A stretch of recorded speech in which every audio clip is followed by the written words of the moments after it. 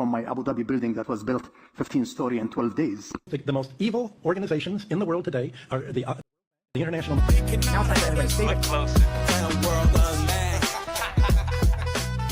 What's up, YouTube? Today, we'll be looking at disturbing TikToks that'll make you question reality. So without further ado, welcome to Adam Strain Reacts. Let's get her done. Andrew, if every interview, every video, every tweet you've ever made was erased from the internet forever, and all you had was 3 minutes, what one truth would you share with the world? You know, truthfully, amongst all the shit I've seen and all the shit I know, I've only ever pushed one message, and it's the message that I've come to because I believe that since the dawn of time, every single generation has believed the world is ending. We can't pretend that we don't feel like the world is currently ending, because we do. But we can't believe that the people in World War II didn't feel like the world was ending, or the people in the Napoleonic Wars didn't feel like the world was ending. Imagine being in Rome in 2000 BC. Imagine when the barbarians bust through the gates of Rome for the first time. The world is over. The world is ending. The world will never recover. But the world limps forward, and new empires are built, and everything seems to come back, and then it's all destroyed again, and then it comes back. It's the circle of life. So every single generation has believed the world is ending. And it seems that in my simplification of all of these hyper-complicated historical events, the only thing that's ever resisted enslavement or built a society worth living in has been bands of brothers, of good men who stick together, who are brave. The reason I push masculinity is not because I'm trying to be the world's biggest tough guy. It's because I actually believe it is the resistance to the enslavement. I think that a bunch of men who say, we're not afraid of you, we don't believe you, make me scared. You can't. I don't care what you say I should do. I don't want to do it. That's only ever been the resistance that's ever existed. It's always been that way. And the reason we're in the trouble we're in today is because this is the first generation in history where there's no warriors. We always had warriors. There's the enemy. Get our guys together. Let's go fight them. Now I can't find anybody to fight. It's just me up here. Everyone with an opinion on the internet doesn't want to fight. They want to turn on me. I'm standing at the front saying, let's go, guys. And they're saying, you're a sellout. Well, what the are you doing? Why aren't you up here? What are you telling the world? What help are you giving? Who are you waking up? How are you shifting the Overton window? You're not risking a thing. I'm risking it all, and you're turning on me. I can find the odd guy here and there. Where's the resistance? So when I'm trying to preach masculinity and saying to guys, look, go to the gym, get strong, resist, don't be afraid, speak what you think, I'm trying to say all these things, trying to inspire some backup, some support. Masculinity is the answer to the trouble we are in. And truthfully, unless we get some balls back, well, then it's over, isn't it? And women can complain, and women can protest, and women can riot, but nobody gets. Because when women complain, it's called an inconvenience. And when men complain, it's called a revolution. Well, everyone, this has been your guest, Andrew Tate. This is the Jack Neal Podcast. I gotta say, I was having this conversation recently, and what he was saying in the beginning resonates kind of true to me, because it seems like every generation, it's the apocalypse, it's the end of the world. And especially when you spent your whole life believing in the narrative, and you know, you're going through life in automatic mode and just accepting the information that's given to you. Well, when you start waking up and start seeing the inconsistencies and things, it's very easy to have, you know, an extreme view where it's like, well, everyone's out to get me, you know, like they're trying to get me with the food, with the air, with the water. They're controlling the finances. They're controlling everything, the wars, this, that. So it's very easy to come to this realization and be like, oh, you know, it's the end of the world, you know, blah, blah, blah. When, like he said, every single generation has had a bunch of people thinking the same thing. So instead of focusing on that thought of the end of the world, like he said, you know, he's putting it towards masculinity, men and women. But I think like just unity and just realizing what we need and focusing on that and being the positive change, having personal discipline, making better decisions will make us make better decisions as a society. So basically all I'm saying is that it seems like we're a bit fatalist. Like every single generation thinks it's the end when it obviously isn't. So maybe we just drop that idea and start working on the state of the world. Anyways, let's keep on rocking. নয় যদি Epstein bitcoin গড়ায় গভীরভাবে জড়িত ছিল কিছুই কি Bro, we are so cooked. I don't know if you guys have seen this, but Instagram has this new AI translation feature. And I'm just going to give you some, I don't know, I find it hilarious, but look at what they can do. Like, we are seriously cooked. Like, you are not going to be able to tell what's real very soon. And we might be there already. It's hard to say what's real anymore. Am I real?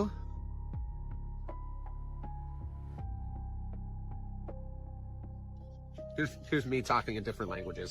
পবিত্র নয়? Coin? Nada es sagrado ¿Queda algo que no haya sido tocado por estos sinvergüenzas? No, es la respuesta. Así que cuando Coinbase solo valía 400 మిలియన్లు ఉన్నప్పుడు Epstein అందులో $3 million పెట్టాడు. ఇది Epstein files లో ఉంది. నాకైతే ఇప్పుడు There's a school in Switzerland called Le Rosy, where billionaires and kings send their children. Their classrooms overlook Lake Geneva. In winter, the whole school moves to Gstaad, their private ski resort. Physical education? Skiing the Alps. They don't learn the rules there. They learn how to write them. Their classes are power, diplomacy, and silence.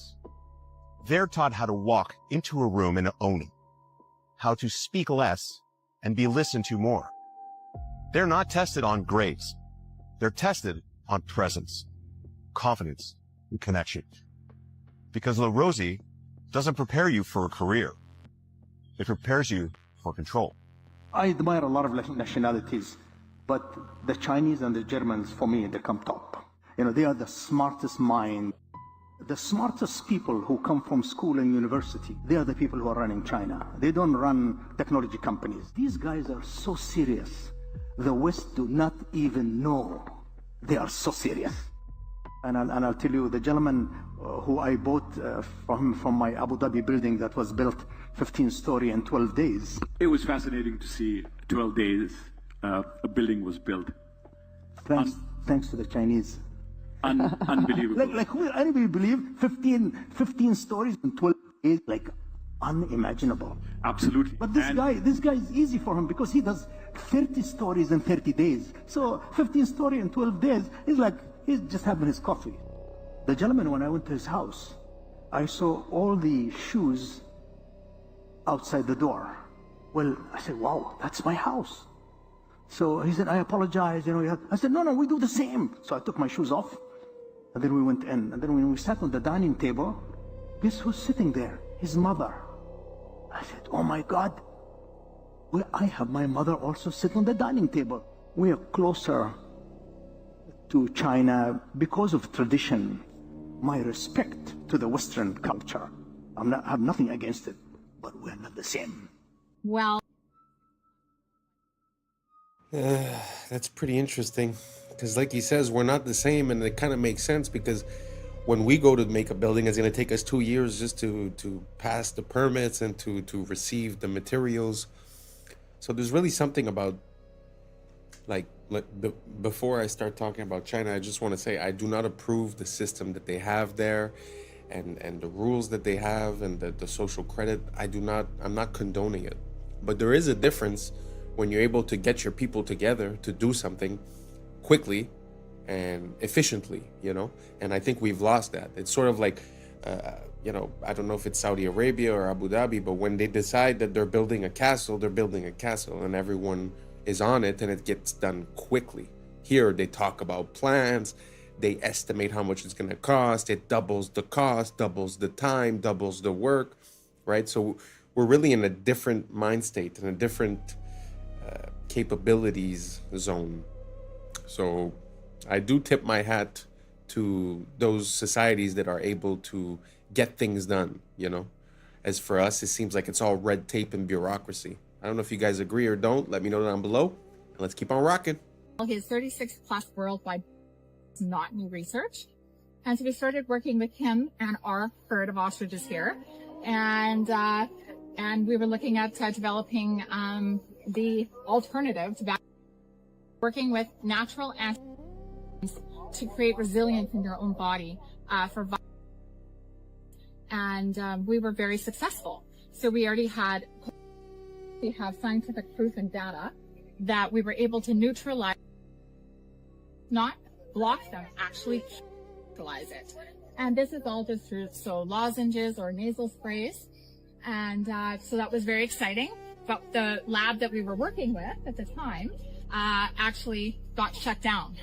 Immediately after all of our robust came back in, Frederick Leduc, a lab immune bio back, got shut down and had to sign an NDA and was no longer allowed to talk. I found this book at the local antique shop yesterday, and it was written in 1926, The Secret World or the hidden hand, unrevealed in history. 100 historical mysteries explained. There's a secret, and they are of the nature of the individuals who are taking over now. The blues, that they are the ones that have been running society because they made a pact with a god. But that's his position. But I want to read to you this very specific, I have to be careful about what, I really was trying to debate whether to put this on the internet at all, because it could really get me in trouble. But this particular page, I just want you to see this particular part, talking about proof of the existence of this invisible hidden hand. He says, the world is governed by very different personages from what is imagined by those who are not behind the scenes, i.e., not by kings and ministers. Said not others, but different, which means not the kings, ministers, or other similar men, but absolutely different, possibly even of a different. Who they are must be known first of all, and only then can we control them and establish peace, but not before.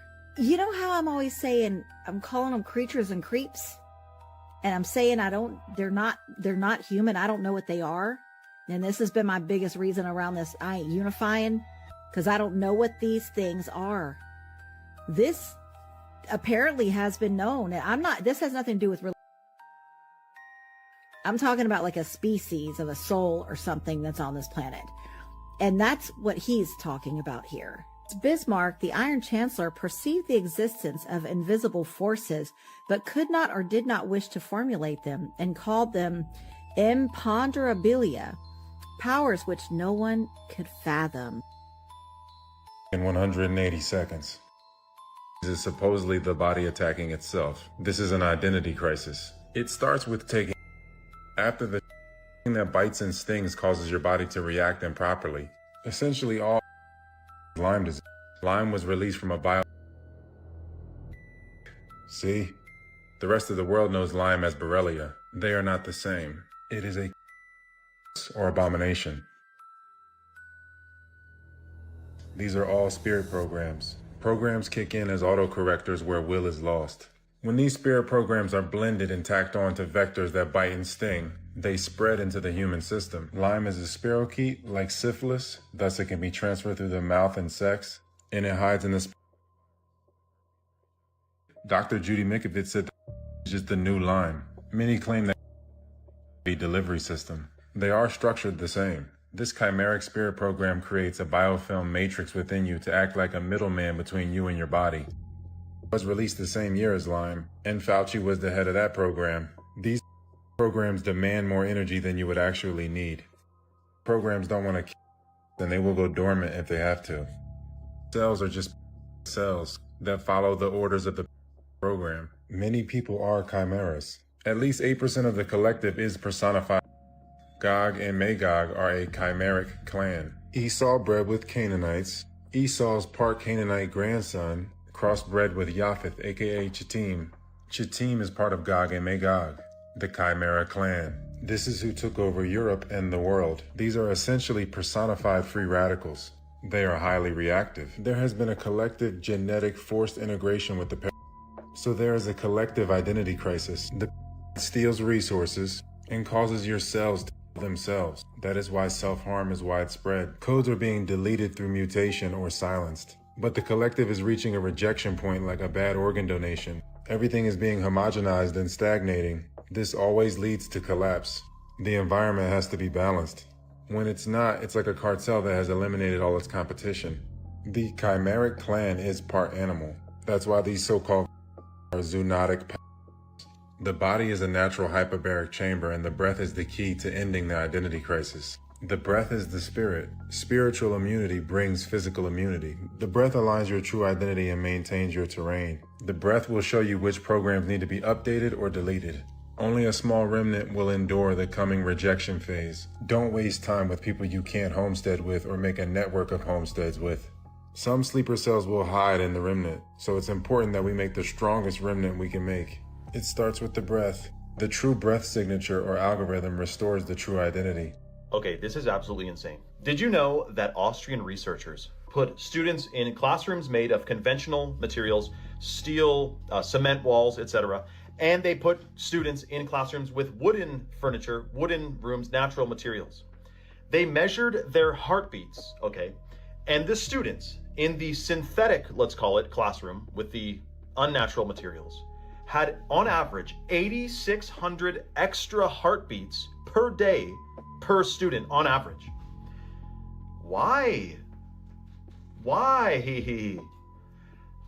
It's the difference between real materials and synthetics. They have a different frequency, which apparently they found that your body registers plastic, laminate, and vinyl as a low-grade stressor, even when it looks like wood or marble. So you know, remember those fake desks we had that looked like wooden desks, but it wasn't. That was like a plastic, and it's unfortunate. I mean, what does that do to your body in 10 years when you're in school you're in kindergarten, then grade school, then high school, and it's all synthetic materials. Now, not to mention, this study was done before artificial lights, like they just had light bulbs. Now we have compact fluorescent and LEDs. Not to mention all of the Wi-Fi routers that are in schools now. Like every 20 feet down the hall, there's a freaking Wi-Fi router hanging on the ceiling. That is something else to be discussed. Now, when it comes to our homes, especially if you're building a new home, I mean, dude, you can really make it an organic eco house with some easy, hacks. But what if we're at home surrounded by unnatural materials as well? Then what are we doing? Are we shortening our lifespan by being surrounded by plastic? I mean, think about it. Drywall, Chinese drywall is in pretty much all of our homes. It's toxic dust. It's toxic to breathe in, and it's mold, like it can get moldy. Whereas a hemp house or a cob house or a stone house, there's different houses that are mold resistant, namely hemp. I mean, hemp is basically a tank couldn't drive through. I mean, hemp is extremely durable, mold resistant, fire resistant, and it actually blocks EMFs. Like if you're in a house that's made of hempcrete, and you're down the hall, and there's 2 rooms between you and the Wi-Fi router, you're not gonna get cell service. Like that's one of the things people say when they have a hemp house is they don't get very good cell reception, which is good because you don't need cell reception on your brain stem every freaking day. But is that study shocking or what? Frequency, energy, frequency, and vibration. Nikola Tesla knew all about it. Let me know your thoughts in the comments below and follow for more. Very interesting. I haven't seen the study that he's referring to, but imagine if just the objects that surround you, like if we take for granted what he's saying, the objects around you have an effect on your body and its function. Now imagine the air, imagine the food, imagine the water, the drink. Because he's saying when you substitute wood for plastic, let's say, but what happens when you substitute, a real compound from a plant to a synthetic version, right? So, yeah, and like he's saying, you have it at school, you have it at home, you have it at work, you have it in your car. So at the end of the day, are we outside of our element? Are we performing less than optimal? Not only by food, but also by just the materials that we use to build the stuff around us. Such a interesting thought to have. I'm gonna look into it a bit more. Let me know what you guys think down below, and let's keep on rocking. What's the difference between the debt and the debt that African nations own? Because the U.S. debt doesn't keep the from being one of the leading powers of the world, but then African nations can't make it because of that debt that is strangling them. What makes African and third world debt different from the American debt? Number one, it's going to pay its debt. It doesn't have to. Its debts are in its own currency. We can simply print it. The African debt is not in its currency. The African debt is in dollars. Africa has to earn the U.S. dollars, and the only way it can earn the U.S. dollars is not to be for growing its own food and becoming independent and doing something that the does not like. The principle underlying the foundation of the World Bank is that no country should grow its own food. Africa and the third world should only grow export crops. In order to have an oversupply of cocoa and other tropical raw materials to keep down the price, they must buy their grain from the or Europe, so that if they do something that we don't like, we can do whatever tried to do to China in the 60s. We can sanction them. We can say, we're going to starve you. We're going to not export any grain to you. So owing their foreign debt in dollars means that they have to somehow sell something want, not what they want. I think the most evil organizations in the world today are the international. Now it's time for everybody's favorite food to microwave, the grape. And you know what? Let me go ahead and cut it almost in half, just to make sure, it heats nice and evenly, Like this. And yeet.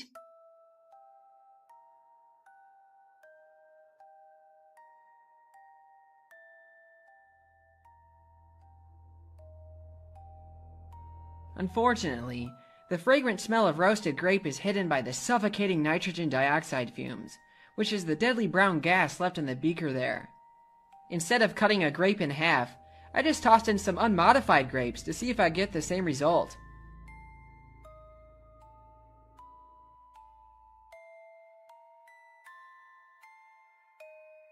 Yep, grapes are haunted. Let's see if the microwave can melt magnesium ribbon, or at least see what kind of plasma it'll make.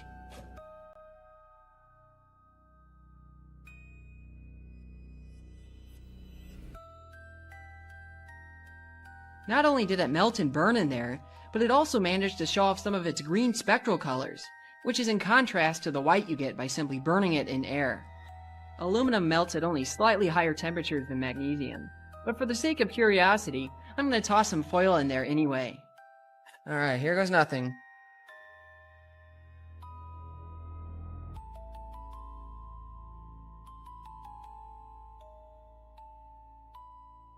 Now that is like an arc furnace. Oh my goodness. Now it's time for something more challenging. Copper needs to be very hot before it melts, so let's see how it holds up in the microwave.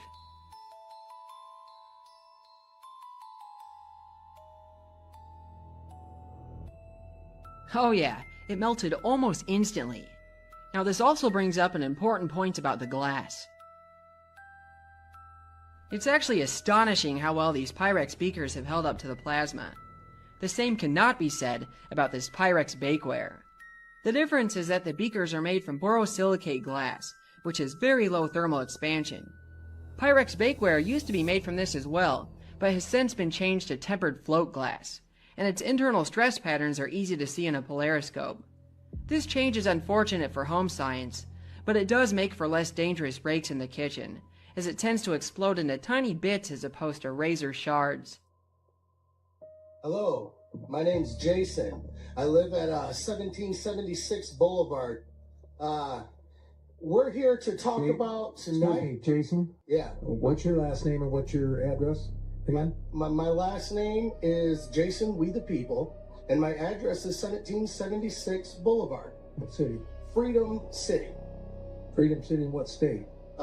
Michigan. So I know you're making all that up. Yeah, 100%, because I don't have to tell you anything, because it's my you know what that is? According to I think you need to learn the Fifth Amendment. I don't care about your article. According to Article 6, Clause 2, you're trumped. According to the rules of this city council, you have to give your name, your proper name and address, or you're not allowed to speak. So do you think your bylaws, because that's the way it's looking here, you think your little bylaws here remove me so I can sue out of the city. Do it, because I'll make sure you don't get no data center. Try 42 USC 1983, baby. That's my middle name. You want that name too? Now, back to this Fifth Clause. You can't use no takings clause, Einstein. Guess what?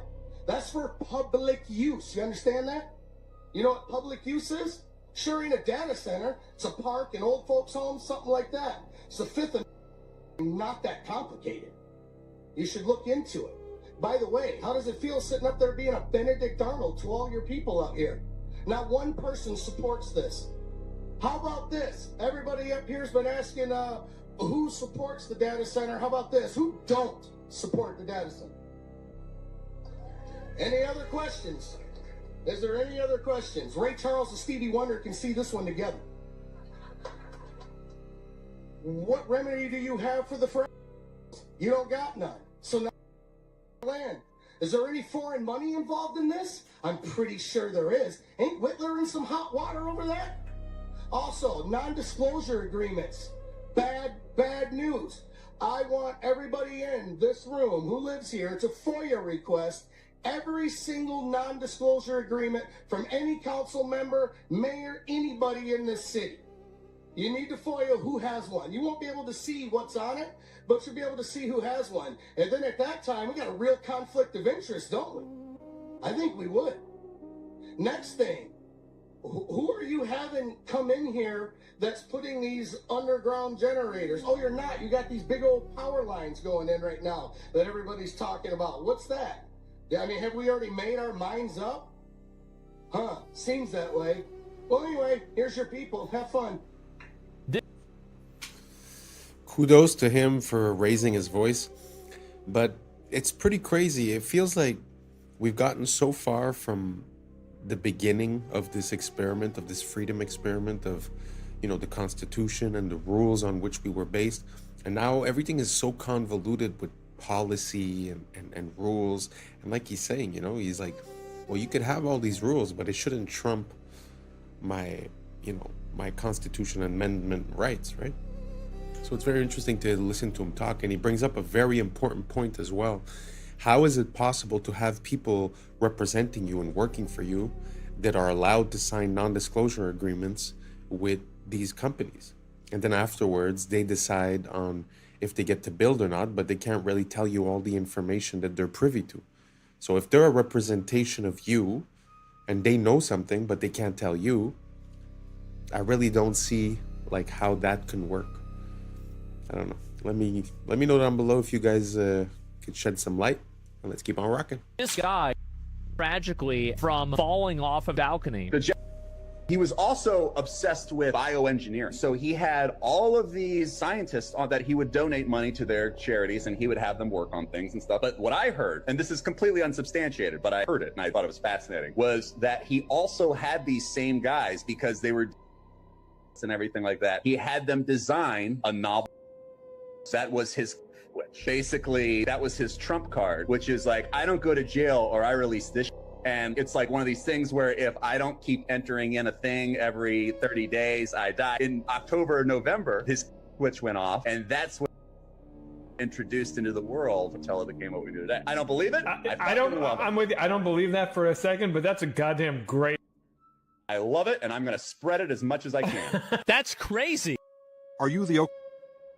Maybe one of the benefits of me talking to you today is that you'll see that maybe not everything is true that you've heard about me. Of April 19th, 1995, a decorated Gulf War combat using a truck bomb that he didn't build in a Ryder truck that he didn't rent with the help of a passenger who didn't exist. Having just gotten away with soil to date, the Fort Bragg trained Special Forces sheep drip dropout blended in with the crowd by making his getaway in a car without a license plate and was immediately pulled over. It was the supposed target of the attack, but luckily all of their agents were out of the office that morning. Later that day, the declared, "We will find the people who did this. And when we do, justice will be swift, certain, and severe." Except for John Doe number 2. John Doe number 2. John Doe number 2. Who never existed. In McVeigh's unprecedented 3.5-week trial, the prosecution didn't show the CCTV footage of him and John Doe number 2 parking the Ryder truck. Didn't explain why 24 separate witnesses mass hallucinated the existence of John Doe number 2. Didn't explain why the Army was storing Ryder trucks at Camp Gruber. And didn't talk to who blew the whistle on the plot. But they did collaborate with us, and they did convict McVeigh as the lone wolf bomber and Terry Nichols as his bomb-constructing accomplice. Still, a bunch of crazy conspiracy theorists, including 300, insist on talking about facts and evidence and refuse to simply believe what they've been told a million times by people in tailored suits with well-coiffed hair. They quote the blower and the inventor of the neutron bomb, who point out the physical impossibility that the truck bomb did the damage to the building, but that doesn't matter because if there were that day, we would have heard about them. The second found and defused. I think he said another bomb. The Justice Department that a second has been found. They then found a third, which was also larger than the first. And I see another. So apparently they're going to try to get out that. The FBI claims to have lost the footage showing McVeigh and John Doe number 2 parking the truck in front of the Murrah building that morning, but that's understandable because the Bureau has a lot of important evidence to store. Terry Nichols insists involved in the plot, but thankfully a judge has saved us the trouble of listening to him by preventing lawyers from deposing him.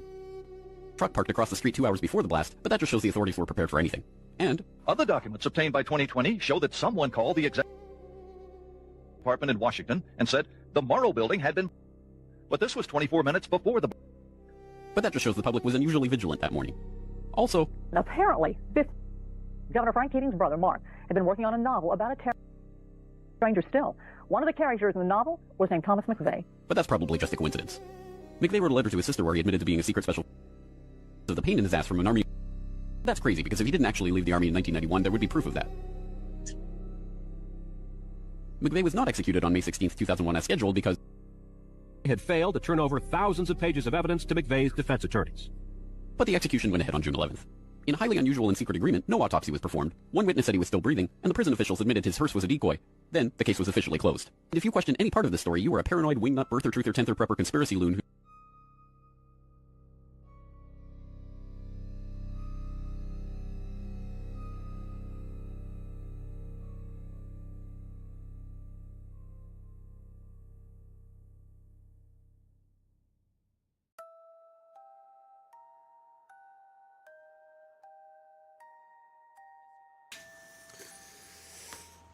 It just seems sometimes, especially when you look at these major events, that the more you look closely, the more inconsistencies you can find. And I don't know, it's just very interesting. You know, I wonder if it's just pattern recognition or if there's really something going on. Let me know what you guys think down below. I also want to refer you to the person who made that video. Is actually James Corbett, and he's a great creator. For the past at least 15 years, he's been always present, always talking about everything, always backed up with sources, references, and never speculating, truly saying the facts as they are. Amazing creator. So anyways, thank you so much for rocking until the end. That's a wrap for today, familia. Whether you're tuning in with the sunrise or you're posted up after midnight, I appreciate your time, your energy, your curiosity. And don't forget, this isn't about truth or fiction. This is about perspective. If this sparked a thought, a laugh, a deeper question, then we did our job. So drop your thoughts in the comments, keep the convo alive, like, subscribe, and hit that bell if you're riding a wave, because we're just getting started. Until next time, stay grounded, stay weird, stay critical. I'm Adam Strain, and this has been Adam Strain Reacts. Peace! I don't know what y'all think, but now's the time for us to link up. Really think we on the brink up, making a change, we're living this change. Living this change.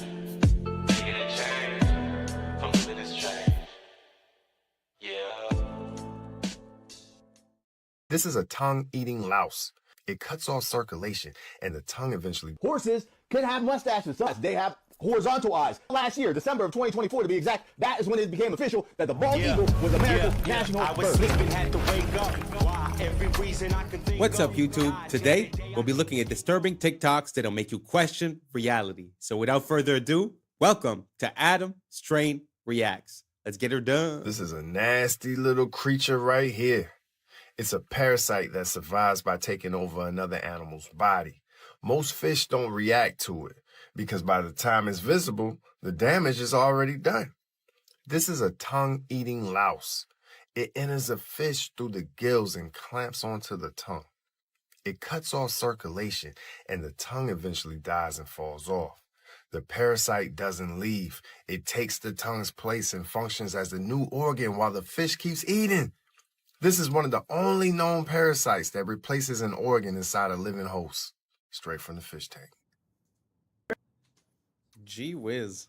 Anybody ever seen that before? I had never seen anything close to that. But I find it pretty crazy how you have these parasites that seem to be made to infect certain hosts. I've seen another one that's sort of like a black goo that goes inside of this bug, and at the end when they take it out, the bug basically was being ran by this thing. If you guys have any more examples, send them down.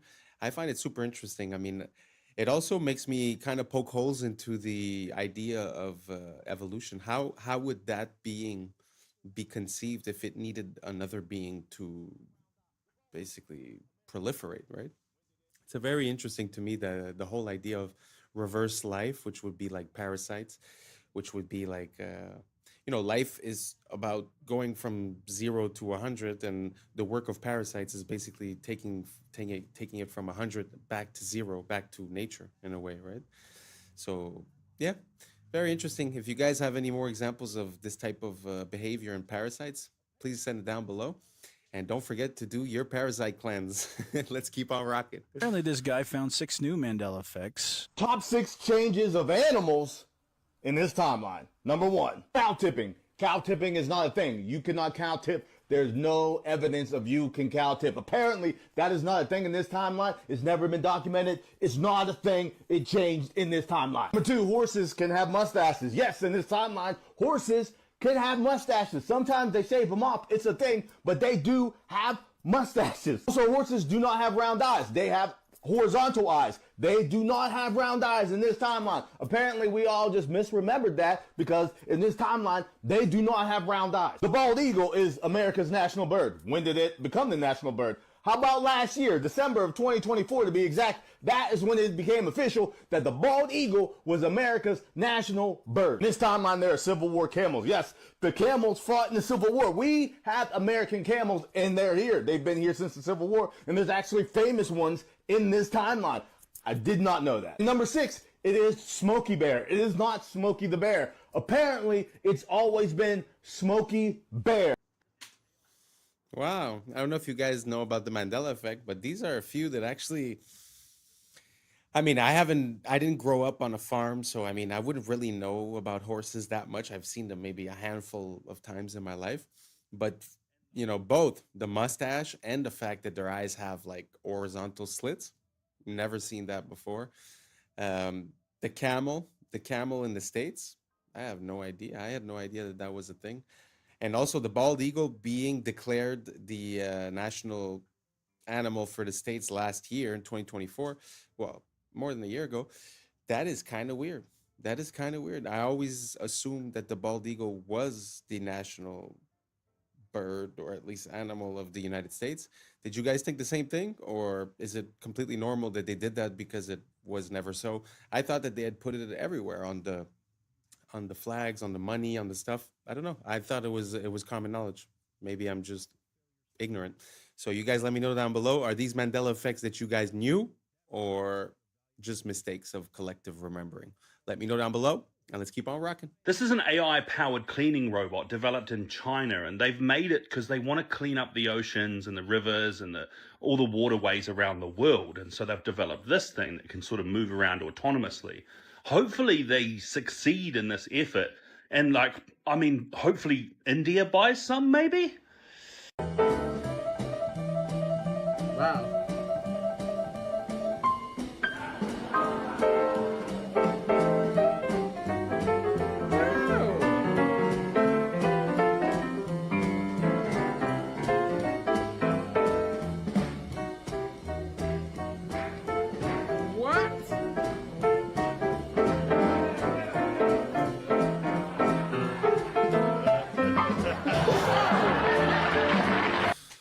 Gee whiz, that is a master of his craft. Beautiful to see. I had never seen anything like it. And also the bot that was cleaning up in China, that AI bot. Gee whiz, I think that's one of the first good applications I've seen them put AI on, because they've been talking about replacing politicians with AI, all these crazy things, but that I approve that message. Let's clean up the water with AI. Thank you very much. That's a good idea. Anyways, let's keep on rocking. The only way to success is through failure. I'm saying through for a reason. You have to go through the failure points to what? Learn, develop, grow. That's what failure's for. If you failed, that doesn't mean that you stop. That means you keep going. That means you just learned a valuable lesson. Oh man, I lost all my money. Cool, how? Well, I invested in this business at... Well, now you know, don't invest in that shit. Education costs money, doesn't it? Your failures are education.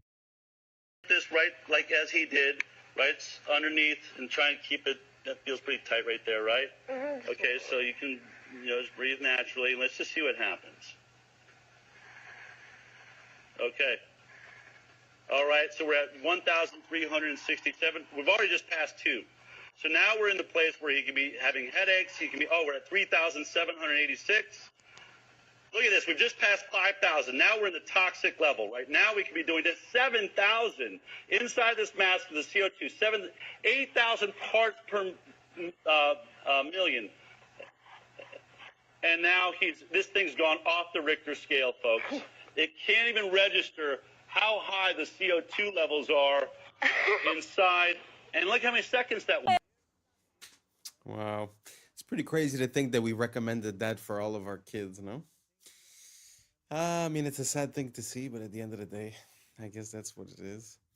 And regarding the video from before, it was saying that you must go through failures to reach success. I find that very interesting because it made me click for the first time. I've heard the phrase, I've internalized the lesson and stuff, but there's one little part, one little distinction that kind of hit me this time around. Sorry. And it's the fact that, you know, through all this information that we have and all the access that we have, I find that something that we try to do, even as a mentor, we try to save our students from living certain failures. But as he said, you know, going through that failure is the education. And I wonder if the fact of giving the lesson as a secondhand experience has the same impact as the person literally going through the failure. I don't know if you guys get the distinctions that I'm trying to make, but I totally agree. I think that our fear of failure and our fear of not succeeding has caused us to be very careful. And I think being careful is not an attribute that makes a billionaire, if you get my drift. Anyways, let me know what you guys think down below, and let's keep on rocking. This Love Patrick. is One of my oldest Legacy friends. Park in Brambleton, Virginia. And I think whoever planned this community had serious beef with their boss. And every time they showed them the plans for this huge neighborhood, they must have presented them upside down. The main area of focus here is obviously the park, which is an above average size park. And you can see here the design starts here at the pond and just works its way out here to the tip where you have this fountain leading into this building right here, which is apparently called the Best Brains Learning Center. I'm pretty sure that they built this part much sooner than expected. Now moving back to the base, which looks a little overgrown, there is an elementary school across the street, and I'm not sure how this park is allowed within 500 feet of an elementary school. So let's turn on the street view. Seriously, this thing has veins? Yes, it's a giant park shaped like a huge How did they get away with this? That's awesome! It's incredible. You think that's real? That's real. It's real. Wow. This is real time right here. You think that they actually did that? This has to be a fairly new subdivision. Look at the documents. If you look at the college documents, if you look at the documents, and you look at some other, documents, which I'll be happy to share with you if any of your listeners want to see some of that stuff. They don't refer to those towers as cell phone towers. They refer to those as direct weapons. They actually refer to your phone as a direct weapon, your router as a direct weapon. Well, I couldn't go much further because they have to control through frequencies. That's how they control you, and mostly through extremely low frequencies, megahertz frequencies, 3, 4, 5G, 6, 7, 8, 9, 10G frequencies, gigahertz frequencies, microwave frequencies, radio frequencies. They can do it through music as well. Wow. But there's always the opposite of that too, like the good music with the solfeggio tones and, and So stuff no more like that. microwaves, you're saying? Don't use those? Oh, throw your microwave away. The microwave kills the nutrients in the food anyway. Wow. Yeah, I mean, so that's when you get into, they also want a lot of metals in your body. They need a lot of metals in your bodies as transducers and as receivers. And they want you to be exposed to all these and all these frequency devices. So the solution is to get rid of all the chemicals in your body. You could do that through binders, organic activated charcoal, like a stuff like that. Doing all of this transhumanism stuff, we're already coming up with solutions, which are just detox to detox your body. Do liver cleansing,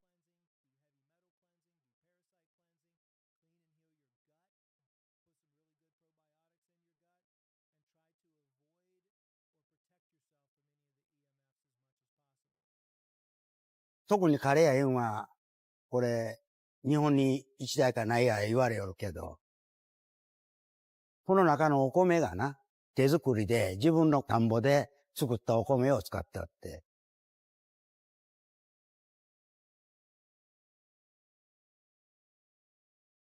日本の自動販売機では、ジュース、これとパンとか食べ物、ジュースはもうあらゆるところにある。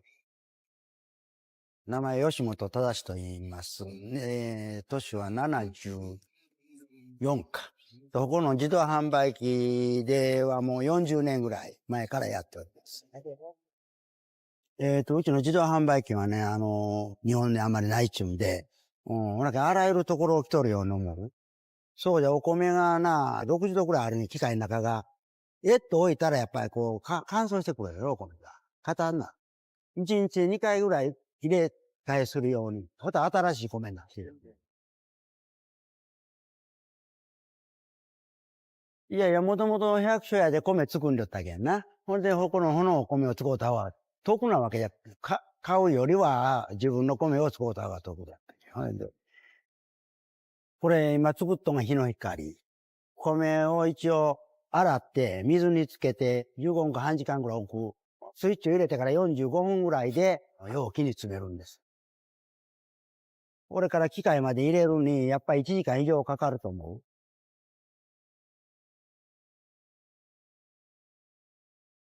値段はもともと300円。トラックの人はもういいな、持って帰る。これと家族の人が来てな、3つぐらい一発に家で食べるとか言って持って帰ってくれる。このお米うまいってこう言うてくれる人がおる。これが一番嬉しいんや、ほんま言うたらな。これは、我がの体と機械と生ける間はもうするつもりじゃ。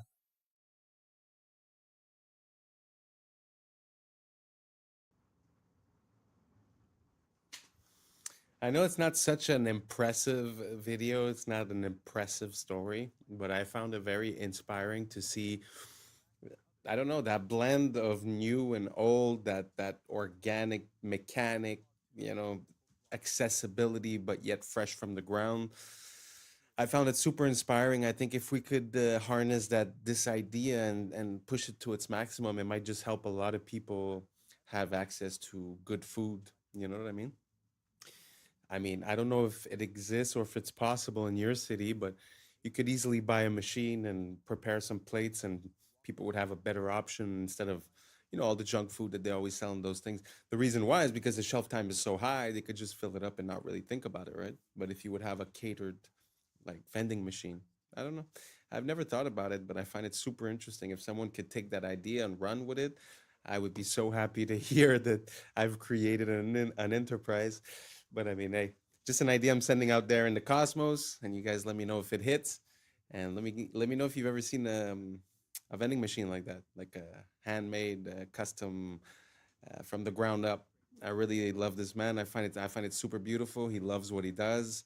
I just wanted to shed a bit of light on his situation. I find it so beautiful. Let's keep on rocking. These robots are inspired by ants and were developed by South Korean scientists.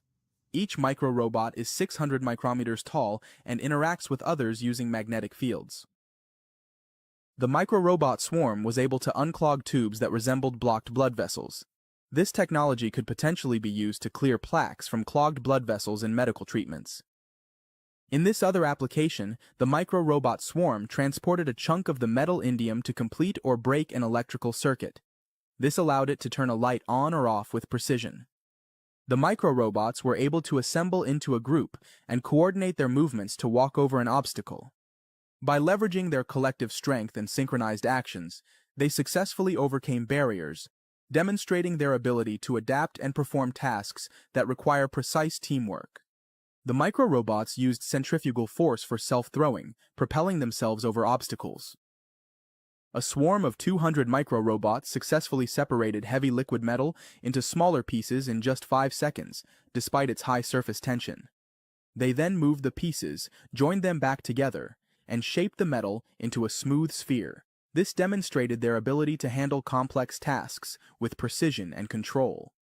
The micro-robots formed a spinning swarm on water, creating a floating raft structure that allowed them to carry a pill 2,000 times heavier than a single robot across the surface.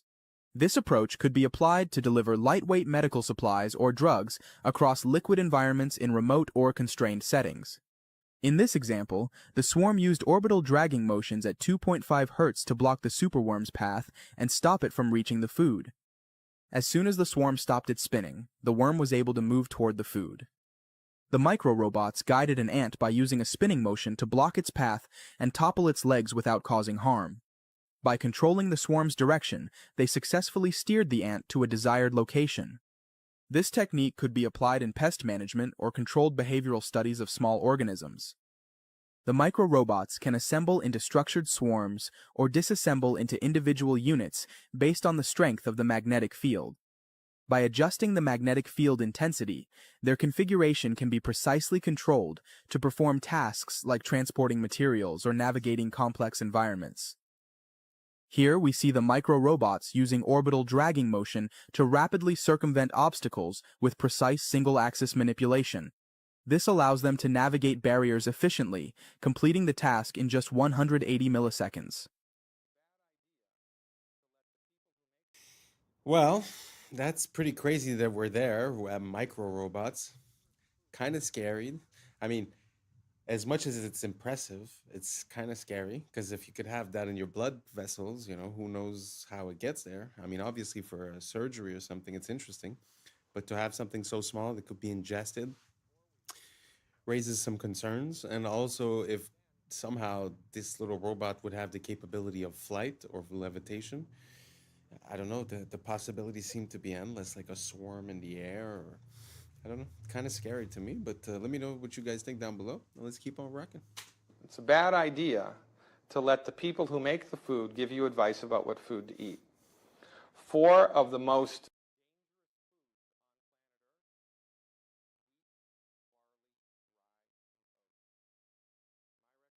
for everybody 100% across the board, stop eating these foods completely for 4 weeks in a row.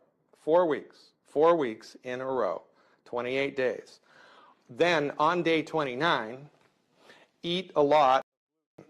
Have pancakes for breakfast, have a sandwich for lunch, have cookies and crackers, have pasta for dinner, and see how you feel. And as God is my witness, if you make it to lunch without something, I'll eat my hat. This is one of the most overlooked things in the country right now. This is a deadly combination of not enough minerals in the food, period, and then interrupting your body's ability to absorb what little nutrients there are.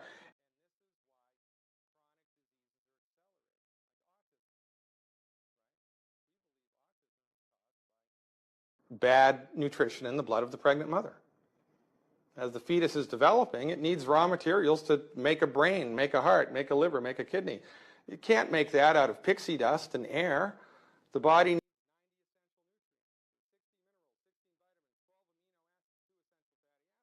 but they're not in the blood of the mother because she's eating whole wheat cereal and skim milk and margarine and is avoiding salt like the plague. So, from the proper perspective, with all of the data points, it all starts to make sense.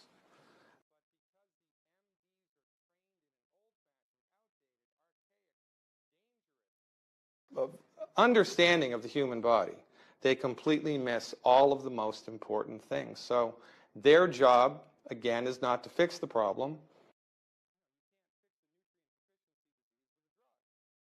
You can manage it, which is better than suffering. But it's better, don't you think, especially in the United States of America, to try to get to the root cause of what's causing the problem and fix it? And that's what we do. One of the most famous Old Testament sayings, my people are destroyed by lack of knowledge. Well, simple things that people can learn can make all the difference in their lives. As much as I love to listen to him speak and it makes so much sense, it kind of makes me sad to think that there's not more doctors talking this way or approaching things this way, seeing the body as a whole and seeing nutrition as the main medicine that man needs. Wow, that was really interesting. Listen, I'm gonna give it a shot. 28 days. No, what did he say? Wheat, oats, barley, and rye. I think it was those four. I'm gonna do it. I'm gonna do it starting today, and I'll let you know. Sorry, I'll let you guys know how it goes. And if anyone wants to do it as well, you let me know down below how it goes for you, and we could compare notes. Let's keep on rocking. I bought my dugout as a fairly small 2-bedroom dugout, and I've been extending it over the years. For somebody driving into town the first time, you wouldn't think there was a lot here because 95% of it is hiding underground. People drive in and go, where is the place? I don't understand. Kupapiti is from the Aboriginal Kupapiti, which means white man in a hole. At the moment upstairs it is about 122 degrees Fahrenheit. Down here we're sitting on about 71, 72 degrees. No air conditioning necessary. We're right out in the middle of nowhere. It takes a day to drive here from Adelaide. I'd say there's about 1,000 underground dwellings and at least 1,500 people living underground. We've got 5 underground churches. We've got underground motels. There's some amazing underground homes here. Many bedrooms, underground workshop. You name it underground, we've pretty well got it. I bought my dugout as a fairly small 2-bedroom dugout, and I've been extending it over the years. Some of this I blasted out when I could get away with it. The cops don't like us blasting in town. We don't do it anymore. Back in the old days, if somebody was going to have a baby, we'd rock round there with a couple of compressors on a weekend and some jackhammers and a couple of cartons of beer, and by the Sunday night we dug out a room, cemented the floor and wired it up, and there's your new baby's room, honey. Even though we're so far away geographically from anywhere else, I don't know why, but we just love the place to bits.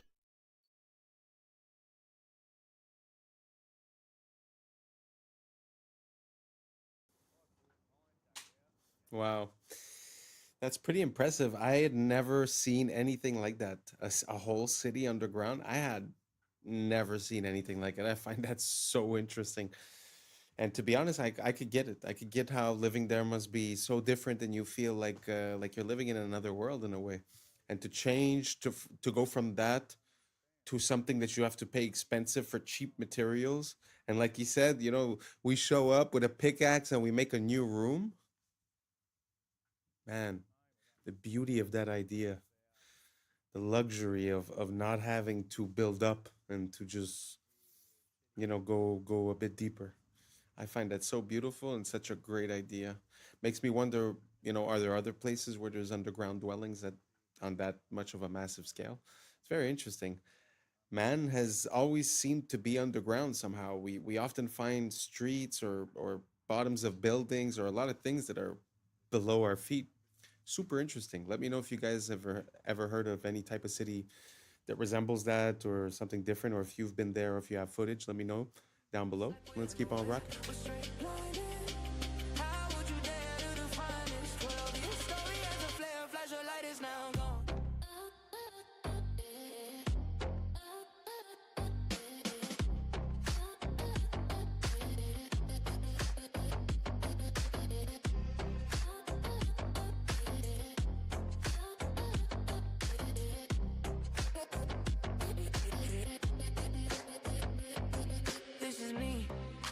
Tell you, I am such a mess without you, and I must confess it's black or white unless we find equilibrium.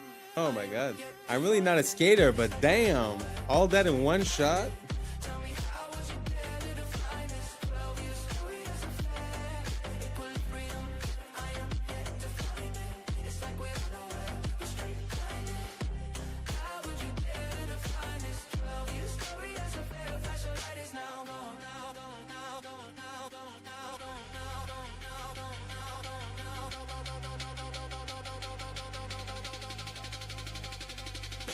a point to let it run free. Feels like we're joined at the hip with one being. Maybe that's a point to let it run free. Feels like we're joined at the hip with one being.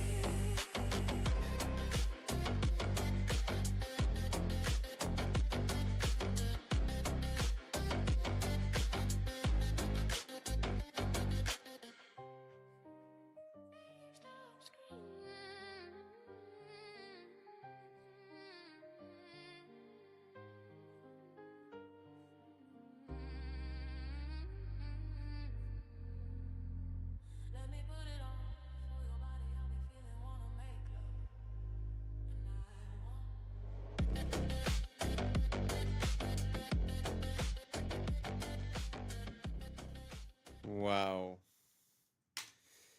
I didn't see the whole thing. I just put it in because the guy started off crazy. I don't know where this guy is from, but most of the skaters I see have a hard time pulling one of those, 2, 3 of those off. I mean, gee whiz. Wow. Props to this guy.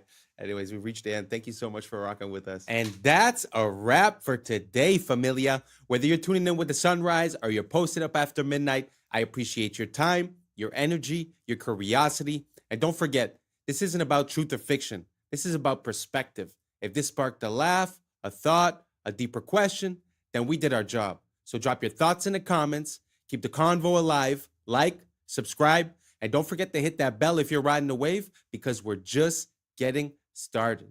Until next time, stay grounded, stay weird, stay critical. I'm Adam Strain, and this has been Adam Strain Reacts. Peace! Now it's time for us to link up. Really think we on the brink up. Making a change, who live in this train. Living this train. Making a change. From living this train. Yeah. Number 322. You both were members of Skull and Bone. What is that, fellas?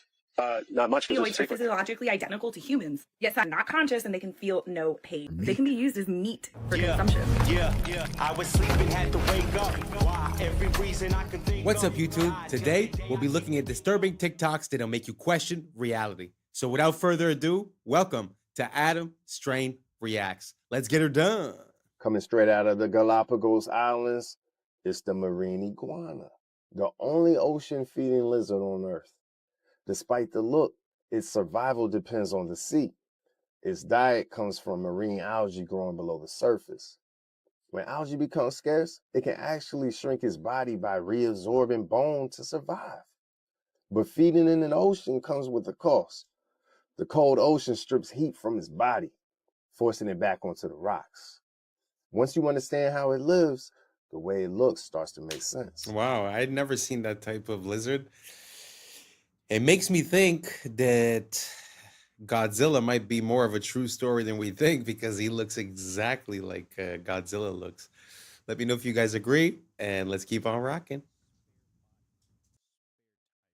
This past week, an MIT review, they want to do is take out the neural functions. It's a human without feeling, without thinking, without ideas. It's just what MIT calls in this review a spare body, a spare tire, bodyoids. MIT scientists want to grow human bodies dubbed bodyoids. Now, these bodyoids are physiologically identical to humans, yet scientists insist that they are not conscious and they can feel no pain. Scientists are stating that ethically sourced spare bodies could revolutionize medicine through things like organ donation. These bodyoids are not only intended to provide medical miracles, they can be used as meat for consumption. All right, so here's the article. So MIT Technological Review, it's ethically sourced spare human bodies could revolutionize medicine. Human bodyoids. So remember that word. And here it says, recent advances in biotechnology now provides a pathway to produce living human bodies without the neural components that allow us to think, be aware, or feel pain. And then maybe one day we'll be able to create spare bodies. Are bodyoids similar to body yachties? If they could get these cordyceps to control this, I'm sure you can see some body yachties. Wow. It's pretty intense. I don't know how I feel about that. Obviously, the fact that they're presenting it with the mention ethically sourced makes me think that it's less than ethical, first of all. But the only thing I'm going to say is if this is going to lower the amount of people that go missing per year, I might be willing to consider it. Let's keep on rocking.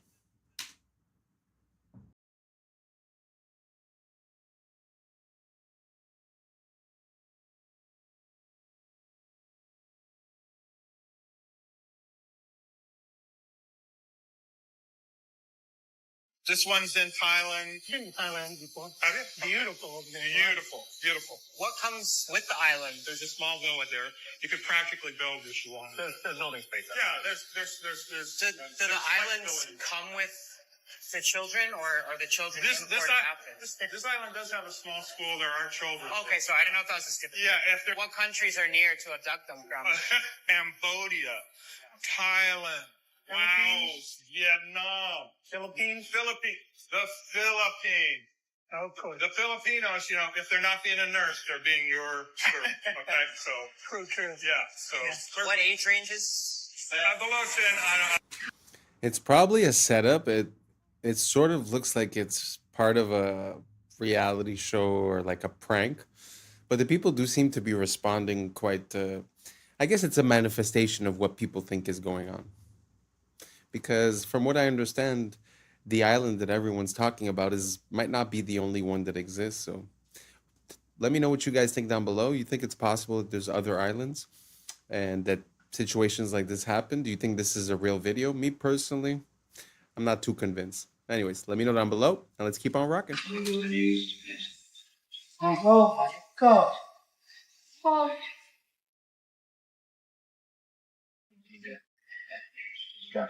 Now to find out if they stand on travel and if that wife can be on Tuesday. Well, you've been hearing all the airports are closed around.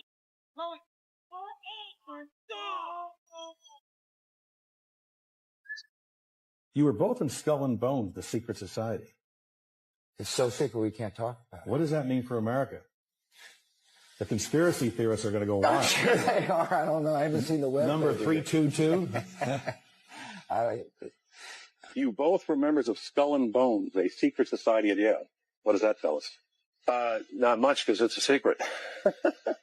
Is there a secret handshake? Is there a secret code? I wish there were something secret I could manifest. 322, a secret number? There are all kinds of secrets, Tim, but one thing is not a secret. I disagree with this president's direction that he's taking the country. We can do a better job, and I intend to do it. Tim Russett, the moderator of Meet the Press and NBC's Washington bureau chief, collapsed and died early this afternoon.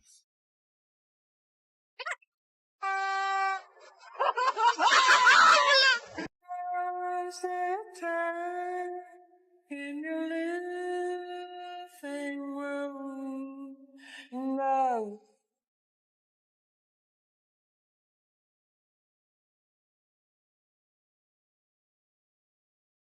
Трипа-трипа-лоски, здесь тусую, под ходьба танцую. Трипа-лоски, трипа-трипа-лоски.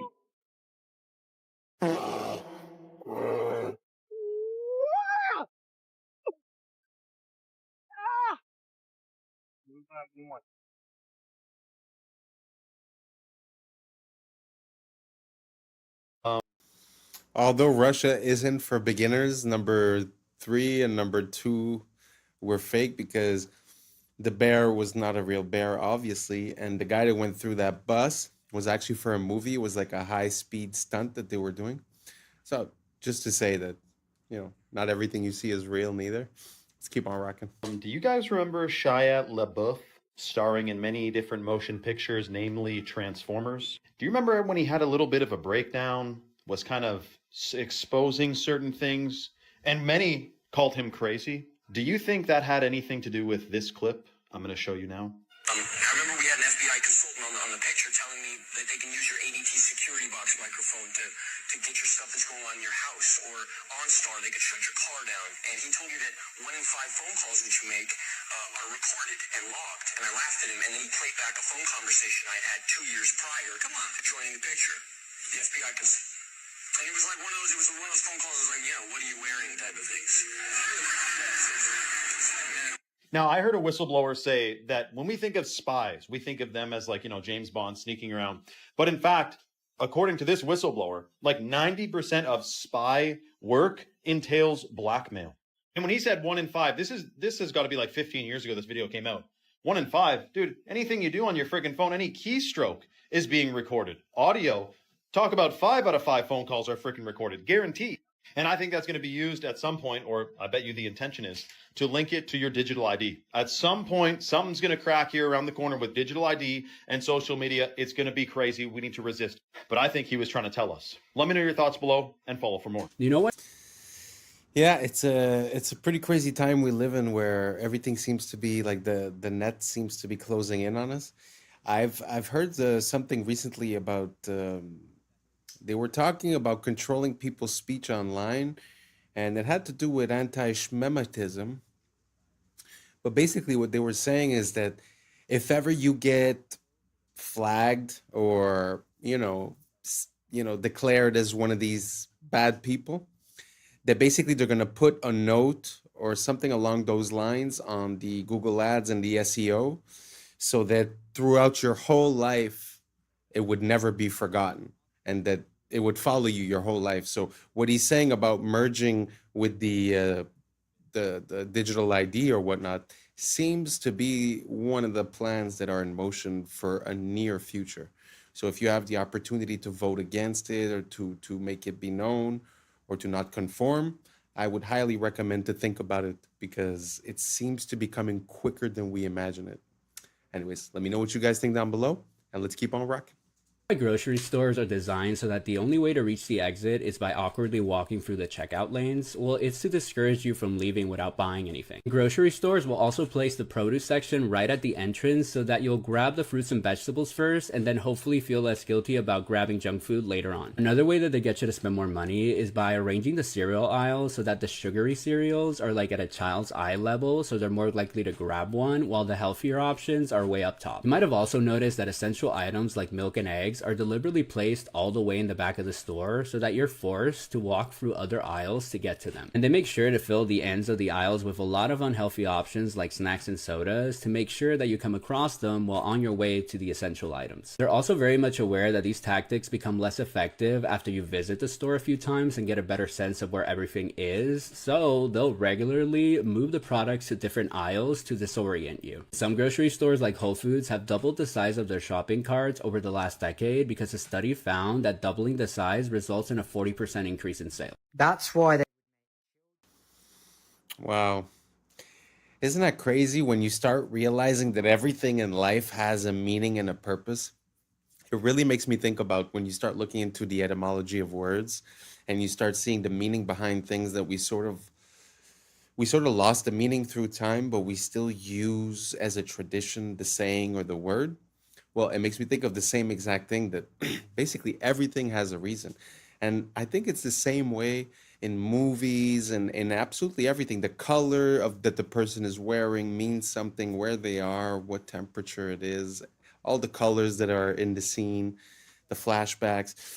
Anyways, all that to say that I find it super interesting. I'd never seen this one I'd seen one or two about the supermarkets, but this video was like very precise and I really like it. Let me know what you guys think down below. Let's keep on rocking. They would make children suck on silver spoons when they were ill because silver is a conductive material. So when they would put a silver spoon, it was increasing the conductivity of that person and therefore instantaneously. Because if we think of humans, we are electrical beings which run off of electricity. Therefore, if you are under the influence of sucking on a silver spoon will help bring that electricity back into the body. And what's interesting is when we think of the olden times, everybody would use silver cutlery and copper cutlery. Specifically, even the royal family. And so all of their food would touch silver cutlery. And the silver would then exert a frequency onto their food which they were going to eat, which would then, as a result, increase the conductivity of their food. So if you eat with a conductive material, you're keeping the life of that food, and at the same time, you're increasing the conductivity of that food, which you will then consume. And as a result, this will then increase the conductivity of that person and therefore instant. And if you look at the cutlery today, it's all stainless steel or plastic, which are both non-conductive. And this was done deliberately because these will not increase the conductivity of the food, and therefore you will not have an increase in frequency when eating these foods. So silver spoons from the 1800s is a very interesting one. Well, I guess that's just to prove my point that sometimes we use sayings and we don't remember why. Well, you know, growing up with a silver spoon means that you had privilege growing up, right? But look, it really had a meaning. It really had a purpose. You understand what I'm saying? Very interesting. I had no idea about this. I'm going to look into it. I'm going to get me one of those and I'll let you guys know because, to be honest, I feel like we're doing it all wrong. Like drinking water out of copper. As soon as we removed the tubes of copper going into the house, we put PVC. We started putting fluoride, etc., etc. I just feel like we've been going in the absolute wrong direction when it comes to health, nutrients, and keeping ourselves healthy. So anyways, I found this video super interesting. Let me know what you guys think down below. Let's keep on rocking. From where I stand, all disorders, all learning disabilities are digestive. And that is the clinical experience of 20 years of work. And that is what's being confirmed now by the new explosion in science, in research, in. That's the scientific name for gut flora. We called it gut flora for decades, and now the scientists started looking at it finally and called it. And they're discovering all sorts of things, all sorts of functions that our gut flora fulfills. So gut and psychology is a connection between the functioning of the digestive system and the functioning of the brain of the person, despite the fact that they're far away from each other. And our medicine doesn't understand this connection. As they give the person antidepressants and anti-epileptic pills, where does the person put those pills to affect their brain? Into their stomach. They place it into their digestive system to affect the brain. And still our don't understand the connection. How can the two things be so far apart and be connected? So what kind of conditions are we talking about? Let's start with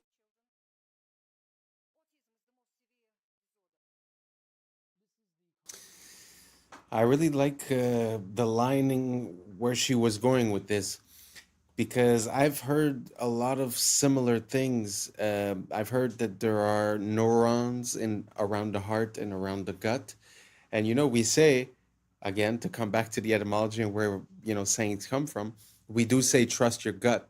And there is something there's something to be said about that the fact that we feel like there's something coming from within our gut.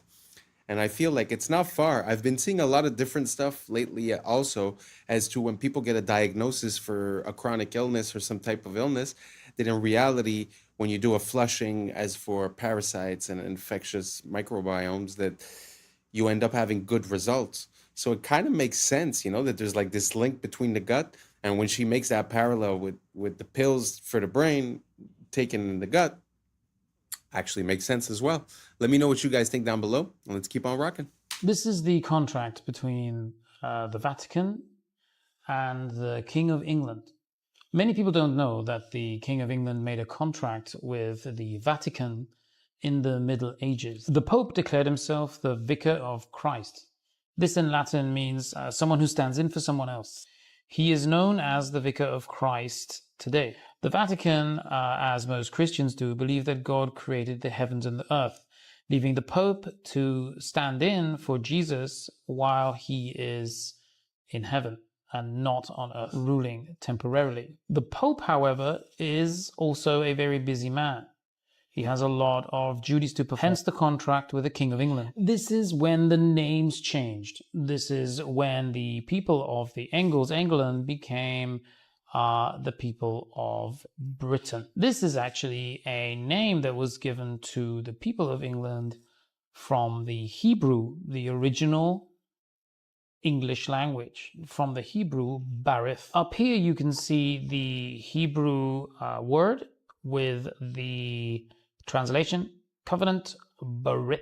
Up until recently, I thought it was the King of Troy that escaped to the British Isles after the fall of Troy. Hebrew is the solution. It is the one language that is old enough but also young enough to be taken. Ish is contract of man. Barith, covenant, ish, contract. Contract law is banking law. Banking law is the Vatican's law. It is not this guy's law, it is the other guy's law. Or banking law. The S is the snake. If you put a chicken... That was very interesting.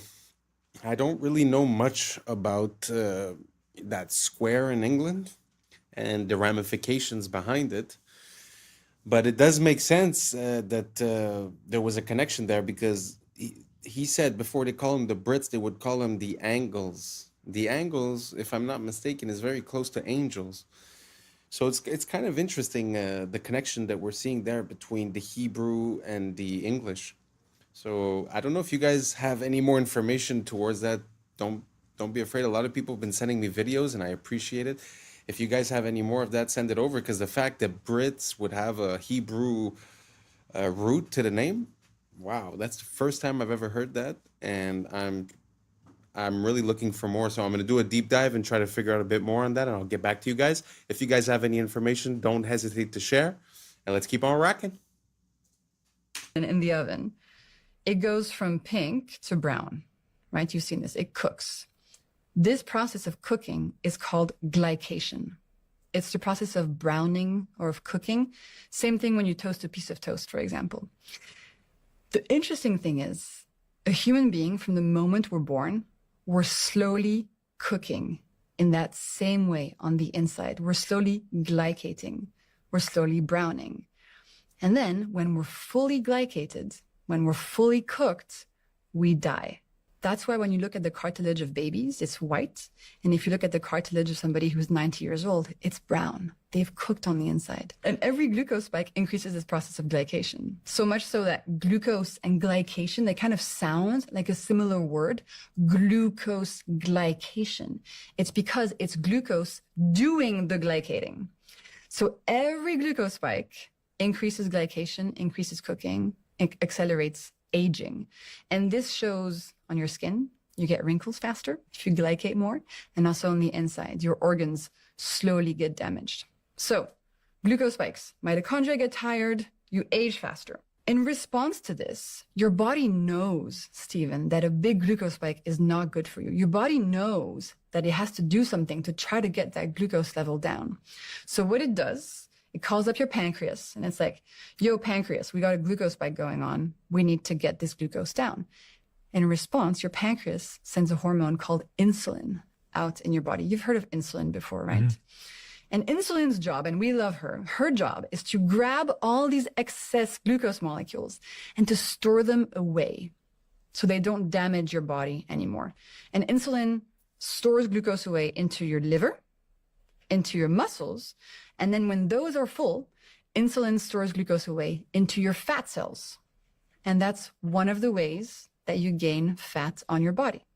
It's in response to the spikes in your body trying to protect you from the spikes.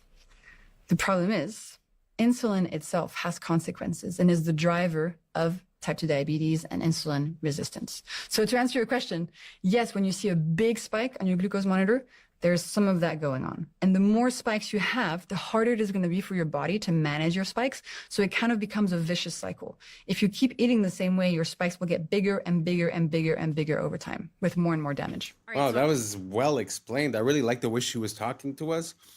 I like where she's coming from with all this information. And I also like the fact that they often tell us, okay, sugar's bad, sugar's bad, sugar's bad. How? Explain it to me.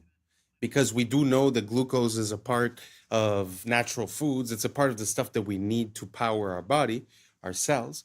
So to have a distinction here and to explain about the spikes and what happens in your body, amazing. I love it. I love the fact that we're getting more information, making us more powerful, having more free will, able to make decisions to help us live a healthier lifestyle.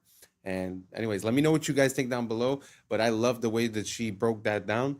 And it really gives me an incentive to understanding why a glucose spike is bad for my body and might cause inflammation or gaining fat or this or that, right? Super interesting. Let me know what you think down below. Let's keep on rocking. I actually got a hold of some people at the PBI airport and got some answers on this interesting status update that's been starting to go viral today. I've had a lot of people send it to me. Thankfully, people were available at midnight. Enjoy. Miss International, sign recording. Hi, I'm looking at your Palm Beach International post on a status website. It says it's closed to aircraft equipped with modification or geoengineering equipment. What exactly does that mean? When there's weather, that the airport might be closed. It all depends on the weather. Oh, I understand, but it says it's closed to aircraft equipped with weather modification or geoengineering equipment. Hold on. Sure. Palm Beach Airport. Hi, I'm looking at a post on the status, the FAA status for a PBI, and it says that Palm Beach International is closed to aircraft equipped with modification or geoengineering equipment, and I'm curious what exactly that means. Are you a pilot? I know. My friend is, though, and they sent this to me, and they also don't know what exactly this means. Hold on one sec, okay? Airport was named the 5th best airport in the Operations. The PBI posted, Palm Beach International is closed to aircraft equipped with weather modification or geoengineering equipment. Right. And I'm just... Yeah, that's for the cloud, the aircraft that's got those tubes on it there for... Clouds. That's it, yeah.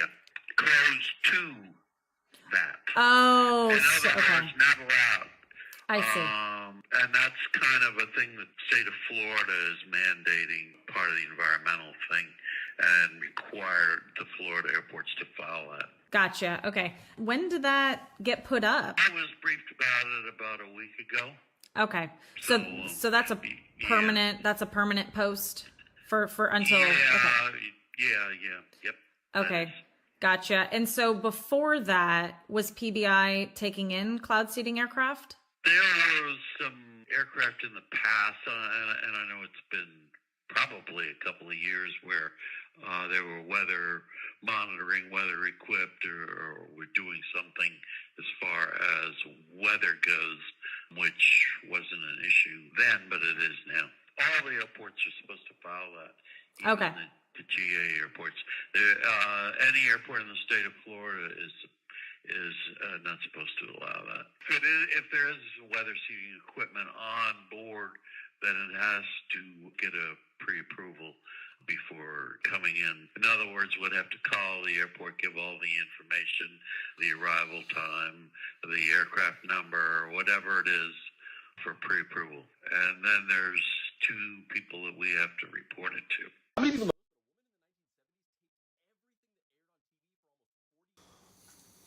Well, that's pretty interesting, especially considering the fact that they say it's something that we don't do. Why they would have to pass a law stating that they do it. I find that it's very interesting. And the man seemed to know exactly what he was talking about. What is interesting is that it feels like even though he wasn't trying to, he kind of showed us what the loophole was. Where now they stated that, okay, cloud seeding is illegal, right? But he says, but there is a system in place for that. If you come with that type of stuff, all you got to do is send the information, and then we write it down and we send it to someone. So if you paid the tax, I guess it's fine, right? So it's just, I don't know. It's very interesting, the fact that they came out with a law of something that theoretically doesn't exist, and that, they're saying that some still pass, and basically they send the information, they write them down, and there you go, Anyways, let me know what you guys think down below. Is this enough? Should we do more? Should every state be like that? Should the whole world be like that? Let me know what you think down below, and let's keep on rocking. You have to report it to. How many people know this, but a woman in the 1970s taped everything that aired on TV for almost 40 years because she predicted the rise of fake news. Marion Stokes was a public access television producer, a businesswoman, and an activist in the 1970s who was also an avid collector of things. By today's standards, she'd probably be diagnosed as a hoarder. But she was also convinced that we were headed down a path where technology would eventually become so great that the powers that be could manipulate information to lie to us about any historical event that they wanted.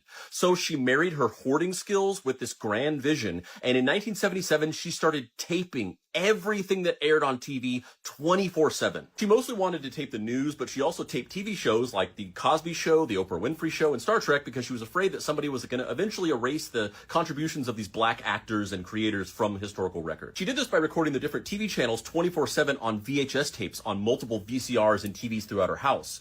Each VHS tape had an 8-hour capacity, and when one would run out, she would quickly switch it out for the other all day and night, every day. She did this every single day for decades, and yes, it is as life-consuming as it sounds. In fact, she scheduled her entire daily routine around the length of these VHS tapes, with everything like school and work and family outings being planned around her being able to start a fresh tape, go out, and then come back in time to start the next one. Her collection of these tapes eventually got so big that they filled her entire house, and she started having to rent multiple storage units to house them. She eventually collected over 71,000 Betamax and VHS tapes throughout her lifetime. But these recordings weren't the only thing that she collected throughout those years. She also had half a dozen daily newspaper subscriptions and over 100 monthly magazine subscriptions that she collected for decades. She also owned 192 Macintosh computers that she bought throughout these years, which is believed to be the largest private collection of historical Macintoshes.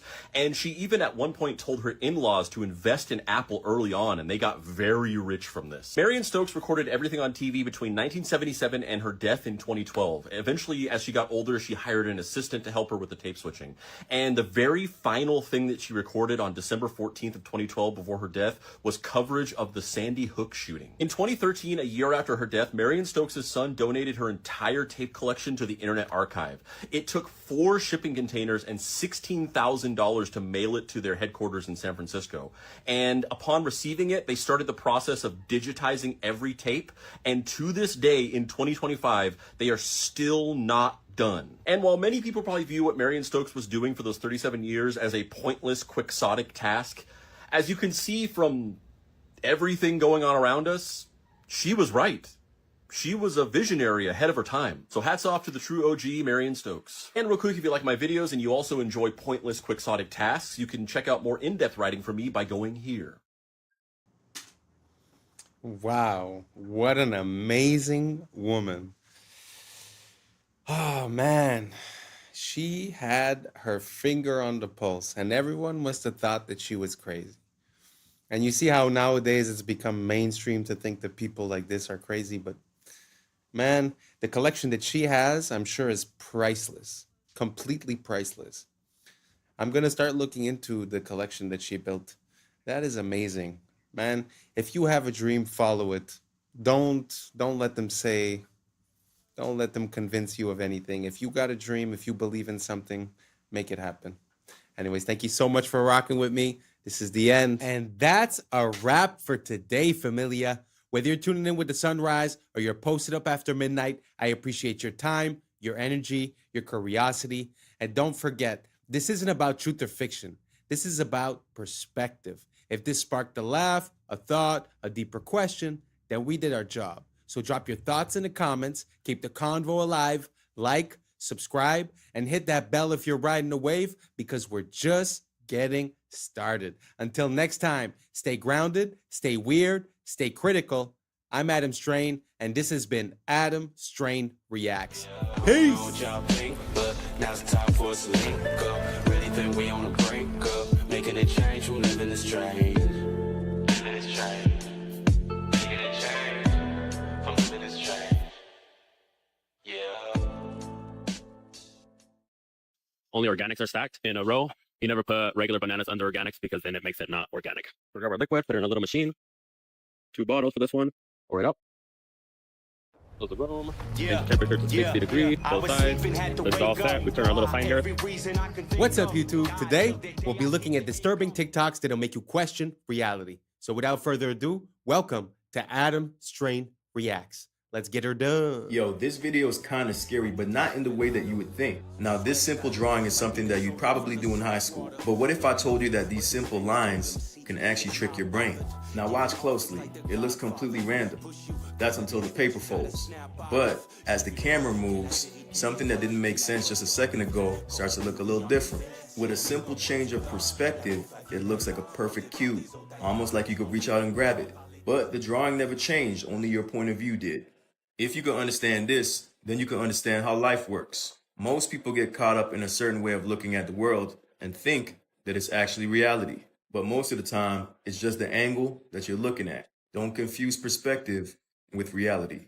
So this has got to be one of the most shocking stories I've ever heard, but it turns out the most powerful elites from our main foreign adversary, China, are basically ordering American babies like they're spring rolls from Panda Express. The Wall Street Journal recently reported that Chinese billionaires are using California's relaxed surrogacy laws to have dozens, even hundreds, of American children without ever stepping foot in the United States. One of the Chinese billionaires they profiled, Zhu Bo, openly admitted to having over 100 children through American surrogates. He just sent over his genetic material, and within a year, he got back a baby with the full rights and privileges of American citizenship. Another prominent Chinese executive hired U.S. models as egg donors to produce at least 10 baby girls with the stated intention of eventually marrying them off to other powerful businessmen. And some of these babies are sent back to China immediately, others stay here to be raised by nannies, and there's now an entire American industry built around this. So obviously a bit disturbing, also ripe for human trafficking, child exploitation, and abuse, but it's also probably a national security issue, right? I mean, even putting aside the prospect of literally creating a Manchurian candidate, it doesn't take a whole lot of imagination to see how the system can be exploited by some horrible people and America's worst enemies.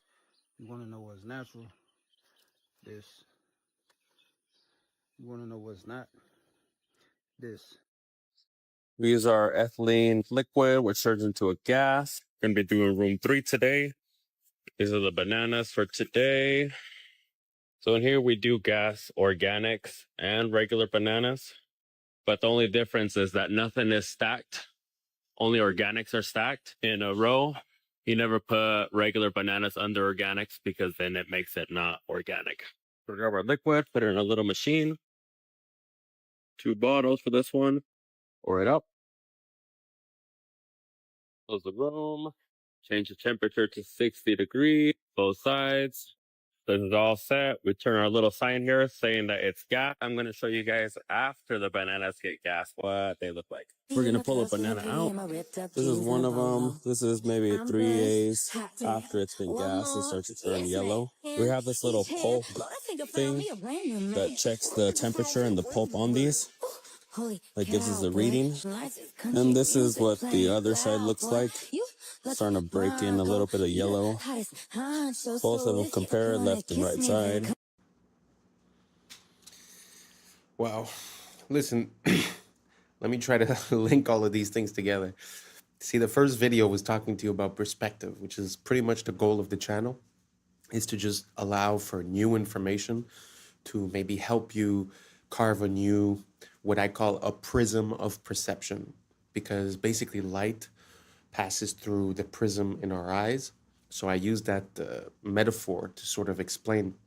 Now, if we take as an example this situation with the bananas, it kind of makes sense from one perspective, which would be we want to save money, we don't want the fruit to rot, all these things. But at the same time, when you really think about it from a macro perspective, once you take a step back, how would it make sense that we're putting all these chemicals in the stuff that we're going to consume?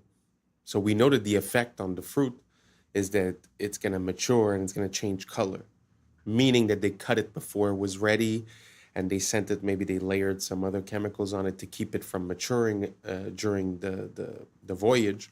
And then when it gets here, they start gassing it. So the only point I'm making is that I could understand how these companies have a perception that this would be good, but I just wonder as a people and as humanity, how we got to this point. How our prism of perception has been carved and manipulated for us to not even blink twice about all these chemicals and just the fact of basically trusting in the government, right? Or in these companies to make the right decision.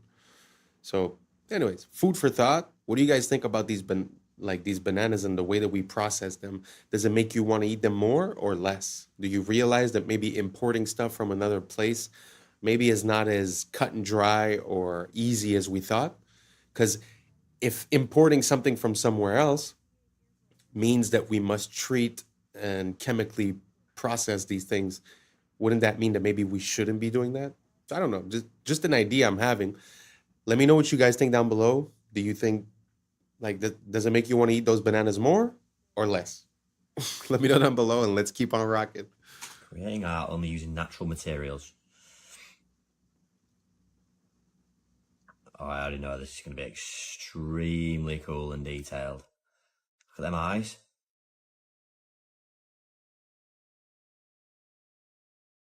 Owl? Thought it was a lion at first. That's really, really impressive, isn't it?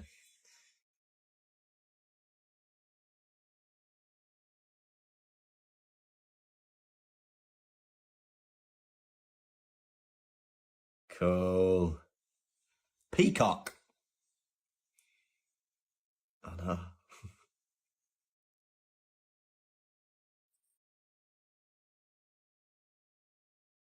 How did they do that though? Where it's with just vision and looking at, all right, that will make that good. Need a bit of dirt here. I need this leaf here. Sick.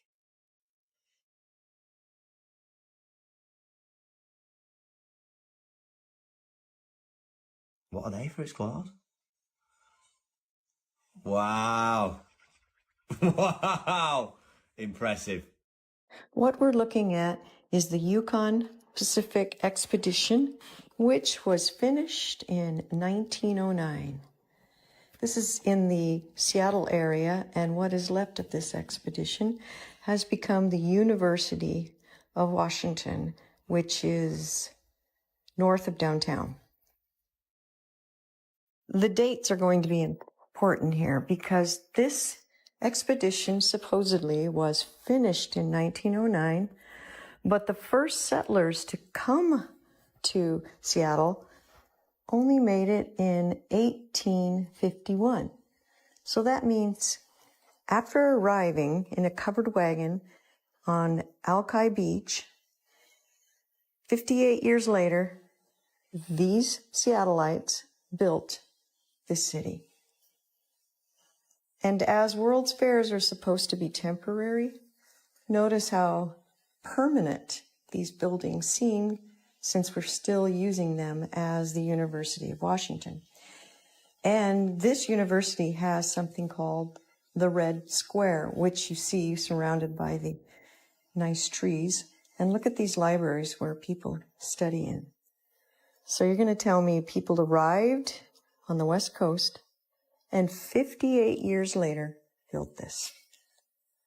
We must have lived in a world of witches and warlocks and magic to have put together a city like this in only 58 years. You be the judge. It's a brain wrecker, to be honest. Like, how in 50 years would you build that? Nowadays, to build one building, it takes us like 2 years, 3 years. Look at the size of that city, or even just the campus of the university. It's very interesting, and also the fact that I don't know how real this is. I'll have to look into it a bit more.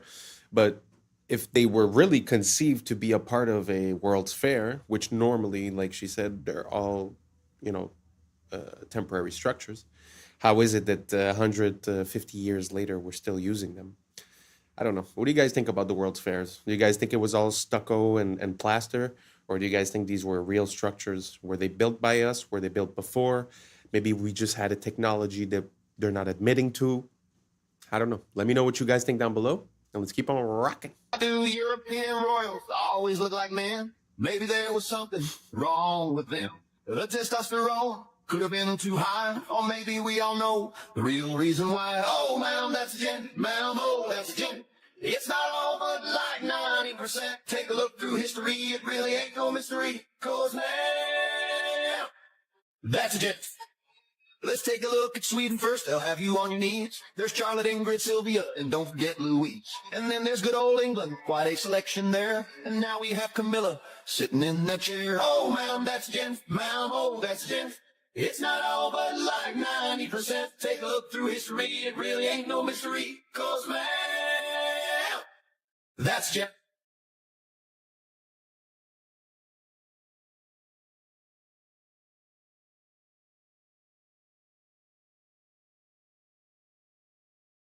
It's been going on for centuries and still remains the same. And this fine collection puts the first ladies to shame. Oh, man, that's a gem. Mammal, that's a gem. It's not all, but like 90%. Take a look through history, it really ain't no mystery. Cause, man, that's a gent. And this one's a robot. Look. Oh, it's not easy to talk about this. It's a pretty taboo subject. But nowadays, it's a bit more out in the open, though. Like, men are being women, women are being men. But it does happen that I stumble across some older photos, and especially people that are very high in the echelons of power, where, well, like in this example, that the wives seem a little bit special. Do you guys think this is a possibility? Do you guys think that there's something behind it, that they were basically paving the way, or that there's a different perspective that we're not seeing? Maybe I'm missing something, but do you guys think it's a possibility that maybe, I mean, nowadays it might be actresses, it might be models. I don't know. Do you guys think it's a possibility that they've been doing this for a very long time, and that now we've gotten to the point where it's like openly admitted, but that basically it was like that across history? I don't know. It's something I'm looking into. Let me know what you guys think down below, and let's keep on rocking. Up every that has been identified by science to be a virus.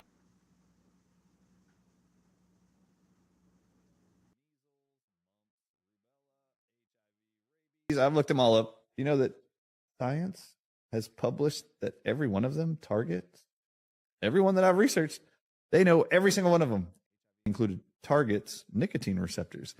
Therefore, guess what the answer is? Nicotine. Guess where nicotine is found the most? Tobacco. Guess what? 200 countries right now in unison have been told to ban access to all citizens by the year 2030, and they're all doing it, including the United States of America, tobacco and nicotine agents. Okay. While I was looking. Wow. Well, do you guys think that's possible? Because I have heard something along those lines a few years ago when we had that big medical situation. And there was a theory saying that, well, they were stating something different, but basically what they were saying is that the nicotine receptors were important to the process of being infected, and that basically consuming it would lower your possibility. Now, that was back then. That was a conspiracy. That was taboo.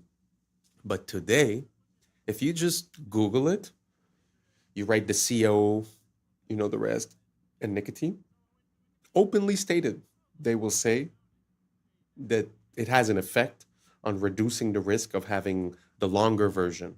So they don't say for the initial infection, but they're still attributing a positive effect to the nicotine. So then it makes me wonder, is that the reason why all the restrictions?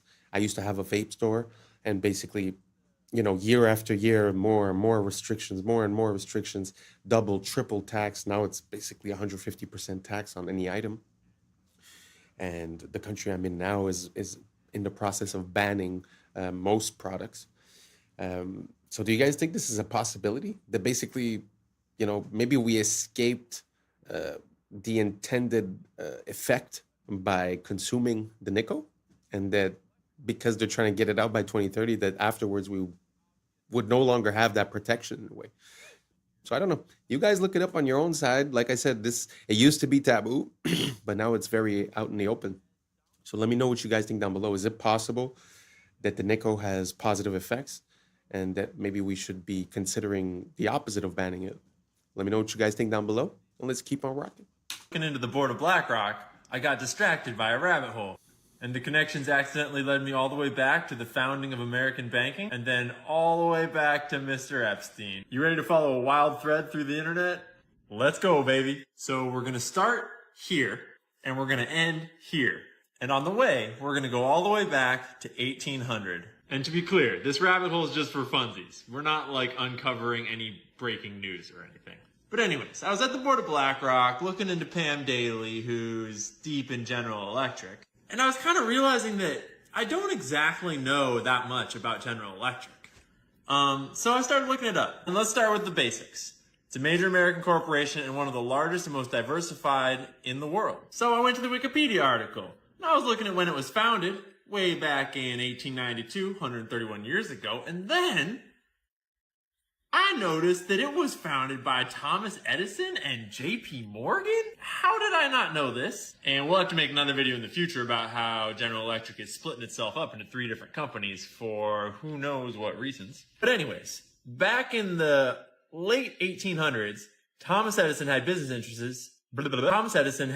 interests in many electrical related companies. As you know, a dude does at the start of the 19th century. And then in 1889, Drexel Morgan & Co., a company founded by J.P. Morgan and Anthony J. Drexel, I know that name, financed Edison's research and helped merge several Edison separate companies to form Edison General Electric Company. No shit! So we're going to ignore the obvious Nikola Tesla rabbit hole that we're walking right by here because the name Drexel sparked something for me, and I just had to pull on this thread. As the dominant partner of Drexel & Co. of Philadelphia, he founded Drexel Morgan & Co. with J.P. Morgan.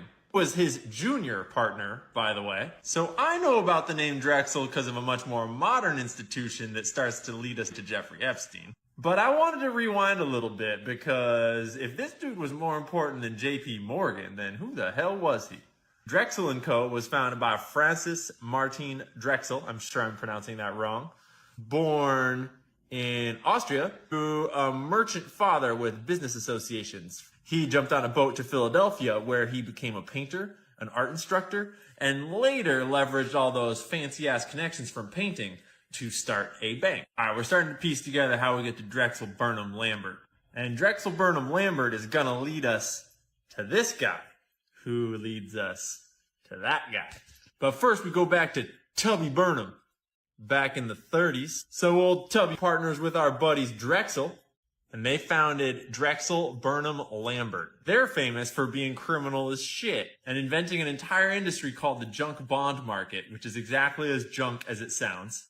That's how you take over companies with shady business deals and then extract as much money as possible before selling them again to the next highest bidder. Oversimplified, but you get it. Oh, and they're also famous for having this dude named Michael Milken, who was Drexel's head of high-yield securities, i.e. mega gambling. And Milken's famous for earning the highest salary of any single person in history, at $295 million. But Michael was like, yeah, that's not enough.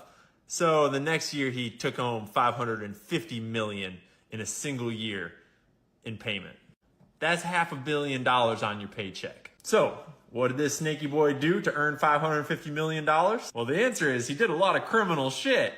And eventually, people started to catch on. And Drexel Burnham Lambert started to get investigated. Then one guy started to talk, and then that led to another.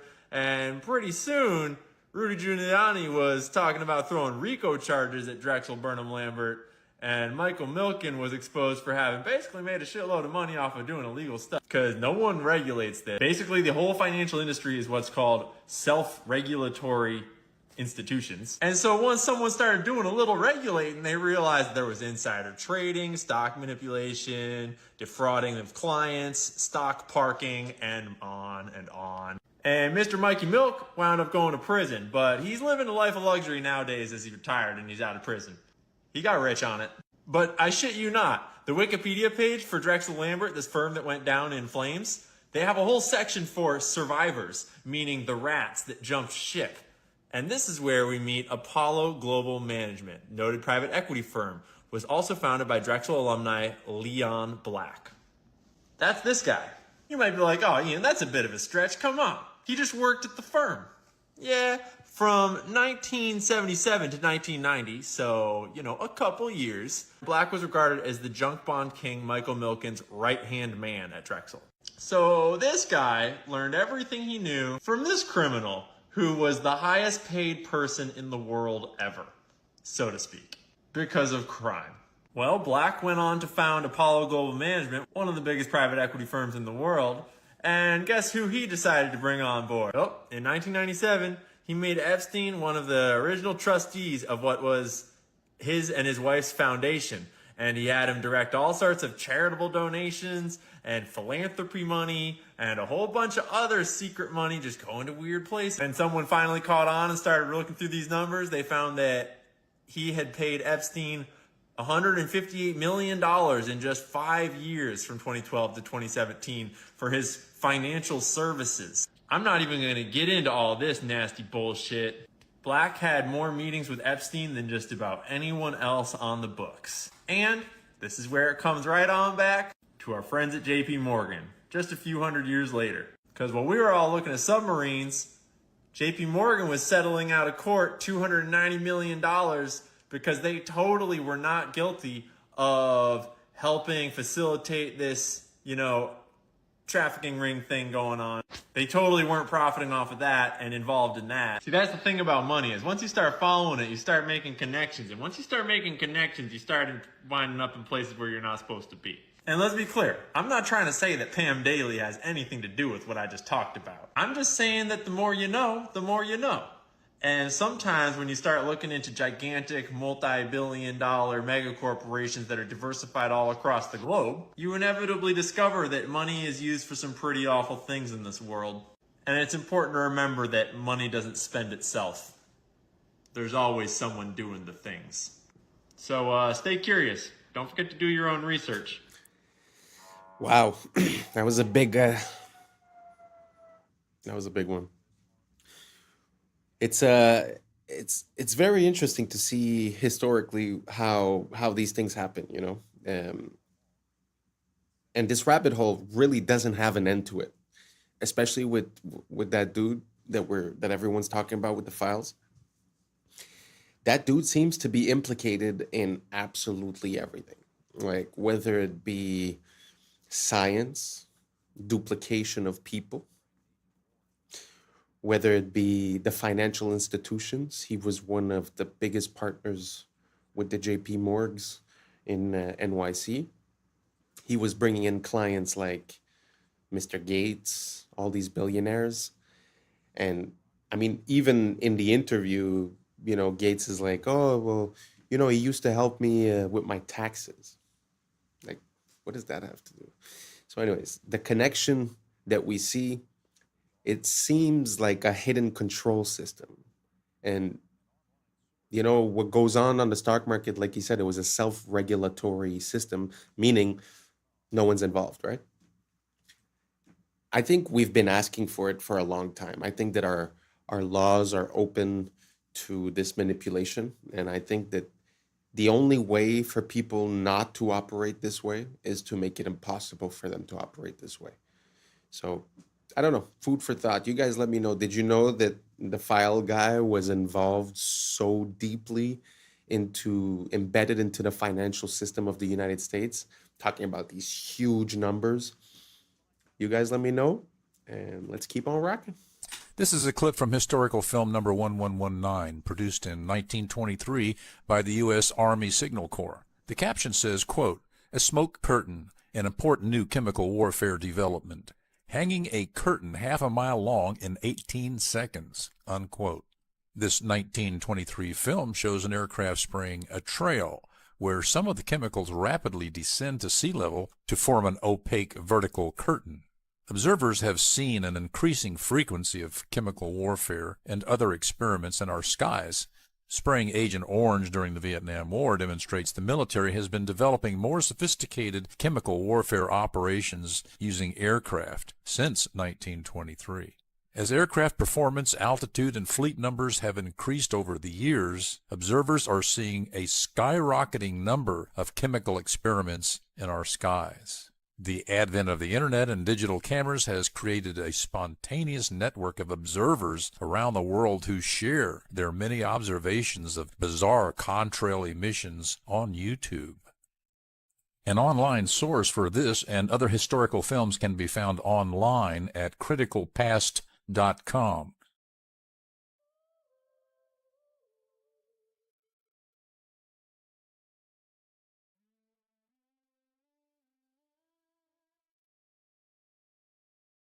This is an issue on the same level as asbestos. On the same level as asbestos. What?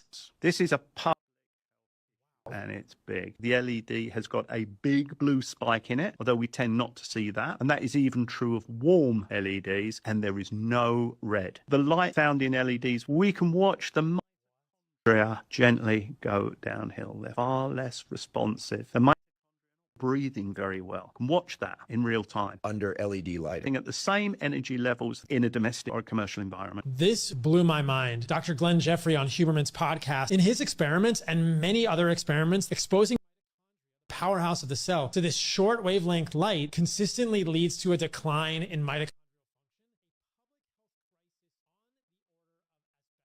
Not only do they flicker, which can be overly stimulating for our fight or flight nervous system, they are too rich in blue light without the counterbalanced long wavelengths of red and infrared. In contrast, we also know very clearly that more sunlight exposure is consistently associated with longevity. We are just beginning to realize how harmful these lights are for humans. Avoid them as much as you can. Make changes in your home. Replace the lights in your house with incandescents, and your health will improve.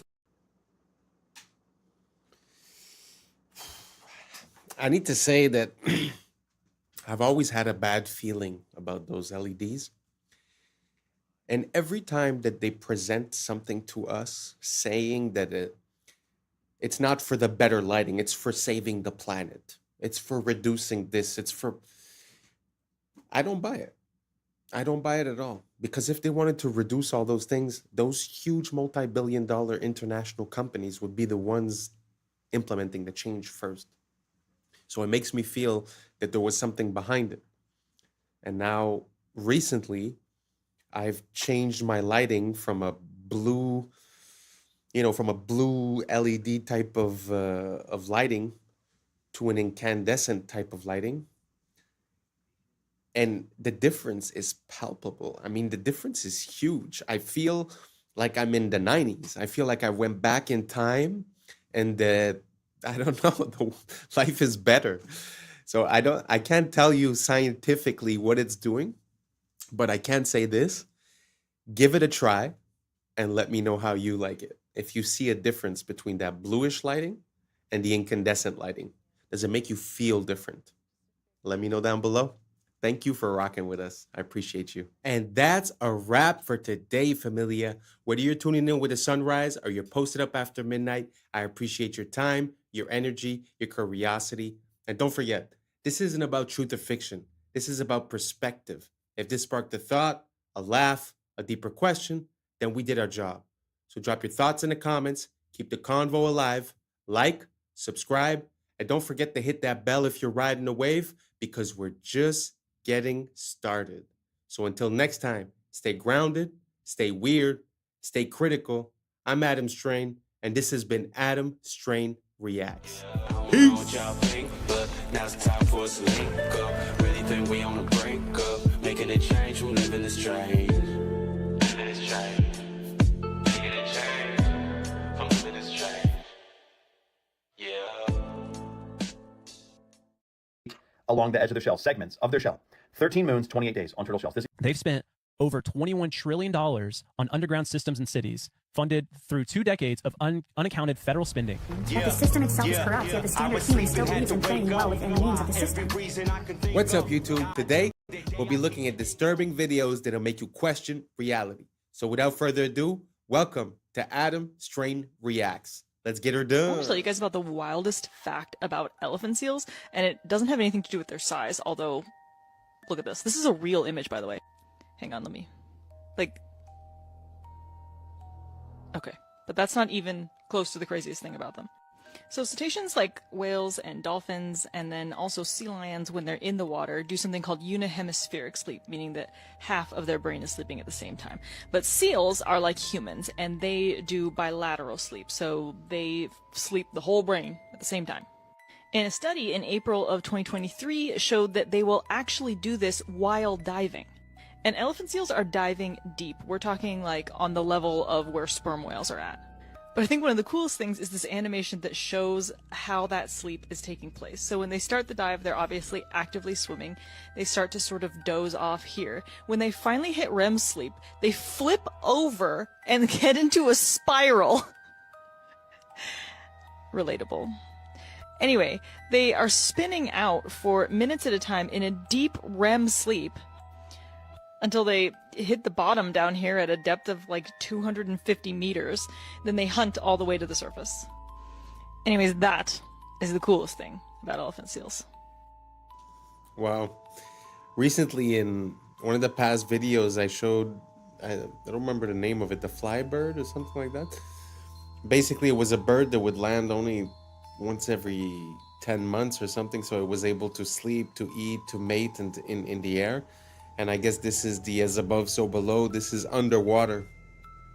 Isn't it crazy how nature is made? Like, this animal could sleep while he's swimming, and I don't know, amazing. Let me know what you guys think down below, and let's keep on rocking.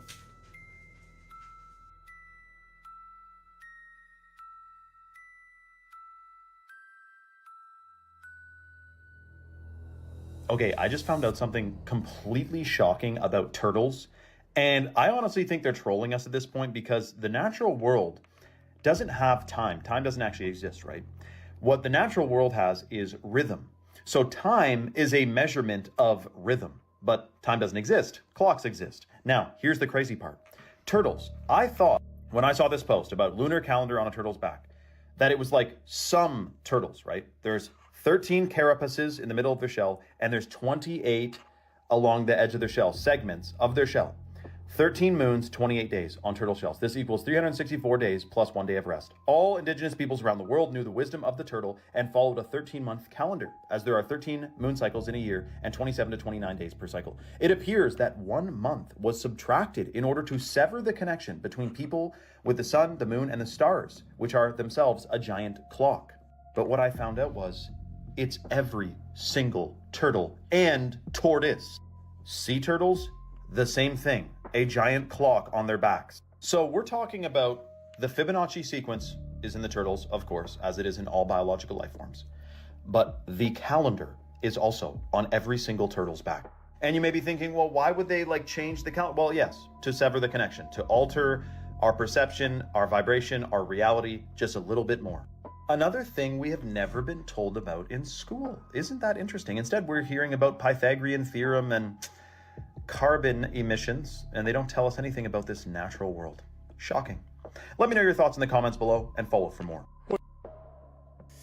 Sometimes it feels like we try to create our own interpretation of nature and of reality, but it seems like every X number of years, some of us wake up and we start realizing that nature has been screaming at us the whole time what the answer was. Can you imagine how time and chronology would have been encoded within these animals, and then after that to claim that all of the evolution of these animals is random due to the Big Bang? And how can you consolidate the encoding of this information within their physical appearance? I don't know. To me, it amazes me. I love this world, and I love learning more about it, and hopefully you guys do too. Let me know down below, and let's keep on rocking. You're absolutely right, Judge. You know, what we have to look at is the president is the chief executive officer of this corporation called the United States of America.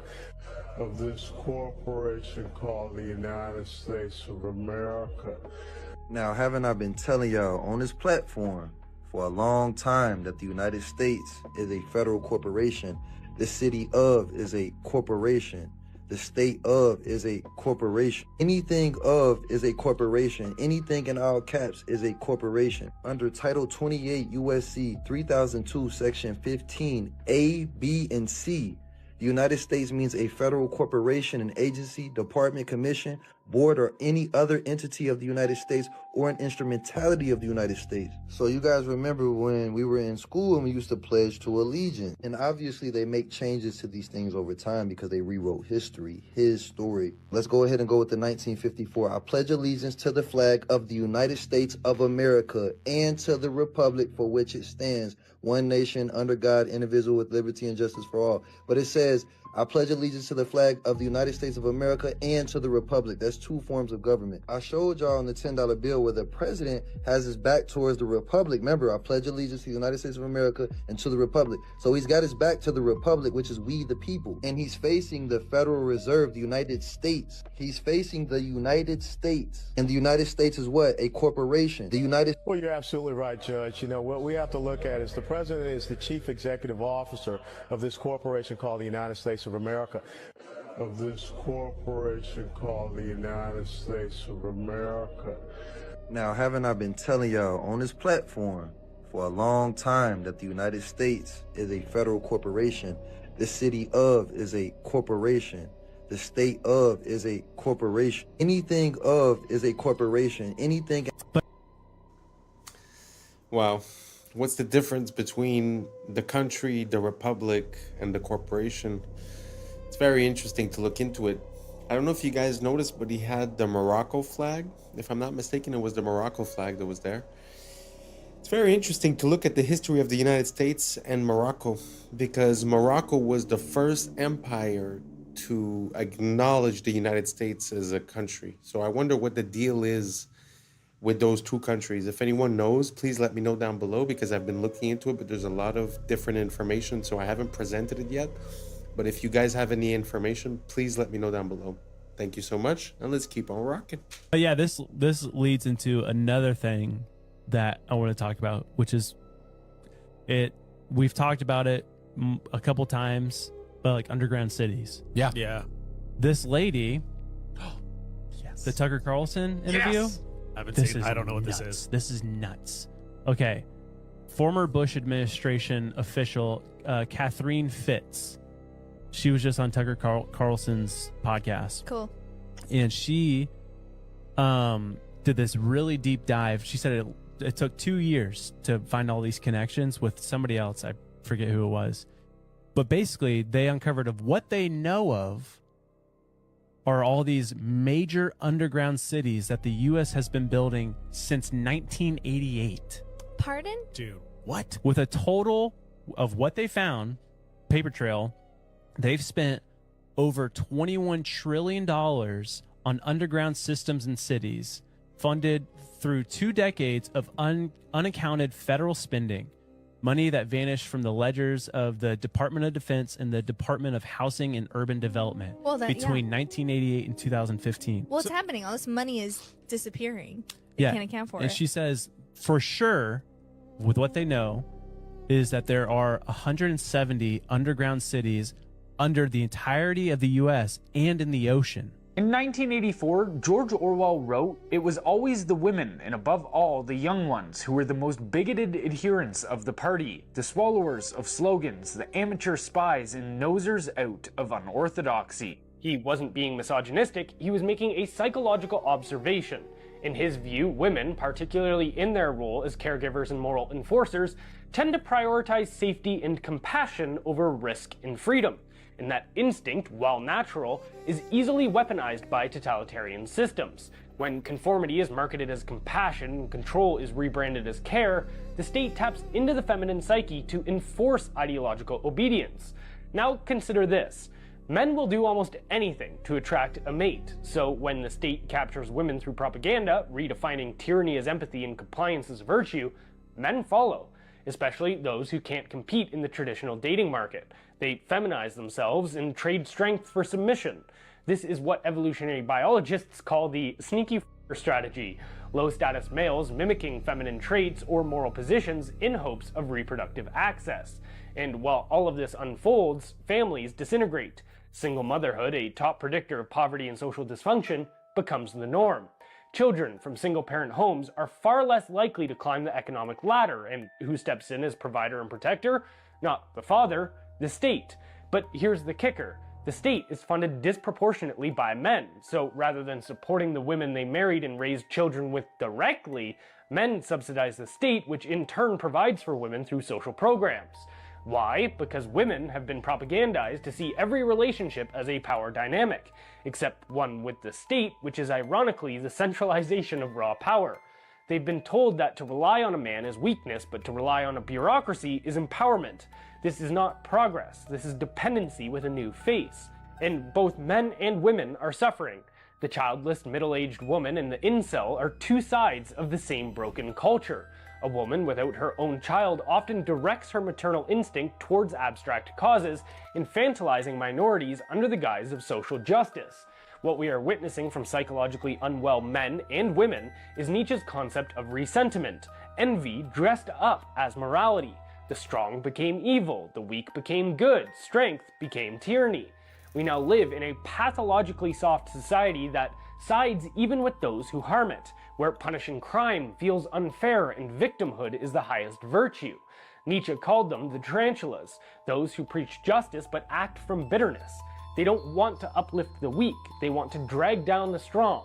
Orwell saw them too. Quote, most middle-aged socialists, while theoretically pining for a classless society, cling like glue to their miserable fragments of social prestige. That was pretty interesting. I mean, when you think about it, back in the days, you know, if you had the woman staying at home and the man working, you could say in a way that only half of the people were involved in politics and whatever the state was telling them. So you always had a part of the family unit that was the kids and the mother that were outside of that. And then the women started feeling like empowerment would be joining the workforce. But when you think about it from a monetary incentive, what better plan could you have than to have 2 salaries per household that you could tax, right? So it just feels like a long trap that's also having a lot of negative repercussions, like he said, you know, regarding the psychology and the way that men are reacting to it, and the way that we're identifying strength as evil and weakness as virtue, and also victimhood. Very interesting. It feels like these guys were talking about, you know, the psychology of a long time ago, but it really applies spot on to today. And I feel like that's a hint that the second we cracked the code of the human mind, it was used against us. And now we're seeing through this long process of maybe 100 and something years, we're able to see how, when, and why they've done the things that they've done and where it's brought us. Very interesting to look at it from a macro perspective. Let me know what you guys think down below. Do you agree, disagree? What do you guys think about it? And let's keep on rocking. Just chose to listen to the warnings that everyone ignored. When Steve Jobs came out and said, I will never give my children an iPad. You should never give your children an iPad. They will mess them up more than anything you know. When he physically said that, do not give your children an iPad, I chose to believe that a little bit. When Microsoft's executive, Pierre Laurent, then followed that up by saying, there is a war for the eyeballs of children and no one has done a long-term study into the impact of brains that these things are going to have. Don't give them to your kids. Like right from the off, the red flag was there for me. This wasn't Jordan with his schizo thoughts. This was me looking at the execs of Microsoft and Apple. Like one of them said he would willingly take hand-to-hand combat than give his child an iPad. These people in Silicon Valley put their children in an entire different education system. Steiner Waldorf education, where there's no electronic devices until 12. Because the brain physically cannot comprehend this amount of flashing lights and dopamine. Like, it can't. And then people say, oh yeah, but your kids are going to be less good on technology. No, they're not.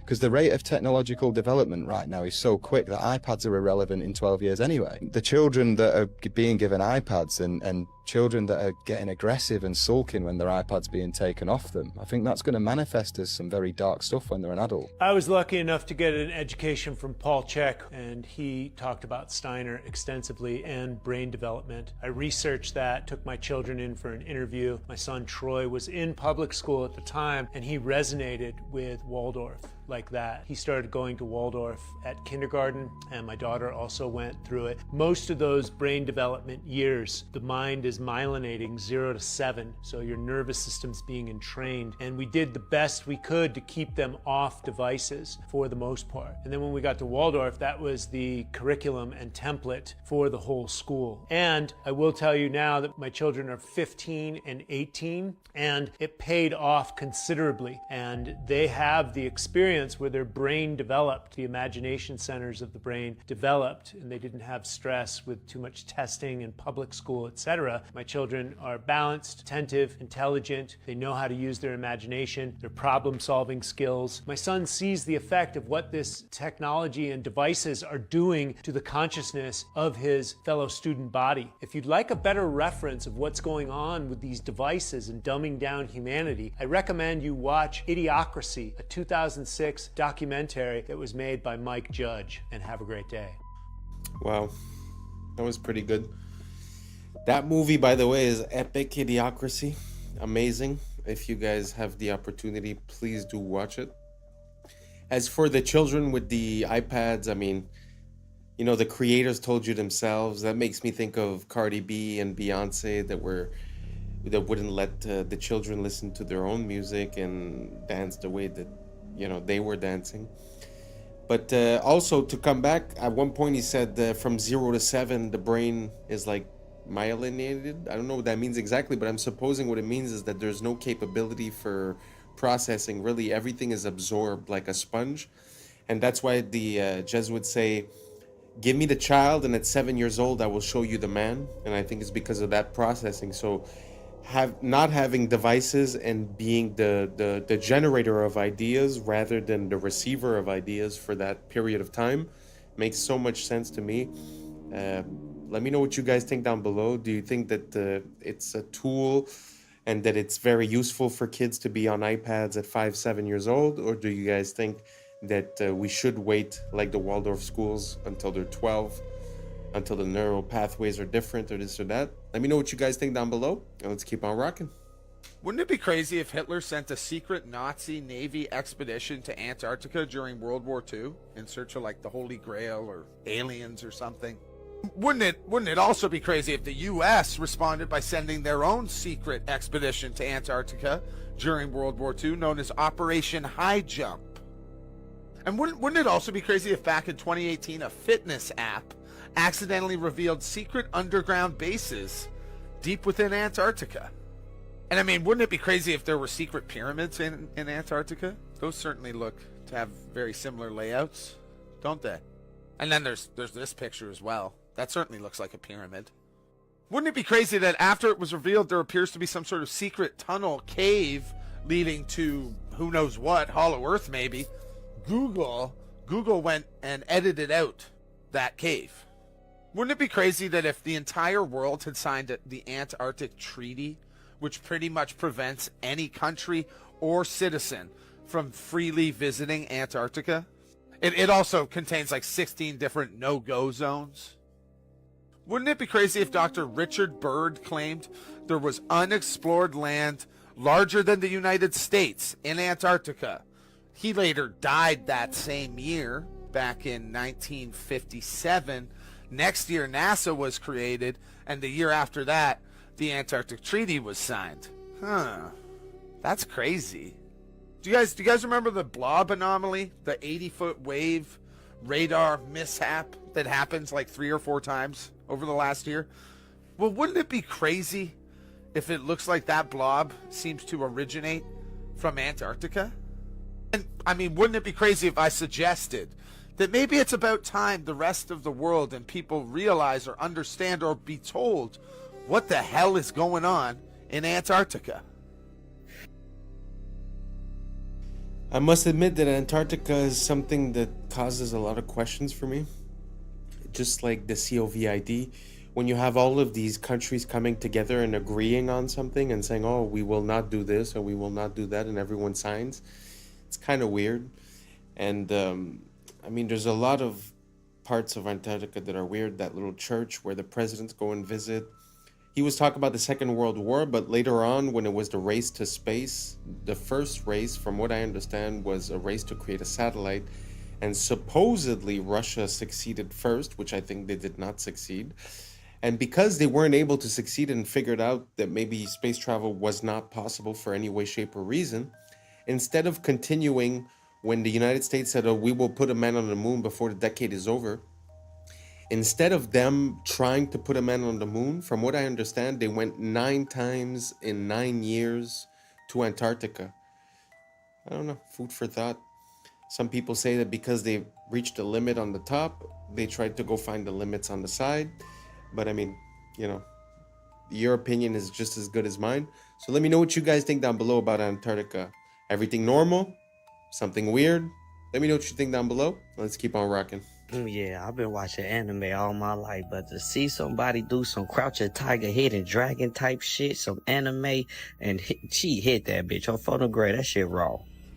Even just plain increases and reduces. When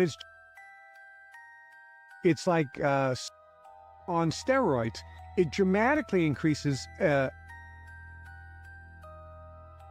So here we are at the Bilderberg meeting to say, any other ideas? We'll convince everyone that's good for them, and we'll make sure that our product is very cheap so we can get soy oil put in everything, salad dressings, soups, you name the processed food, we'll get oil, and we'll make sure that soy and oil, which is another one, will be used in frying. Therefore, anybody who's eating fried foods is getting the, which in addition to reducing testosterone levels, also screw up the stomach and the digestion. It'll give people gas and bloating, and this just will reduce their drive and initiative and make them more docile. They use to give to rats and animals to study because it makes them allergic. It makes them allergic to any protein you give. If you give a monkey eggs, it will immediately become allergic to eggs. So they can study egg allergies. They do the same thing with nuts in animals and rats. Yet they're putting this in and not imagining what if my baby has some peanut butter in their belly when they got this. Just train their immune system to say allergy from here on out. These are the things that we're looking at. Never been tested. The safety. Everything we know is in animal studies, and it tells us this stuff is incredibly for human beings, and we're 10 times the rate of an oral study into a day one. It's absolute madness. To be honest, ever since I've been young, I've always wondered why certain people are allergic to things, and when I looked into it, I was never satisfied with the answer. It seemed like it was more guesswork than anything else. This is actually one of the best theories that I've ever heard regarding it, that it would be like a trauma to the system, that the system would associate to that food or that thing, and then afterward would create a reaction of protection whenever that food was introduced. Very interesting. I'm not saying it's true. I'm just saying it's one of the best theories, because when you look at it, it's like it became more and more common, people being more and more allergic to things, but I never quite understood why, how.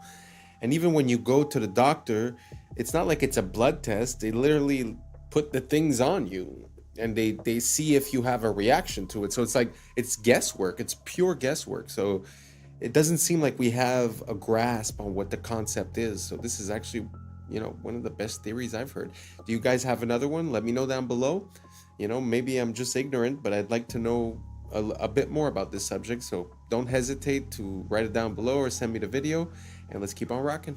Play fair in a game where others cheat. Machiavelli. How many of you are playing fair in a game that the system has already rigged against you, honey butter? It's called moral entrapment. When you draw a false standard of morality around someone, knowing they will inevitably cross it, and then you gasp in shock when they do. Machiavelli taught us if your opponent cheats, the entire structure of the game has been rearranged subconsciously. It is your job to notice this rearrangement, and instead of calling it out, to play by these new rules. You can commit tax fraud. In the Middle Ages, you would have these Catholic bishops, who would sell these things called indulgences. An indulgence limits your time in hell in the afterlife. If you can use fear and guilt against a human and they're susceptible to it, then you own their mind. The irony is many bishops and priests in the Middle Ages weren't even bishops and priests. They were buying their way into power. So many people were convicted of heresy for no reason other than to socially humiliate them and to teach them that they should be tithing to the church. And if you were a heretic, you were socially outcasted, persecuted, or beheaded. But the irony is, as Machiavelli mentioned, that the system itself is corrupt, yet the standard human still believes in playing well within the means of the system. Mr. Beast, Bill Gates, Leonardo DiCaprio, my pet fish, what do they all have in common? The moral brag. The moral brag is a key part of moral entrapment in the West. Having humans who act like they are morally superior creates a gold rush for moral attention, so false morality becomes a currency. This is why so many people film themselves helping the homeless. They are trying to gain unseen social credit. One would ask, where then lies the real morality of long ago, and does it even exist? And I would say it lies beyond the bishops, the fake celebrities, and the fake philanthropists, and inside your very body where God lives. Genuine morality, therefore, is witnessed by the source of all creation and has to be something that you come to terms with yourself, with the Creator. God or source sees all moral obstruction, because what Machiavelli didn't mention is this: when something as sacred as morality is used the wrong way, there will be consequences. Do you agree? Let me know below, love. Machiavelli. Like I say, you know, it feels like the minority are the ones yelling the loudest. So on the platforms, it seems like that's the only voice heard. But I think that's because most of the people are just good people with moral decency. And even if they get cheated on, even if the system doesn't follow the rules, because they believe that that's right, they keep on following the rules. And I think that's why we get the lower hand. So what she's saying kind of makes sense, where if you see that the rules have changed, you must now operate by those new rules. Kind of makes sense, which would be how revolutions are born in a way, you know, when you realize that the social contract has changed, so your behavior must change until the social contract becomes acceptable for all sides, a normal business transaction. But basically, the point that I'm making is that I think 90% of us are just good people, don't want problems, want to take care of our family, and I think they use that against us. Let me know what you guys think down below. And that's a wrap for today, familia. Whether you're tuning in with the sunrise or you're posted up after midnight, I appreciate your time, your energy, your curiosity. And don't forget, this isn't about truth or fiction. This is about perspective. If this sparked a thought, a laugh, a deeper question, then we did our job. So drop your thoughts in the comments, keep the convo alive, like, subscribe, and don't forget to hit that bell if you're riding a wave, because we're just getting started. So until next time, stay grounded, stay weird, stay critical. I'm Adam Strain, and this has been Adam Strain Reacts. Peace! Now it's time for us to link up. Really think we on the brink up. Making a change from living this strange. Living this strange. Making a change from living this strange.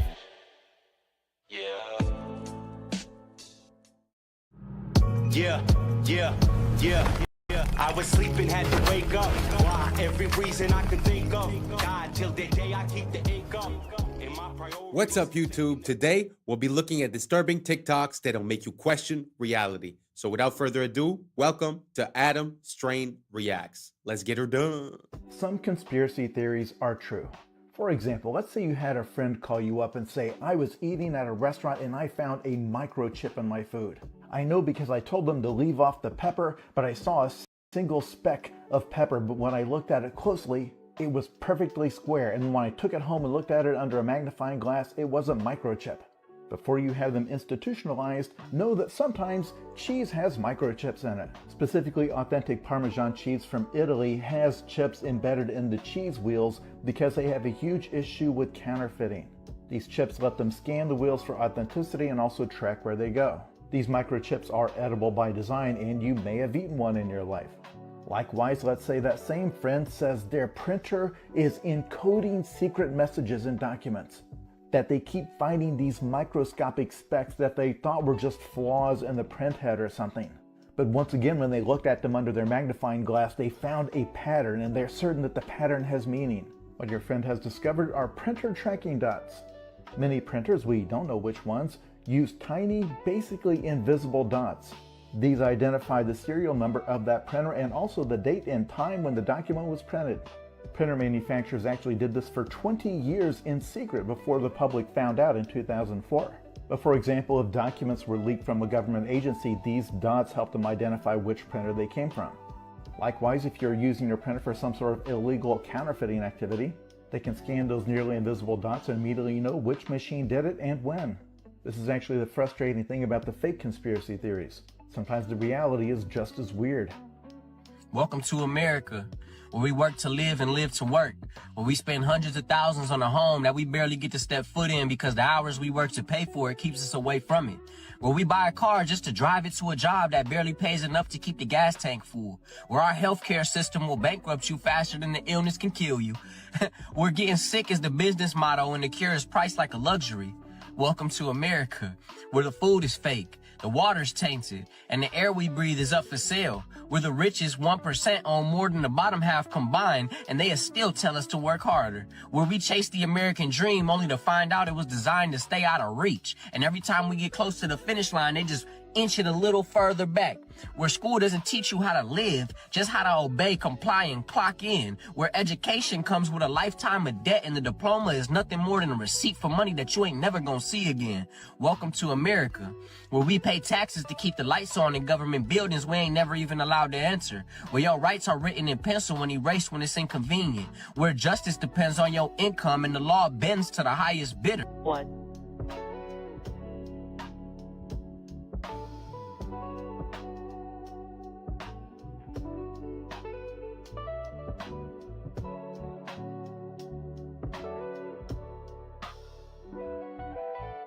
Liftoff.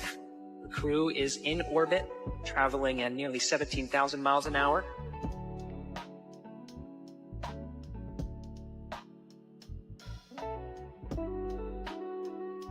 Did you know Facebook launched on the exact same day the government shut down its most secretive surveillance program? February 4th, 2004. DARPA officially terminated LifeLog, a project designed to collect every detail of citizens' daily lives. The same day, Mark Zuckerberg launched Facebook from his Harvard dorm room. According to conspiracy theorists, this timing wasn't coincidental. LifeLog aimed to create digital records of everything: relationships, activities, conversations, movements. Sound familiar? That's exactly what Facebook does today. The theory suggests Facebook became the civilian face of government surveillance, disguised as social networking. Early funding allegedly came from venture capital firms with CIA connections, including In-Q-Tel Investments. Within years, Facebook knew your friends, your interests, your location, even your political views. Everything LifeLog wanted to collect, but couldn't do openly. Today, billions voluntarily upload their entire lives to the platform. The perfect surveillance system, hidden in plain sight. Sometimes the best way to watch everyone is to make them want to be watched. Blooms. So if you leave it... I guess that's why they say that the NSA sort of became obsolete, because everybody started voluntarily uploading all their information. But the question that leads me to ask is, you know, considering the dates, if you watch the movie of Mark Zuckerberg, let's say, does that make sense? Is it really like just a startup on a college campus, or is there something more behind it? You know, because what are the chances that, you know, the day that it closes is the day that Facebook opens? So it's a very good question. From what I understand, when DARPA was doing LifeLog, they basically had checks and balances to give to the government. So the government declared that that project was unconstitutional because they were getting the information of people and tracking people and this and that. So hence, to get it out of the hands of the government and to put it into a private firm kind of bypassed that whole problem, because now they could do everything secretly because it was a private entity. So what do you guys think? Do you guys think Facebook was also a tool used by the CIA or the NSA to gather information? Or do you guys think that it's just organic and, you know, Mark Zuckerberg and his buddy came up with this on college campus, and it's just a big happenstance that it happened on the same day, more or less, than that the project from DARPA got canceled? Let me know down below. I'm very curious to see what you guys think about it, and let's keep on rocking. Alone, it blooms. These are broccoli. They're flowers. Did you know that? They're immature flower buds. They're like flower eggs. Unborn flowers. Look at this lady down here. She said, I'm eating unborn flowers.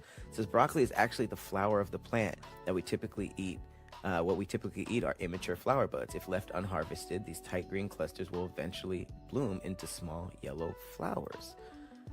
This is broccoli.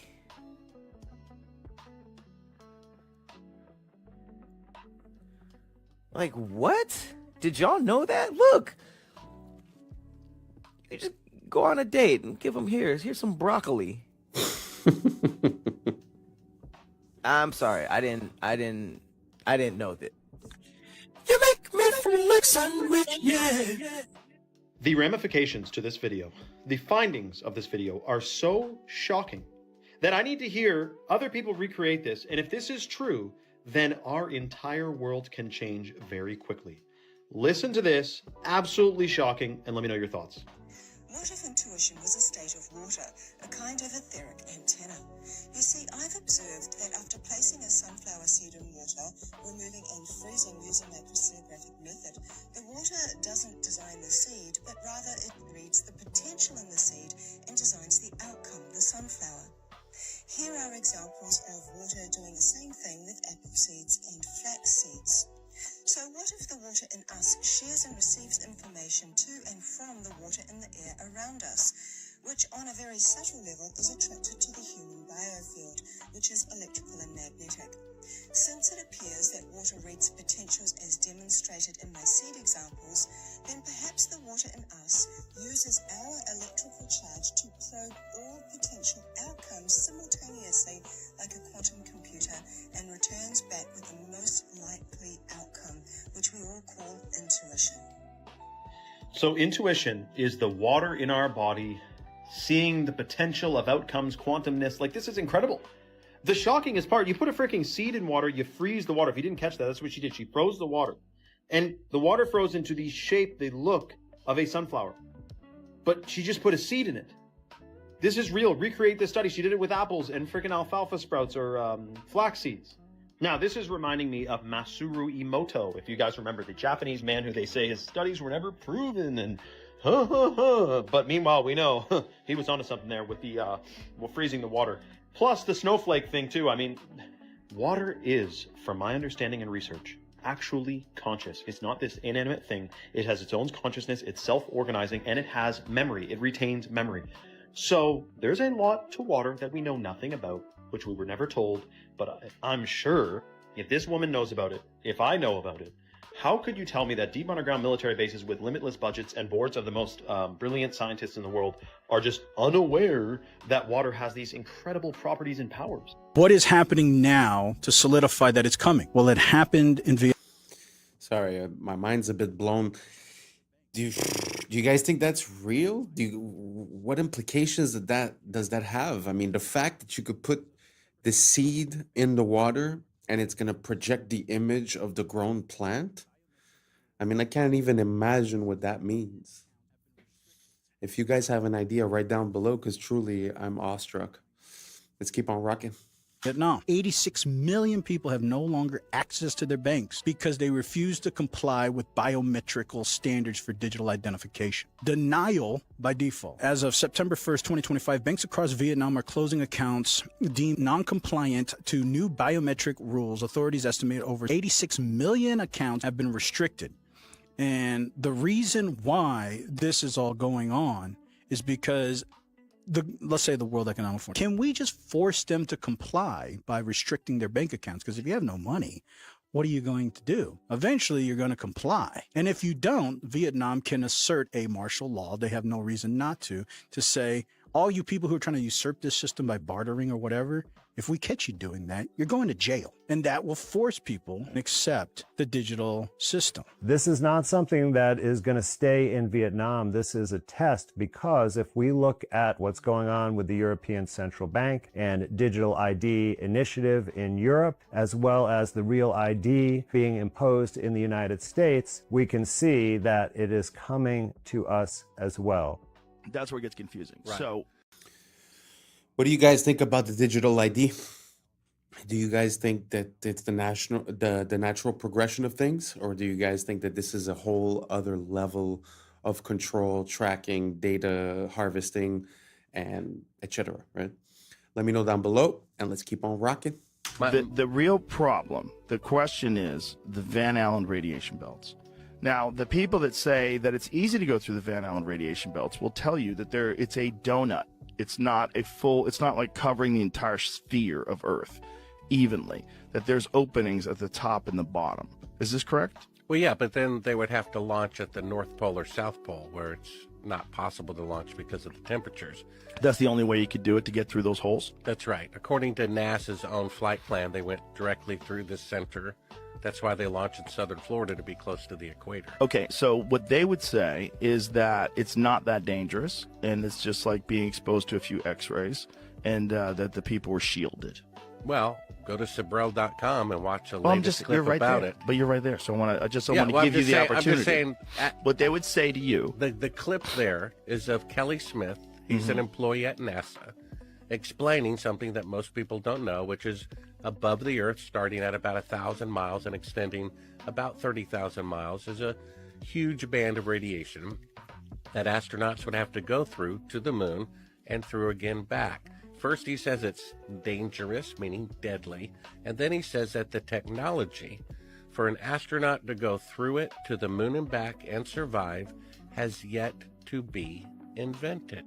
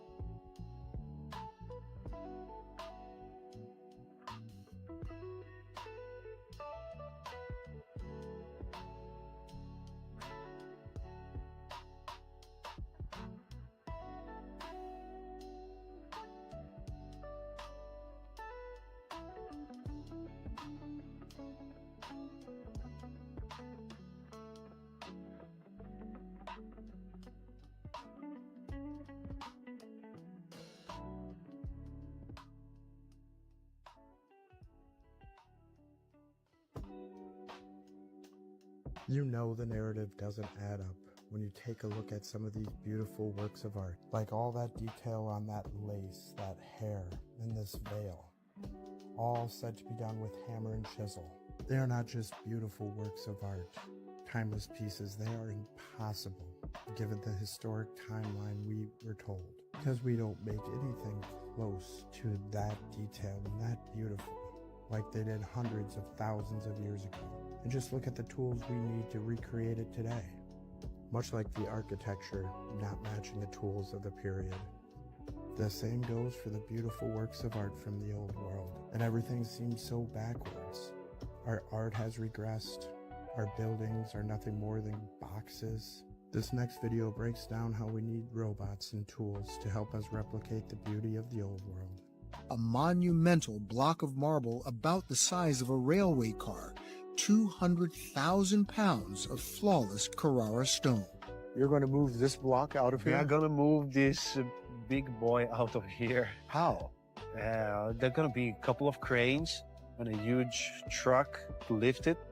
A feat not possible in Michelangelo's time, but then neither was this. Meet Robo, one of the brigade of robots taking over sculpture. We watched as Leonardo da Vinci's trademark hat was adjusted, not with a hammer and chisel, but a 13-foot zinc alloy arm and a spinning diamond-crusted finger.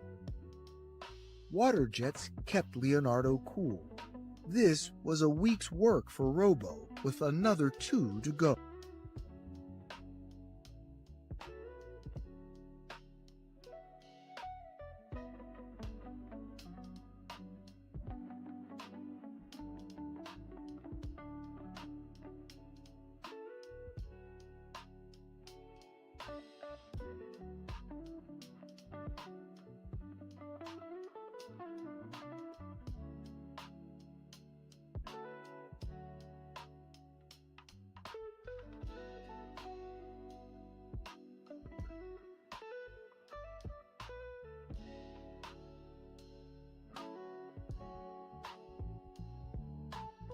So big news, Taylor Swift just dropped The Life of a Showgirl, and what an album it is.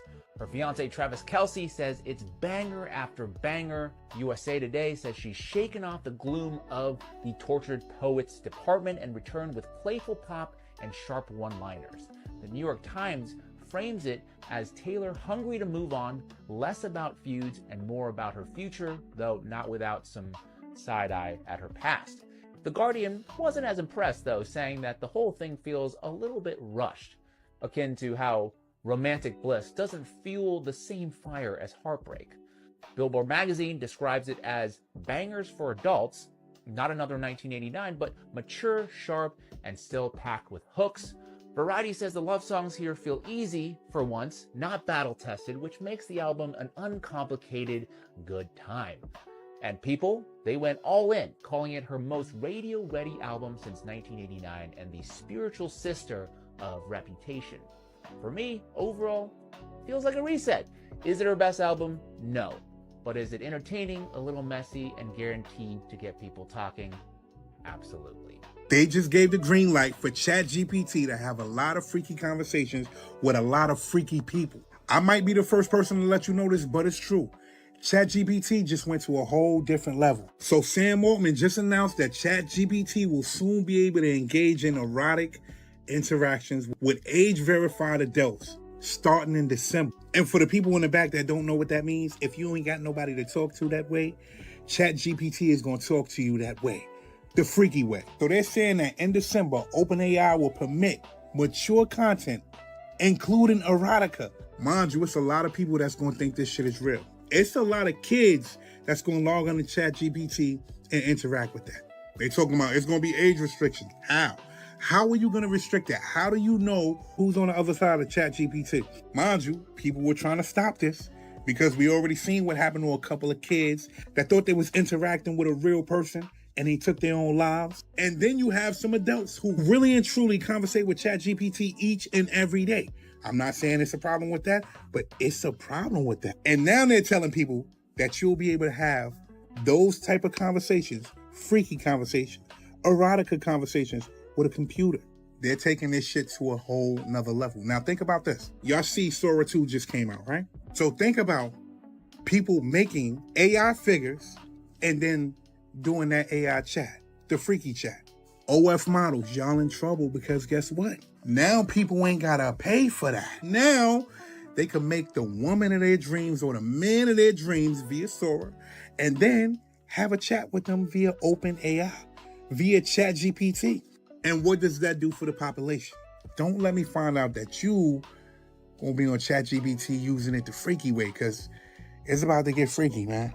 I'm out. Michael Jackson was trying to tell us they're casting spells on us through music. Check this out. Singers, when they sing songs, it's like a mantra.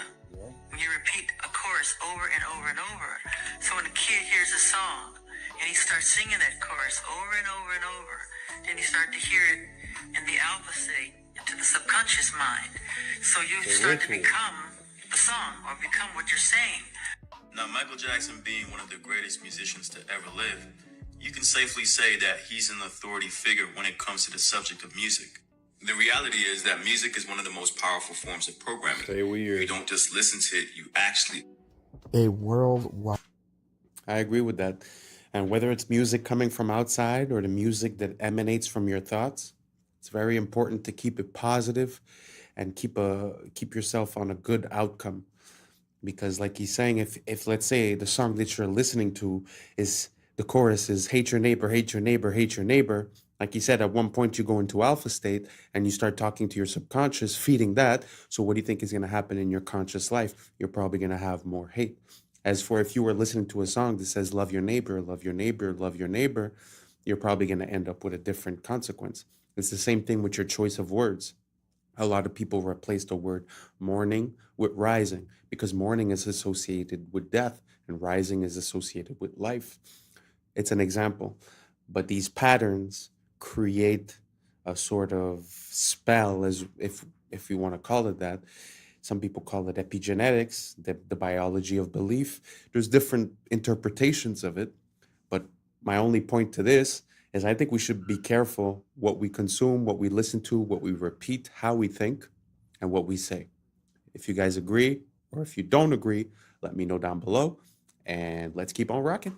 Event that left so many remains melted and scorched.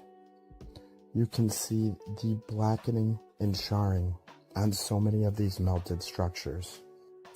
Most of these structures are still buried from the many resets that occurred after them. This is a perfect one. To the right of that archway, you can see a lot of that structure deformed and buried under the stone, and that undeniable scorching. Some more blackened stone here on the top, and in little small parts all along this melted ruin.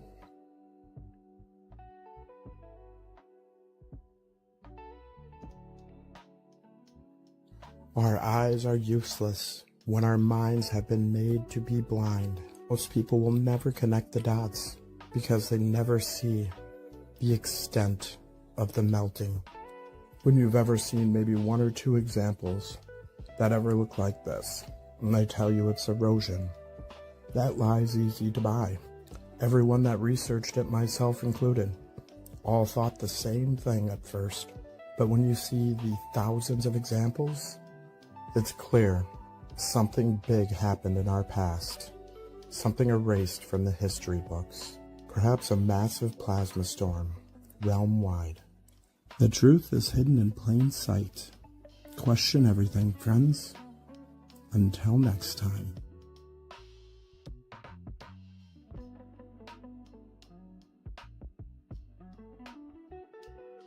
And that's a wrap for today, familia. Whether you're tuning in with the sunrise or you're posted up after midnight, I appreciate your time, your energy, your curiosity. And remember, this isn't about truth or fiction. This is about perspective. If this sparked a thought, a laugh, a deeper question, then we did our job. Drop your thoughts in the comments. Keep the convo alive. Like, subscribe. Don't forget to hit that bell if you're riding a wave, because we're just getting started. Until next time, stay grounded, stay weird, stay critical. I'm Adam Strain, and this has been Adam Strain Reacts. Peace. Now it's time for us to link up. Really think we on the brink up. Making a change, we're living this strange. Living this change. Making a change. I'm living this change. Yeah.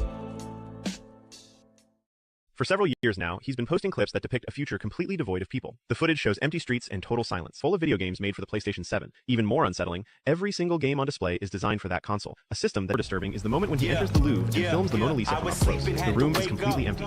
No guards, no tourists. What's up, YouTube? Today, we'll be looking at disturbing videos that'll make you question reality. So without further ado, welcome to Adam Strain Reacts. Let's get her done. History makes no sense. In 1969, we put a man on the moon. In 1970, we finally put wheels on a suitcase. In the 1850s, we deployed our first undersea communication cables. That's before the American Civil War and germ theory. Not only that, during the American Civil War, Abraham Lincoln could have sent a fax to a Japanese samurai requesting aid during the war, which would have been a crazy alt history. Sir Arthur Conan Doyle, when he created Sherlock Holmes, could have logically had a story where he goes to Japan and sees Nintendo brand playing cards, and the Holy Roman Empire falls after 1,000 years in 1806. 30 years later, the Republic of Texas is formed. That means that there's a 30-year difference between Charlemagne's empire and the Republic run by Sam Houston. That's us in the 90s. I know one day I'm going to be somebody. And you'll know when I'll definitely find you. Please look at my face. You're somebody now. Do you understand? Yeah. That's the game. I was somebody long before people knew who I was, and I believed that. You're somebody now, Atisha. Thank you. You're welcome. You know, it's so easy to get caught up in this game for clout and for attention with the way that the social media platforms and basically every platform for information has been, you know, organized. I find that to be a very beautiful message, you know. Because at the end of the day, we're looking for all this attention, but, you know, does that attention translate into being a better person, into valuing the things that you already have? I don't think so. I found that to be super beautiful, especially coming from a successful person to an unsuccessful person. that you have to find a way, even if you were to use these platforms, to transfer something that is a strength of yours or that is yours. So I encourage everyone to, if you're thinking about jumping into this game, at least try to find something that fits you as a person. Don't just do what gives you results. Try to find something that is yours, that you could apply in a way to get the results. I don't even know if I'm making sense. Let me know what you guys think down below. Let's just keep on rocking. This video is going viral on Twitter right now. This is a principal. He just did a tap of the shoulder tricked the kid. Then now he is embracing him. You may be thinking, what's viral about this? Well, in this next clip, he sits down next to these students and has a lovely conversation with them. People are wondering what exactly was being discussed. Here, he gives the kid a little bit of a ride on a wheelchair. Woo! What's with this principle? What is the common denominator here? High-fiving students, being a good role model, loving every child as if they were his own. What's with that? We need more of this. You may be thinking this video is going to take a dark turn, but look, this principal, lovely guy. This is going freaking viral. This video has 50 million views of just clips from the cameras. This teacher, principal guy, doing a freaking good job, man. Now, when I see this type of thing, this is what I think of.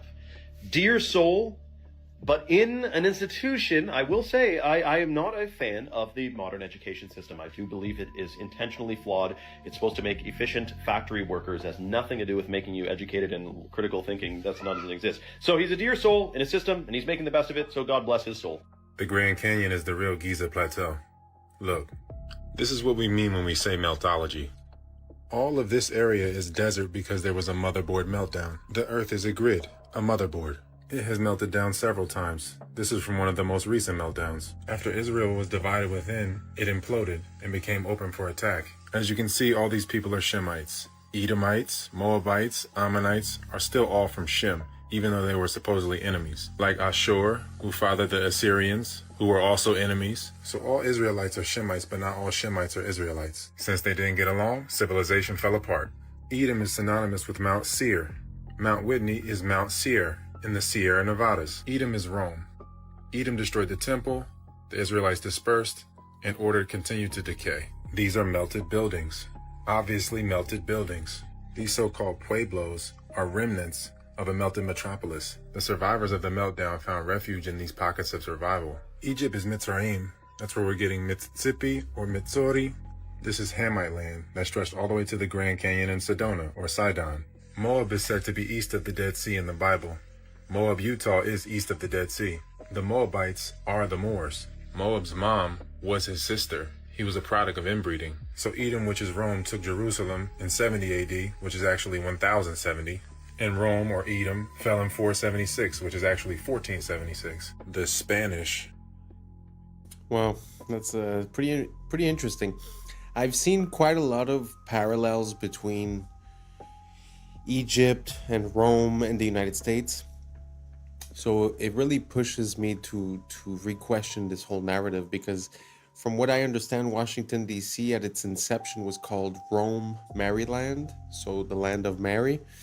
So it seems like there's this old mythology that's involved, or at least encrusted into the naming or into, because I mean, even a dollar bill has the Egyptian pyramid, right? So I never could make any sense out of that. Let me know what you guys think down below. You think it's possible that the old world is the new world and the new world is the old world?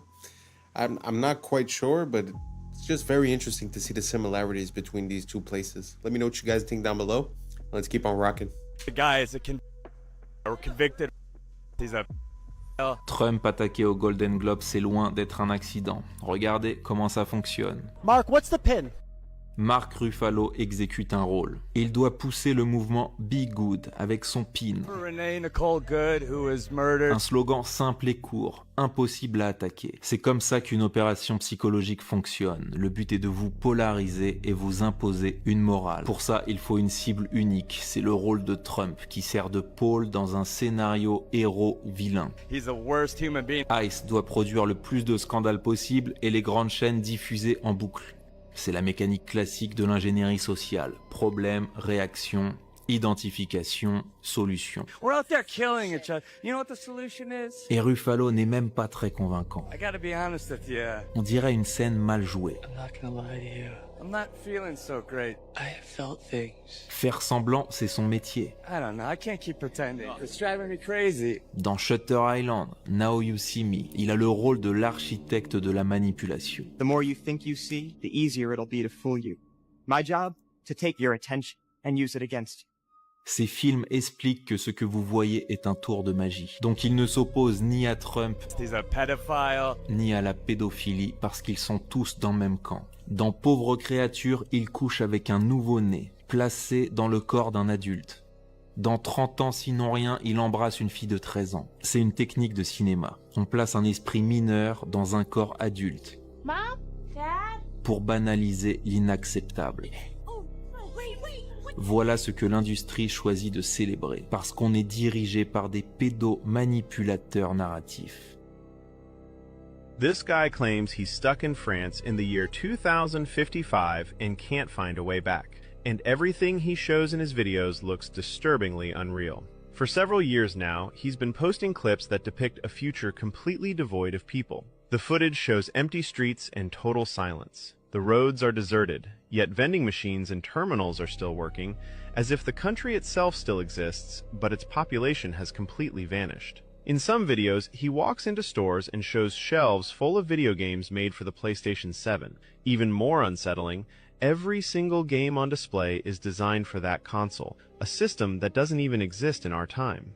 One detail in particular really alarmed viewers. A nearly empty vending machine with just one bottle left inside. The date on it is clearly visible, April 2055. According to him, it's a drink that hasn't even been released yet in our present day. Even more disturbing is the moment when he enters the Louvre and films the Mona Lisa from up close. The room is completely empty. No guards, no tourists, as if time itself has frozen. He does the same with the Eiffel Tower, showing it surrounded by absolute silence and emptiness. What makes the story even more unsettling is the fact that he started posting these videos long before the explosion of AI and modern visual tools. This is the story all about how your life got flipped, turned upside down, and the reason why you're a slave to the central banking cartel. In 1791, the Rothschild banking dynasty lobbied for Alexander Hamilton to install the first central bank in Philadelphia, Pennsylvania. They secured a 20-year charter that lasted from 1791 to 1811. By 1811, the United States refused to renew the charter. They were sick of the Rothschilds. So, in 1812, the Central Bank of London, under Rothschild control, financed the War of 1812, where England attacked the United States and burned the White House to the ground. By 1816, the bankers secured a second charter for another installment of the central bank in Philadelphia, Pennsylvania. By 1835, after 19 years of economic manipulation, the seventh president, Andrew Jackson, who was fighting the banking wars, did and ultimately got assassinated. Everything he could to kick the bankers out of the United States. This is why he vetoed the recharter in 1832.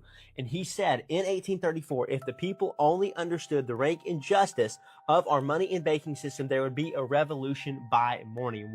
And I try to inform you guys. You listen to my podcast, you would know this already. What did they do? They attempted an assassination. This is going to become a common theme that we're going to revisit. But for now, Jackson issues a specie circular, which means no more deposits to the central banks, only deposits into national banks. He cuts them out of the picture, and he pushes for only gold and silver. What do they do? Send us into a depression. By 1837, more economic manipulation. But the good news is we go to a credit-based system, but one without the central banks. By 1850, the middle of the century, Jackson had killed off the second bank, and there was no more central banks in the United States. I won't stop him forever. At that time. By 1861, the United States didn't need the central bankers anymore, but they saw an opportunity. War is the perfect way to divide a nation and get us back into an international debt system. Well, clearly he has a lot of information, but he didn't even get to the juicy part about the Federal Reserve, but he does a pretty good job of explaining what happened before that. Because yes, it did all start with the Napoleonic Wars, and they have fought very hard to make it into America with the Federal Reserve, and they didn't stop there because they are now attempting to take over the world with the IMF, and they're unfortunately doing a pretty good job of it. That's pretty interesting. I know way more about from the Federal Reserve and beyond, which I think was 1933 or something like that, 2933. And it's actually interesting to look at before. And like you said, you know, like it makes me wonder if they got kicked out, and then eventually they say, oh, something like war could help us gain back control. Makes me ask a lot of questions about the first and second, because at the end of the day, it happened more or less between those two, you know, the instauration of the Federal Reserve, then afterwards the income tax. So the systems under which we are feels like they were implemented around that time. So it's kind of interesting to look at what happened before. I had no idea that they already had the central banks, got kicked out, and then reasserted their power. It's pretty interesting. That's all connected with the Titanic, with Jekyll Island. I'll do a deep dive soon enough. Let me know what you guys think down below. Did you guys know about this? Let me know if there's any parts that you feel I missed. I'm always curious to learn more about the methods by which we are enslaved.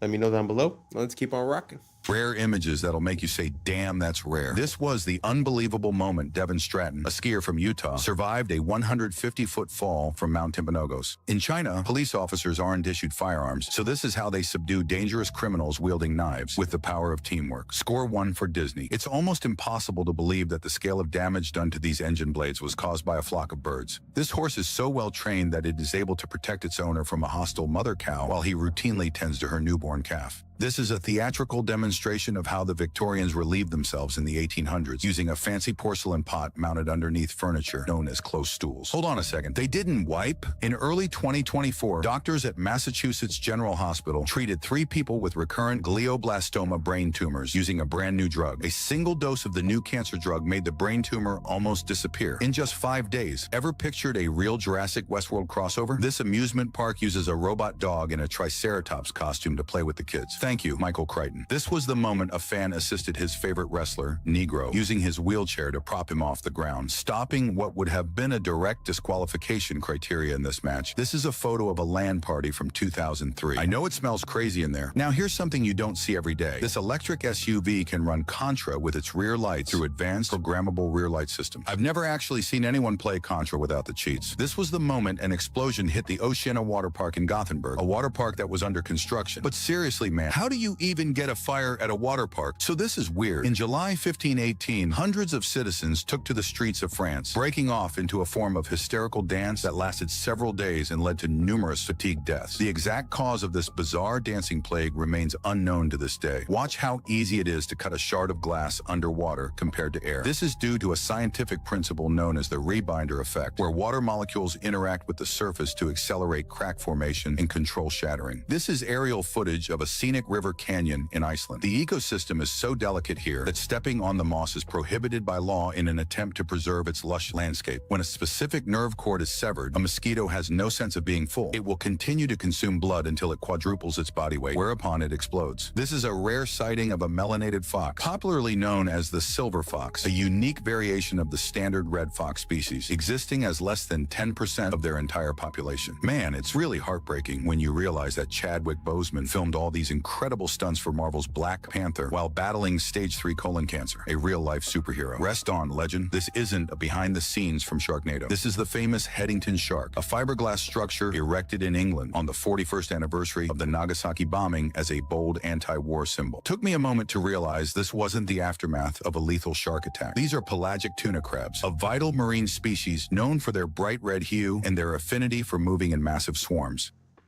I am now 20.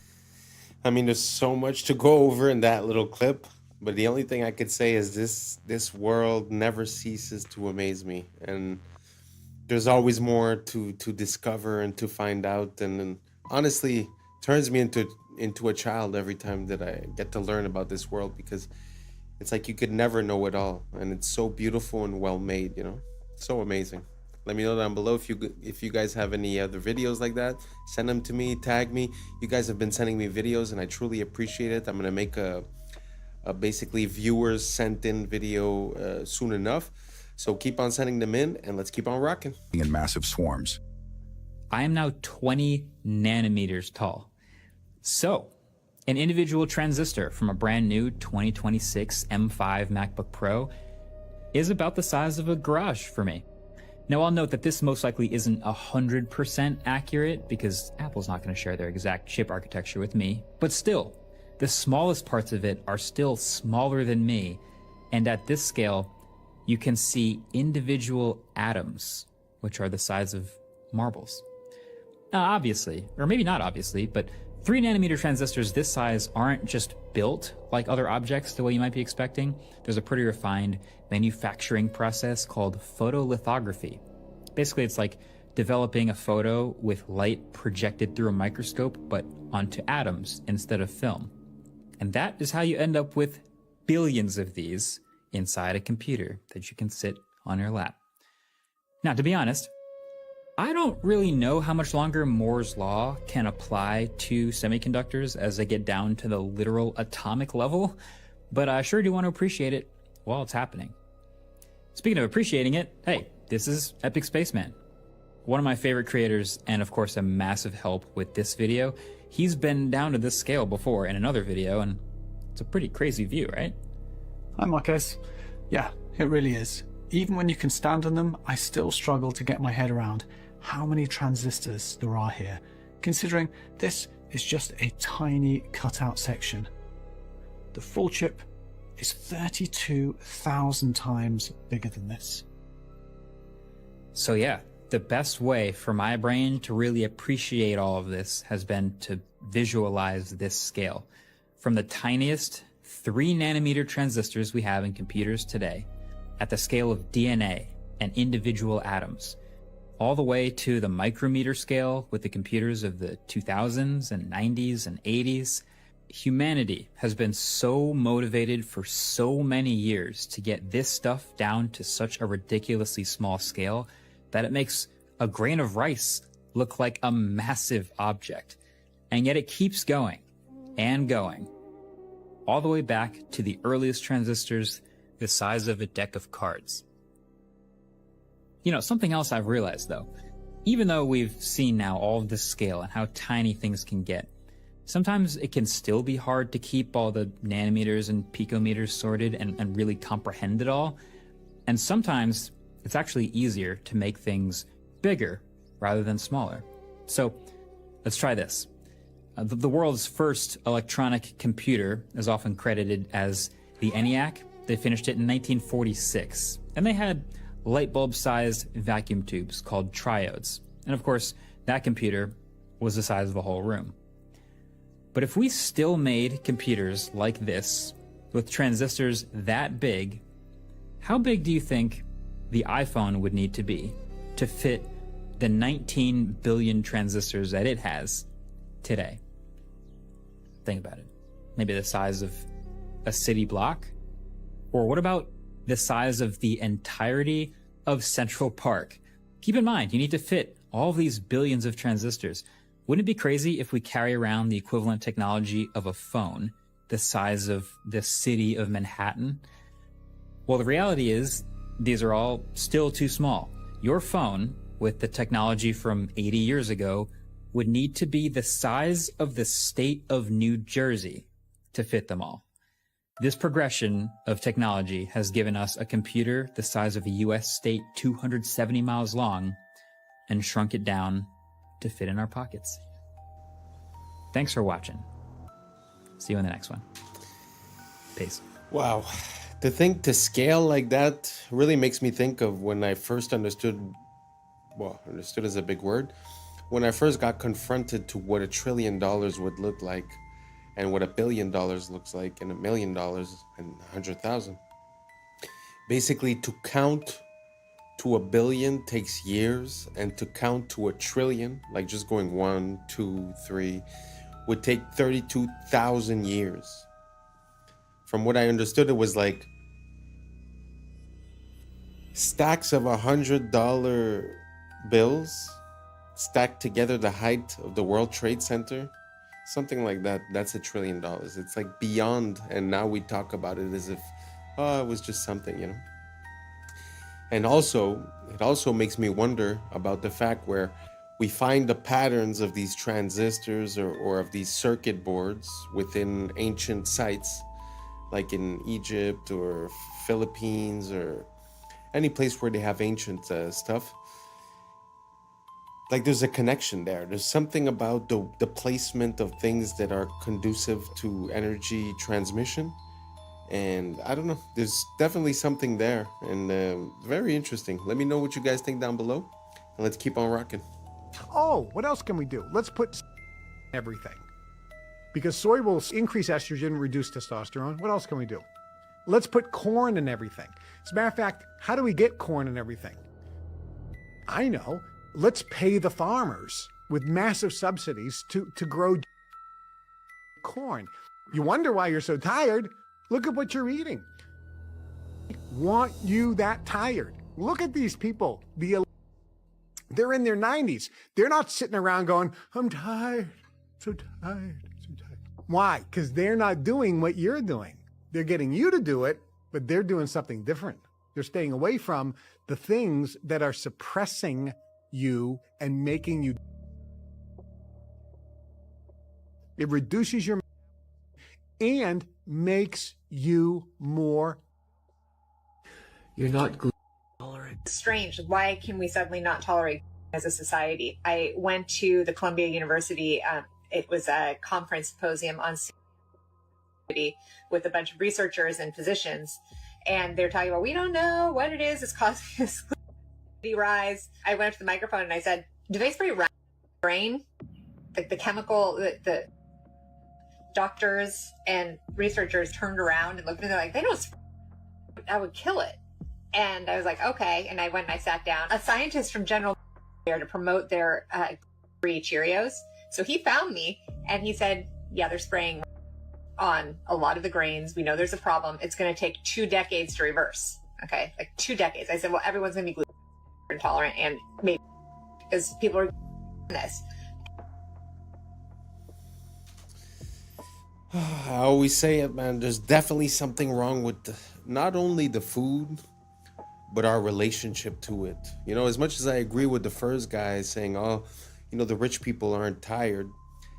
Yeah, well, you know what? I feel that within the people in my environment and my surroundings.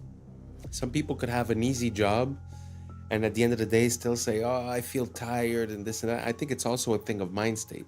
You know, like I used to work 7 days a week for a while. I had my own business, and you know, obviously you're tired because you're there 12 hours a day. So I would go from work to home to work to home. And eventually I said, you know what? From now on, I'm also going to try to live. So when someone would offer me something after work, I'd always say yes. And the funny thing that I realized is that by doing more, somehow I had more energy. And since then, I've sort of changed my perception towards events. And that tiredness is gone. The energy is up. Now, all that being said, we're going to put it to the side. There definitely is something wrong with the food. And, you know, the fact that the people that provide us with the food are running under a capitalist system or way of, you know, operating, it makes it super logical that to maintain profits and not necessarily raise the price, you would lower the quality of what you're offering. So all that to say, I understand that it's their fault in a way, but really we vote with our dollar and with our dependents. So, you know, it's something to keep in mind, you know, like we could always blame someone else, but at the same time, we need to understand how we get to that point. And I think the root core issue of that is that there's certain things that are needs and certain things that are luxuries. If we apply the same system to both, it's kind of normal that we get the same results in both. So I encourage everyone to rethink our relationship with not only the food, but the people providing it to us, and try to think of ways that we could do it ourselves or just not encourage them, and try to figure out why we are here. So that was it for today. Thank you so much for rocking with us.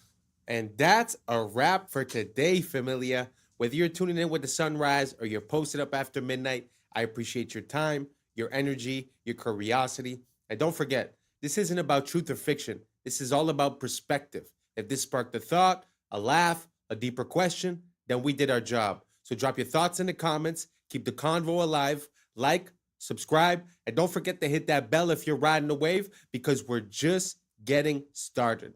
So until next time, stay grounded, stay weird, stay critical. I'm Adam Strain, and this has been Adam Strain Reacts. Peace!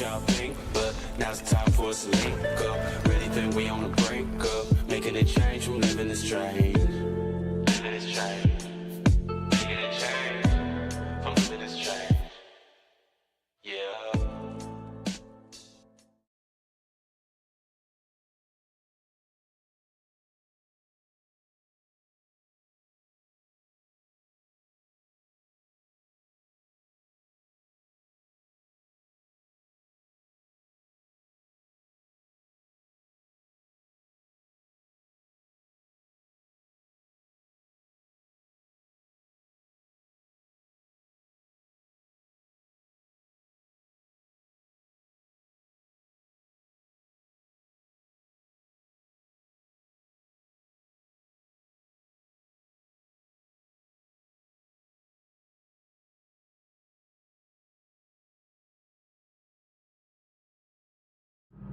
Yeah.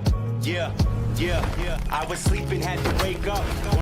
Every reason I could think of. God, till the day I keep the ink up. What's up, YouTube? Today, we'll be watching disturbing TikToks that'll make you question reality. So without further ado, welcome to Adam Strain Reacts. Let's get her done. They've been keeping this from you. This is the underground city that was found beneath Los Angeles by a man named Warren Shufelt. It was discovered using a device he invented to detect underground tunnels and caverns. Shufelt mapped out a network of passageways stretching for miles beneath the city. And here is where it gets crazy. His maps indicated a central chamber filled with gold and advanced artifacts. Shufelt said that upon analysis of the artifacts and the scriptures found within the passageways, they all pointed to a lost continent named Lemuria. Despite his groundbreaking findings, city officials abruptly shut down his excavation. They officially claimed that the tunnels were old subway lines. But this is where they messed up. The Los Angeles subway system didn't begin operation until 1990, over 70 years after Schufelt's discovery. So what subway lines were they referring to? Some speculate that they were referring to an ancient civilization that had access to a subway-like system. Some have even gone further to say that the city officials had knowledge from the future. They knew that Los Angeles would eventually have a running subway system in the years to come, therefore it would be the perfect cover-up, perfectly concealing its true origins. Yesterday we witnessed... I find it very interesting when we find underground either tunnels or city streets and stuff like that. When we find them in Europe, people have a tendency to say, but Europe is really old, so they just built on top, it's normal. That's why I love to find these type of things in the United States, because the history of the United States is so young that it's kind of hard to explain away like a whole tunnel system under a street. You know, if you compare that to Paris, like the catacombs, you could say, it was in the 1600s, so they had a lot of time, this and that. But when it comes to the United States, like you see, the timelines are a bit off, and it's kind of hard to explain away. So what do you guys think about that railroad? Do you guys think that there was something below Los Angeles before the metro stations? Or do you think that maybe they got their wires crossed and they just made a mistake? Because I do know that New York has level upon level upon level upon level, probably 6-7 levels deep, one for gas, one for water. I think I've already mentioned this, but what do you guys think about this? Do you guys think that there's a system and that there was something there before? Or do you guys think that maybe we just made a mistake? Let me know down below, and let's keep on rocking. The heist of the century, where a group of thieves disguised as construction workers using this hoist ladder broke into the Louvre Museum in Paris and got away with hundreds of millions of dollars worth of items. Yeah, this is the same museum that the Mona Lisa is also kept. Now, this is being called a national disaster for all of France. Some of these items that were stolen were war amongst kings and queens and royalty. One of these items was worn by Napoleon III's wife and contained over 2,000 diamonds. Here are some of the items that were all stolen, and authorities don't even know. They can't even put a price on some of these items because they're so old, they're so antique, they're so unique. And what we know is they got in and out within 7 minutes with chainsaws, cut the windows, got in, cut all the, display boxes and got out within 7 minutes and left on mopeds, because in France the traffic is crazy, so they were just able to, maneuver their way out easily. The authorities are saying if they're not caught within a week, all of these items are going to be gone. I find it very interesting that the governments have been screwing the people for so long, and what I'm seeing right here is the people start to fight back. This was professionally done, guys. In and out in 7 minutes, that is crazy. Where's all the security and everything? It was done Sunday morning at 9:30 a.m. in broad daylight. Let me know what you guys think about this in the comments down below. Don't forget to like, share, and follow for more hidden truth. Peace and love. Everybody is complaining about exploding watermelons. Here is the video. Walmart watermelons exploding everywhere.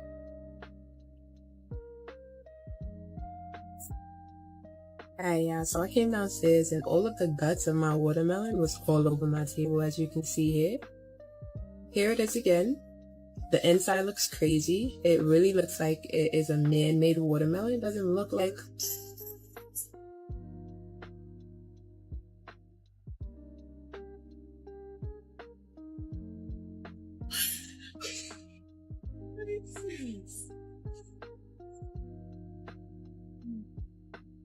The second watermelon from Kroger that's been doing this.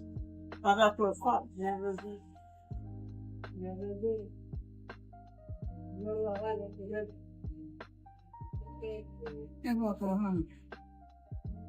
By Kroger.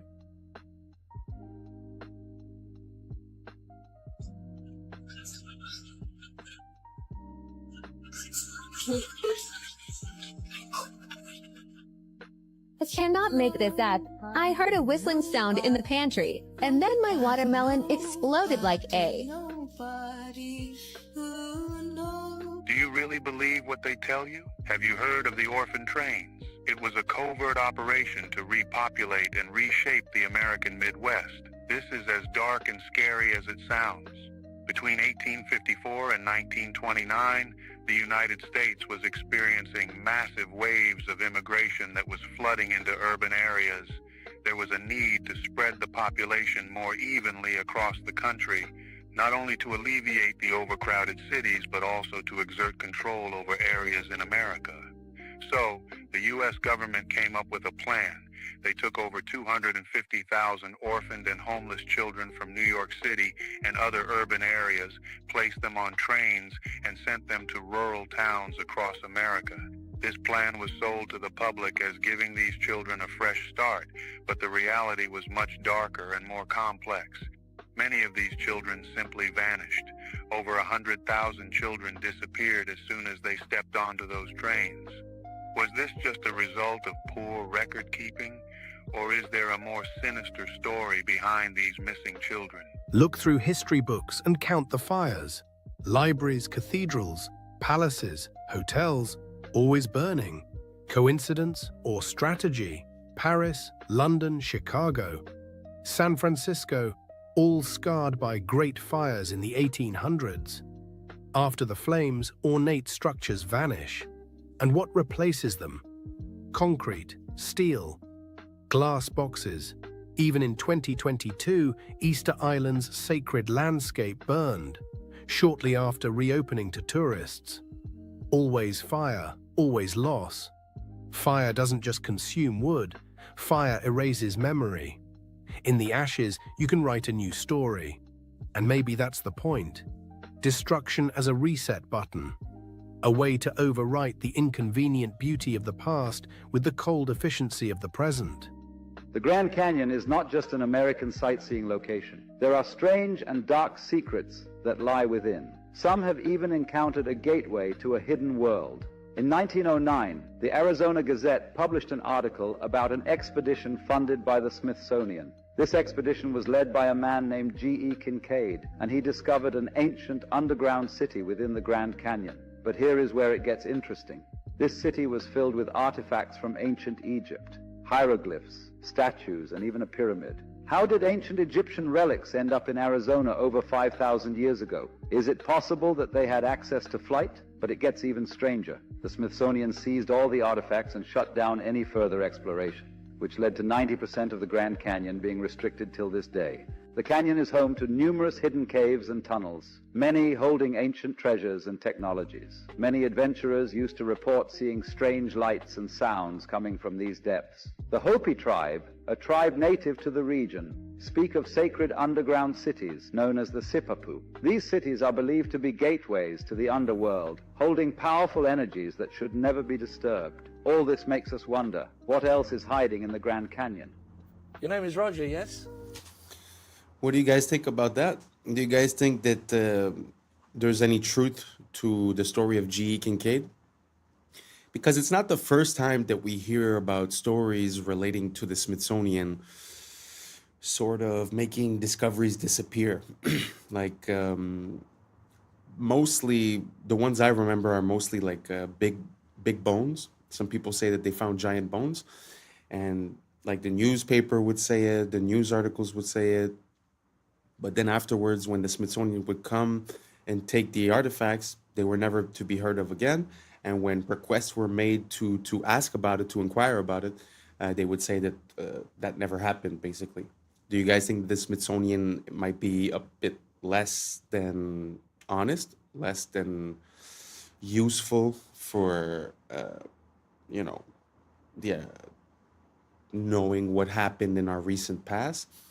Do you think that they might be hiding some stuff? Or do you think that maybe it was false articles, false stories, people trying to be famous for some reason or another?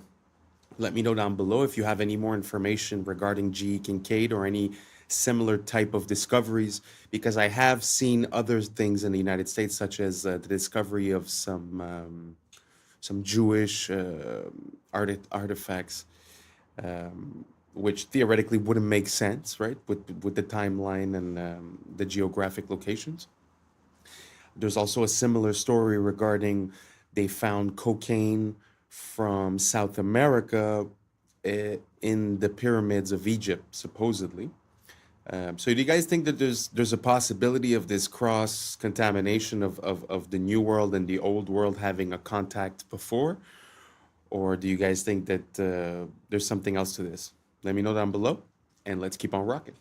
Roger. Ah, that's your name. Roger. Good. And what do you do, Roger?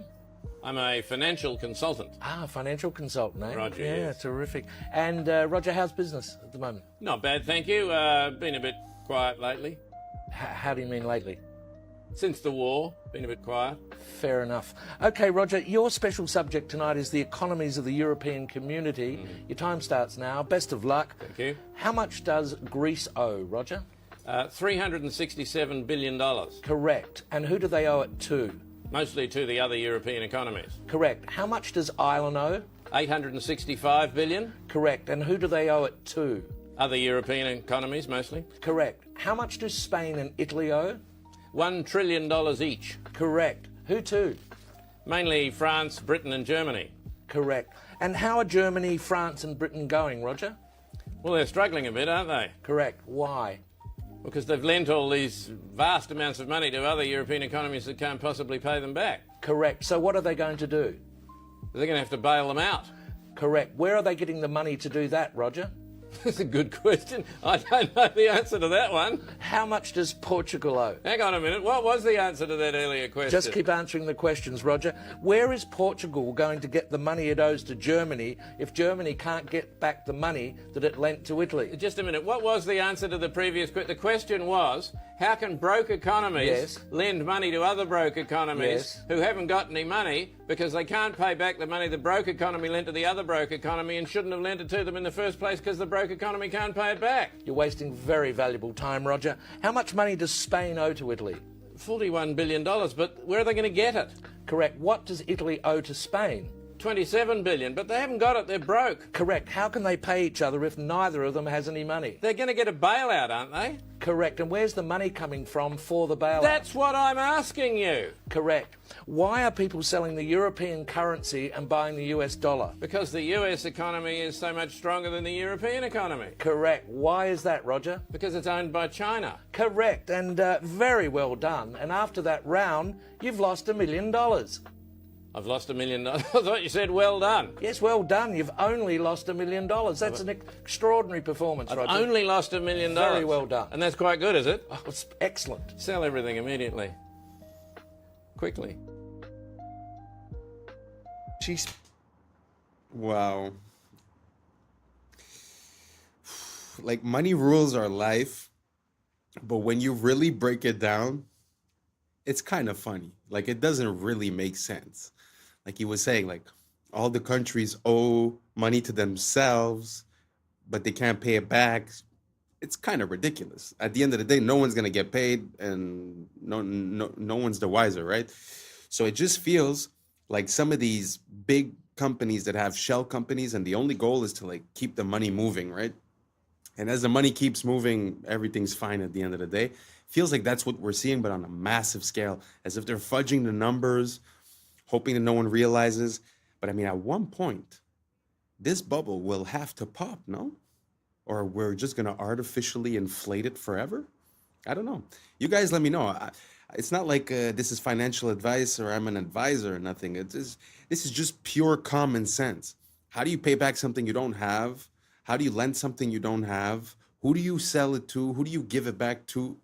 It really doesn't make sense. So if you could shed some light on this to me, go for it, and let's keep on rocking. Speaks the real truth about men. You don't want to miss it. Realizing, I think the real thing that they find attractive in women is a woman who is incredibly nurturing. I think no matter how self-sufficient and how masculine a man is, but when a woman takes care or predicts his needs before he says it, he can't help but melt. So if she knows he might be hungry and there's something ready, if she knows that he might be tired, there's a coffee ready, if she knows that he's got work in the morning, he's going to be in a rush, there's a shirt ironed, these kind of nurturing acts makes a man feel loved. And I don't think they realize it because they're so conditioned to not expect that from women anymore and see that as oppressive and see that as toxic. They're just like, oh no, I don't even expect that. But when they receive it, they act like babies, like just received an opened present. They're like, oh, coffee for me? Like, you know, like you did that for me? And it's like, oh yeah. And I think they don't realize that that is actually their universal love Men language. are very simple. We're not complicated. We're just looking for a good, godly woman that wants to be with us and take care of us and be for us. And if you agree, type amen. It was a prank. They got a doctor to wake him up and tell him, you're waking up from a 12-year coma. You've been in a coma for the past 10 years. Well, all right.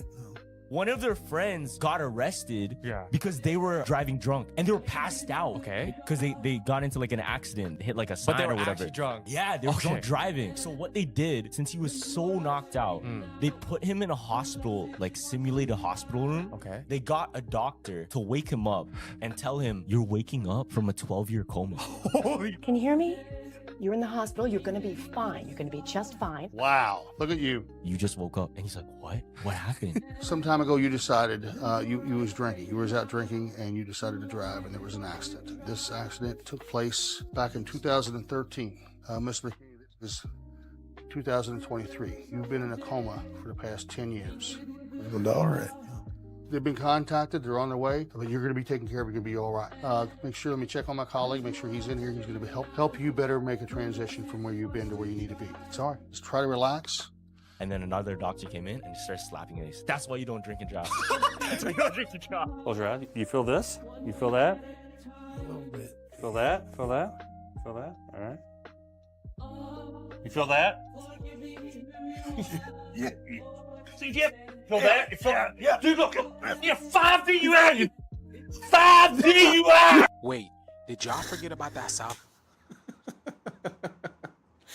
I don't know who they got the right to do that from, because theoretically that guy should be going to jail, right? But man, people do need consequences to their actions.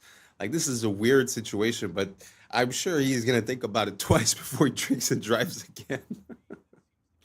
Sorry, I just found that super funny. Let's keep on rocking. Antarctic magnetic anomaly. Well, listen to this, y'all. Check this out.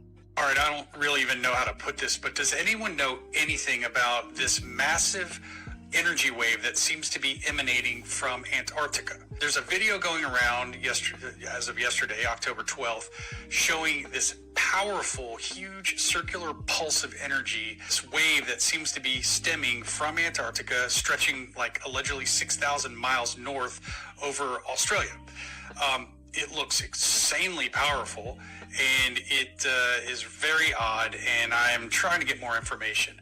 I mean, some people say it's just a glitch. Some people say it's some sort of pressure system. Others are convinced it's something else entirely. We do know that Antarctica definitely has a very mysterious past. So whatever it is, it's strange. But if anyone knows anything, or you've seen this actual data yourself, can you please tag someone or comment below with... Now, I was combing through these comments, and everybody is feeling the same thing. People are feeling exhaustion, ringing in their ears. They're feeling frequency. People saying to the point that they don't even want to get up and do anything. They don't want to go to work. Hell, they don't even want... People can't even digest food properly. Now, as you guys may know, we are going through an ascension process, and the planet is splitting. There's a 3D shift and a 5D shift. It's all about frequency, all right? And I go into depth of why people are experiencing this. If you guys want to check it out, here's my Instagram, Conscious Juice. Here's the link over here, the link tree, and click on it, and then the Patreon link should pop up. And it's the very first video, okay? I go into detail on why this is happening and why people are experiencing the ringing in the ears and all about this, okay? Go check it out, y'all. But I've been telling y'all, this is all part of the shift, and it's here. They feel it. They see it. Let's continue to get it. Peace in. Breaking news. What do you guys think about that? The frequencies that are emanating? Do you guys think that maybe it's a mistake with the tools that they're using to make their readings? Because I've heard that also the Schumann resonance also is a bit crazy. I mean, is it the solar flares? Is it the technology that we're unveiling here on Earth, like the 5G and all this, and technologies that we don't know about that the military maybe might be using? So what do you guys think? Do you guys think that there's something wrong with the planet? Do you guys think that there's an abundance of frequencies? He said that some people are feeling it. Have you guys felt it? Did you feel ringing in your ears, problems digesting, this and that? Let me know down below. Let's keep on rocking. A man named Noah in Ghana is building an Ark of Doom. It has become a hot topic across the country after claiming that what happened during the biblical days of Noah is about to happen again. According to him, starting December 25, 2025, a heavy rain will fall continuously for 3 years, flooding the entire world. He says God revealed it to him, and he has already begun building an ark to prepare for what's coming. Noah, who lives in a small community in Ghana, says he has spent months gathering strong, seasoned wood to build the ark. He claims the materials are not ordinary, that each piece has been prayed over and chosen under divine instruction. While many people laugh at him and call him crazy, others are beginning to pay attention. Some say, wasn't it the same thing people said to the first Noah? They mocked him until it was too late, despite the criticism. This modern-day Noah says he will not stop. He believes his mission is to save as many lives as possible before the rain begins. He invites anyone who believes to join him in building the ark and preparing for the flood, whether it's faith, fear, or pure conviction. This drives me nuts. Not gonna lie. That's Anchor Watt, and that's something that we use every day. About 10 years ago, Anchor Watt was scanned with LiDAR to remove the trees and see what's underneath them. When they did that, these appeared. Let me put this into perspective. Anchor Watt is the biggest temple on Earth. 7 Anchor Watts could fit comfortably in whatever that is. That squiggly geometry is used by your credit card and your festival wristband, and Walmart when it tries to stop you from stealing stuff. These are RFID chips. They don't need power, but they couple with an antenna sending a signal, which is crazy because Anchor Watt's aligned to a star. It also has the exact geometry of a camera sensor that converts light to electricity. The only difference is scale. And the temple has the geometry of a timekeeping oscillator, which is exactly what it does using the sun. The towers are shaped like the signal coming out of your phone when it connects to a tower. A cross-section of these towers is the same geometry as a corrugated horn antenna. The shape of a computer chip is functional, not aesthetic. That's because they're meant to manipulate electrical vibrations. Well, between the ionosphere and the ground is a current called the global electric circuit. This seems like too many coincidences, which is why about 80% of my research is focused on this exact topic. And on Sunday, I'm doing a live stream. Latest research, how it works, the role of sound in these things. Any purchase of the birthday bundle or the mastery suite will get you a free pass into the inner grid where I will be hosting that talk. You want to go? You should go. Don't make it weird. It's not clingy if we both want it. Now let's get into... That's very interesting. What do you guys think about the correlation between ancient sites and modern electronics? Do you think one is inspired by the other? or the other is inspired by the one. Meaning that did we recognize these patterns and then incorporate them in our technology? Or did we just create the technology and then, hey, look, this looks like that? I don't know. If anyone knows, let me know down below. But what could it mean if the way that things are structured and the way that they're presented and their alignment is the exact same as our computers? What would that imply? That this world is a grid, that this world is a computer, that this world is, I don't know, a game? I don't know. What would it mean to you if we were able to prove that? Let me know down below. And I'm very curious to see what you got to say. And let's keep on rocking. There's something even stranger. Meltology. Not in your history books, but it's there if you look. Old walls, ruins, what they tell us are natural mountains. Glance quickly, you'd believe it. But up close, you see melt marks. You see drips, flows, stone that looks like it was once liquid. Outside, scarred, jagged like lava. Inside, preserved sharp, arches still intact, columns still standing. So what is it? A natural mountain? Or a giant building burned so hot it fused into rock? Nature doesn't carve perfect arches. Nature doesn't make flat walls cut like a blade. Those things are not natural. They were architecture. And now we call them mountains. So the real question is, who built them? When? And why were they all burned, melted, buried? 1923, these local authorities that were sided with the USSR, they come into this Ukrainian village and they tried to get the people in this village to sign a petition to basically get rid of their church. What it was met with was everyone protested it and they're like, get out of here. We're never signing that. We're never shutting down our church. So the authorities left, but they left and they're really mad. And right outside the village, there's this giant wooden cross, the metal figure of Jesus on it. One of these police officers, they struck the side of Jesus on the cross, instantly started pouring out blood. What? Freaked them out. They ran away from it. Word spread real quick. And by that evening, over 30,000 Christians in Ukraine gathered around this cross and were praying. For weeks, these soldiers, they kept on trying to remove the cross. And they said that they were not able to because they felt an invisible force pushing them away. Wow. And this Jewish doctor, he's like, I just want to see this. And so he goes and collects a sample, tests it, and he's like, it's blood. Oh my gosh. There's blood pouring out from the side of Christ. The USSR, they're heavily persecuting the Christians, so like a lot of people were like turning away from the church. Yeah. But it basically rallied them back up, at least for a short time. And then the USSR came in, they were finally able to tear down the cross, and then they outlawed and destroyed all crosses within Soviet Russia. Good Lord. You fully believe that story happened? I do, yeah. Y'all, that shift is a lot closer than you think. What you're witnessing right now is not just a light in the sky. This is the cosmic breath of the black sun, the hidden heart of creation, pulsating beneath the crust of the earth. These auroras, they are not decoration, they are communication. The heartbeat of Gaia that is sinking, the pulse of the cosmos, the solar radiation, the cosmic radiation, the green ray, the emerald fire. This is the vibration of love and healing itself. It's the heart chakra of the planet that's activating, reminding you that the heart and earth are reflections of one another. So if you're feeling unfamiliar in your body, if your emotions been rising and your sleep patterns been strange, understand that your DNA is tuning into the new frequency of the sun that's behind the sun. The Kundalini of the planet is awakening. As she rises through her poles, she's igniting the serpent of light within you, the ancient fire that's sleeping at the base of your spine. These colors are not random. These are cosmic codes. Every shimmer of violet, gold, jade, that is intelligence, a sacred language of plasma that we have forgotten, and it is rewriting the magnetic song of humanity.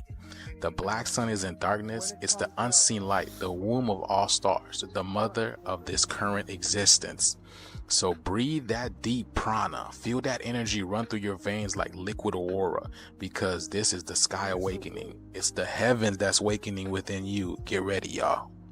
This video, I really don't know about anything that he just said, to be honest. It sounds like a lot of hoopla, but that is so beautiful though. And I will put in the next video a bit of an explanation about what he was referring to with the black sun. It's like a whole mythology based upon that whole idea. I'm gonna enter it. But has anyone ever seen the Northern Lights or that type of thing themselves? And if so, let me know how it made you feel. I'm very curious. He was talking a lot about heart, emotion, chakra, and all that stuff. But I'd be very curious to see if it has like a physical or a magnetic or an energetic effect on people. So if ever you witness one, just let me know how it made you feel. And let's keep on rocking. Confirms more than you may think. It's going viral on Twitter. It's water gushing out of a tree these guys have started to cut down. However, we have a lot to unpack here. I promise you, if you stick through this video, you'll be freaking shocked at the end of it. So the obvious thing is, okay, we shouldn't be cutting down this tree. Duh, how big is it? How old is it? Is it 1,000 years? Is it 500 years? It's not 6,000 years. It's not older than 6,000, rather, I should say. We should talk about the age of the earth in another video. The next thing, though, is I've seen them cut down massive oaks and other trees in North America and water gush out of the stump. And the comments was like, well, maybe there's just like a spring there, or maybe the tree like wrapped up around a water line that was like leaking and now it's gushing out.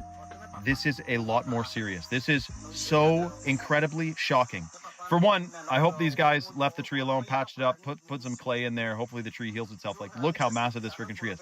But do you remember seeing tabletop mountains in Peru, South America, all over the place, tabletop mountains that have a waterfall constantly flowing? And I'm not talking about an ice-capped mountain. Ice-capped mountains with waterfalls, we know it's snow melt. Yes, but check this out. So have a look at this. We have a tree stump, and we have perhaps an ancient gigantic tree stump as described in many different ancient texts. Notice the waterfalls pouring off of this tree stump. We're talking about a flat plateau. There's no lake up there. Is it that the roots of this tree, when it was anciently still alive and connected, I mean, the ancients believe that even rocks are alive, so that would make sense if rocks are remnants of ancient trees anyway.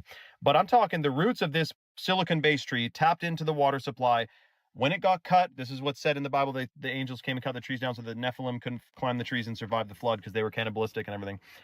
Cut the tree, and the waterfalls are still flowing out of it. We may have cracked the code. Let me know your thoughts. And hopefully this tree survives and they patch it up. That's what I'm talking about. I've been thinking about this for actually quite a while, because I was at the top of a mountain. I was looking at this waterfall and I was wondering, how is it possible that the water just keeps flowing? And to be honest, the only thing I could come up with in my mind is that there's sort of like a pressure that's created to make the water go up and then it goes back down, because it's impossible that it's just rain. Because when you look at like a little river or waterfall, I mean, those are thousands of gallons per second. So, I mean, there's no way to have that amount of water constantly flowing, because if it was rain or something like that, it'd be less sometimes, more sometimes, but somehow these waterfalls are very stable. And the example that he was showing there on the mesa, obviously, how do you explain it? Because there's, like he said, there's no river on top. There's no source of water. It wasn't raining. So it's very interesting. What do you guys think about that? Do you guys think that the water somehow has a way of completing the cycle? Sort of like when you would have a pump and it pumps the water up and then the water goes back down and then you restart, sort of like how we use fountains and stuff like that. Do you guys think it works like that? Or is there another explanation that I am completely missing? So if you have an idea, just let me know down below, because it's been something that's been in my mind for a little while. So I'd be very curious if you could help me out. Thank you so much. I appreciate you being with us today. And that's a wrap for today, familia. Whether you're tuning in with the sunrise or you're posted up after midnight, I appreciate your time, your energy, your curiosity. And don't forget, this isn't about truth or fiction. This is about perspective. If this sparked a thought, a laugh, a deeper question, then we did our job. Drop your thoughts in the comments. Keep the convo alive. Like, subscribe, and don't forget to hit that bell if you're riding a wave, because we're just getting started. So until next time, stay weird, stay grounded, stay critical. I'm Adam Strain, and this has been Adam Strain Reacts. Peace.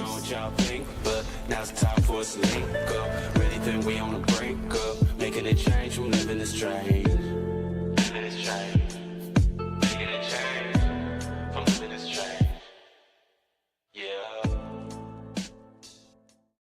We very well could be in a matrix.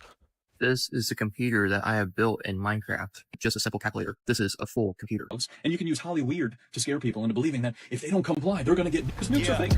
Yeah. I was sleeping, had to wake up. Why? Every reason I could think. What's up, YouTube? Today, we'll be looking at disturbing TikToks that'll make you question reality. So without further ado, welcome to Adam Strain Reacts. Let's get her done. SpongeBob was created to entertain all of the kids that Jeffrey Epstein took to his island. No. SpongeBob's license plate, if you put the address into Google Maps, it takes you to Jeffrey Epstein's island, Little St. James. No, it's actually real. Oh, dead ass? Yeah, like, oh my goodness, fam. That's like, it'll take you to Jeffrey Epstein's island, fam. Not SpongeBob. And then think about it. Who lives in a manor under the sea? Are you ready, kids? That's the first thing they say. Are you ready, kids? Aye, aye, Captain! I can't hear you. Aye, aye, Captain! Oh, who lives in a pineapple under the sea? And they show one island on the water. The Nickelodeon symbol is literally the island as well. I didn't know about Why would you that go one. to that island? Stop it. Why would you go to that island? You know that song?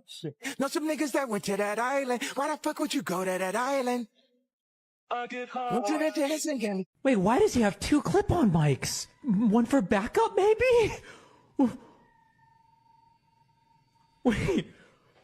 One for backup, maybe? Wait, here's a picture of him. Look at the background pictures.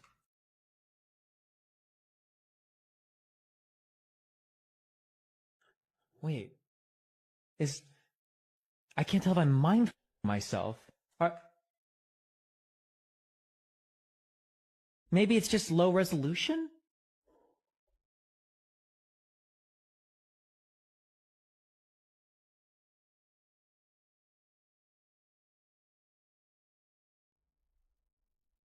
Look at the book names.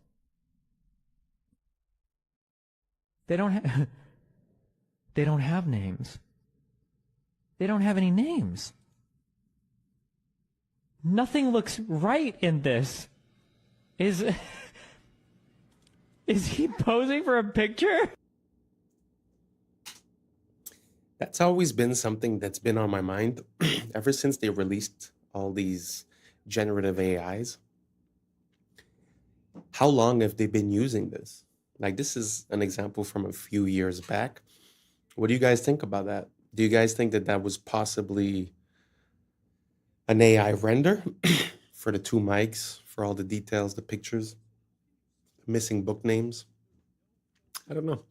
Do you guys think it's possible that maybe in the past 5 to 10 years, some of the songs that we were listening to might have been generated by AI? Or some of the images we've been seeing, some of the videos we've been seeing? Because we know that deep fake has been around for maybe, I don't know, 10 years, maybe 5 at least. So do you guys think there's a certain level of possibility? Because they do say that whatever technology is released to the people, the military normally is 10, 20 years ahead. It happened that way for the internet, for Bluetooth, for all these protocols that basically they were using, and then they found, I guess, an advantage to start rolling it out to the people, like creating an information grid, like being able to monitor what people think and do. So I don't know. Do you guys think it's possible that maybe they've been using AI way before they rolled it out to us? Simple question. Let me know down below, and let's keep on rocking.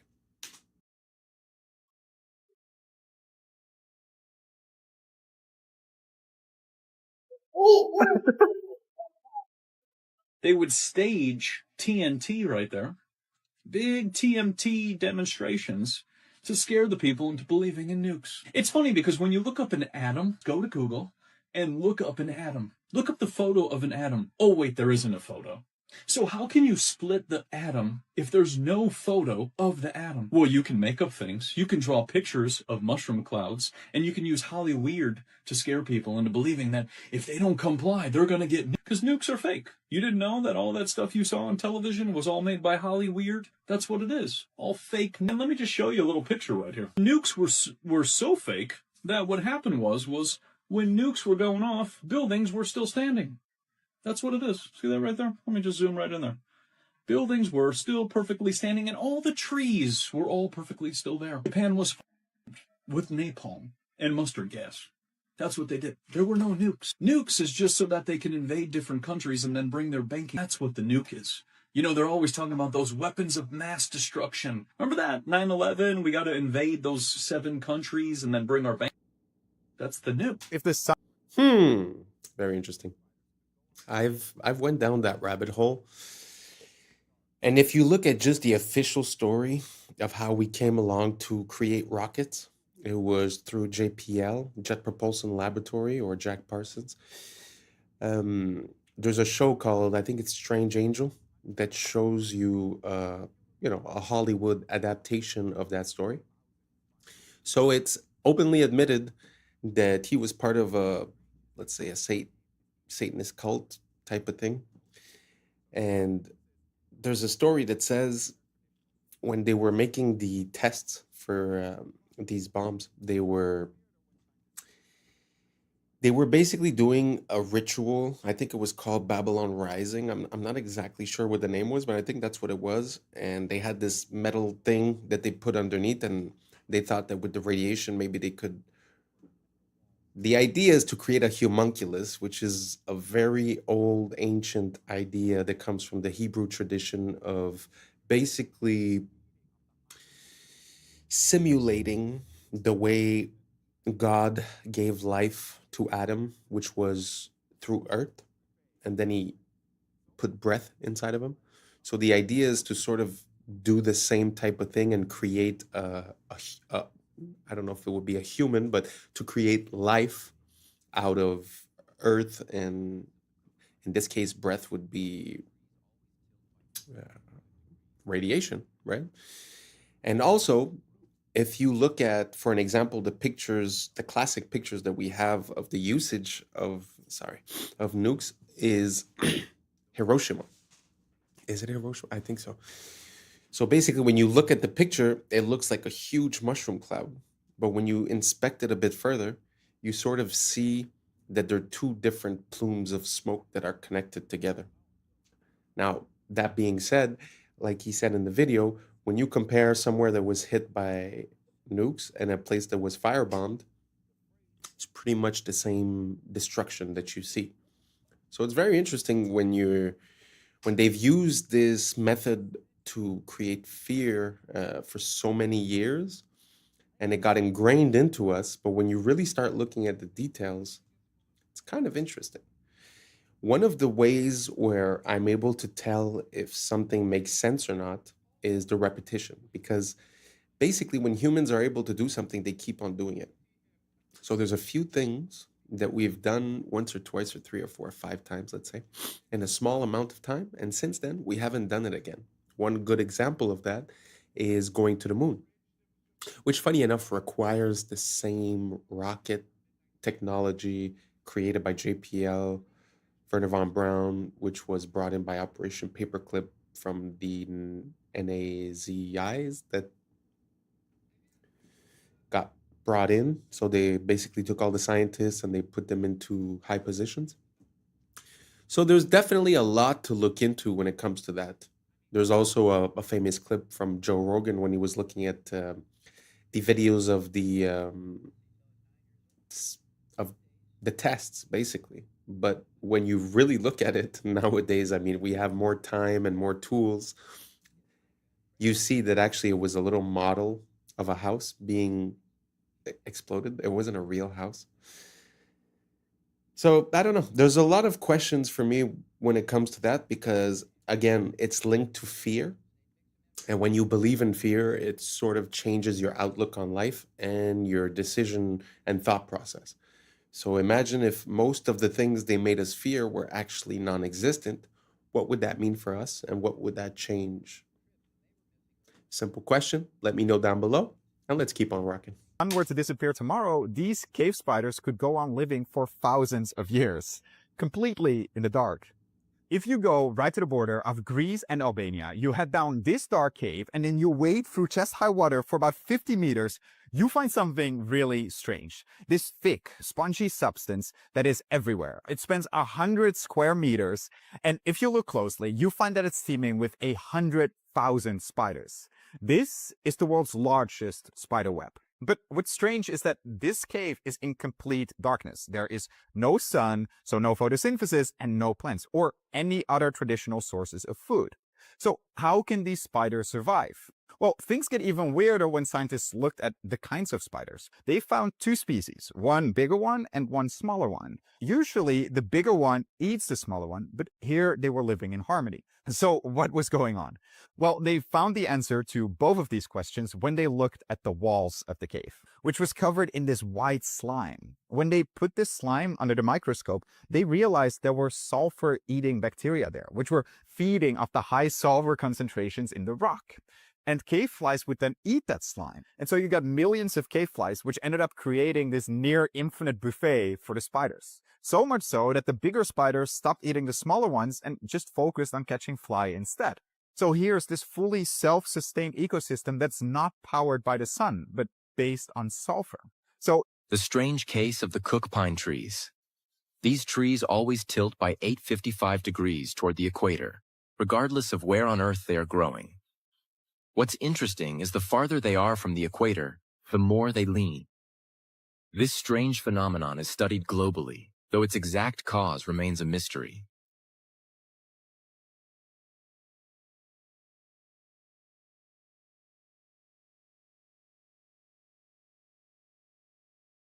Let me see. This drink say point of view of a mountain goat. All right. Damn. Ain't even put the seatbelt on. Them trains moving like shit. We need to change the phrase to mountain goat power, not yo. What the fuck? Yo, what type of suspension do this nigga ankles got? Ain't no fucking way. Ain't no way. Wow. I don't know if that's real or not. To be honest, I'm questioning it because it's just so impressive. But man, incredible. What do you guys think? Real or not? Let me know down below. Oh, hey, did you hear about the found in Las Vegas full of and if you're wondering if this happened before, yes, it has. They found one in California, also owned by Chinese nationalists. Nice. Wouldn't it be crazy if authorities say the lab claimed to be selling test kits, but was allegedly reselling counterfeit diagnostic kits from China with no immediate... Yeah, okay. They had a fridge that was just marked. Imagine going to that for a midnight snack. Whoops. They had at least 20 potentially identified at the site, including...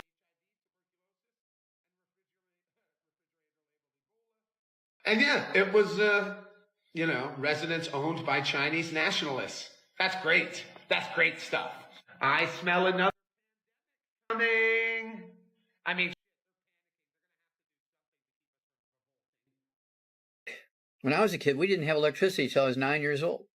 In those days, all the grannies used wood stoves. They didn't have electric stoves. And when Grandma had cravings, she had pica and cravings.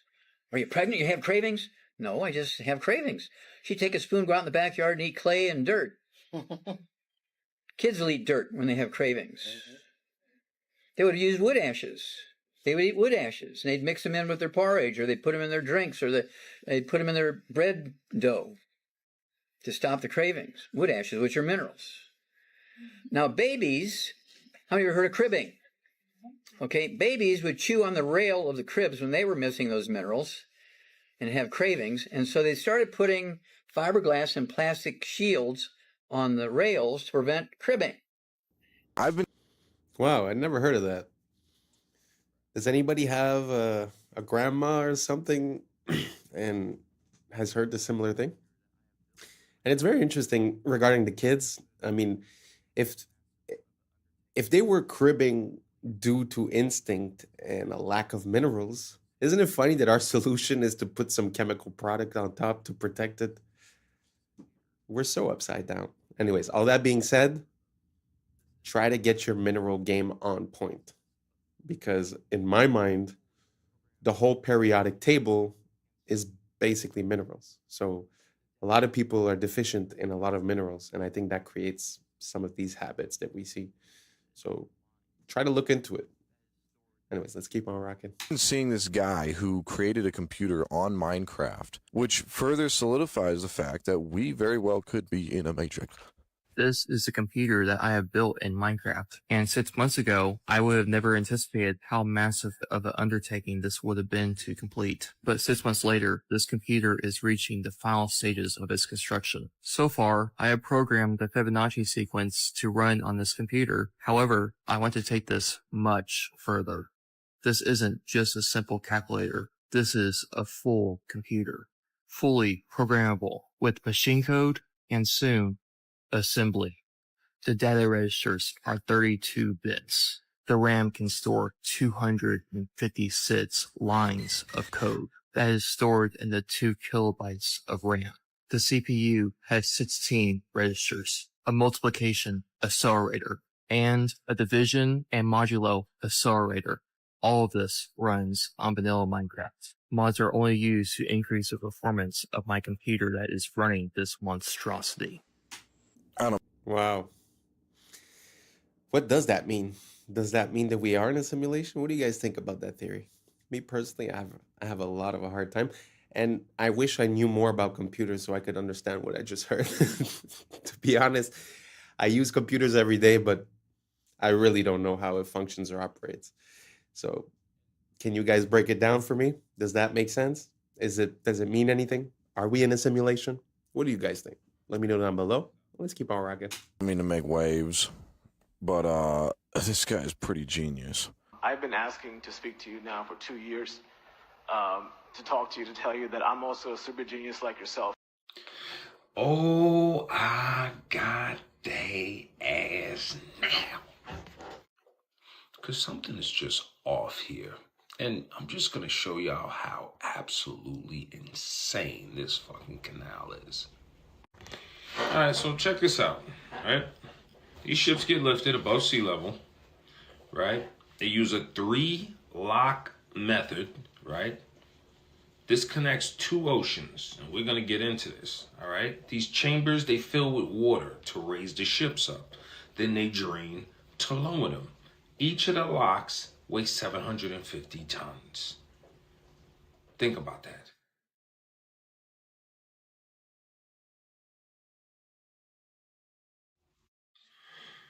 Panama Canal officially opened in 1914. 1914. Look down here. U.S. took over the project in 1904. This was after, quote unquote, the French supposedly attempted to. But as the French attempted to build this Panama Canal, 20,000 of them died from yellow fever and malaria and all kinds of shit, because you're down in the jungle and you got a dry season and they got a wet season. So the conditions are horrible. As you can see here, French company attempted. Look, malaria, yellow fever, resulting in high worker mortality. I looked at these construction photos and they weren't really very convincing. The whiteout over here and the train. These guys are supposedly excavating what it is you just now saw. More excavation photos. That's basically, that runs on steam. They said they were steam powered. This is them doing construction. I mean, I guess. Don't really look like it, but yeah, you know, whatever. Yeah, whatever. Supposedly they were using steam-powered machines and like steam shovels.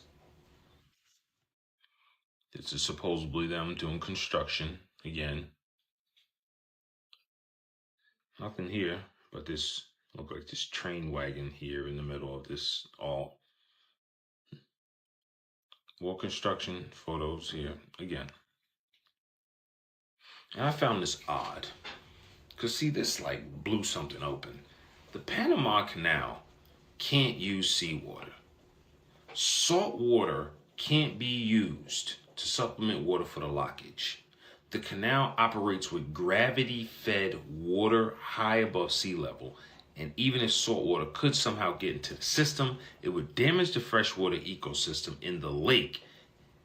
So, wait a minute, you telling me not only in a 10-year span did y'all dig out a 50-something foot long, mile-long canal that is now filled with water and has technological locks that fill in basins and lift and lower ships? But you also connected that to the lake, and you did this in you started in 1904? I'm sorry, I don't fucking think so. The biggest constraint to canal operations has been the availability of fresh water in the reservoir. The reservoir is here. That's Lake Juala. And basically, they use this lake, fresh water, to basically lower and raise ships here on these locks. But how did you know to connect this across and use lake water for locks? Like, I'm sorry, in 1904? That's the lake they get it from. Artificial lake in Panama, created by the Mandam Lang, serves as a crucial reservoir for the Panama Canal, providing water for lock operations, hydroelectric power. In 1904, y'all, we gonna just build this canal tied to a hydroelectric power system that is tied into the lake of the land, because we're gonna build a dam that, come on, man. When did y'all even build the dam? There it is, Mandan Dam. And then here is Ala Juala Lake. So that is dammed up. The canal is all the way down here, okay? And I'm about to show y'all how this works and how this runs, which is just absolutely wild. There is absolutely no way. I mean, just think about everything that's going on here. You got a lake dammed up here to feed a reservoir down here, which can't use the water from the Atlantic or the Pacific. So the canal is actually designed specifically to use fresh water. Where do you think this fresh water is coming from? Y'all know where it's coming from. Let's take a peek. Think about this. 1904. These people are building a canal. Look at this. Look at this ship. Look at the size of these locks. These are 750 tons, these locks. 750 tons. Look at this. It's going to fill out with water. Watch. Builds up, raises it up, puts it on a whole new level. What? Raises it up. Raises it up. Only using fresh water, look, from the lake. Look, and goes across the lake. It's going across the lake. It gets to the other side, lowers it. Look. What? Pete, look. Y'all did this in 1904. 750-ton locks using the water from the lake to move ships across from an... I'm pretty sure y'all see my issue here. You got a gravity-fed water lock ship moving system you're building in 1904 inside of the water with 750-ton locks. This is 50 miles long right here. You designed all of this in 1904 using the water from the lake? Look, it requires 52 million gallons of fresh water per ship. I'm pretty sure y'all probably thought it was using ocean water. Y'all ain't know it was using fresh water. Where you get fresh water from? You get it from trees. This is a tree that was cut down, and that's why water is just pumping out of here endlessly. As you can see, nothing is feeding this. It's just a body of water that's feeding the canal. And this is the main source of water for the people of Panama. This source of water right here is basically an ancient tree. This is tree water that is still being pumped out. That's where the fresh water is coming from. Fresh water, man-made, Gatun Lake, fed by Jacques River to operate its locks lifting. Gatun Lake, the primary source, an artificial freshwater lake created by damming the Jagris River. Look, fresh water, again, fed by rivers and rainforests, allowing ships to be... Rivers and rainforests, ancient tree. And just to show you what that looks like, you see how that's number 2, 3, 4, 5, 6, 7, 8, 9, 10?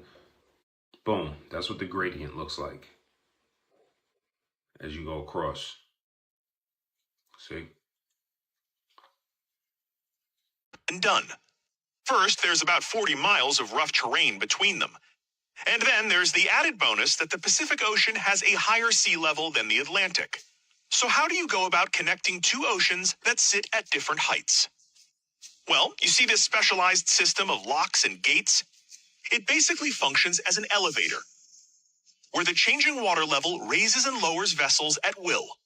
The gates are as tall as a 7-story building. They weigh an average of 690 tons, and they are open or closed by a hydraulic system in less than 2 minutes. Downright elegant in its design, the canal... They ain't built this, but when the mind's blind, the eyes... Wow. So much wrong with that somehow. Okay, where to start? Not only was that a crazy building technique project, right? But even before starting the canal, you needed to have that lake. That lake needed a dam to be created. And then later on, he was saying it's also connected to another lake, which that lake also is artificial, that needed a dam to be created. So now we're 2 dams away, and that's without even talking about the locks, and it's gravity fed. So there's no pumping whatsoever. And I have a question as towards those hydraulic locks. Like, how is hydraulics from 1904 closing a 700-ton door in less than 2 minutes? I don't know, man. There's really something beyond our capabilities. Although I must say that one of the secrets, I think, in this whole process is that to be able to show us some construction pictures, they revealed to us that they were using steam in a high capacity. Now, whether they built it or not, a whole other question. Whether they built the dam or not, a whole other question. But I think that's what's missing, you know? I feel like the same way they tried to take away the Zeppelins and the airships because they were presenting us with different technologies like the plane and the car and the combustion. I feel like it's the same thing going on there. That basically we have a hard time to envision how we built these buildings and these town halls and all these things. But what if it's because they were using a technology that we don't even know about?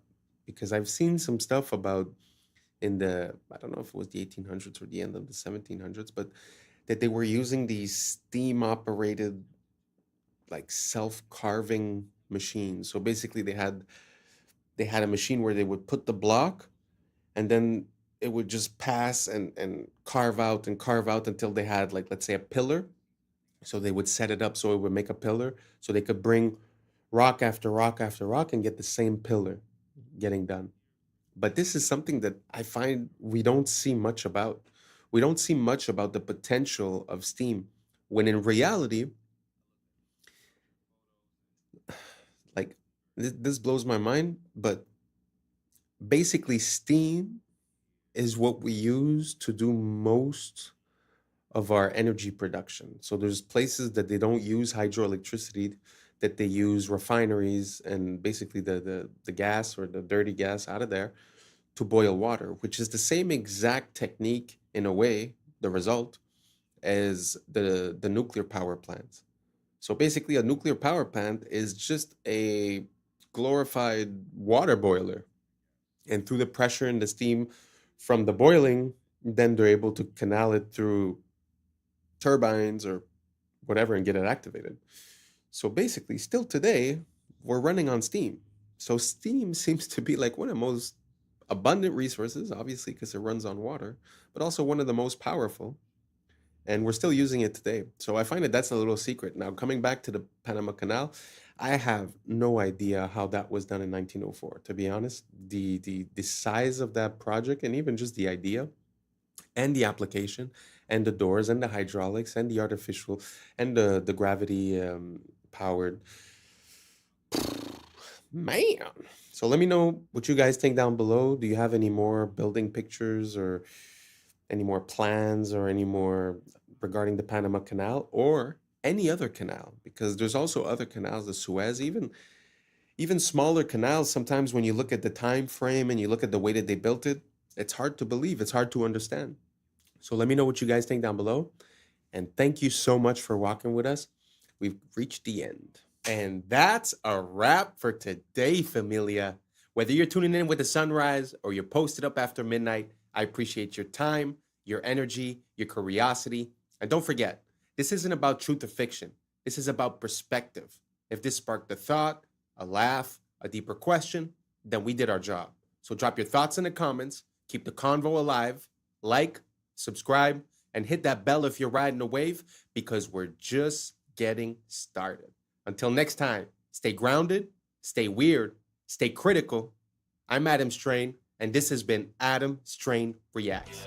Peace! Now it's time for us to link up. Really think we on the brink up. Making a change from living this strange. Living this strange.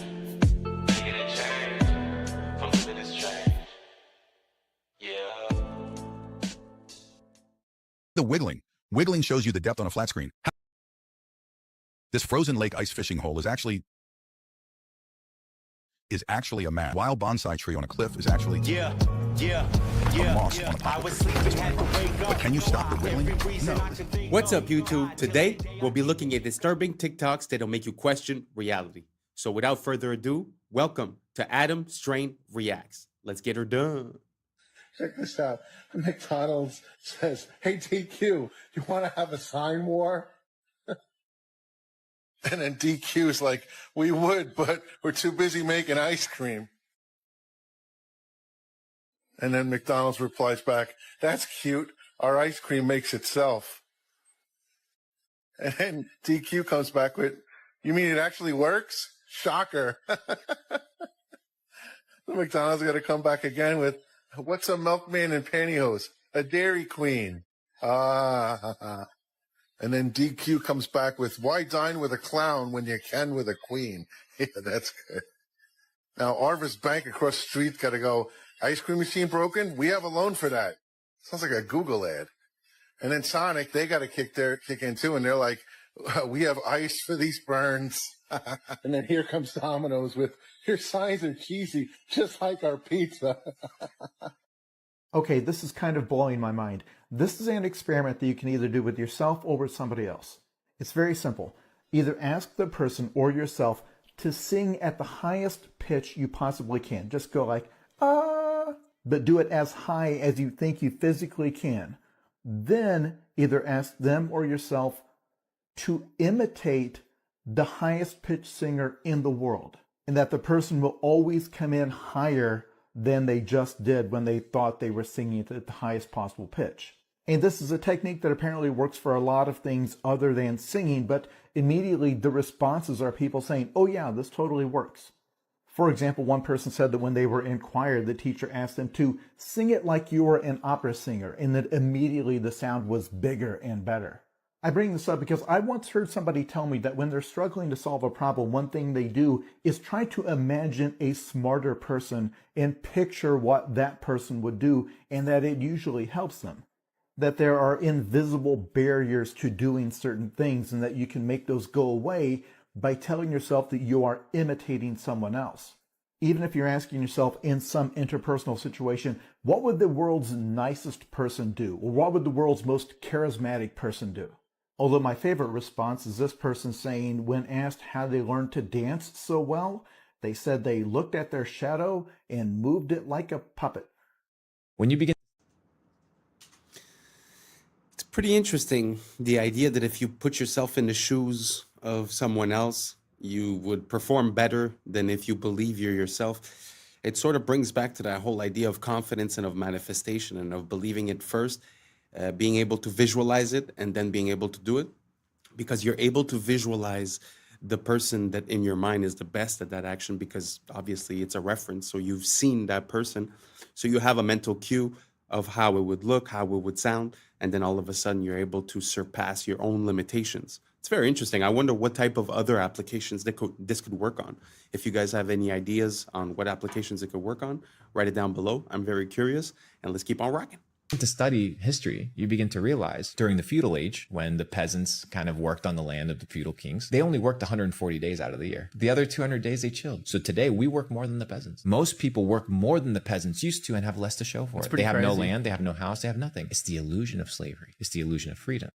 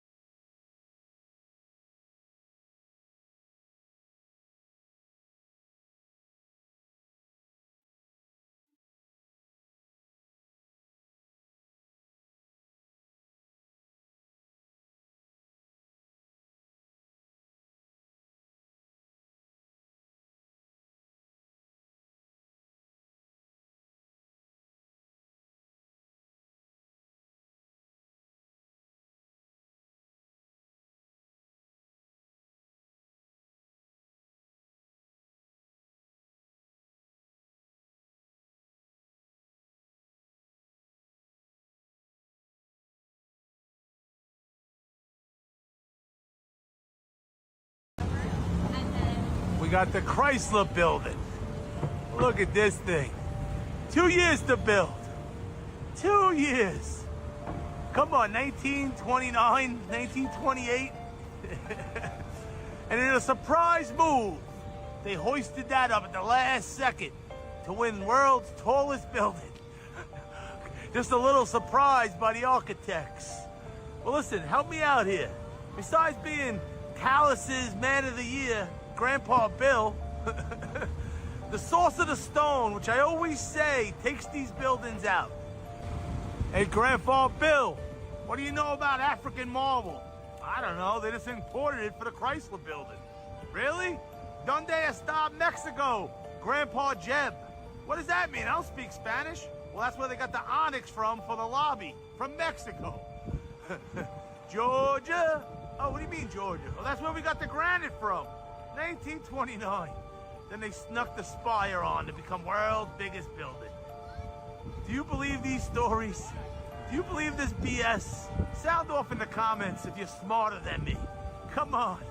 Come on. Make it make sense, Grandpa Bill. This is the front. Of course. Of course they gotta share the building with them. They always got that indention. Oh, you should have went to architect school, Junior. You would have found out what the indention means. I had the best architect teacher in the world. What did they tell you about these things? Why would they do that? Look how dangerous that is. Come on, man. Make it make sense, Chrysler building. Sound off. Am I wrong? 2 years, under 2 years to be built. Make it make sense, Chrysler building. For all the people that ask, why do I care they lie? This is one of the first liars. J.P. Morgan. Look at this building they built. Billions of dollars. Why do you care about them lying? Because look what they're doing. You don't lie and don't get billion-dollar buildings like this. Come on, J.P. Morgan, make it make sense. Very interesting because, like he said, you know, the timeline of 2 years is kind of crazy. But the aspect that I'd like to highlight in this one is that, like, my family has a industrial supplier company, and basically, sometimes when you order stuff for a project, it gets delayed, or even the basic, you know, the basic wait time normally is from 8 to 16 weeks, depending on where it's from. And now we're talking about 1929. They're talking about granite from here, onyx from here, stones from here. I mean, just the logistics of the ordering, the receiving, and the shipping of all these items just to coordinate with the building. I mean, nowadays would probably take more than 2 years just assembling all of the items that you need. You know, it's an example, but that's without the building, that's without the conception, that's without any problem that you might face during the construction, that's without the fact that there's winter in New York. Yeah, so 2 years for one of the most iconic buildings ever. Not too sure. And if I'm not mistaken, I'm not sure if it's that one or the Empire State that a plane already went into it and was burning for 24 hours and the building is still standing. So it's just a testament to how structurally sound they were, how rigid and strong they were, and, you know, built so quickly with all these items from everywhere. I don't know. The idea doesn't quite make sense. It's sort of like the next video we're about to see is basically just a retelling of the official narrative of a situation, and just the official narrative, once you know, account for all the items that they're bringing up, I mean, it's hard to give it any credence, to be honest. So anyways, let me know if you guys think any different as for the Chrysler building in New York, if you think that 2 years makes sense with all those sources of items coming from all different places without talking about organizing the labor, getting everything done with winter. Let me know down below, and let's keep on rocking. This next piece, not to trigger anyone, it's really just information, and it's one of the most interesting forms of knowledge that I've ever seen, because, like I said, it's just a retelling of the official account, and it feels like it means something else. Here we go.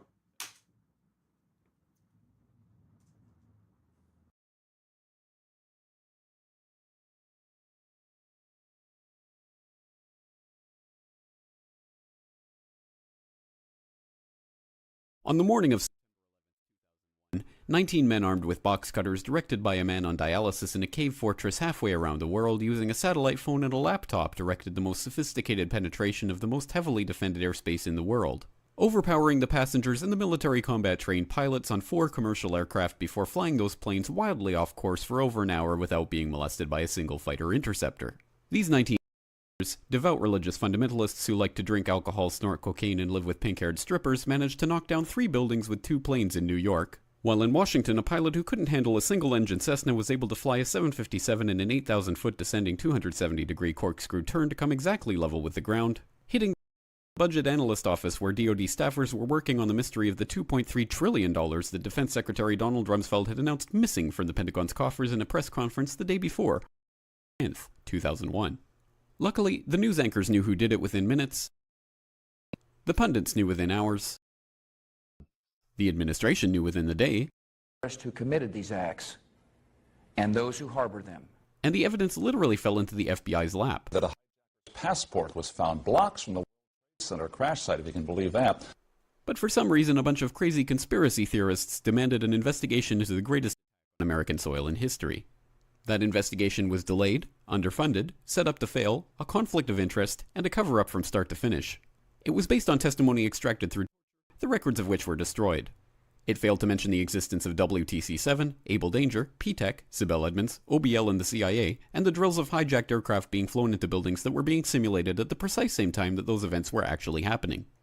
It was lied to by the CIA, the Bush administration, and as for Bush and Cheney, well, no one knows what they told it because they testified in secret, off the record, not under oath, and behind closed doors. It didn't bother to look at who funded because that question is ultimately of little practical significance. Still, the Commission did brilliantly answering all of the questions the public had, except most of the victims' family members' questions, and pinned blame on all the people responsible, although no one so much as lost their job, determining the attacks were failure of imagination. Because Nobody in our government, at least, and I don't think the prior government that could envision flying airplanes into buildings. Except the DIA destroyed 2.5 terabytes of data on Able Danger, but that's okay because it probably wasn't important. The SEC destroyed their records on the investigation into the insider trading before, but that's okay because destroying the records of the largest investigation in SEC history is just part of routine record keeping. NIST has classified the data that they used for their model of Seven's collapse, but that's okay because knowing how they made their model of the collapse would jeopardize public safety. The FBI has argued that all material related to their investigation of 9/11 should be kept secret from the public, but that's okay because the FBI probably has nothing to hide. This man never existed, nor is anything he had to say worthy of your attention, and if you say otherwise, you are a paranoid conspiracy theorist and deserve to be shunned by all of humanity. Likewise him, and her. And her, and her, and him. Lived in a cave fortress in the hills of Afghanistan, but somehow got away. Then he was hiding out in Tora Bora, but somehow got away.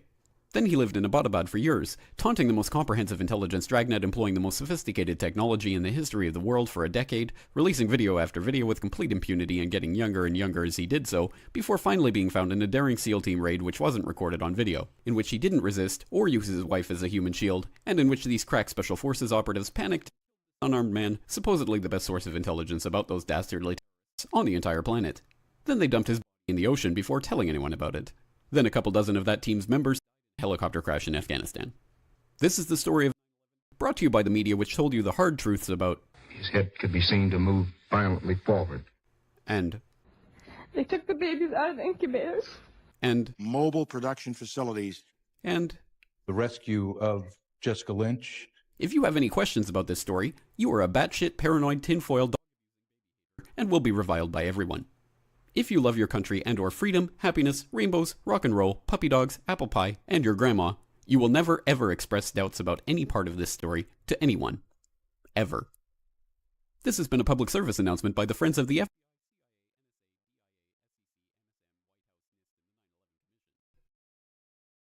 Because ignorance is strength. I'm not going to jump into it because I know it's not an easy topic, but the only thing I'm going to say is that every second of that video has a little link of information, a name, an item, a situation, something that was brought up, and any one of those things is a rabbit hole. It's a very interesting situation. I have no conclusion. I have no opinion. I'm just showing both sides. That's the way I like to operate. So let's keep on rocking. This is a Roman salute. Now, it's clearly the end salute. Wrong. This is an Asperger's syndrome gesture. This trick is called narrative contingency framing. It's a scientific method used by mass media to manipulate you into believing anything as truth. Open your fridge.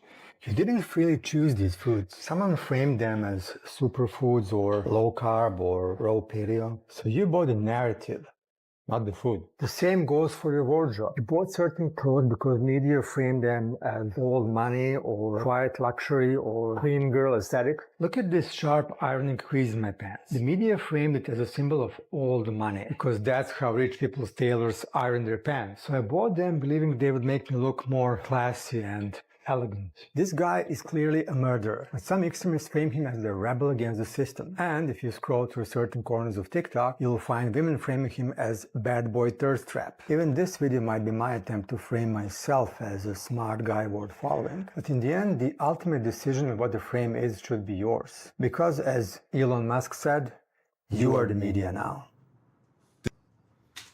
Amazing. I really like that message because at the end of the day, I feel like everything has to do with perception and perspective. So you have a prism of perception through which you analyze things. You could call it glasses. So when you stub your toe in the morning and you say, oh, this is going to be a horrible day and this and that, well, then you will find things that support that thought. And if you wake up and you stub your toe and you say, well, the worst of the day has passed and only better things can happen from now on, well, you're going to notice the better things. It's an example, but it's just perspective changes the whole outlook. So I find it interesting to try to start holding accountable the people sharing us information by knowing what a frame is and by seeing the framing that's given to us. One of my easy ways to detect this is when something, let's say political or whatever, seems to give you an emotional response. Suspend your emotion and question why that's happening and who would have incentives to create this emotional response, and what is the conclusion of your emotional response. So you doubt yourself, you doubt your own mechanisms, and you also doubt the information coming in and their mechanisms, and you identify the psychological manipulation that has been used. And once we start understanding those, then we could start reprogramming our brain and seeing what's coming in as a signal and decide if we get affected or not, rather than always be in reaction. So I don't know if any of that made any sense to you guys. Let me know down below, and let's keep on rocking. This is not meat jerky. This is not ice. This is not lasagna. But what is it then? This is the raised printing with a ripped off piece on the 50-euro bill. But why the wiggling? Wiggling shows you the depth on a flat screen. How cool is that? Only the camera moves during the photo shoot and the subject stays still. This creates a depth effect known as wiggle stereoscopy. This frozen lake ice fishing hole is actually a mask. This wild bonsai tree on a cliff is actually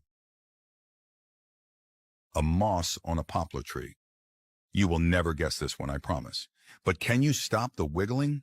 No, this is MacroLab 3D after all, not MacroLab 2D. But seriously, watch this with no wiggling. MacroLab 3D is the only place to watch microscopic worlds with depth. No AI, no CGI, all real macro photography.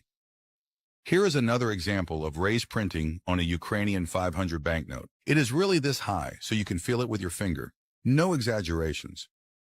Maybe slow it down a little? No, slow wiggling lessens the effect strength. See the difference? Wiggling is not for everyone. I agree. However, this is the most accessible stereo format, which you can watch on any display, even with one eye. And by the way, what if I tell you that you can watch it in real 3D without the wiggling? If you have a compatible device, then navigate to the playlist section and choose your favorite side-by-side format. My favorite way to watch is using a VR headset in VR cinema. Would you try it? Wow, that is like mind-blowing. I feel like I just did DMT. How crazy is it to see the micro world, the nano world that's right there in front of you? It's so beautiful.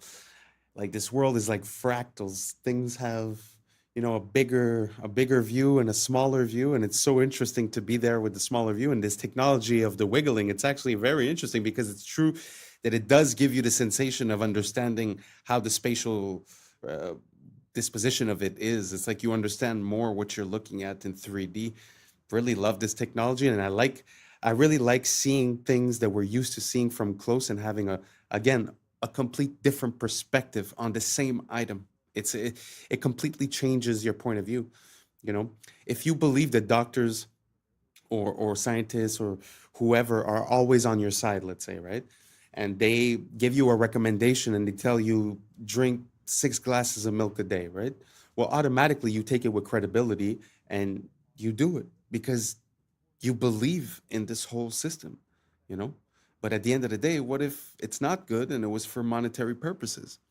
So it's important for us to be able, this is the best example that I have when it comes to this. Like, if you go to the mechanic and you tell him, fix my car, and you have no idea how it works, yeah, he might overdo it, he might overcharge it. But if you go in and you know how your car works and he tells you, I'm going to do this and do that, and you're like, no, that doesn't make sense because this and because that, he's not going to have that legway. So us being conscious of how things work allow us to manipulate the outcomes and not be taken advantage of when we're delegating towards that system. I don't know if that makes sense. Let's keep on rocking. If you want to go down a bizarre and frankly gruesome rabbit hole, buckle up. This begins with a news story I saw decades ago about a tug-of-war event, one that went very, very wrong. So wrong that 2 men had their arms ripped off. Now, I was actually in college studying journalism when I saw this news story, and I dismissed it as fake because it has all the hallmarks of a fake story. See, lots of these outrageous fake news stories are set on the other side of the world, in this case in Taipei. And they're always very over the top and almost cartoonish in how horrific they are. But this is true. And the details are so much crazier than what that headline even implies. You can go look it up on Snopes, but they have photos of the incident, so be prepared. I mean, they have severed limbs on the ground. It happened in 1997. They had a festival where they did a huge tug of war, where there's a rope and 2 teams are pulling against each other. Only 1,600 people participated, presumably about 800 on each side. Now, when you're picturing how such a thing could have happened, you're probably imagining that they looped the rope around their arms or their wrists somehow, and then the force of the pulling pulled their arms off. That is not what happened. The truth is actually weirder. This is what happened. Snapback. When a ship is tied up to the dock, you do not stand behind where the rope is attached. That is called the snapback zone, because if that rope breaks, it will come whipping back at you hard enough to take your life, and lots of people do lose their lives or limbs this way. So in this tug of war contest, they were using rope like this, a 2-inch wide nylon rope. It is estimated that the tug of war put about 150,000 pounds of force on the rope, 3 times more than what it could withstand. Within seconds, the rope snapped, and the snapback caused it to whip back and sever 2 men's left arms, as in their arms were lying on the ground. You can go look at it if you want. They were able to reattach them. But the rabbit hole you can go down is all of the history of incredibly gruesome tug-of-war events gone wrong, because that was not an isolated incident. Children have had their fingers severed this way. There's an entire article about the history of tug-of-war fatalities. And it's such a perfect example of something that looks totally innocuous and fun. And you don't realize how much power is stored up in something until the moment it's finally released. Being stolen from Louvre is what made the Mona Lisa famous. Nobody knew about the Mona Lisa in 1911. Look, here she was, one of the hundreds of random paintings in Louvre. Then one guy randomly grabbed the Mona Lisa and disappeared in 1911. She was so unimportant that it took 2 days for the Louvre staff to realize she was missing. So who made her important? The media. Newspapers at the time invented clickbait headlines to sell more copies. Finest portrait in the world stolen. The world's greatest portrait. And this face was on front pages for 2 years straight. When they finally found her, suddenly everyone wanted to see the finest portrait in the world. In reality, this is just a basic Renaissance selfie. A rich merchant asked Leonardo to paint his wife, and he did it as a quick side hustle to grab some cash. In his notebooks, Leonardo never mentioned Mona Lisa, not even once. And now, people claim her eyes magically follow you around the room. There's a hidden golden ratio in her smile, and other artistic voodoo magic stuff. This is called the mere exposure effect. People think something is valuable just because it's been in the media long enough. Nobody cared about this necklace or tiara a week ago. But now, I bet H&M and Zara will launch collections based on it. So this proves that you don't become famous by being beautiful. You become beautiful by being famous. Again, perspective. Isn't it interesting how for us, since we're born, that painting is the most impressive painting in the world just because it's always been. But at the end of the day, things have an origin story. So it's so interesting to see how these things come about. I wonder why it was manipulated that way. Was it to sell more tickets for the Louvre? Did they steal it themselves? I mean, what's the idea behind it? It's very interesting. I just find that, like he was saying earlier, the framing of a story changes everything. And now this one, the exposure. So now understand why you always see the same ads and the same companies and the same thing over and over and over again. Truth is simple. It works. So the more you're exposed to something, the more it becomes a part of your psyche. I mean, we like to think that we're really complicated, but at the end of the day, it feels like these companies, they got us figured out. You know? So maybe we should stop thinking that we're so special and start taking back control of our mechanisms and identify the information coming in and catch it when it's coming in and not just be living in a reactive state. So I don't know if you guys understand the parallel that I'm trying to make, but did you guys know that this is how the Mona Lisa got infamous? I had zero idea. Let me know down below. Let's keep on rocking. With our crash out of the day, we have man versus robot. I mean, first off, what crime did you commit for the cops to be like, you know what, let's send the robot on them? Is it that bad or are you that dumb? They're like, you know what, let's try some new shit. And I think it's because you that dumb, because you decide you gonna pull out a gun. My boy pull out the strap, and I think he tries to shoot the brain of the robot. I mean, son. And he climbs out the window after the robot shoots some tear gas. And then, watch this. He don't make no run for it. He grabbed the cover, and then the robot's like, hold on, excuse me, Sugar Bob Honey Bunch, you're stuck. Gotcha. I can't even lie, though. I feel you with the cover move. I probably would try to do the same thing. Like, all right, there goes his eyes. But that was just a terrible toss. And then, this got to be terrible to be the first dude ever that got caught by a robot. Like, you get into prison or jail, and what happened? How I go down, bro? You was on the run? No, a robot ran over me. What? And in fact, you tried to shoot the robot. Real dickhead activity. I mean, this is egregious work. Felonious decision. And now look at you. On the ground and about to get run over by a robot. Crash out of the day or dickhead of the day, doesn't matter. It's this guy. And that's a wrap for today, familia. Whether you're tuning in with the sunrise or you're posted up after midnight, I appreciate your time, your energy, your curiosity. And don't forget, this isn't about truth or fiction. This is about perspective. If this sparked a laugh, a thought, a deeper question, then we did our job. So drop your thoughts in the comments, keep the convo alive, like, subscribe, and don't forget to hit that bell if you're riding the wave, because we're just getting started. So until next time, stay grounded, stay weird, stay critical. I'm Adam Strain, and this has been Adam Strain Reacts. Peace. Now's the time for us to link up. Really think we on the brink up. Making a change from living this strange. Living this strange. Making a change from living this strange.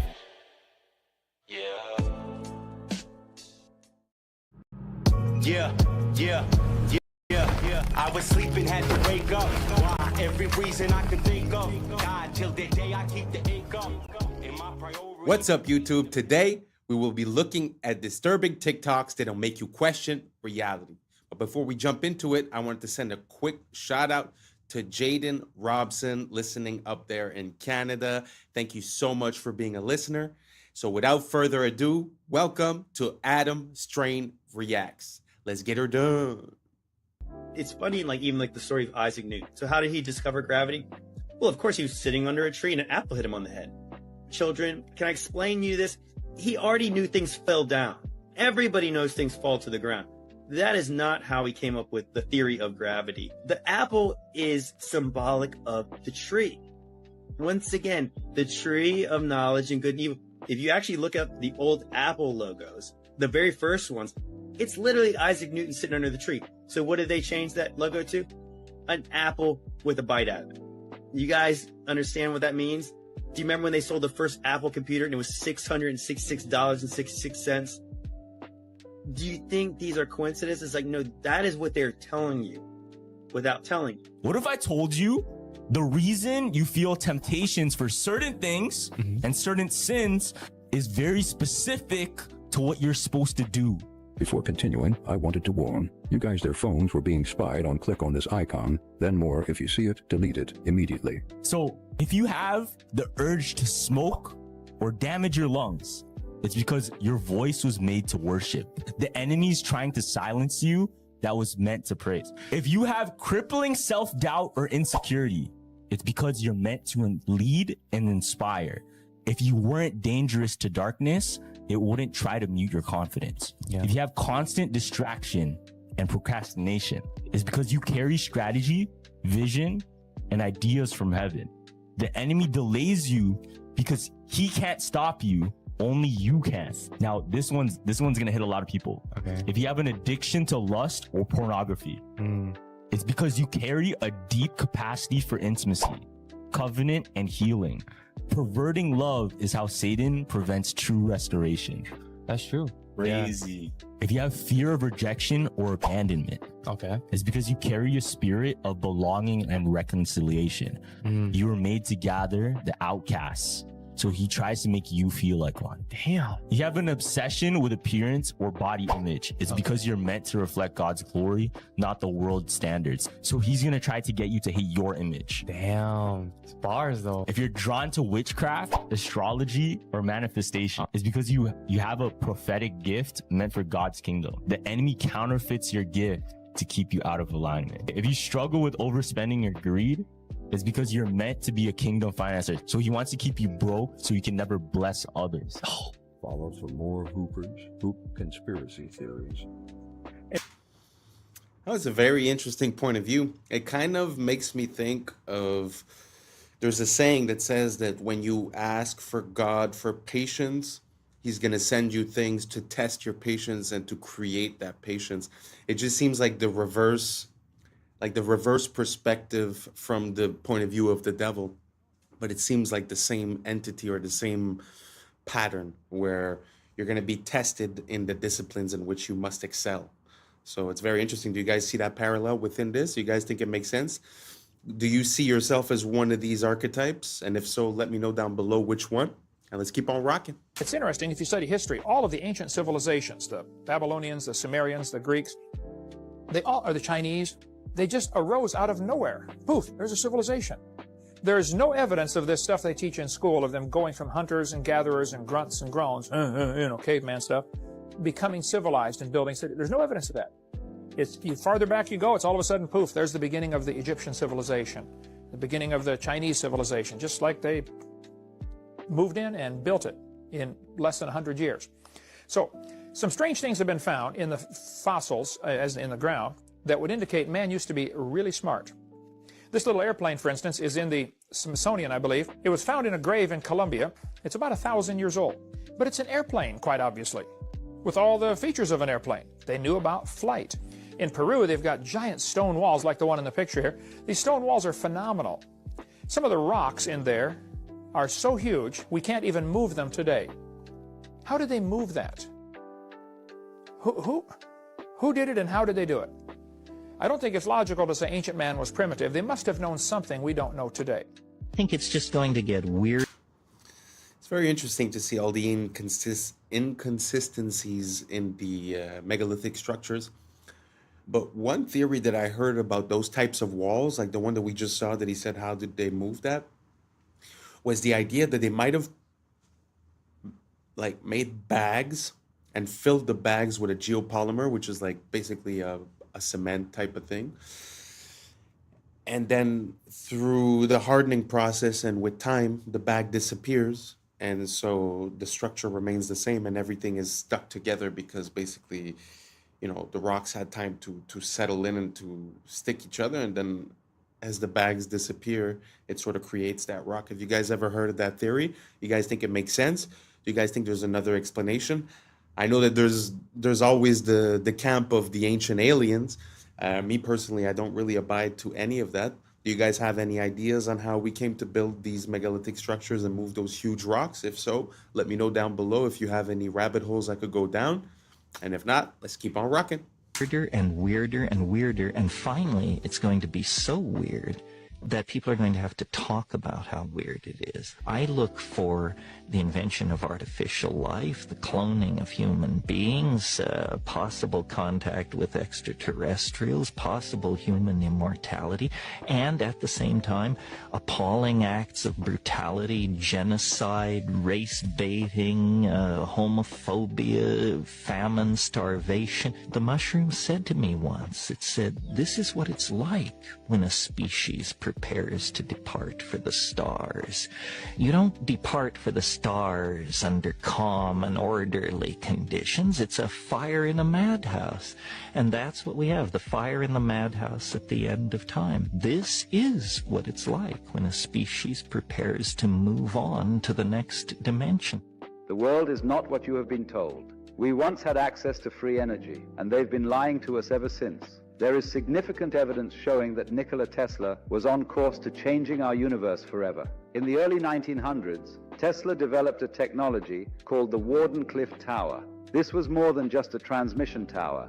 Tesla designed it so it was able to wirelessly transmit electricity across the globe by harnessing the Earth's natural energy. He was able to power his home and devices without a single wire.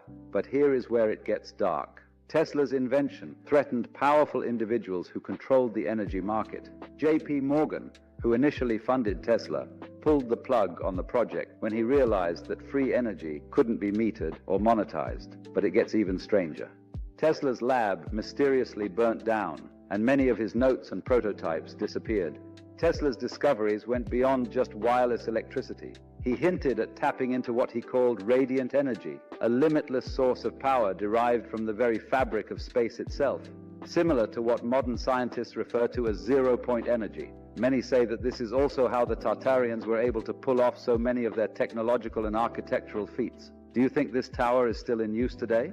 This is gonna keep you up while you sleep tonight. The hollow moon theory. Our moon really doesn't make sense when you look at the facts. Like, it shouldn't exist. The moon is about 25% of Earth's size, the biggest moon to planet ratio of our entire solar system. Pluto's not a planet, that doesn't count. That's 72 times larger than the expected average moon to planet ratio of our solar system. Moons are just not supposed to be this big relative to their home planet, but sure, maybe we got lucky. Despite this, the moon is only 1% of Earth's mass.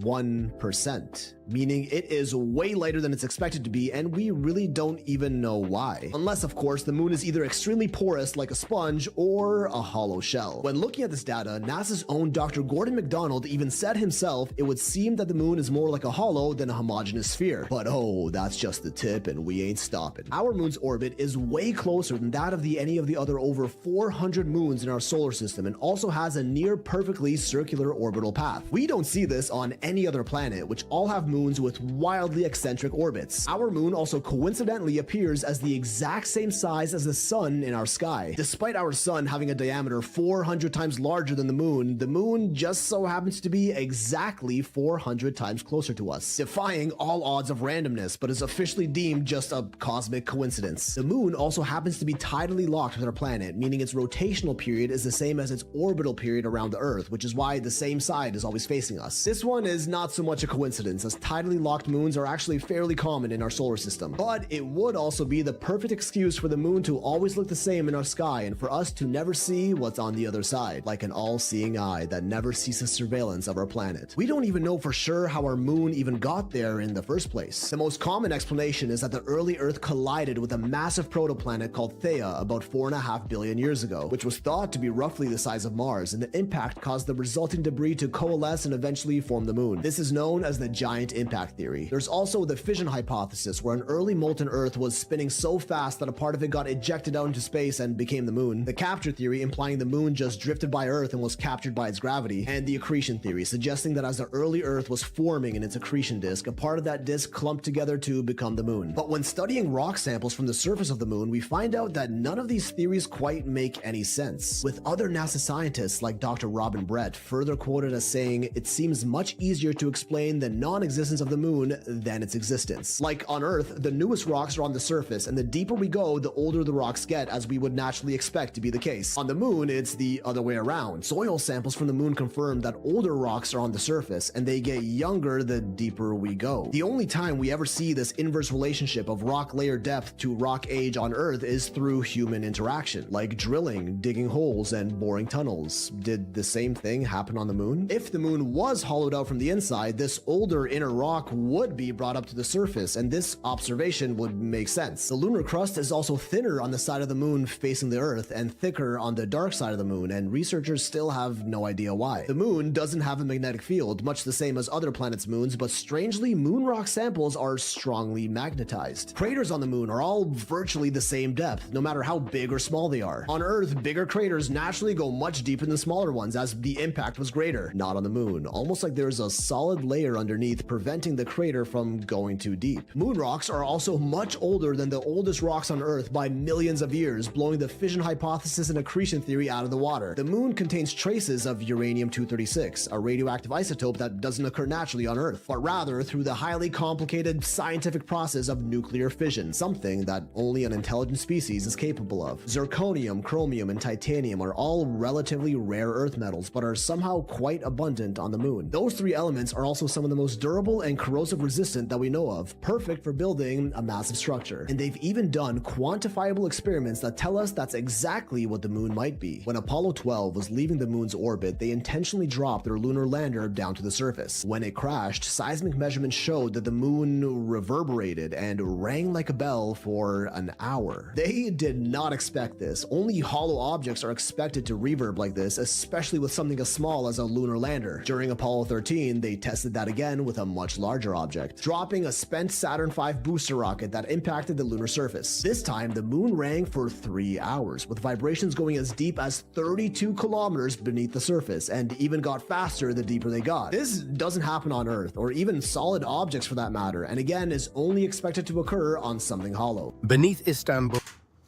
Wow. I know that the moon and the sun are things that we take for granted and that are a bit hard to start to question, but when you look at like the details that he was saying, the fact that it's tidally locked, the distance, the size, and all these things, it's very interesting. It often makes me think of like when they talk about the hollow moon theory, it makes me think a lot about the Truman Show, where they're sitting inside the moon and sort of watching. There's also some theories of people saying that there's watchers, the fallen angels, and they would be in the moon. Personally, I have a hard time with that, but it's very interesting to see how we see it every day, in our sky. We sort of take it for granted, but really when you look at the details, it's really hard to explain away all these little details. Was there anything that we were missing in that list? Let me know down below. The moon is one of the things that amazes me. In this whole rabbit hole conspiracy, I find the moon is something that's very, very interesting to look into because it has theoretically nothing to do with human intervention. So when you're able to see something that doesn't seem to fit, but that is also natural, I find that super interesting. So if anyone has any more information about any anomalies regarding the moon, let me know down below, and let's keep on rocking. Tunnels stretch for miles. Some connect directly to the Hagia Sophia, others to underground cisterns, chambers, vaults that feel less like cellars and more like cities. We are told they were dug by peasants, by hand, with chisels, just any random worker carving out perfect arches, domes, aqueducts. But anyone who's seen them knows better. These are not crude caverns. They are palaces in the dark, smooth walls, symmetry, geometry. And this isn't unique to Istanbul. From Edinburgh to Cappadocia, from Poland to Mexico, underground cities repeat the same pattern. As if a civilization once lived below the surface, and we've been taught to call it myth. In Puebla, Mexico, locals whispered about tunnels. Stories passed down for centuries, only to be mocked as fairy tales, until 2015, when workers accidentally broke through. Suddenly, myth became fact. 10 kilometers of engineered tunnels, some wide enough for carriages, connecting forts and churches. Forgotten so completely, entire generations believed they never existed. Nearby, at Cholula, a hill rises topped by a Catholic church. But scan beneath and you find the largest pyramid on Earth. By volume, a pyramid crowned with a new religion, a cover-up carved into the landscape.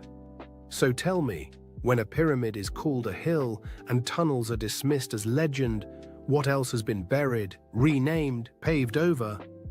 Were the tunnels truly forgotten, or were they deliberately erased? This place is the weirdest place ever. Ever. I will die on that hill. You get there and you think this is the only one of these things. There are 12 perfectly carved buildings that are into the mountain. And just like in India, you cannot make a mistake, and there are none, like it was laser carved, which is ironic because these guys made it. We don't know who originally built it, we don't know where all the rubble from carving this stuff went, and we don't know what tool they used. All we have are clues from other ancient quarries like Japan.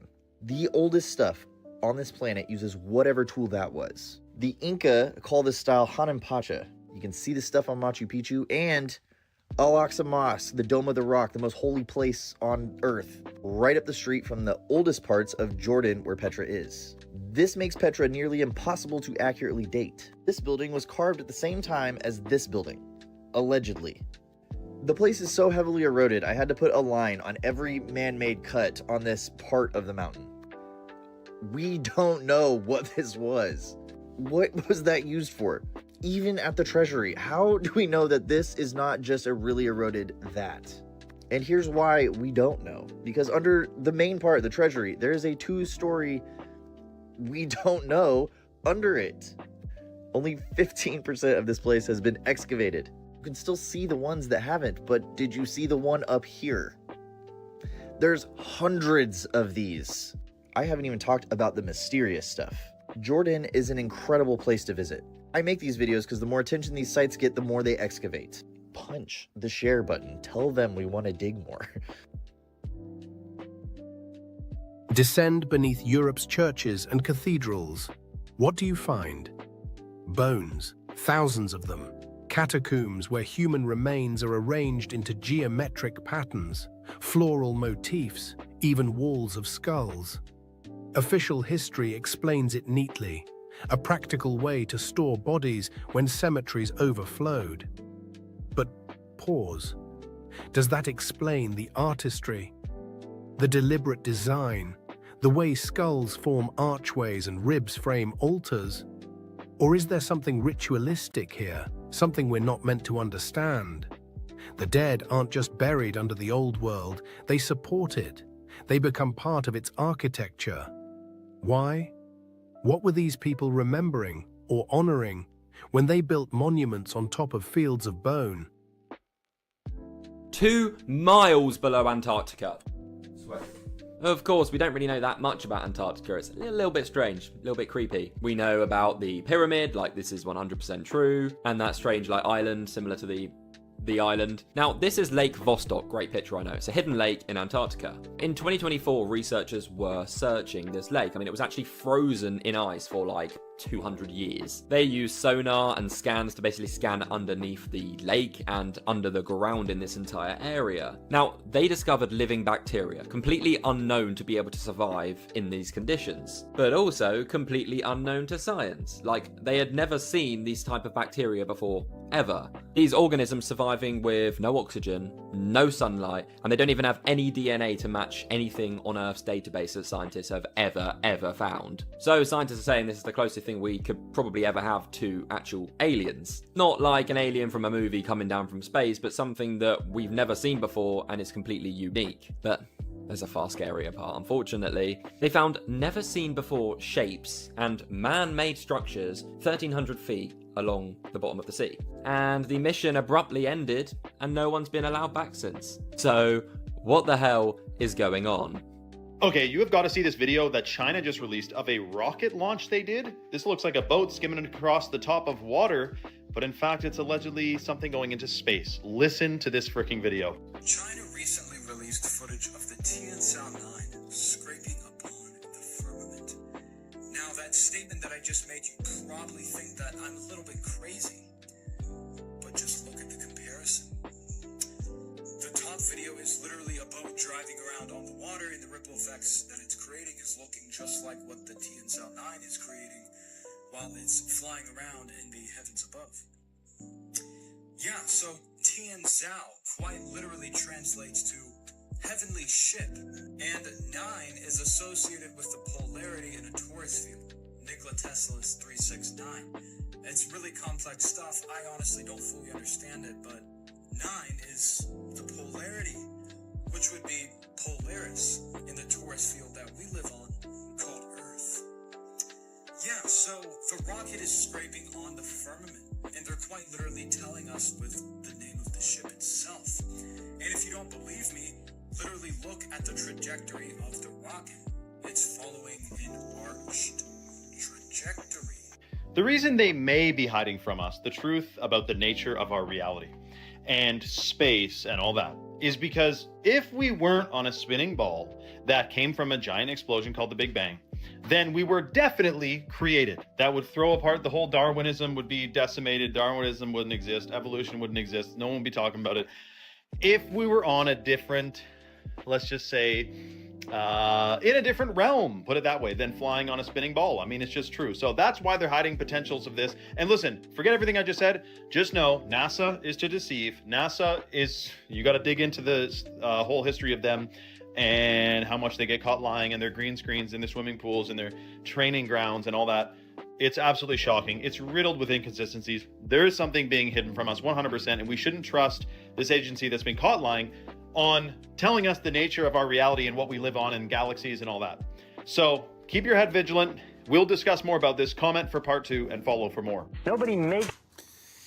I can't really approve the whole message, but what I can say is for the budget that NASA has had for the past forever, the past 70 years, which, if I'm not mistaken, revolves around $50 million a day, then I find that the information that they give us is very lacking. You know, like, we went to the moon, we put down flags, but yet we can't have any pictures of the flags. That's without saying that we never went back to the moon. So many things lacking. Even the pictures that they send us, supposedly 3i Atlas was pictured by amateur people. It wasn't given us to us by NASA. Yeah, there's a lot of, like he was saying, the training in the water pools, the CGI, the blue screens. It's a very big rabbit hole. I'm gonna put a bit of a few videos here and there in every video so that we could, start holding on to that information and try to make some conclusions eventually. What do you guys think about NASA, space exploration, the Big Bang? Do you guys think that the official narrative makes sense and that there's really nothing that we should be questioning? Or do you guys think that for $52 million a day or whatnot, NASA is not really cutting it, not really making the world a better place, not really giving us valid information? Let me know down below, and let's keep on rocking. You feel tense. Nobody makes you feel upset. You always decide how you're going to feel. Blame is the core of all negative emotions. When you stop blaming, you cut down the negative emotion tree. You cut it off, you kill it, and all the negative emotions die simultaneously. The conscious mind can only hold one thought at a time. It's the thought that the conscious mind holds that determines how the emotions will react, how the subconscious mind will react. Since it can only hold one thought at a time, what you do is you knock out the thought that is causing the negative emotion, the blame thought, and you replace it with this affirmation: I am responsible. This is the most powerful, positive affirmation you can use, because the instant that you say, I am responsible, you exert complete control over your emotional life. The instant you say, I am responsible, suddenly you are back in the driver's seat. A lot of y'all think it's just only McDonald's, but it's Burger King too. Check this out.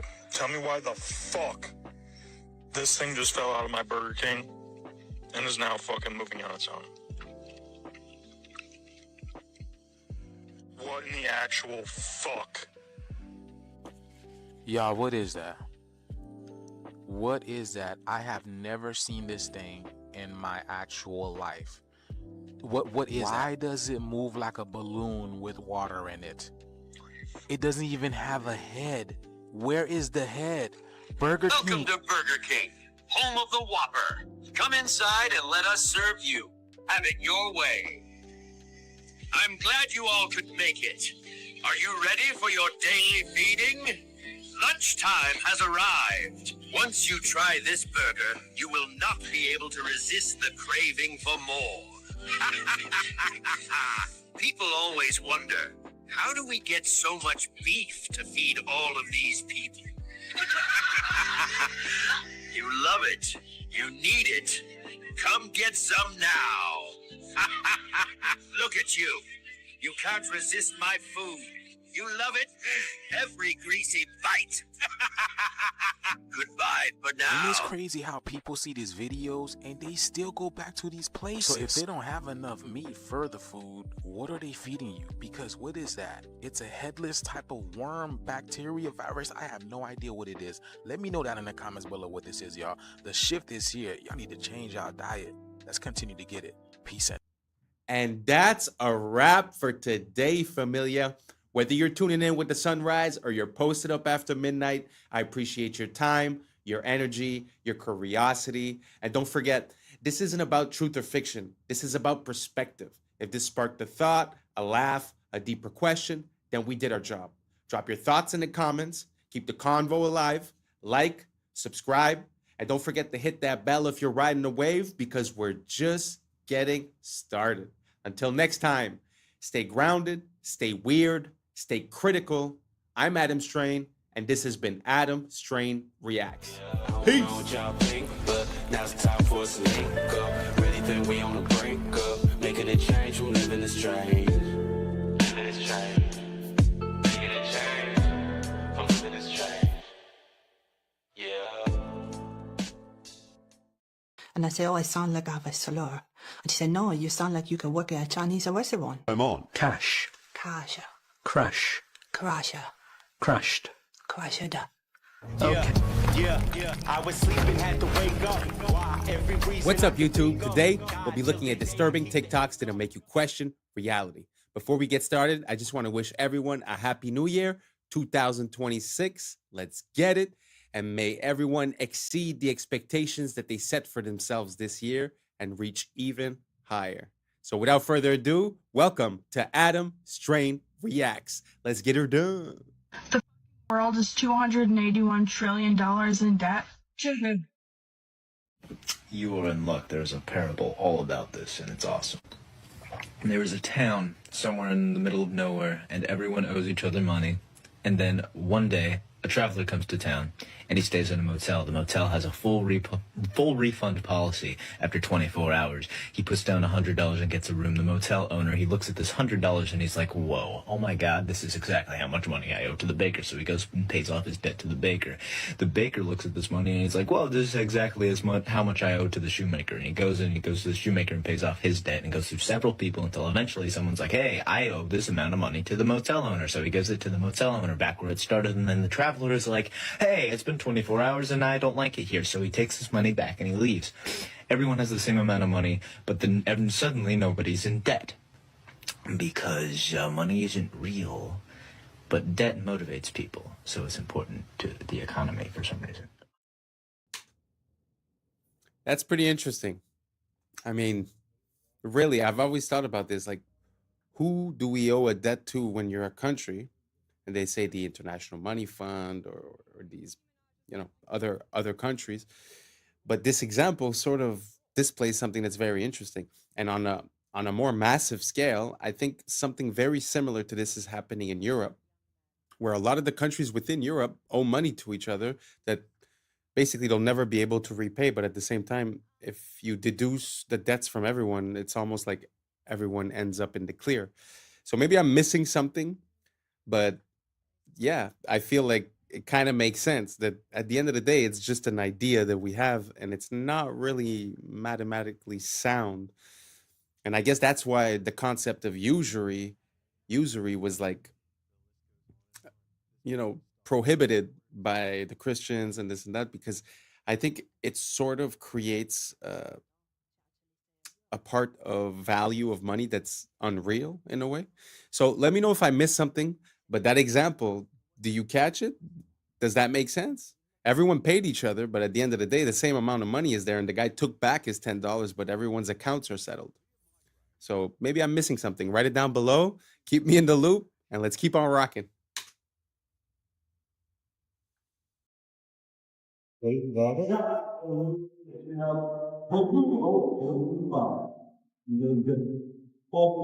Gosh. Okay, Nikki is causing dads to leave the home. Hold on a second. I don't think that's a good role model for 18-year-old girls. I don't. And what do you think about for young men? For young men. And for young men, don't be new scum. Yes. See, dear young men. Are you? Yeah, that whole situation, I haven't really spoke about it much because I find that there's not much information and a lot of speculation. But it's kind of interesting that you're trying to live off the legacy and continue the legacy of someone, but it seems like you're not following that person's beliefs at the end of the day. So I find that whole situation to be pretty cringeworthy, to be honest. Let me know what you guys think down below, and let's keep on rocking. Coming to the tree. They strung up a man. They say we murdered three. It's not the same. Strange things that I can do. Stranger would it be? We met at midnight in the hanging tree. The list goes on and on. This must be stopped. And in order to stop this, join the American Congress Party. It wasn't until I was in the ambulance on the way to the hospital, she actually said, "Are you aware of the way you're speaking?" And I said, "Oh, I sound like I have a slur." And she said, "No, you sound like you could work at a Chinese restaurant." She said, "Yeah, you could work in the local China house or something." Sarah was an IT specialist until a severe migraine, bordering on a stroke, brought the syndrome on. Cash. Crash. Crash. Crash. Crashed. Crashed. Okay, let's try reading. You wish to know all about my grandfather. There are Wow. Imagine that. You get into an accident, you come back, and it's like you're speaking a different language, or at least a different accent. Never seen anything like that. If you have more of those, send me. I find that super funny. Let's keep on rocking. Plotting how to move the flavors they find in this grove to your supermarket shelf, and then on to your stomach. I can see it in a sports drink. I can see it in a water, flavored water. And I also can see it in a twist on an orange carbonated beverage. When they find something they like, they extract its flavor molecules from the fruit on the tree. Then back in the lab, they mimic Mother Nature's molecules with chemicals. Essentially, what you do is you take whatever this smells like, Right. and copy it. Right. Exactly. And then I suppose you could, if you choose to, you could quote unquote improve on it. Exactly. We all the time. The holy grail of flavors so good you can't resist it. In our fruit flavors, we're talking about we want, a burst in the beginning and maybe a finish that doesn't linger too much so that you want more of it. And you don't want a long linger because you're not going to eat more of it if it lingers. Ah, so it's going to be a quick fix. And then have more. And then have more. But that suggests something else. Exactly. Which is called addiction. Exactly. You're trying to create an addictive taste. That's a good word. Or something that they want to go back for again and again. It's a good word. Shameless. Shameless. There's really a problem. And to be honest, the problem is not really them. They're the symptoms of the problem. The problem is us not seeing the value in what's natural. Thinking that you could improve on nature, I think is a mistake, and the fact that we continue to consume these items just gives them more money to hire more people like this and continue the process. So I think the only way that we could really find a solution to this is voting with our dollar. If you compare the same thing in the States and in, let's say, Spain, one of them is going to use natural ingredients and the other one is going to use all these chemicals. So until we realize and until we stop craving for these things and we break the addiction, which obviously that's what it is, I don't think we're going to be able to get out of this. At the end of the day, this is more than just reproducing a taste. This is mind control. They're playing with your mind and hoping to get a desired outcome, which now they admitted is addiction to a certain product. So I find it very sad. I'm not taking the blame away from the individual that's consuming this on a daily basis, but it's kind of hard to get out of it at one point. So let me know what you guys think down below. Do you guys think that doesn't matter if it tastes good, it's fine? Or should we be more focused on what gives us a good effect within our body? Let me know down below, and let's keep on rocking.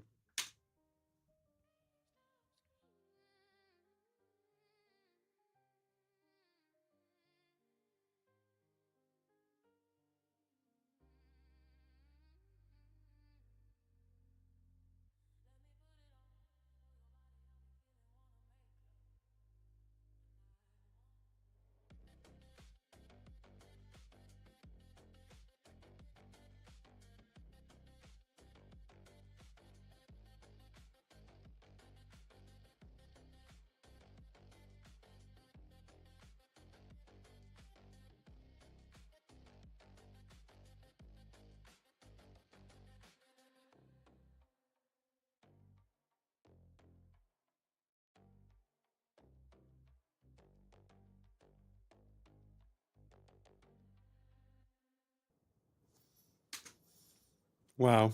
It's really to have a glimpse into that world just makes me realize how much we come from greatness and how the mighty have fallen, you know? The beauty of the architecture, the way people would present themselves, the respect that they had between them.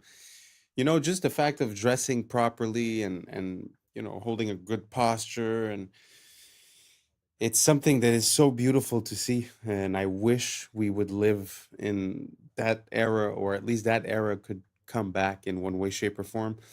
But just the beauty of the buildings, the details that you could see, and all the so beautiful, so beautiful. Let me know what you guys think down below, and let's keep on rocking. The reason why we use the word flirtation is because noble women in the 1700s used to flirt or wave their fans in a specific way to subtly communicate that they were interested. And if you find a way to cheat the system, you found a loophole, which is what these arrow slits and castles used to be called, which were basically cheat codes for archers because they could stay hidden while shooting arrows. And if a topic is really specific, it's a niche topic, and we call it that because a niche is a hole in the wall that was carved out to hold a specific object like a statue or a relic. And the front panel of a car is called a dashboard, but it's also the name of the wooden board that's attached to the front of a carriage, which basically protected the driver from being pelted by rocks and dirt while the horse was dashing. And bankrupt comes from the Italian word bancarrota, which means broken bench, because Italian merchants used to sell their goods on benches, and banks would literally break these benches if they didn't pay off their debt. If you put off a task, it's on the back burner, and that's because the fire and wood burning stoves was right beneath the front burners, and the heat would dissipate as it traveled to the back, so you just naturally place the slow cooking pots there. And the statues in front of ships were called figureheads, which is why we now call the leaders of a group or a company a figurehead. And we call video recordings footage because a movie's runtime used to be measured in feet. The theater cameras would literally project 1 foot of the film stock in 1 second. Isn't that all your... It's so amazing to see where things come from.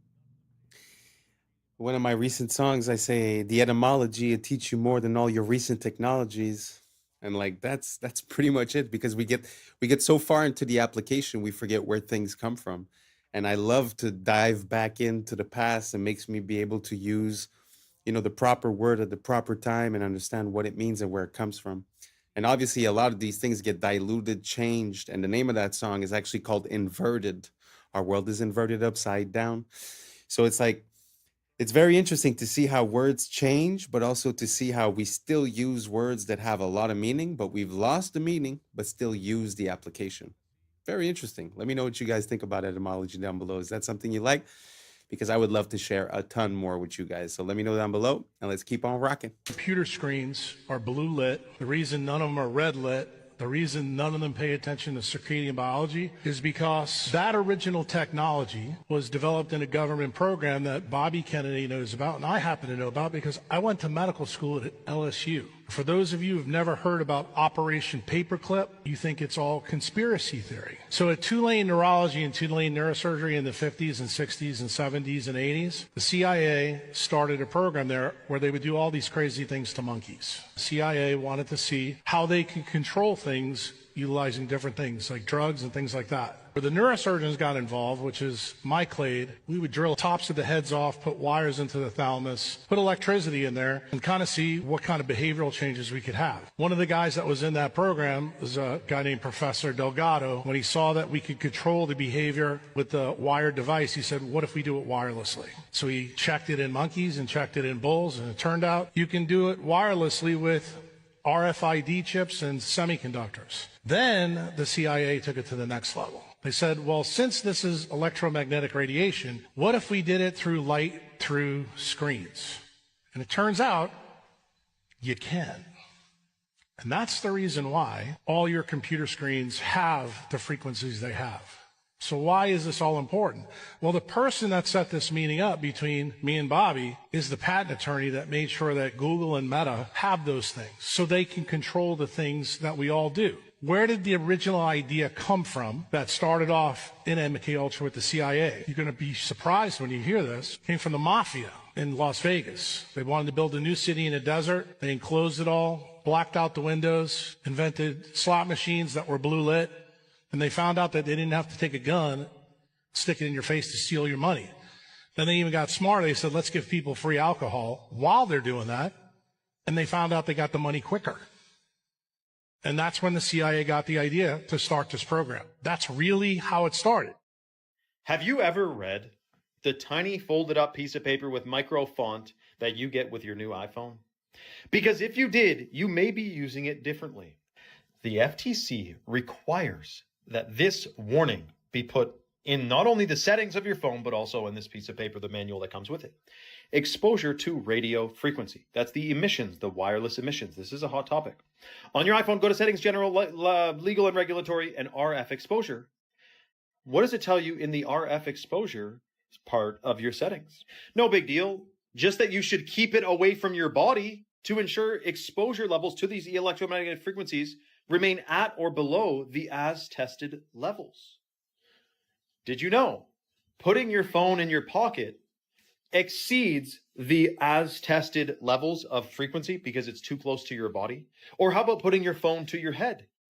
It exceeds the amount of frequency that they said was safe. In other words, it could be unsafe. Now, in the past, I've gotten in trouble for posting about the EMFs, the frequencies from Wi-Fi, cell tower, smart meters, because it's a censored subject. So I'm going to bite my tongue with this certain few things here, but pay attention. There are many hardware and software fixes to iPhones or any phones that could make them significantly be less harmful because of these frequencies. By the way, I went to an Apple store a long time ago to get a device that you can plug your phone into along with an Ethernet cable, and you can have your phone on airplane mode, not connected to the tower or Wi-Fi. You can have your Wi-Fi off and still have full speed internet because your phone's plugged in via Ethernet. I'm talking to this guy at Apple, and he goes, I told him why I'm doing this, and he goes, yeah, well, I don't really see it's a big deal. Like, I'm sure it's totally safe. And then he goes on to tell me that on his thigh, where his phone is always in his pocket, you know those guys that work at Apple, they got 3 phones in 7 different pockets. I mean, it's crazy. He's like, yeah, I do have a rectangular mark of red skin on my thigh from where my phone sits all day.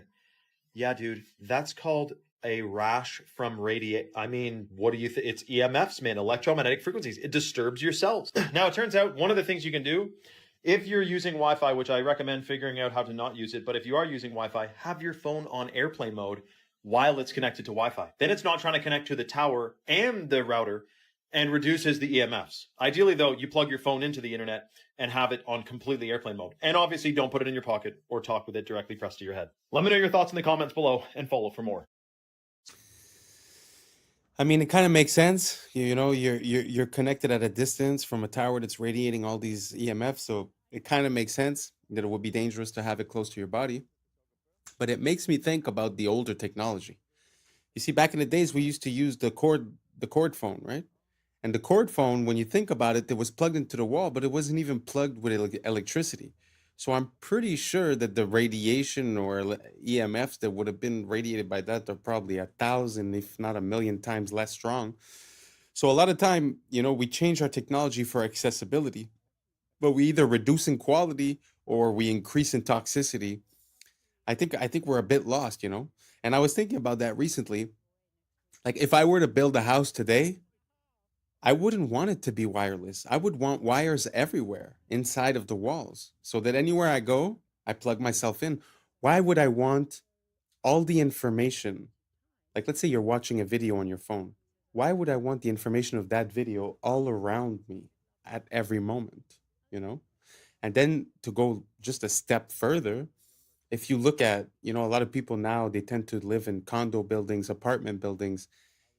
You ever look, when you look for a Wi-Fi inside of one of those buildings, you're exposed to at least 50 of them at the same time. Can you imagine the multiplication and how dangerous that could be?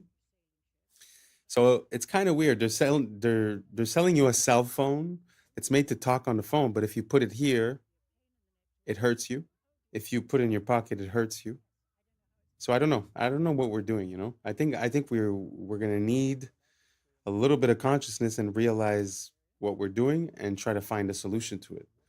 I've heard about the stickers on the back of the phones. Does anyone use that? Does that work for you guys? I'd be very curious to see what ideas you guys have to reduce the EMFs. I've heard about the lead paint. I've heard about different types of ideas. But let me know what you guys think down below. Are you team wireless or are you team wired?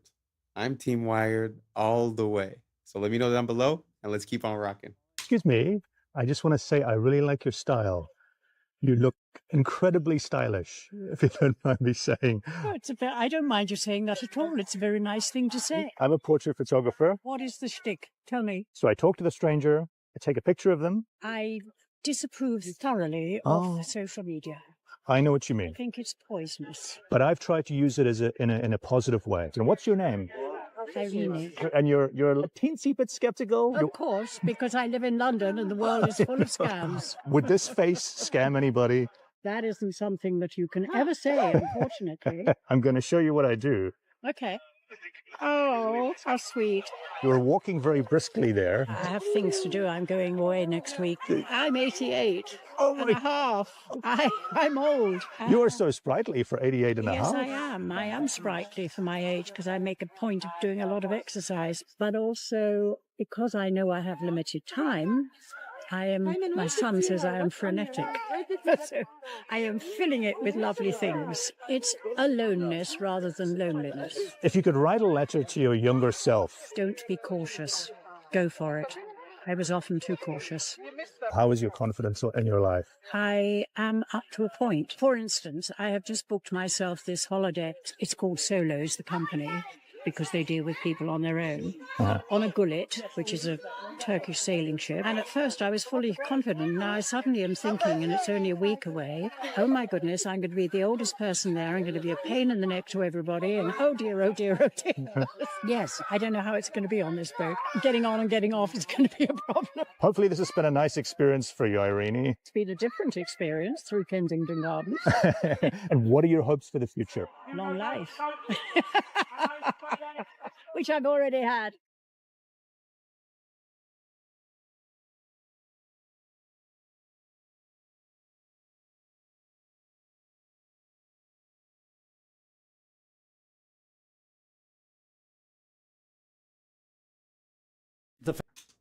Wow. What an amazing woman. I really love everything that she said, to be honest. Don't be too cautious. It's aloneness, not loneliness. Wow, 88 years old. Very impressive, very inspiring.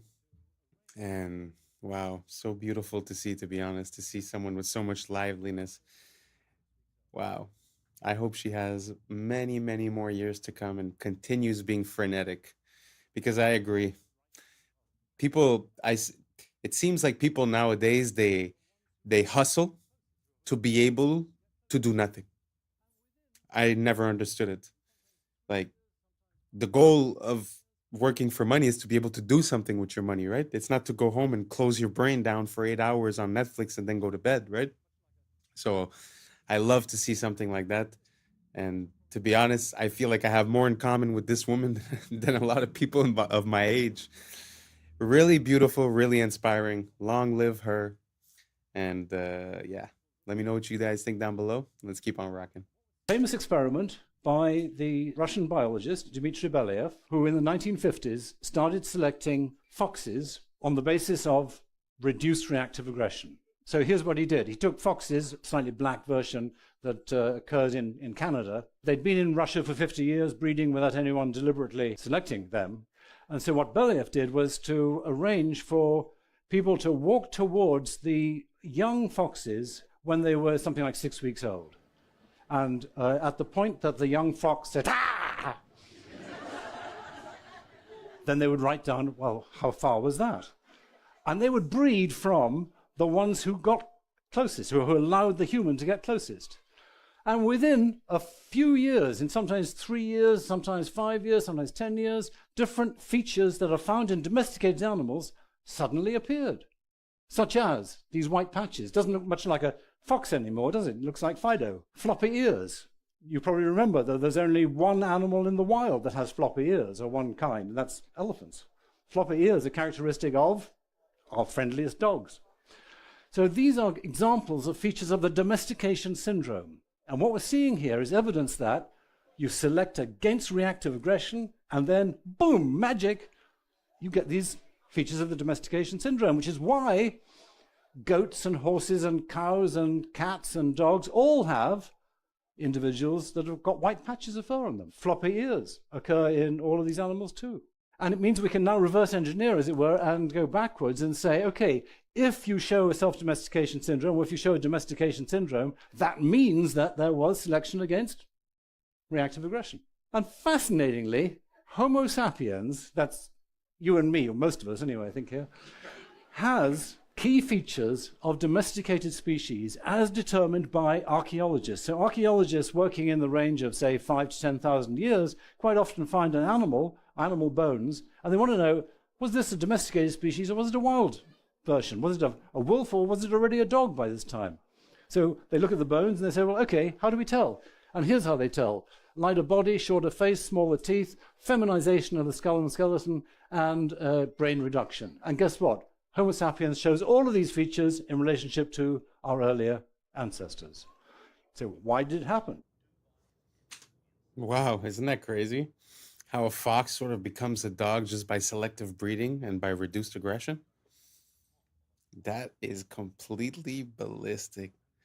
I wonder if we're going to start drooping our ears soon, because when you think about it, we're all pretty much domesticated now. It's very, like, socially speaking, they talk, as soon as you show any sign of aggression or you say no, or you're categoric about something, they call it toxic masculinity. So there's this association that aggression is toxic, So I wonder what's going to happen to us. Are we going to start having patches on us? Are we going to start drooping the ears? What do you guys think down below? Did you know about this? I had no idea. That is, to me, it's mind-blowing. But let me know what you guys think down below, and let's keep on rocking. Dubai is absolutely insane. They plan on building this, which is a real Emirates A380 that's being decommissioned, and is going to be on the top of a 580-meter building, 125 floors. It's going to cost $3 billion to build. And it's absolutely insane. They've got a sky bar with glass walkways over the wings being proposed, a restaurant in the cockpit, infinity pool, exclusive lounges. They even want a helipad on this thing. It's still in the proposal stage, and this is obviously an AI recreation from the designs. But man, Dubai, first the wall, and now this, it's going to be insane. Absolutely insane. 75% of the brain and central nervous system is made from cholesterol. All of your sex hormones are made from cholesterol. All of the walls of all of the trillions of the cells in your body are made from cholesterol. Cholesterol is so important to the human body that your body makes it. She's from Texas, I can tell by the way he's two-stepping round the room. And judging by the smile that's written on his face, there's nothing I can do. It doesn't take a crystal ball to see. A cowboy always finds a way to leave, drinking Jack all by myself. Rome is in the middle of the Americas. It's all a Roman corporation. Every time I see the Mexican flag, I see the Italian flag, because it's exactly the same, minus the Roman eagle. Rome, which runs Mexico, in fact, Mexico is the center, Mesoamerica, it's the center of the Americas.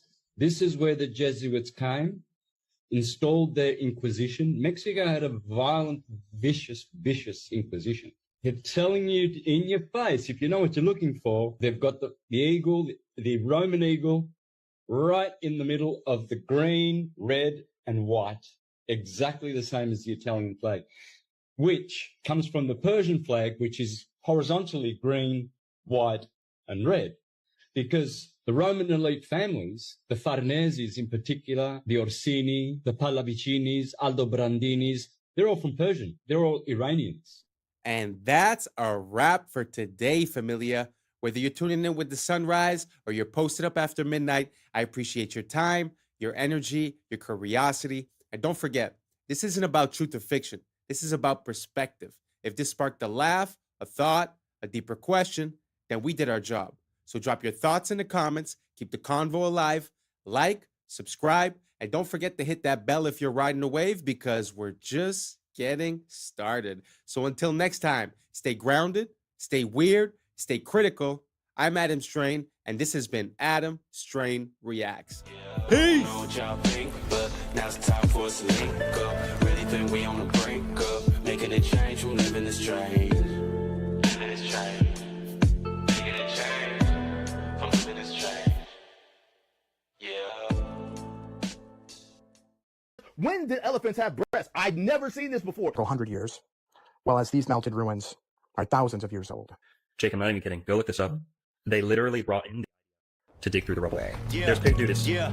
I was sleeping, had to wake up. Why? Every reason I could think. What's up, YouTube? Today, we'll be looking at disturbing TikToks that'll make you question reality. So without further ado, welcome to Adam Strain Reacts. Let's get her done. That's the cost of living crisis. Suddenly, we went up from prices being around there to prices being there. And you don't really see that in this data, okay? Because inflation is really just measuring the difference between that and that. And if This is how they lie with numbers. you look at those two lines, you're talking about a 2.3% change. That's the number we're talking about today. But for a lot of people, it's not about that. It's about the difference between this and that. What is that, like 19, 18%?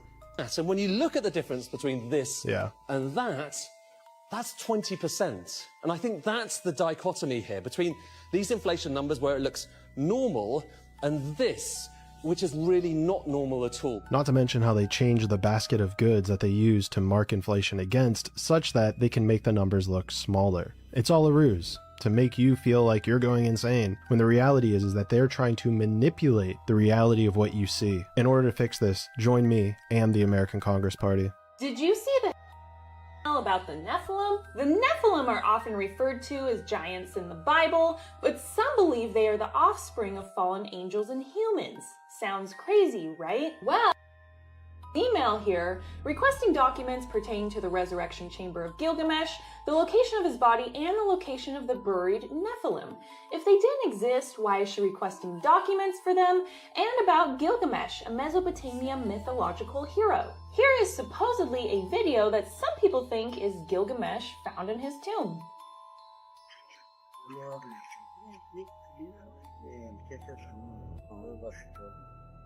Now, who is to say whether this video is real or not, but with how weird reality actually is, I'm not going to immediately doubt it. We live in a very scripted and twisted reality, and truth is hidden if you're not in the club.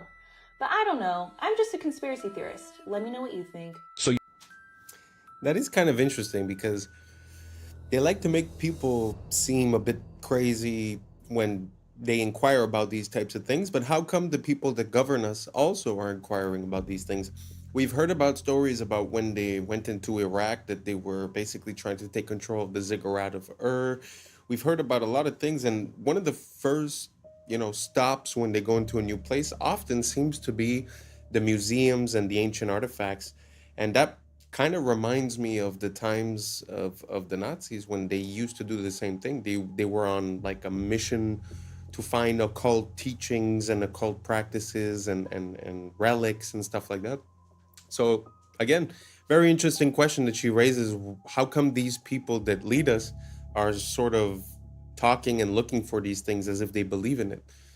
Let me know what you guys think down below. If you guys have any supporting information, let me know. I love to look into this type of thing. So let's keep on rocking. You watched the Hunger Games and you sided with the Resistance. You watched Star Wars and you sided with the Resistance. You watched The Matrix and you understood and sided with the Resistance. When it's fiction, you understand and you side with the Resistance.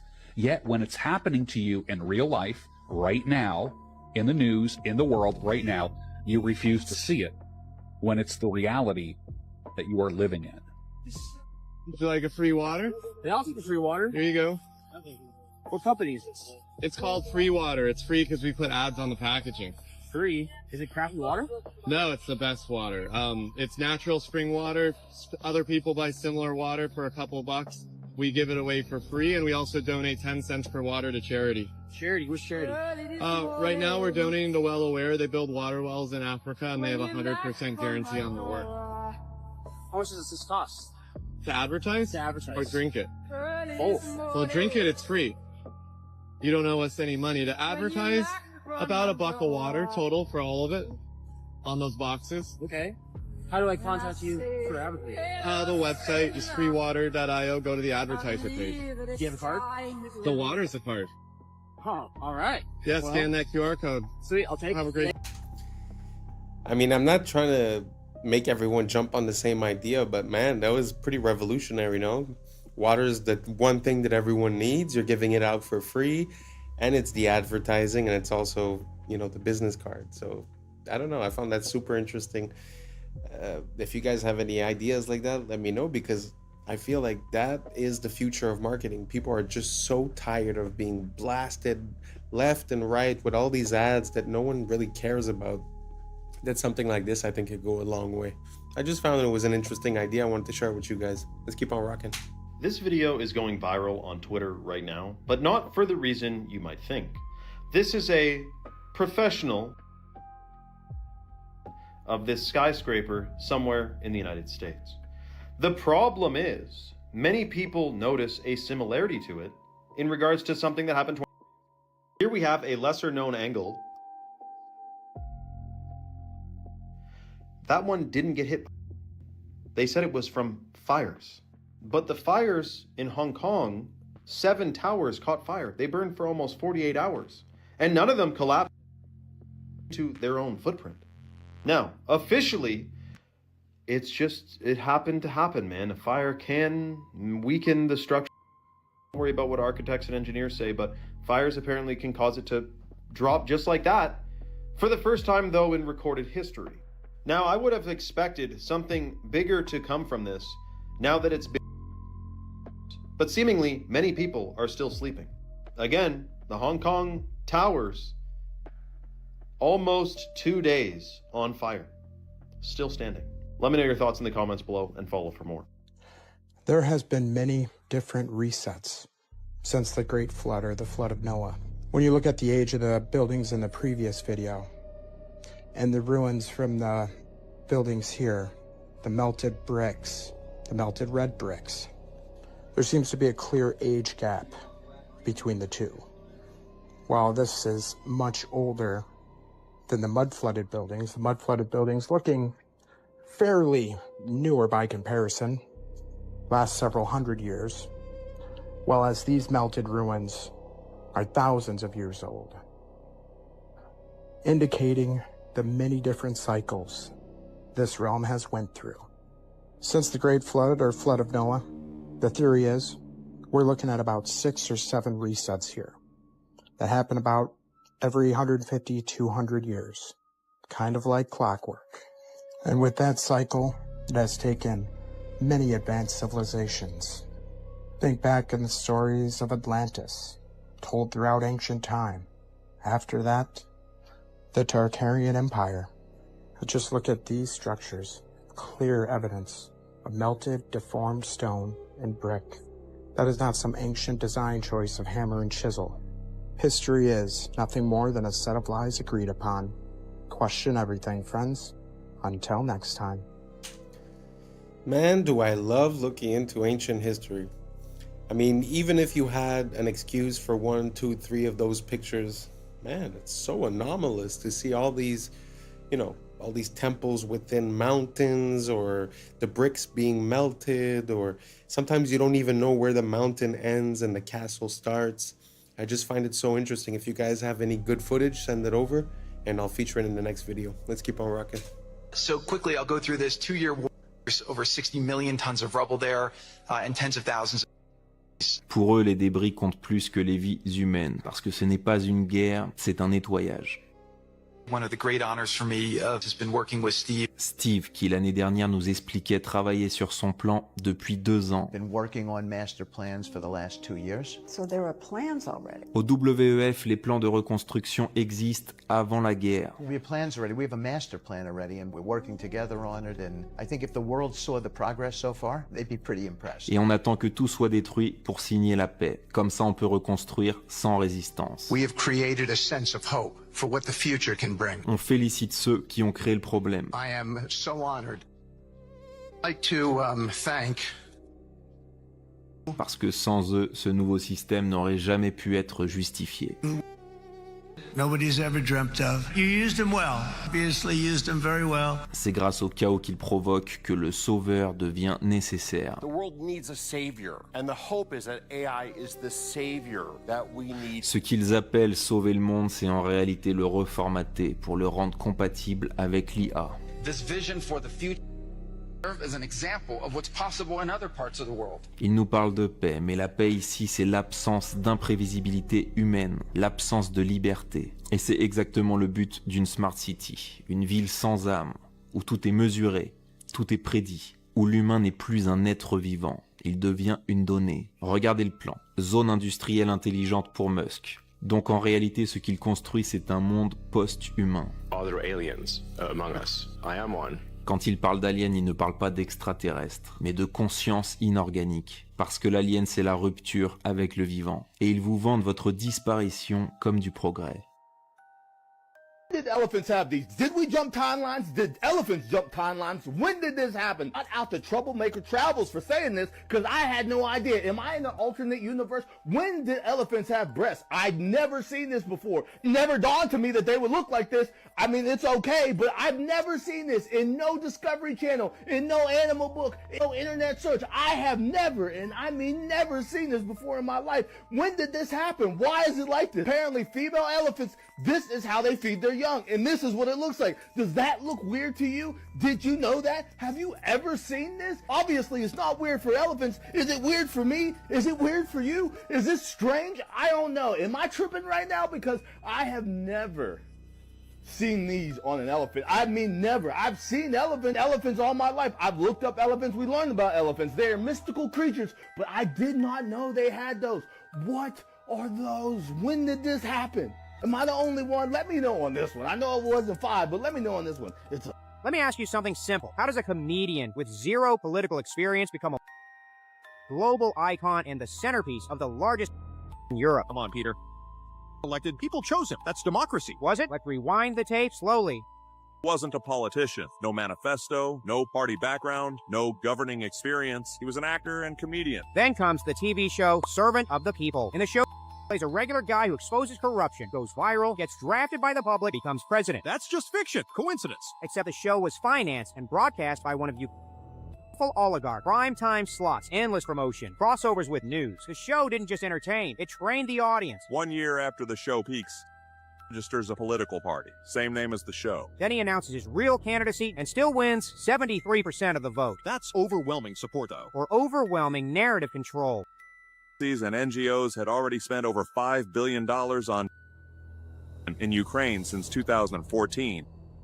The advisors embedded, NGO pipelines, media consulting. So what do you get? A leader with no independent base, no political past, no faction loyalty, perfectly dependent. But the invaded, what choice did he have? Isn't not so fast, Brian. By 2014, Western Baku in the capital. 8 years of shelling in the eastern region, over 14,000 before 2022. The peace agreements were signed to end the fighting, but were never fully implemented. So, or did the Ukraine was already ranked as one of the most corrupt countries in Europe before didn't fix that. It centralized it. Now look at the cost. Roughly 1/3 of the population displaced, millions gone. Most won't return, making it a demographic collapse. Is this your idol who let it all happen? And after the dust settles, debt, foreign ownership claims, resource concessions. So you're saying a managed territory, a dependency, a proxy battlefield paid for by lives, loans, and future resources. So ask yourself, did a comedian accidentally stumble into history, or was a character tested on TV, scaled through media, and deployed at the right moment? That's unsettling. That's the point. If a man can play a TV and then become one in real life, maybe the most dangerous thing isn't propaganda. It's the story some were trained to believe. That surprised me. I knew that he had done some acting or this or that, but the fact that he was playing a politician exposing corruption on a show a year before he got elected, man, that's crazy. That's straight idiocracy stuff. And it brings me to a point that I've been realizing is that, you know, back in the days, politics was like respectable, commendable, gentleman. And now it's like insults and it's like who got you more. So I feel like we're going halfway between what politics used to be and wrestling in a way, you know? So from now on, I feel like since we've had Trump, which was on TV, and an actor, and Zelensky. I almost feel like it's going to be hard to go back to normal politics after. So we're sort of going to be caught into a democratic popularity contest type of thing where, if you're a singer or you're an actor, well, you have more support because people know you. I don't know. I just don't think that's a good idea. Let me know what you guys think down below. Do you think that makes sense? Did you guys know that this guy was, playing the position that he then assumed a year later? I mean, to me, it was a complete surprise. So anyways, let me know what you guys think down below, and let's keep on rocking. Gosh, I don't know all the theories. I'll share a theory and people you didn't know that. I'm new to a lot of this stuff, okay? But let's talk about...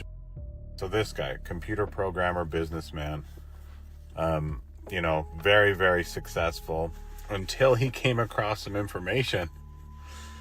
Oh boy. That he didn't like. Oh my gosh, this is crazy. But anyway, I saw this on Jake Shields' podcast, so I'll tag him below, but check this out. We all remember the apartment complex that just mysteriously into rubble. Yeah, just wasn't hit by a plane. In North Miami. That was in that happened on the same night.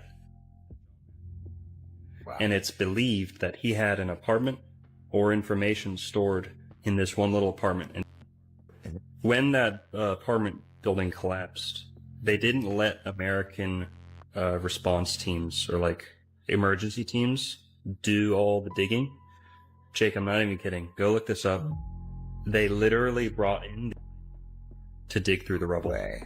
There's dude, it's had a whole ceremony where he was patting on the back. He's thanks. How can they rationalize this? How can we bring that handle American matters? This is insane. It's kind of I was all excited about this at one point, and then it just turns out, now we get laws like this from DeSantis. A new license plate's coming out in Florida that you can choose to get. Anyway.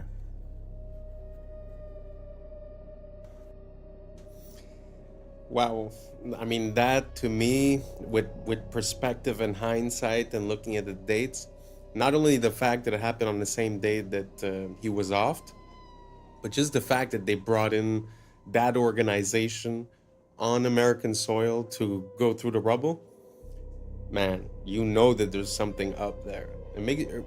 Sometimes when I see these things, it really makes me think we're living in a James Bond movie, but we always receive the cover story and the real stuff is happening behind the scenes. Did you guys know about this? Let me know down below. Anyways, let's keep on rocking. There were hundreds of security cameras filming the check-in areas, the corridors, the lounges, the airport bars and restaurants, etc. The question is, how many time-stamped images do we have that show us the presence of them at any of the departing airports? More than 100? Only one? Not at all? About 30 different images. The answer is none at all. We don't have a single time-stamped image showing us even one of them at the airports on the morning of. The only thing we were shown is a sequence depicting at the Washington airport. But this sequence does not have a timestamp, and it was filmed with a regular camera, not a security camera. So, for as far as we know, those images could have been filmed anytime. Maybe during a dry run were made to make under whatever circumstance. And then we were shown this image depicting going through a security check. This picture is, but this is not the Boston airport.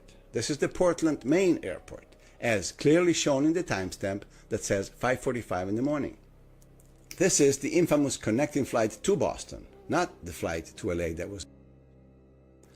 Bottom line, at the departing airports, we do not have a single image that has been made public. Not one. Is there anybody out there who really wants to believe this?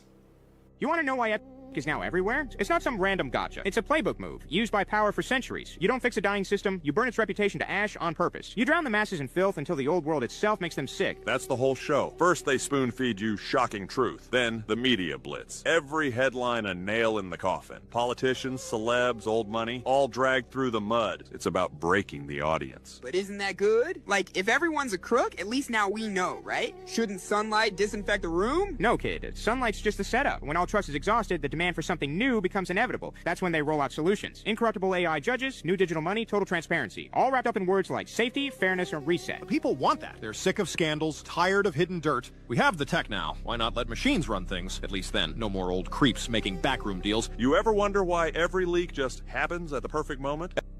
Drop right as the world economy wobbles, currencies crack, debts explode. It's called engineered timing, not coincidence. While everyone's busy binge-watching elite scandals, behind the curtain they're resetting the board. Old assets erased, debts written off, digital currencies quietly rolled out. The filth you see on your phone is the moral excuse for the next system. Look, the old world was corrupt, but this time it'll be pure. Trust us. They want you to beg for a leash. But isn't it good to wipe the slate clean? If everyone's guilty, doesn't it make sense to start from zero? At least now it's transparent? Transparent? You mean like a glass cell. That's the transparency you're signing up for. Every transaction logged, every move tracked. All under the pretext of protecting you from them. But now you're monitored, analyzed, managed. Remember this, in history, every wanted total control started by exposing the last one. Scandal, outrage, necessary, reset. Then the new rules. No room for dissent. Nobody escapes the beta, not even the top players. Nobody wants uncertainty. People trade liberty for protection every time, especially when they're scared. That's why the leaks are never full, never random, always just enough to terrify, not to empower. Notice they show you monsters, but never the strengths. So the whole it's like the world's biggest ad for New World Order? Bingo, kid. While you're scrolling it all and picking sides, they're scrubbing the balance sheets, resetting the scoreboard, and selling you a digital world where everything is clean because nothing is private. So what now? Just wait for the next leak to get even darker? It always gets darker, kid. Every new scandal is just another step in the reset. Tighter rules, more eyes, fewer choices. The beast doesn't need your hope. It just needs your consent. I just found out something crazy about Wi-Fi and all these other different frequency bands, and it is shocking. Did you know that mold, which is in like 90% of people's homes, bathrooms, any other moist areas, basements, the growth and toxicity of mold is increased by electromagnetic frequencies like Wi-Fi. So if you didn't know, mold is one of the, especially black mold, and there's green mold too, are some of the most toxic things that people are exposed to in their homes. And indoor air quality can be like 1,000 times worse than outdoor air quality, even if you're living in a big city with lots of vehicles and freaking dryer vents pumping out those synthetic fragrances, etc. But so now it's a perfect toxic concoction because Wi-Fi increases the mold growth and can actually be strengthened by it. The production of biotoxins in mold culture increased more than 600 times after being exposed to ambient electromagnetic EMF frequencies. And this guy says, is this good or bad? Interesting that Wi-Fi, which many people are wondering if there are any potential hazards with concerning the human body and electromagnetic field, combined with mold, which is also toxic, it's a perfect concoction. The crazy thing about that is that I also seen another video where when the plants were exposed to the Wi-Fi, the growth was stunted and it was slower for the plant to grow. So not only does it stop good plants from growing, it also enables toxic molds to reproduce quicker. Man, I had no idea. Do you guys know anything about Wi-Fi that we should know about? Let me know down below. And thanks for reaching the end. And that's a wrap for today, familia. Whether you're tuning in with the sunrise or you're posted up after midnight, I appreciate your time, your energy, and your curiosity. And don't forget, this isn't about truth or fiction. This is about perspective. If this sparked a thought, a laugh, a deeper question, then we did our job. So drop your thoughts in the comments, keep the convo alive, like, subscribe, and don't forget to hit that bell if you're riding a wave, because we're just getting started. Until next time, stay grounded, stay weird, stay critical. I'm Adam Strain, and this has been Adam Strain Reacts. Peace. Now it's time for us to link up. Really think we on the brink up, making a change from living this strange. Living this strange.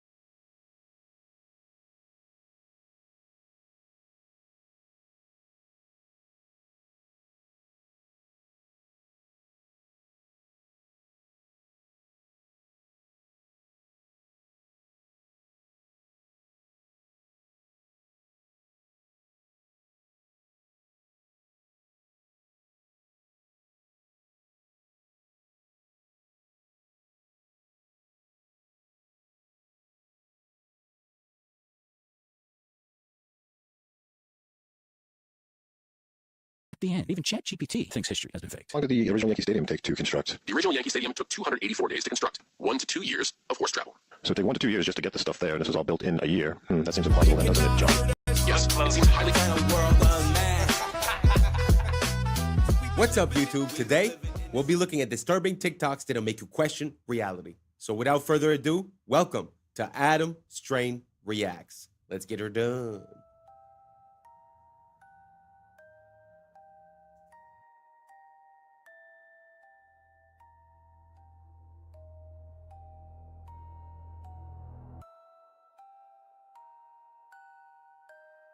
Scientists just copied a fruit fly's brain into a computer, neuron by neuron. No training data, no machine learning. It just woke up and started being a fly within the computer, effectively proving like a simulation. You could just copy a brain into a computer and it would just simulate reality. Nothing trained this fly to do that. I wonder if the same thing would happen with humans. What do you guys think? Do you guys think if we would just get connected into the machine and wake up into it, would we even realize? Let me know what you think down below. Let's keep on rocking. Okay, if we get all 4 arrows, we're doing very well indeed. Usually you get 1 or 2. And he's off.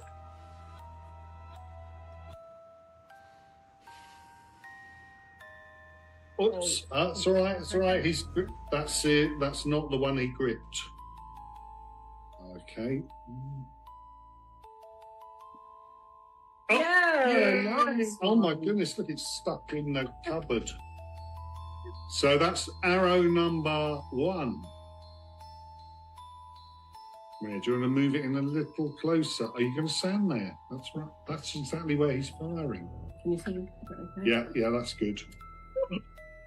2, arrow 2. And he's not musical, so you're not missing anything. But he utilizes one of the wonderful things about a very complex automata, what I call the loose piece. He's engaging with a loose piece. Doing well. But not one loose piece, 4 loose pieces. This is the 4th arrow. If he fires this, he's going to be the only one of the 30 or so that exists that will still do this. Yay! Woo-hoo! David Secret's Archer Automaton. First of all, I find it super beautiful to see people that are passionate about the things that they do, you know. They say, do what you love or love what you do, pick one and run with it. And they definitely love what they do.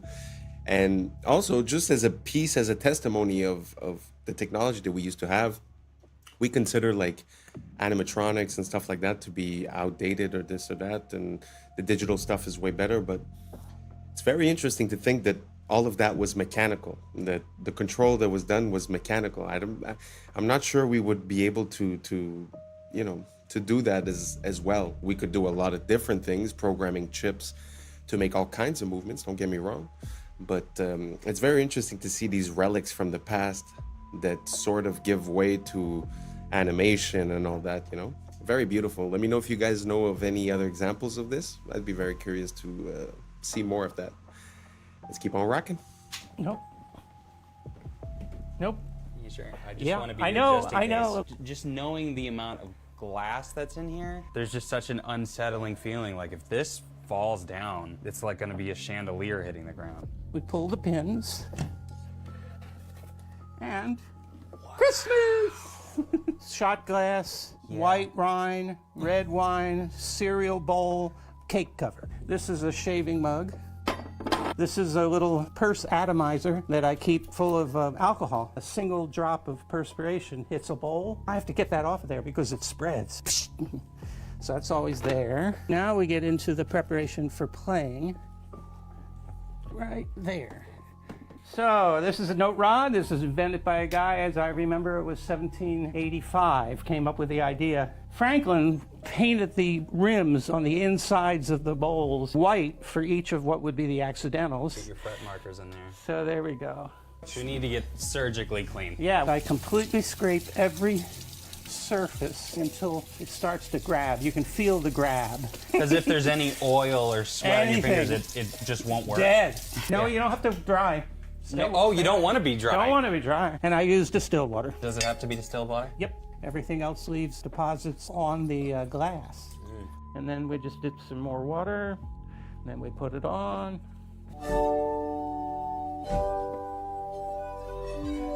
So that, and it isn't just slow chords. You can do. A German company just made forklifts obsolete.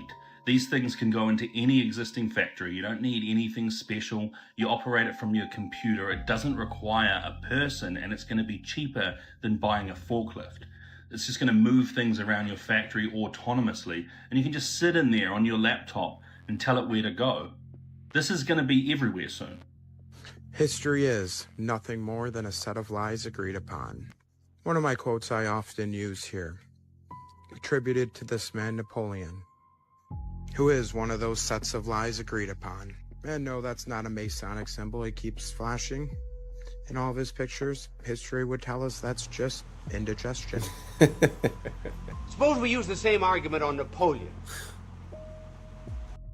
If you've ever seen the statue of Napoleon in Place Vendôme, Paris, you will notice that the word there of Napoleon is written Neapolio. Now that would mean, making this Greek, that means that he is Apollo itself. So there never really has been a Napoleon. It's all due to the sun cult of Apollo. You think you studied the history of Napoleon? Ridiculous. Who was his mother?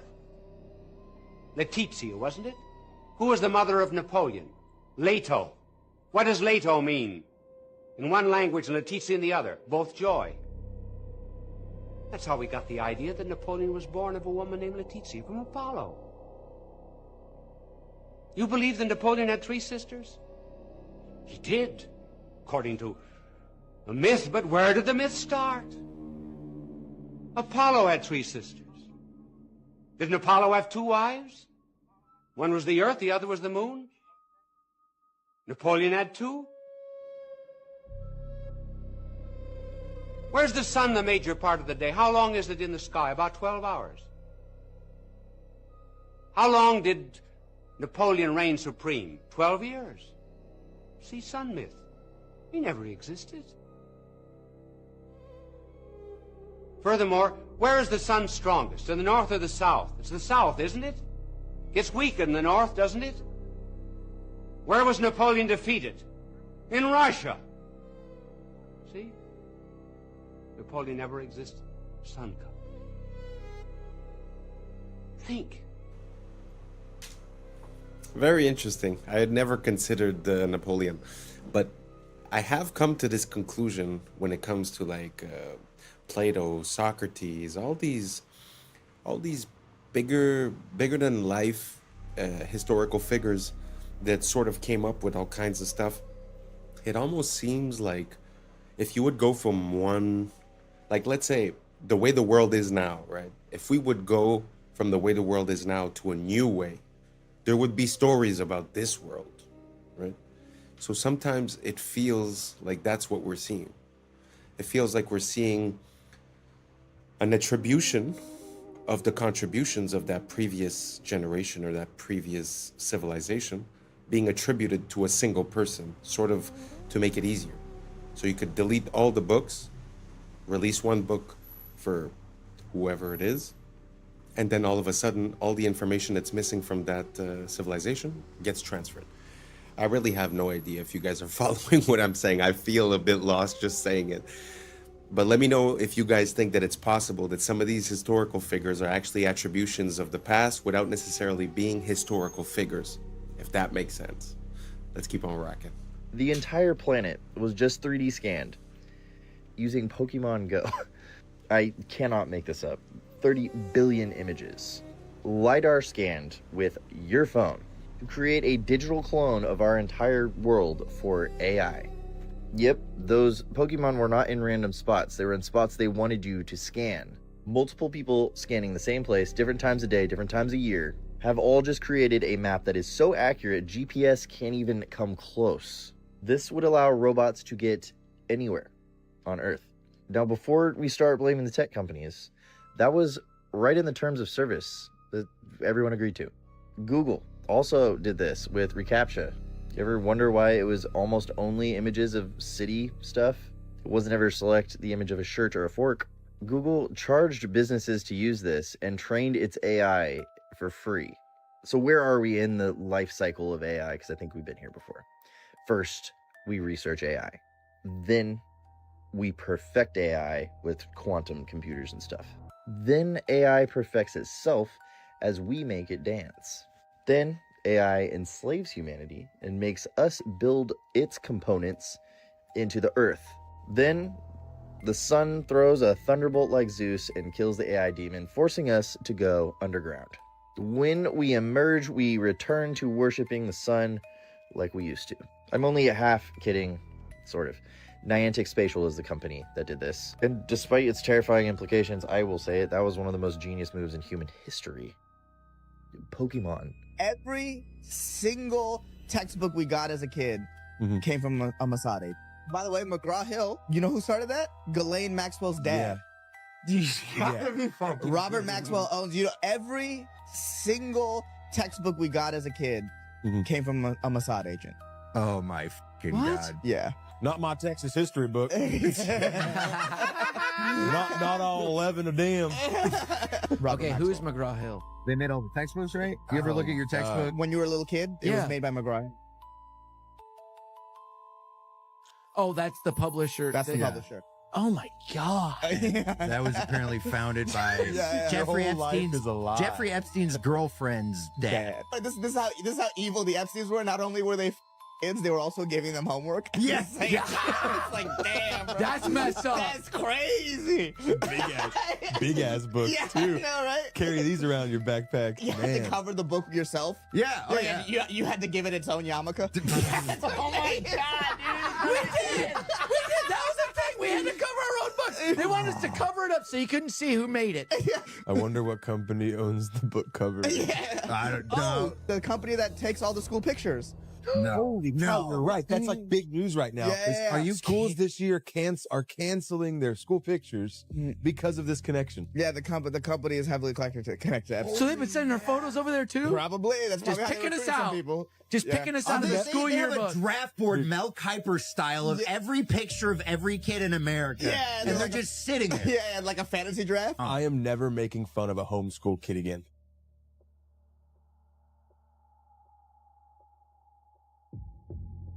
This is absolutely insane. So this Chinese student created basically a Google Earth for all the ancient artifacts that are sitting inside museums. So they were taken from their original land and he wanted to place them back where they were found. So you can go around the entire Earth and look at all the artifacts and where they were coming from, just to try and piece it together, using it as a tool to try and figure out what happened in our past. And I think it's just incredible.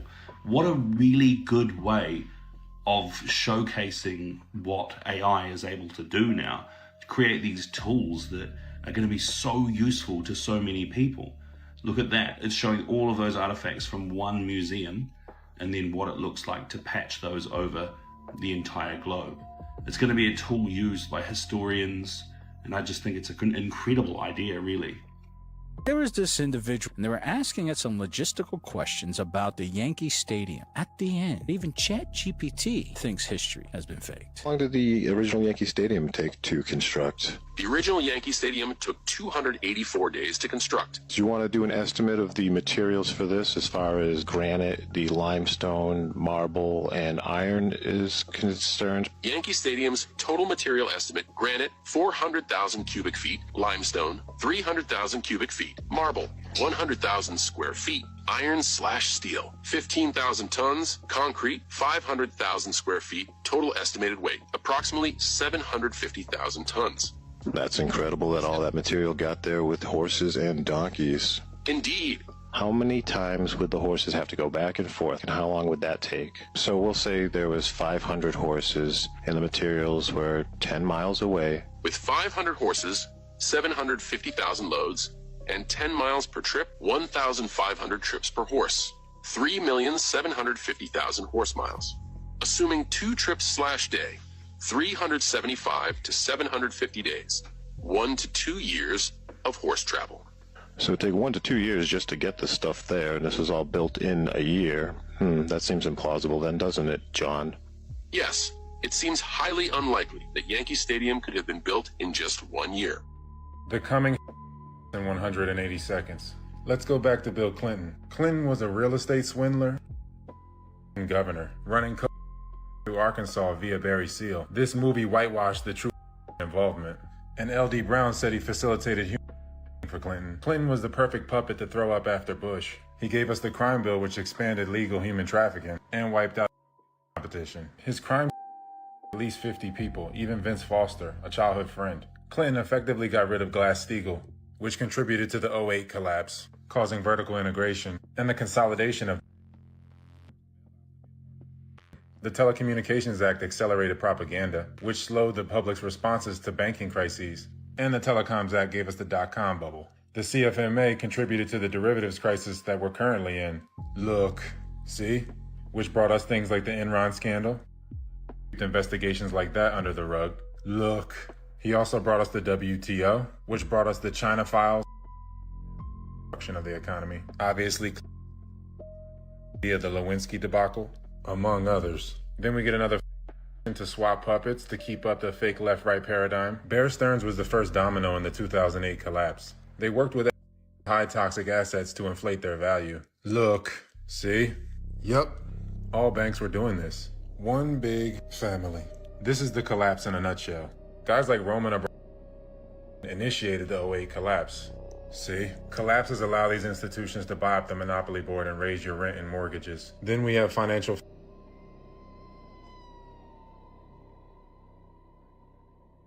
renters. They're all one company, basically. And Citadel controls a large sum of the trading. Look. See? And I have to mention the drug. Every wave of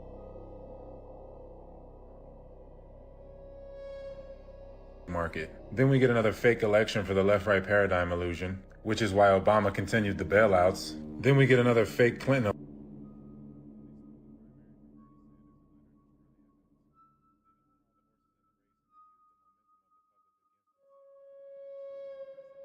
The money supply as well as Biden, which created the high interest rates. We're way worse off than 2008. Just look at the repo market. Unsustainable. Completely over-leveraged. The derivative domino is coming. It's coming. This is how the financial reset will go. Coming. Better be ready to take care of the old folks. There will be no near future. You will have a social credit score, UBI, and a 50-year mortgage. They won't do it all at once, and they won't strip you of everything. Giving you a little bit gives them control. The first few years of the transition won't even be that bad to rope people in. I don't know why I'm so fascinated lately with where we went wrong. Maybe because we need to make these things right, but how do we at this point? Like, how did this small little group of people sink their claws into it and literally conquer every pivotal cultural pillar of our entire lives? Anyway, did you know that the first Model A Ford car, Henry Ford, it ran off so farmers could literally produce their own fuel. So they were running engines, not just off a car, from their agriculture. So what were we told about the Prohibition? That there was this huge moral crisis because of too much. So the had to come save us. But do you think there might be another side to that story? It was the best monopolist we've ever had. So we had a monopoly on oil and then transport and things like that. And they busted it up. So, well, what did he do? One thing he did, people don't know this, the original Model T Ford ran on corn alcohol. So a farmer could make their own fuel in their field. Why do you think he spent $1 million on funding Prohibition for 8 years, which banned all fermentation, not just for drinking alcohol? Just long enough to get gas stations based on petroleum out there. And then, why did he fund the formation of the to go after and destroy natural, because they're all petroleum. So the big were spun out of big oil companies. So big oil funded big And these big chemical companies funded, and they all come from the monopolistic thing.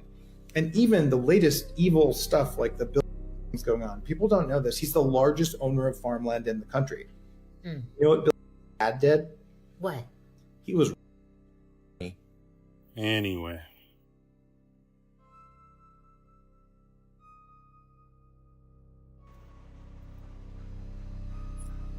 The more you know. Well, not only is nowadays petrol the basis of most of the products that we use, plastics, rubber, like he was saying, even the pills, like everything is involved with it. But further than that, if you think about it, if you had to go buy your gas, instead of going to the gas station, you would go to the farmer, then you'd probably be, buying food there as well. So not only did it create the ecosystem for the gas stations, it also created for the supermarket. Because think about it, if daily, to keep your car running, you'd be going to a farm, then you could just pick up some food while you're there, right? So like this decision and this way of operating changed a lot of our future, well, of where we are today, basically. And it put us into a place of dependence when what he's saying is that basically we were capable of making our own oil. I mean, think about it. The cause that we go into other places and start violence, most often than not, is blamed on that resource. So if we didn't need that resource, I mean, so many things would be different. So it's very interesting just to look at the history of things like the vehicle, the car. Like for an example, most big cities within the United States, because speaking of Europe is easy. You could say, oh, they're so old. But the United States, most big cities, if not all of them, had ways of moving that were, free, basically, like tram systems and stuff like that. In some cities, what they did, they bought the trams, they converted them to basically buses as we know them, and then they resold the company with the stated clause that they could never reconvert into electricity or into a tram. So all of these uses of petrol seem to be manipulated. So not for the potential, not for the effect for us, but more for lining their pockets. I'm sorry, but this subject is just so big. I'll give you another example. When they got together and they wanted to decide a universal, global price per barrel of this commodity, that's when they introduced the idea of fossil fuels. Because what is it to say I'm selling a product that always appears like water? It's easy, although we still do it, but I'm saying it would be easy and cheap. So when they decided to say, okay, let's put a price per barrel, they decided to make a case, they stated their case, for it being fossil fuels. Fossil fuels requires millions of years, certain, conditions for millions of years, and that it's the biological waste that's being compressed, and then it becomes that liquid. So all I'm saying is that basically everything that has to do with that commodity seems to be manufactured in some type of way to encourage us depending on that commodity. Listen, I went way out of bounds here. Let me know if you followed what I was saying. Let me know if you have other examples or if you contest everything that I'm saying. Just write it down below. Say, I hate you. This is why. Go for it. Let me know. Because for me, it seems pretty clear, because now we've had enough time to look at it with a retrospect. And I mean, it seems pretty obvious. The Model T from Ford at the beginning was made with hemp. And supposedly you could run the car on oil, on alcohol, on gas, on different things. And then they decided to go with the gas. So anyways, I'm done. Let me know what you think down below. And let's keep on rocking. It's very preventable. It's just that we're doing everything we possibly can to induce it. We published one of the first ever papers linking that the higher your blood, the faster the tumor grows. The lower the blood, the slower the tumor grows. Undeniable. From a normal cell to a doesn't happen overnight. All we have to know is how are they growing so rapidly? Why are they going out of control? How come it's so hard? A solution to without time is to simultaneously restrict the two fuels, which is already in our bloodstream from the food we eat, and the amino acid. If we stopped eating and we took a low carbohydrate diet and just did water only fasting, we would get into the two have a bad mitochondria dependent on glutamine. We can replace glutamine with ketone bodies. So we selectively marginalize these slowly over time. They slowly start, blood vessels disappear, and the body comes in and dissolves them. This is an extraordinary story. So he was born in a place called the Judengasse, which was a ghetto, basically. And it was the house that he lived in when he eventually had 13 children was only 14 feet wide. And he lived there with his very, very overpowering and dominant and an incredibly brilliant wife who was called Guttel. He was determined to get out of this ghetto. At nighttime, the ghetto was closed. You weren't allowed to leave. The street was so narrow that no sunlight could penetrate. There was no plumbing, there was no sewage, there was nothing. So everything you can imagine happened in this street. And unsurprisingly, he wanted to get out of there.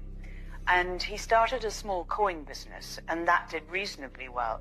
But actually, and this is where it ties into legacy, his great strength was to send his 5 sons to the capitals of Europe at that time. And what they did is they set up, in effect, so whereas everyone used to be in separate different countries or separate cities until then, these 5 boys communicated with each other, sometimes by pigeon, and they wrote to each other in Judendeutsche, which was a kind of Yiddish German vernacular. And that is why they were so successful. And this absolute belief in togetherness, you've got to stand together, you've got to work together, you've got to work across borders, you've got to work with rules. And by 1789, when the last one went, to 1815, so a very, very short period of time, it was said that no one would consider going to war with, because that was how incredibly influential and powerful they had become.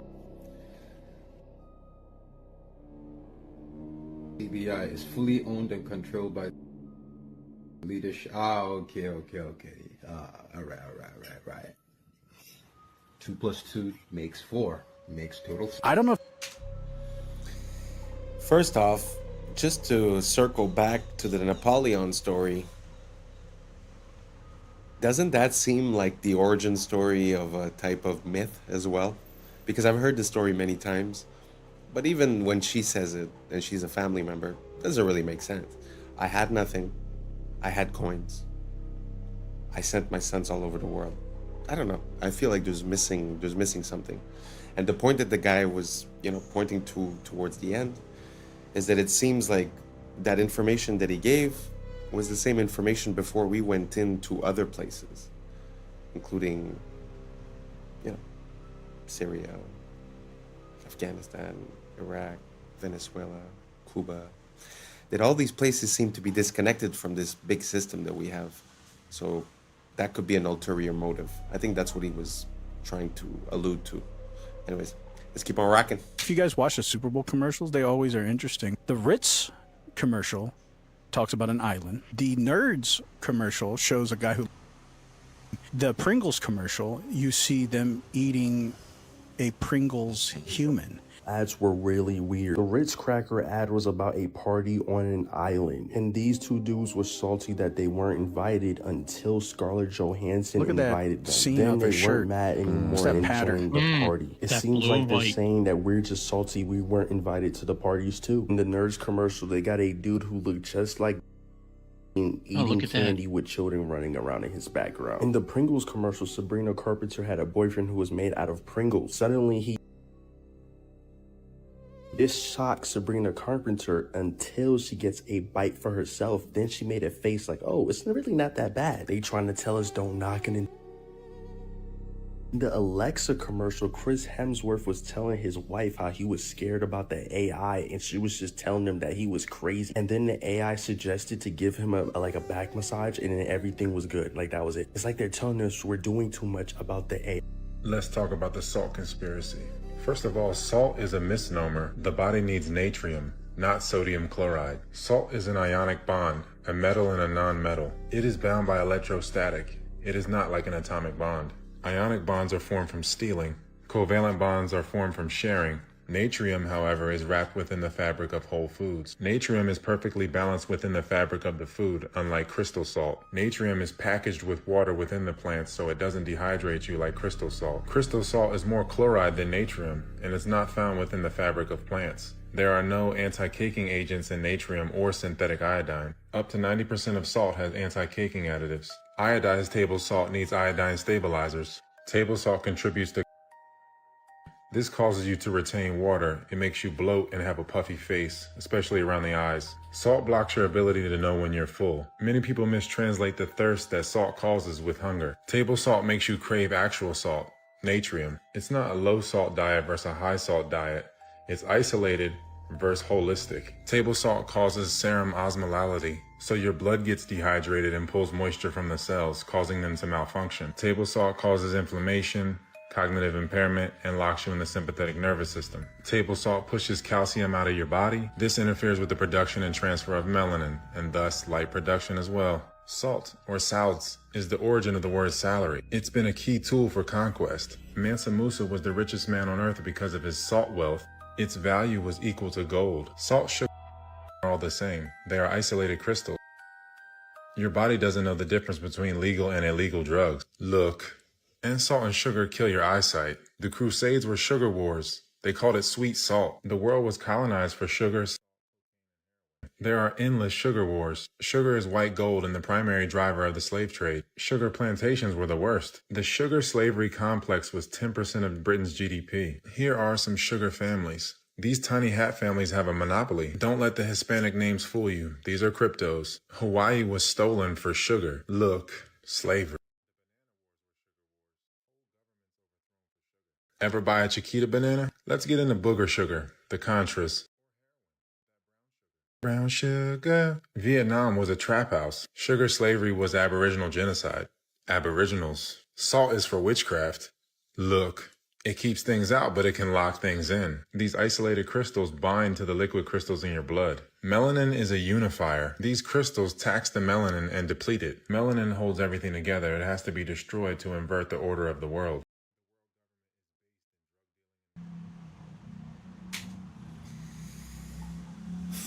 Yeah, I have to agree that the salt is a big part of it. I think that, well, basically, this is going to sound intense, but the whole world, the whole universe is made of salt, in a way. Because some of the salts, like for an example, Irish sea moss or Celtic sea salt, hold 90 plus minerals. Now, tell me what the universe or the world or you are made of, if not from the elements of the periodic table. So 90 plus of those are minerals, right? So the quality of your mineral intake, I think, is very important. And, you know, I could testify to this. My whole life, I was consuming only table salt and I didn't really indulge. Now I live in a much hotter climate. I sweat daily and I consume a lot of salt, but it's not the same salt. It's a high quality salt. And I could attest to the fact that drinking water doesn't necessarily hydrate you, and that when I put salt in my water, as well as a little bit of lemon, or lime actually, it's completely different. The hydration is palpable.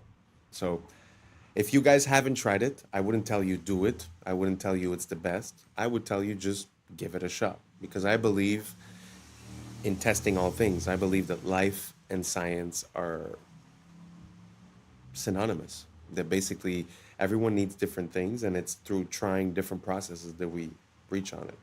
So that's my closing advice. Try some Celtic sea salt or some Irish sea moss and see how you feel. Thank you so much for rocking until the end. And that's a wrap for today, familia. Whether you're tuning in with the sunrise or you're posted up after midnight, I appreciate your time, your energy, your curiosity. And don't forget, this isn't about truth or fiction. This is about perspective. If this sparked a thought, a laugh, a deeper question, then we did our job. So drop your thoughts in the comments, keep the convo alive, like, subscribe, and don't forget to hit that bell if you're riding a wave, because we're just getting started. Until next time, stay grounded, stay weird, stay critical. I'm Adam Strain, and this has been Adam Strain Reacts.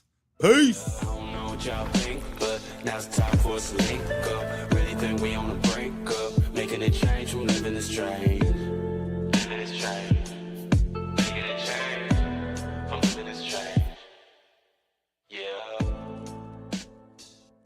Artemis mission are literal actors. You can see that this one. Be able to find so many mistakes and glitches shadow from her hand that were appearing on the main character. Artemis Project all mysteriously showed up or disappeared. Let that say. Look closer. What's up, YouTube? Today, we'll be looking at disturbing TikToks that'll make you question reality. So without further ado, welcome to Adam Strain Reacts. Let's get her done. I like how she has her hair up and in a braid on the way to the launch pad. Then the second they get into space, she takes her hair out like this. When a braid would really be the most sufficient way to have your hair in space. And that doesn't even look like the same person, by the way. Any female that's ever allegedly been in space, they have never tied their hair up. I wonder why that is. It's because that's the easiest way to sell you on the fact that there's no gravity. It doesn't make sense. Your hair would be tied up. And what the hell is all that? Are you kidding? The state of this would not even be acceptable for your average residential electrician. This is one way to do it, but we also have a treadmill, a bicycle, and weightlifting. I'm sorry, weightlifting? How exactly does that work if there is no weight in space? Why would you be using weights if there is no weight? And I'm sorry, but the hair sticking up constantly doesn't even make any sense. It wouldn't just constantly be up like that unless you intentionally pointed it up. According to what we're told, there needs to be a force acting on something for something to move. So it really wouldn't just stay up like that. If she were to just push it down, it should stay down until you actually push it back up. But for some reason, it's always straight up. I hate to say it because this is clearly fake, but this is a much better example of what your hair actually would do. Everyone's hair should always be doing the same thing, no matter which mission it is. But that's not something any of them would even have to worry about if they just did the logical thing and tied it up. That's crazy. I'm sorry.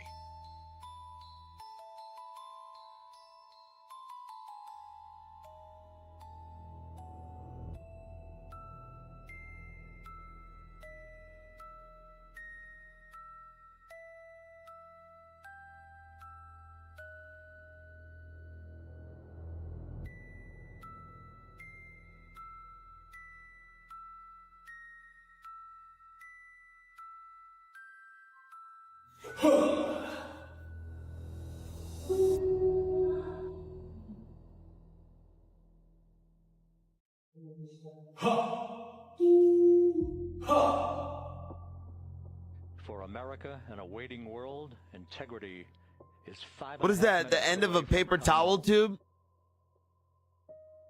They're like looking out the end of a paper towel and turning the light on and off.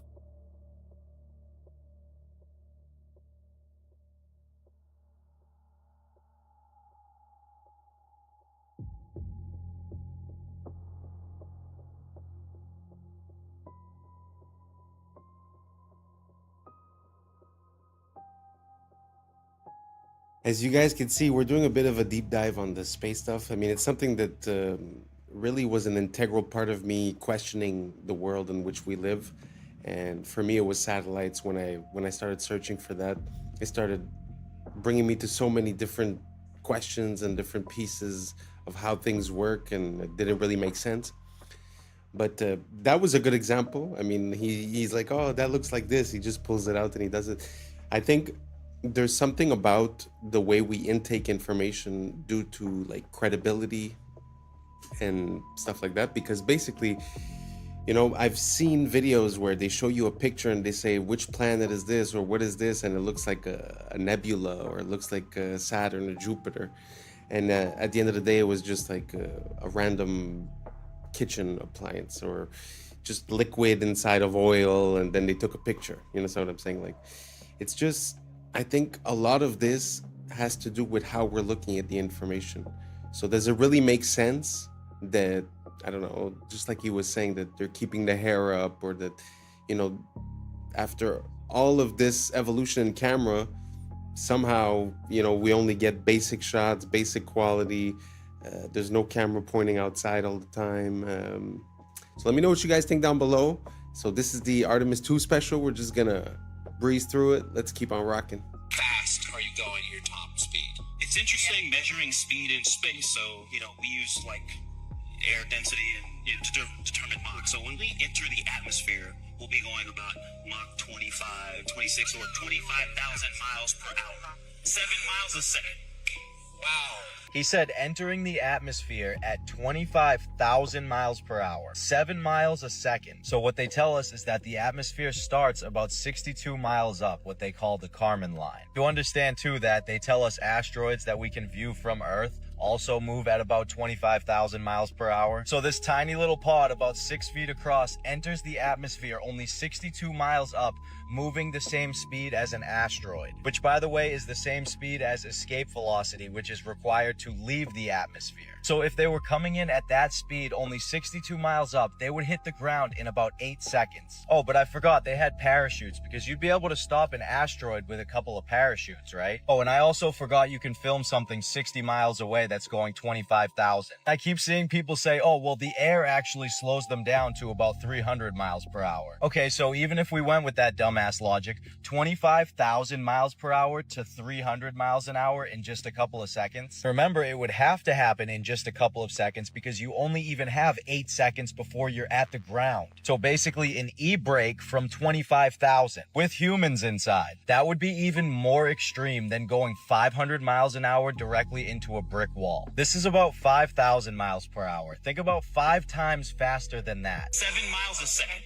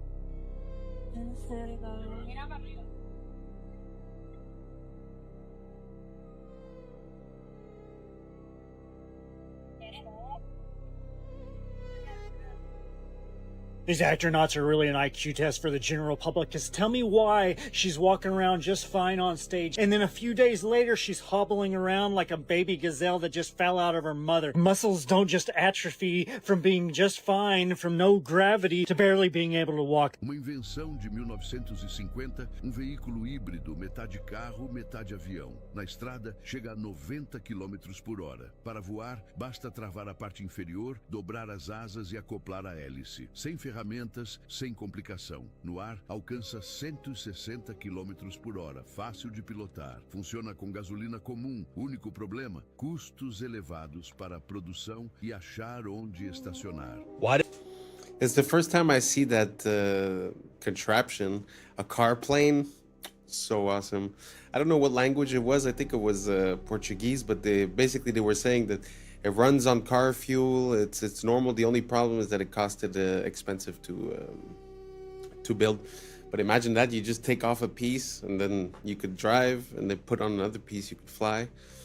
That's awesome. If you guys have any more of those, send them over. I like seeing variations of the car that never got to see the light of day, because it helps us see what the process is behind the scenes about what product is allowed to reach us and what is not, and why. Very interesting. Anyways, let's keep on rocking. Did they have such a clean shave the entire trip? Like, I shaved, I think, 2 days ago. This was the Artemis crew on the way to the launch pad. This was them on day 8 after circling the moon and returning home. Look at their faces. Not once did they even have a 5 o'clock shadow. They had the cleanest shave I've ever seen in my life every single day. And okay, maybe they just shaved in space every single day, twice a day. Is it even safe to shave in space? Never mind have your hair flying all over the place. Loose hair is not safe in a spaceship. It is considered a hazard and is actively managed, not allowed to float freely. Stray hairs can be trapped in sensitive equipment, clog critical air filters, or be inhaled or get into astronauts' eyes. Astronauts typically keep hair short or tied back. I've never seen a woman's hair in space tied up. 100% of the time, it is out. You already know why that is. On average, it is normal to lose 50, 100, or 150 hairs from your head per day. So they were gone for 10 days, so times 3 minus this guy because he doesn't have any hair. Thousands and thousands of hairs would be all over the place. They state themselves can be very dangerous to the equipment. This is them when they got back after the 10th day, and their facial hair is the exact same as when they left. Oh, 12 of the scientists, engineers that worked on the Artemis project all mysteriously showed up or disappeared. There's a story that caught our attention. We're talking about a number of U.S. scientists, some connected to very sensitive research, who have or disappeared. Let that sink in. So, they're acting again. I guess they came together and tried to blackmail them for some money. Otherwise, we're gonna tell them how we did the trick. And now they tricked, and they did. If you in on the motherfucking hustle, stay in on the hustle. I guess the more to that story is, don't jump ship too late, because the hustle gonna continue. You're gonna be maggot food. 2 of the astronauts on the Artemis mission are literal actors. You can see that this one was in Fallout and this one was in Mad Max. Why would they hire actors to go to the moon?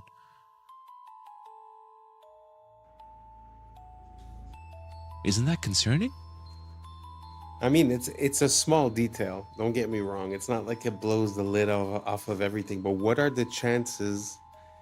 And if you look at the girl astronaut, I don't remember her name, but if you look into her curriculum, like, she's been busy. Since 2003, she's been working at NASA, doing all kinds of stuff.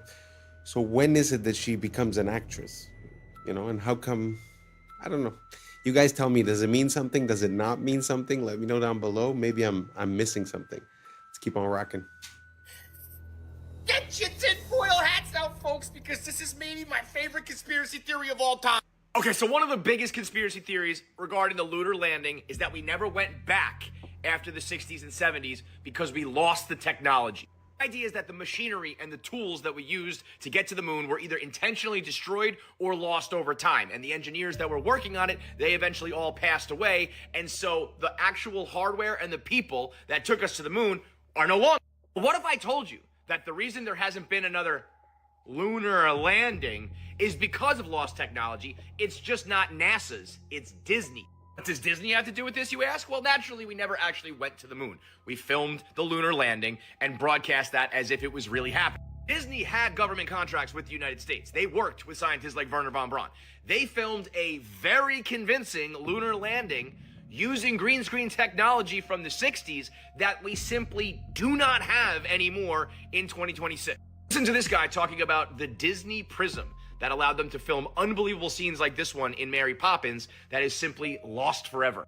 Instead of a blue screen or a green screen, they used what was sometimes called a yellow screen. It was a very specific spectrum of yellow made from a low-pressure sodium vapor light that puts out one wavelength of light. Because it's just one wavelength, you can actually block just that one wavelength or let just that one wavelength go through. So the magic of the sodium vapor process is they used a beam splitter prism so that the light that comes through the lens gets split onto two strips of film at the same time. And that's exactly what you need to get your map. What's kind of magical about it is that you can block that one wavelength of yellow without messing up all of the other colors. In that scene, there's no matte lines. He's motion blurring, he's dancing around. The compositing is impeccable. Yeah, it's perfect. You couldn't have gotten such great blur over the alpha channel with a green screen or a blue screen. To join two pieces of glass and then have layers of material with different indices of refraction, it's a very custom job, and it would probably cost tens of thousands of dollars at a minimum. Apparently there were 3 of these ever made, and also we don't know where any of these prisms are today. So we did lose the technology. It just has nothing to do with rockets and shuttles. It has everything to do with green screens and prisms. Disney had this flawless yellow screen prism technology that allowed them to film Mary Poppins' lace transparent hat, or Dick Van Dyke's blurring movement when he dances, or throwing salt all over the place. So all that technology was perfect for a lunar landing where you're stepping on rocks and there's moon dust and the black background with the red, white, and blue. And once those prisms were lost or destroyed, we didn't have the technology to film another lunar landing the last 60 years. You're telling me we can't remake these prisms? He said it costs tens of thousands of dollars. Just buy 1 billion of them. We can send people to the moon, but we can't rebuild this cube? Forget about the lunar landing. I just want to see movies made this way. In today, wow, it was the first time that I've ever heard anything about that, and I've been looking into this for quite a long time. But have you guys ever heard of this lost technology?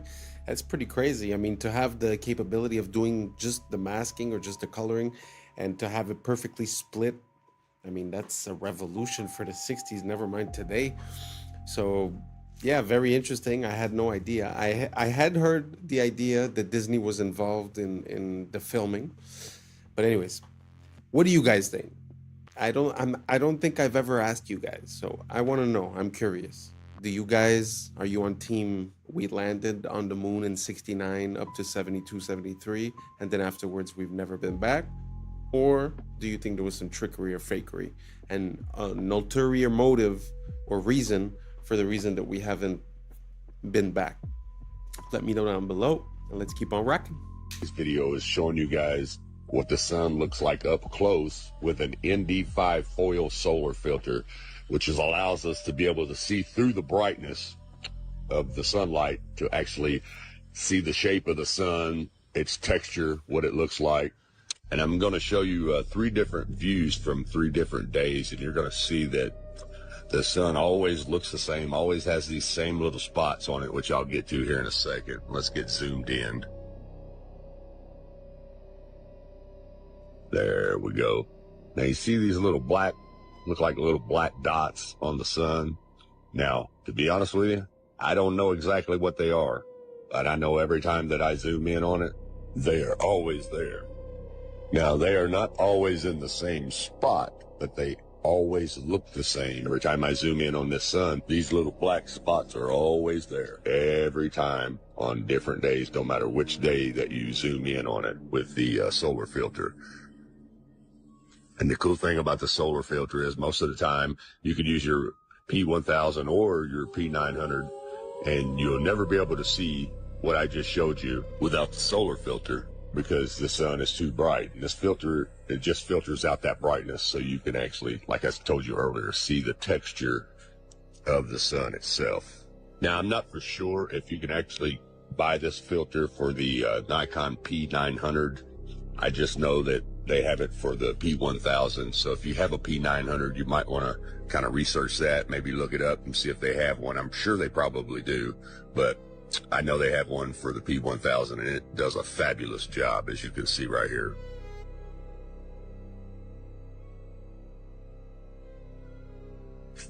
Now you're getting ready to see those little black holes, those little black dots again, just as I showed you on the first day. They're always there, which tells me that this is not a big ball of fire like they tell us that it is. That's a bunch of bull crap. You don't see a big ball of fire anywhere on this. It just looks like a big light bulb with some bugs stuck to it. Not to mention the fact that I shouldn't be able to zoom in on this at all with a camera. It's supposedly 93 million miles away. Think about that. 93 million miles away. Trust me, there is no camera in the world that can see 93 million miles away. But anyway, it's a little shaky there. Sorry about that, guys.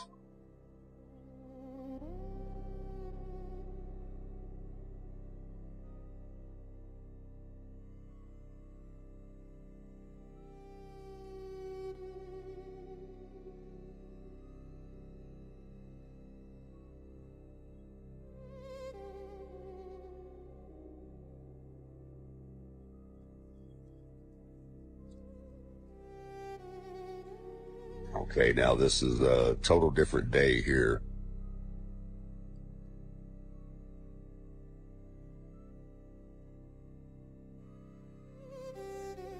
There was some humidity on this day, so I didn't actually get the orange look or the yellow look. It actually had a white look to it, but you can see those black dots or little black holes are there on day 3 also.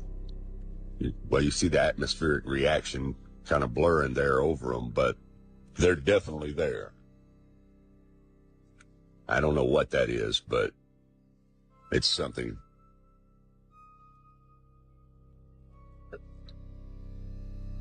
Now here you have NASA's computer-generated images.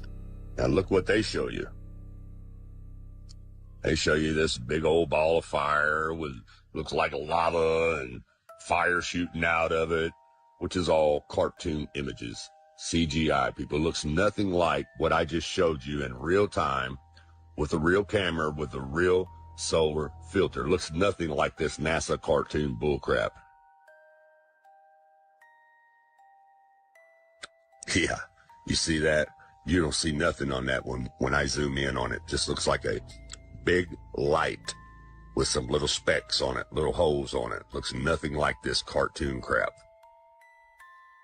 I'm telling you, people, the Book of Enoch tells us that it's a luminary, not a ball of fire, as you can see here. And that which thus rises is the great luminary, and it is so named according to its appearance, according as the Lord commanded. As he rises, so he sets, and decreases not, and rests not, but runs day and night, and his light is sevenfold brighter than that of the moon. But as regards size, they are both equal. So do you... Wow, that's very fascinating, very beautiful. I really love this type of content, looking into things close, whether it be with a microscope, with a telescope, with a camera. I find there's so much detail and grain to this world that sometimes, like you were saying at the end, they show us a CGI representation, but does that even match reality at all? It's a very good question, but I found that super interesting. If you guys never seen, I'll try to get some videos, but also sometimes they zoom into stars and you could see this vibration and it looks like a cymatic pattern. It doesn't really look like a solid object neither. Very interesting to look at this world when you're looking in closely. Anyways, let's keep on rocking. Remember this guy right here? Of course you do. He was the main character in the newest space movie. But I just want to take a second to look at the stars on this thing. And why is he still carrying it? See the stars? 1, 2, 3, 4, 5.5 stars. You see this little half star? So take a look at it right here after he spins it, which is all they actually did was play with a plush toy the entire time. You see how you can see the 5 stars, but where's the half a star? How come the half a star isn't there anymore? Watch it as it comes around. 5 stars. You clearly saw 5.5 stars. Where is that half a star? How come it's not there? But maybe if they didn't focus so much on spinning microphones and plush toys and actually showed us the moon, Earth, or what space looks like, then we wouldn't be able to find so many mistakes and glitches. Now, I just want to look at one more thing from our main character here. See right here how there's a shadow from her hand? Well, there should also be a shadow from the toy, but there isn't one. You see, she brings her hand back. There's the shadow. Takes it away. No shadow. So why isn't the toy giving off a shadow when her hand is in the same exact spot giving off a shadow? We don't even have to talk about the words that were appearing on the main character either. We've already talked about that. I mean, they were all interesting, but has anyone seen a debunking about the last one that he just showed? The one with the letters going through? Because if you think about it, it would make sense if they're using a blue screen and the little plush toy is blue. So let me know if that's been debunked, because that's That's a pretty good one. What do you guys think? You guys think it's what do they call it? Augmented reality, where they use 3D modeling in real time, or do you guys think that it's just a mistake of lighting or in our mind? Or let me know what you think down below. Let's keep on rocking.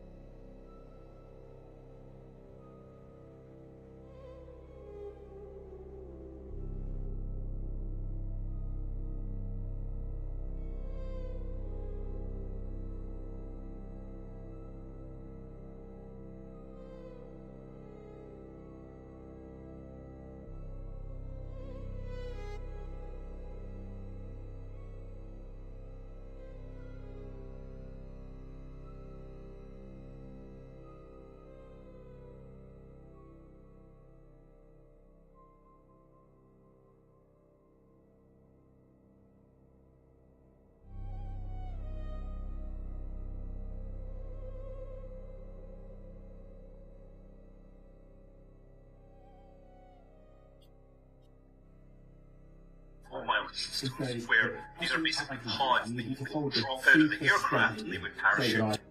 Pods that you would drop out of the aircraft and they would parachute.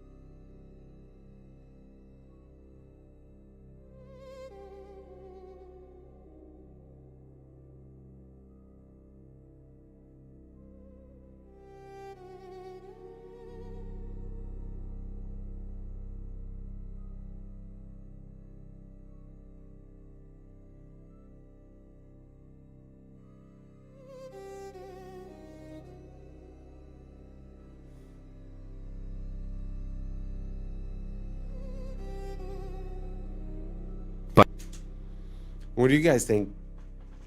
You think it's possible that they just dropped the pod off from a plane instead of it reappearing? Or do you guys think that's just a coincidence, the fact that that plane has that capability and was passing over it on the same date towards the same area? Let me know what you think down below. Let's keep on rocking. A lot of coincidences. Pas de caméra interne pendant l'ascension, juste des coupures pour faire place aux images de synthèse. Ils sont prudents pour pas faire les mêmes erreurs qu'avec Apollo 11. Après tout, si c'était faux, pourquoi ça deviendrait vrai? We're going to the moon. La NASA, c'est une télé-réalité, avec des acteurs présentés comme des cartes Pokémon. On sait tous que les images de 69 ont été faites en studio, avec un ralenti x2. Et si on met en vitesse normale, on peut visualiser les harnais. Et regardez la simplicité du décollage depuis la Lune pour le retour sur Terre. Il était plus propre que la vidéo d'aujourd'hui. Et celui qui filmait est resté là-bas. C'est peut-être Buzz Aldrin d'ailleurs, un astronaute, acteur et franc-maçon, qui nous répète ne jamais avoir été nulle part. We did go there. Et il porte même une bague maçonnique sur cette photo culte. Et ici aussi. Parce qu'on a affaire à un théâtre occulte. La fusée fait 322 pieds de hauteur. En Gematria Prime, Artemis 2 égale 322. Le fameux nombre de la société secrète Skull and Bones. Parce que la conquête de l'espace est une conquête de l'esprit. Répétée depuis ton enfance pour t'éloigner de la réalité et t'enfermer dans leur prison digitale. Do you know that Christina Koch was actually a character in Mad Max in 2015? Yeah, NASA astronaut Christina Koch appeared as one of the Vuvolini in the 2015 Mad Max Fury Road. And then just 10 years later, she's going to the moon. What an exciting life, huh? Apparently, she's only even been an astronaut for only 13 years. And she completed her candidate training in 2015, the same year that she was filming to be in a movie. Yeah, the 2 of the 4 American astronauts that are on that flight, they're right out of central casting. They're right out of central casting. Let's not forget about the words appearing on the stuffed animal and then him quickly moving it out of the way. Let's not forget about how the bag phased directly through Buddy's ear right here. minutes before the Artemis 2 crew traveled the And what the hell is longest he distance even humans doing? have ever Let's not forget the vanishing red dot. Terrible quality video, even though you couldn't take a bad quality video nowadays, even if you tried. 1995 digital camera. Video from inside the ship from the entire 10-day trip, except for when they're free falling at 25,000 miles per hour. No close-up shots either. They're making sure they're keeping their distance for some reason. None of this is melting, even though this fucking ship would be hotter than lava. A crew going up and touching the ship and their hands are somehow not burning off. Here's a little bonus clip from a separate team of dumbasses. Why did the ball fall straight to the floor if they're in space? So, it's really not a question of you should believe this or that. I'm really wondering. To be honest, I'm not even decided on any way, shape, or form. But a few quick questions. Have we been to the moon? Is the sun really 93 million miles away? Do the pictures we have or the representations that we have of the planets or the galaxy or the solar system, are they realistic? Is it true? Let me know what you think down below, and thanks for rocking. And that's a wrap for today, familia. Whether you're tuning in with the sunrise or you're posted up after midnight, I appreciate your time, your energy, your curiosity. And don't forget, this isn't about truth or fiction. This is about perspective. If this sparked a thought, a laugh, a deeper question, then we did our job. So drop your thoughts in the comments, keep the convo alive, like, subscribe, and don't forget to hit that bell if you're riding a wave, because we're just getting started. So until next time, stay grounded, stay weird, stay critical. I'm Adam Strain, and this has been Adam Strain Reacts. Peace! I don't know what y'all think, but now it's time for us to link up. Really think we on the brink up, making a change from living this strange. Living this strange. Making a change from living this strange. Yeah.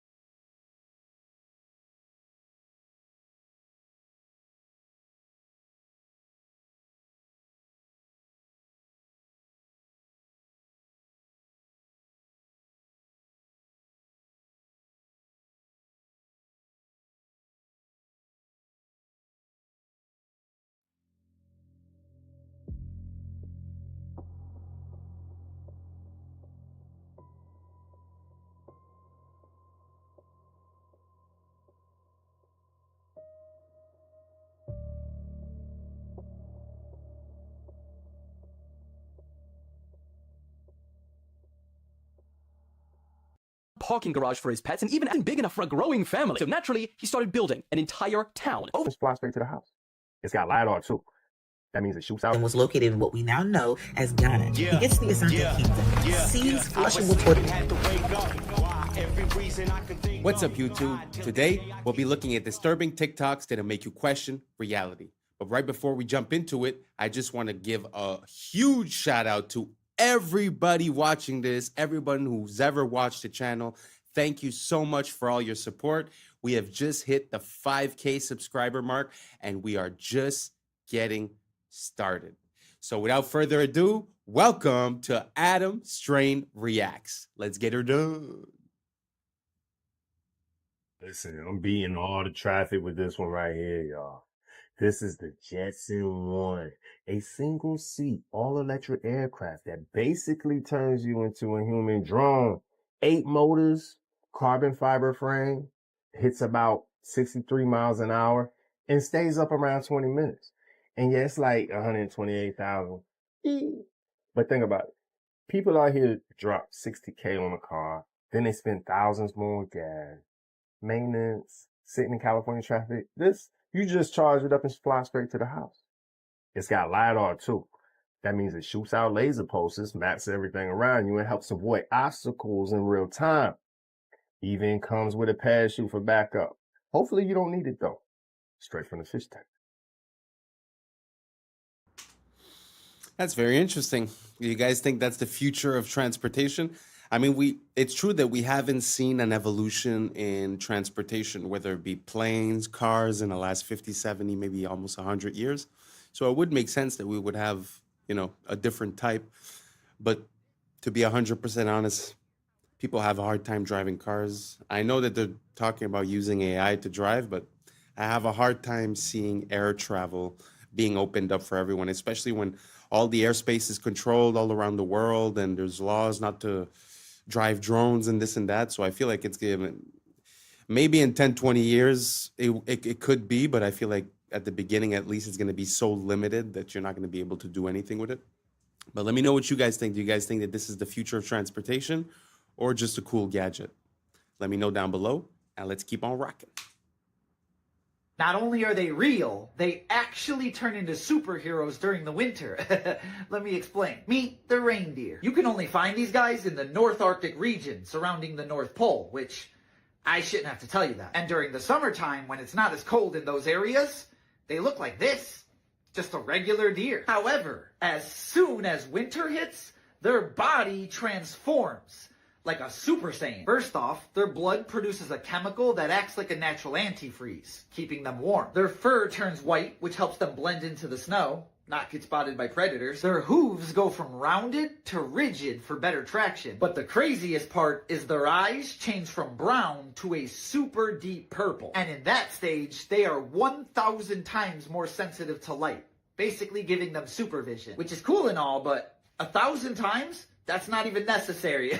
What are you trying to see? My thoughts? Moral of the story, if you ever catch Rudolph here in the winter, he will quite literally be built different. And as always, follow for more facts. This is going to be crazy. This is the Jetson Air Games, the world's first flying car race. They're called Jetson 1s. They're fully electric vertical takeoff aircrafts. Sort of like a drone meets Formula 1, except if you crash, you don't spin out, you drop out of the sky. Luckily, they don't fly too high. They just held the first demo race where 4 aircraft were flying side by side, weaving through the air like pod races. And it went super viral online. Many are saying this is how motorsport evolves. We started with horses, then cars, now flying machines. And before you say this will never take off, Jetson already has $75 million in orders. It's putting together a fully competitive aerial racing league right now. So forget racetracks. They're thinking 3D race circuits with vertical overtaking, possible highlights reels that look like Star Wars. It's almost guaranteed to go viral over and over again and become a huge sport. The only question is, who's insane enough to be the first pro athlete in a sport where a minor crash means you might see Jesus? You'd have to have the confidence of a crackhead to even consider it. Would you do it? Do you think it was wrong to do this? This specimen is an extinct type of dog called a turnspit dog. One of them is visible in this picture, in that wheel at the top. See, back in the olden days, if you wanted to rotate meat over fire to cook it evenly, well, they didn't have electricity. So they had this wheel, and they bred a type of dog to run in it. That is the turnspit dog. Due to its genes, it just loves running in this wheel all day. Is it morally wrong to breed a creature to do this? Again, this is a task that is hot and repetitive and strenuous, but due to our selective breeding, it presumably enjoyed doing it. In the same way that beavers love to build dams. If you bring one into your house, it will build a dam in your hallway. That's its favorite thing. If you have a pet dog that is a herding breed, if you ever take it out and let it see a herd of sheep, it will act like it is Christmas. It will run out there and start herding them. Breeding the animal to do the task means it enjoys doing the task. So if you say it seems like a win-win, we need the wheel turned, this animal loves turning the wheel. But remember, humans have genes that make us enjoy doing certain things too. And knowing that at some point in the future we will have the ability to edit the genes of our offspring, how long is it going to be until somebody has the bright idea, well, you know, there's certain jobs that nobody wants to do anymore. But rather than let a robot take that job away from a person, why not just give somebody the gene that makes them love that kind of work? Because their argument is going to be, who loses in that scenario? I've made a person who just loves washing cars so much that they don't even really want to be paid very much to do it because they enter such a blissful meditative state that they would pay to do it. And what would they buy with their money? They already get to do the one thing they enjoy. And I kind of find that terrifying, but honestly, I can't articulate why. Because, hey, it's win-win. It's a very interesting mental experiment to do. I mean, first off, for the dog, I always find it super interesting how we're so unaware of all the things that used to be normal occurrence in the past. And I find that sort of disconnects us to not repeat the same mistakes and to not know where we come from. That's first off. But second of all, I've never heard the idea of breeding or putting in a certain gene into a human for him to like his job and to sort of have that be his identity, and that the person basically is built for that job. Like you said, it's hard to articulate why it's wrong, because the person is literally happy. And, you know, we call our whole American dream experiment, we call it the pursuit of happiness. So if you were able to provide that systematically, it's very interesting. So let me know what you guys think. Do you guys think it would make sense to breed the genes into people for them to like their job? Or do you guys think it's better off that the robots take it? Or what do you guys think about this? Let me know down below, and let's keep on rocking. We're going to address this again, since the inferior people are struggling. Black Americans are the only indigenous people on this land. Melanated people are the only people around the world who are indigenous on every land, no matter their ethnic group. Uncivilized lands all have the same genetic connection. Melanated skin with varying shades of brown. And those groups are not connected to Africa, just like Black Americans aren't connected to Africans ethnically. The actual American Indian, known as the Black Americans, are the ethnic group of North America, not descendants of Africans. Let's dismantle the greatest public relations fraud ever committed, the desperate multiracial campaign to erase the true indigenous Black American from this land. There is a coordinated effort, a relentless lie, designed to make Black Americans believe they are a guest in someone else's house. But the unchangeable, archaeological, and historical truth is that Black Americans are the foundation. They were here first. And by here, I mean the world. Every country. Every strip of land. And they built the civilization that we are all destroying. The lie about Africa is to confuse and mislead so that the theft can keep going on. Black Americans weren't even considered African American until 1988 by Jesse Jackson, a known Cherokee Indian. So they'll pay a Black American leader to lie and sell out, while classifying himself correctly despite the lie. If Black Americans came from Africa by boat in the 1600s, America didn't figure this out until 1988?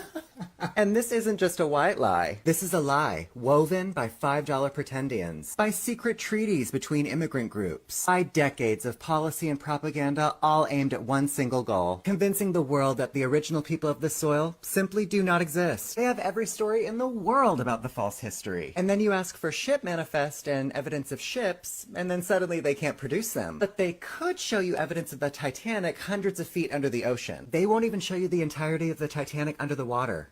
Only a corner of this ship. they still parse that history. They have reclassified the true indigenous people, renamed you, and redrawn maps around you, hoping you would forget the land your spirit is made from. Now they deploy their little native influencers online, armed with fraudulent petitions and digital picket signs, begging platforms to remove you from your own story. They are performing a pathetic pantomime of indigeneity. If you are indigenous, why would you need outside help? What are they protecting? If you're truly indigenous Native Americans, how could someone take that from you? Why the sudden panic? Every post they make, every petition they circulate is an admission. You've been caught, and now history will be made. Every other race are the visitors. It is time, Black Americans. Time for you to start acting like the host in your home, because all of this is yours. It is time you start acting like the host. Very interesting theory. I had already heard stuff about the fact that there's a lot of inconsistencies regarding bringing the slaves over from Africa and the boats and all that. But me personally, I've always grew up listening to rap music. So my what I remember is first, like, let's say Tupac was based on Tupac Amaru Shakur, Amaruka, which would be the base of America, which would be coming from an indigenous population. I don't know exactly. He never really spoke about it, but that's where the name comes from what I understand. And the other person that actually there's two more that hinted to that. One was ODB way back in the days. He was a Blackfoot Indian, if I'm not mistaken, and he was explaining how his heritage was Blackfoot and was not African. And there's also someone else that's very surprising, Waka Flocka Flame. Everyone thought that he was just like, some ignorant rapper, this or that. But if you look at his interviews and you look at how he speaks and what he speaks about, actually very interesting. He was saying something like that as well, that his family, when he retraced his history of the family, it wasn't through slavery, that it was through indigenous peoples of the land here, which Columbus called the copper-colored people when they came here. So anyways, I'm not saying what's true or not. I'm just telling you some things that I saw, connecting a few dots. But I'd like to know what you guys think. Do you guys think that what they told us is absolute fact, that everyone that's melanated in America comes from Africa? Or do you think it's possible that there was a population here that was melanated and they have attributed it to the African import of slaves? Let me know down below. I'm up for the conversation. And hopefully this doesn't offend anyone. The goal of this channel is to be able to talk about absolutely anything. So I'm very sorry if you feel offended. I just feel like there shouldn't be any subject that's taboo. We should be able to come together and to, build ideas together, no matter the subject. So once again, sorry if this offends you, but please leave your comments down below and let me know how you feel. Now let's keep on rocking. This man has spent the last 2 years building an entire town for his pets, and it will blow your mind. It all started with an apartment for his Shiba Inu and cats, but when people saw the excruciating level of detail that Jing put into it, it went viral. I mean, it is so realistic that it makes it look like the cat is the thing that's fake. Bro, he even created an underground den for his hamster, and then inside that, another even smaller room for his spider. What the hell? And so naturally, people wanted more. So, Jing started building more, like an elevator, a mini robo-vacuum, a gaming room complete with a sneaker collection, figurines, and model cars. And yes, this apartment even has running water. He then spent the next 2 months building an underground parking garage for his pets and even added cameras and put Shiba-san as the head of security. But you know what his pets really needed after that? A seaside retreat to get away from the city. So bro built them an entire private island. Not that kind of island. This took him over a month to build, and it comes with real flowing water, a painted horizon, and is themed on how to train your dragon. And thinking a private island was probably a good place to stop, he then finds out that Ting Hao was pregnant with 7 kittens. And so he suddenly realized this apartment wasn't big enough for a growing family. So naturally, he started building an entire town. Over the months, he built his pets a spa, a supermarket, yes, with real meat, a bank, a cinema, which took him another 2 months to build because he had to 3D print over 1,000 separate parts. He built them a billiards club, a Meow Donald's, and even copped his hamster a cyber quad and his cats a cyber truck. But by far, the biggest addition to Cat Town was was the working subway station. This took Xing over 4 months to build, and some of the most challenging parts was figuring out how to open the train doors and platform doors simultaneously, and also how to create a working escalator. But of course, he achieved both of them beautifully, and today, Cat Town has affordable transportation. Now, the biggest question he gets asked all the time is why? Why spend all this time and money on your pets like this? Well, he said that it started just as a fun little idea to attract more customers to his wife's pet store, which she recently opened. But then it just spiraled out of control because he loves what he does and it makes his son happy. Wow, that is amazing. I know it's something super trivial, but I find it's always inspiring to see someone go to the max outcome of their idea, you know, like to see someone just put so much dedication and so much effort into a project, even if it's like this random thing. I feel like that's how we came to have the most amazing architecture in the past, is that people would make a project their own and put their life into it and would love what they do, you know? So props to this man for doing that much work, but that doesn't even seem like work because he loves what he's doing. It's truly inspiring and beautiful, and I wish more people would be like that. Let me know what you guys think down below. Would you like one of these cities for your cats? And let's keep on rocking. People have never known how to poop, and history proves it. White explorer actually wrote about this in 1818. Now, in 1818, explorer Thomas Bowditch goes to the Asante Kingdom. Now, the Asante Kingdom was located in what we now know as Ghana. He gets to the Asante Kingdom, sees flushable toilets, 2-story homes with flushable toilets on the 2nd story, half baths, and a waste and sanitation system that literally blew his mind. He wrote like 2-3 pages on this. That's how surprised he was. Not by the fact that it was Africans doing this. That was part of it, but the fact that it even existed in the first place. Now, it wasn't until like the 1850s and 60s when Europeans started using flushable toilets regularly and started having a regular waste and sanitation system. And now this book is a little weird too, and I might talk about this in another video, but this book was actually written under the guise of being an informational book about the Asante Kingdom, but it was actually a playbook on how to colonize the Asante Kingdom. But let's get started and learn something. While he was pretending to be nice with the Asante Kingdom to get all of this information to be able to take over the Asante Kingdom, he also collected all of these items. He has the largest and oldest collection of Asante items from that time. Look at this. Look at all this stuff. Look at them sandals from 1817. He was so perplexed about this whole waste management system that he even drew pictures in detail and painted them. I'll show some of the pictures while I read this mess that he wrote. What surprised me most, and is not the least of the many circumstances deciding their great superiority over the generality of Negroes, was the discovery that every house had its cloaca, toilet, besides the common ones for the lower orders without the town, the public restrooms. They were generally situated under a small archway in the most retired angle of the building, the guest bathroom, but not unfrequently upstairs, the upstairs bathroom, within a separate room like a small closet, where the large hollow pillar also assists to support the upper story, the 2-story house. The holes were of a small circumference, the pipes, but dug to a surprising depth, and boiling water is daily poured down, which effectually prevents the least offense.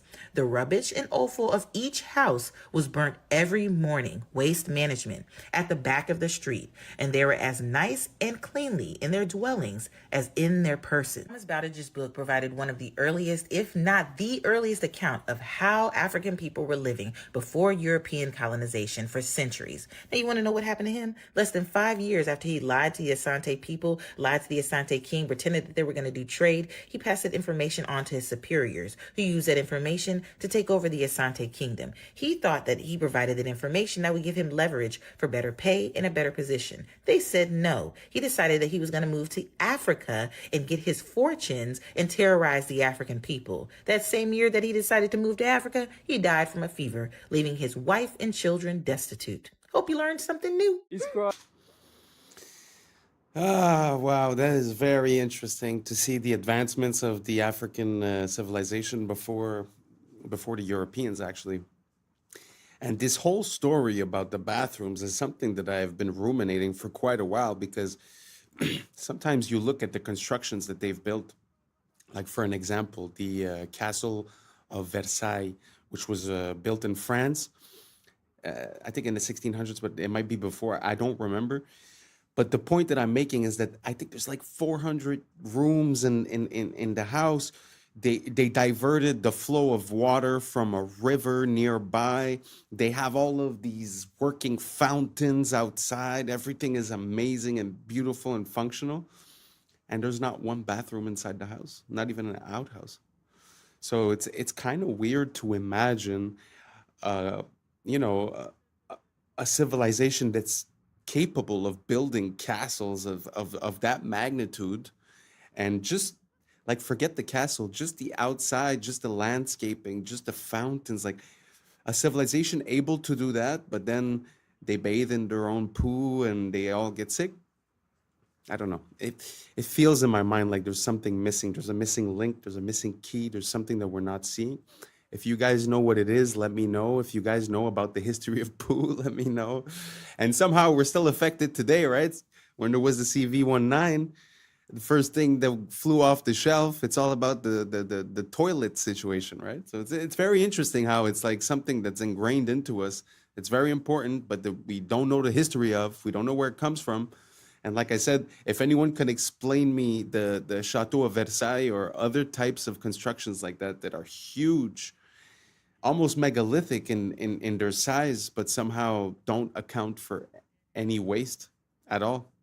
So let me know down below, and let's keep on rocking.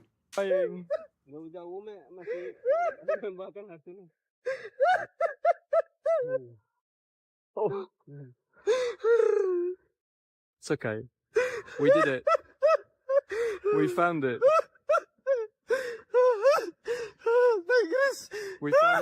We found it, my friend. Iwan, makasih Pak Iwan. Allahu Akbar, Allahu We made it. Akbar, ya Allah. We made it.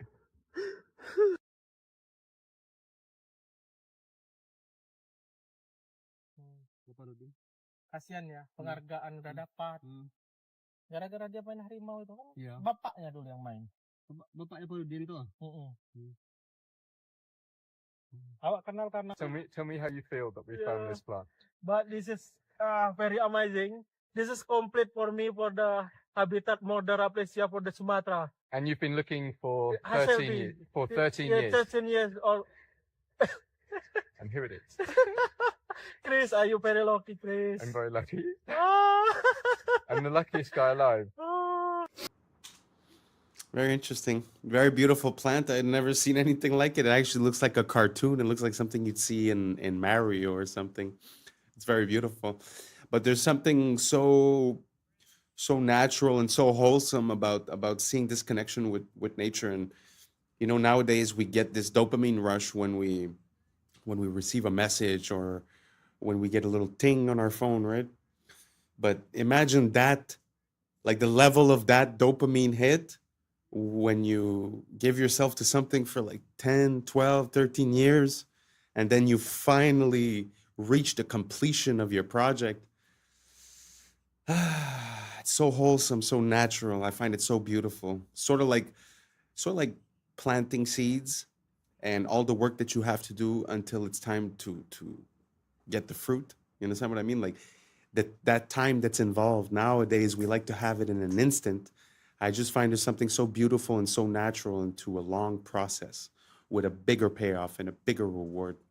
I don't know if you guys have noticed this in our current society, this addiction to dopamine, this need for reinforcement and to be seen and to be heard. And I don't know if you guys can see it.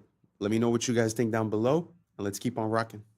I've become obsessed with etymology, and I've been studying words like crazy. I've been warning and what y'all. I understand from the English language is that our words come from German, Greek, French, and English. It's just not one language.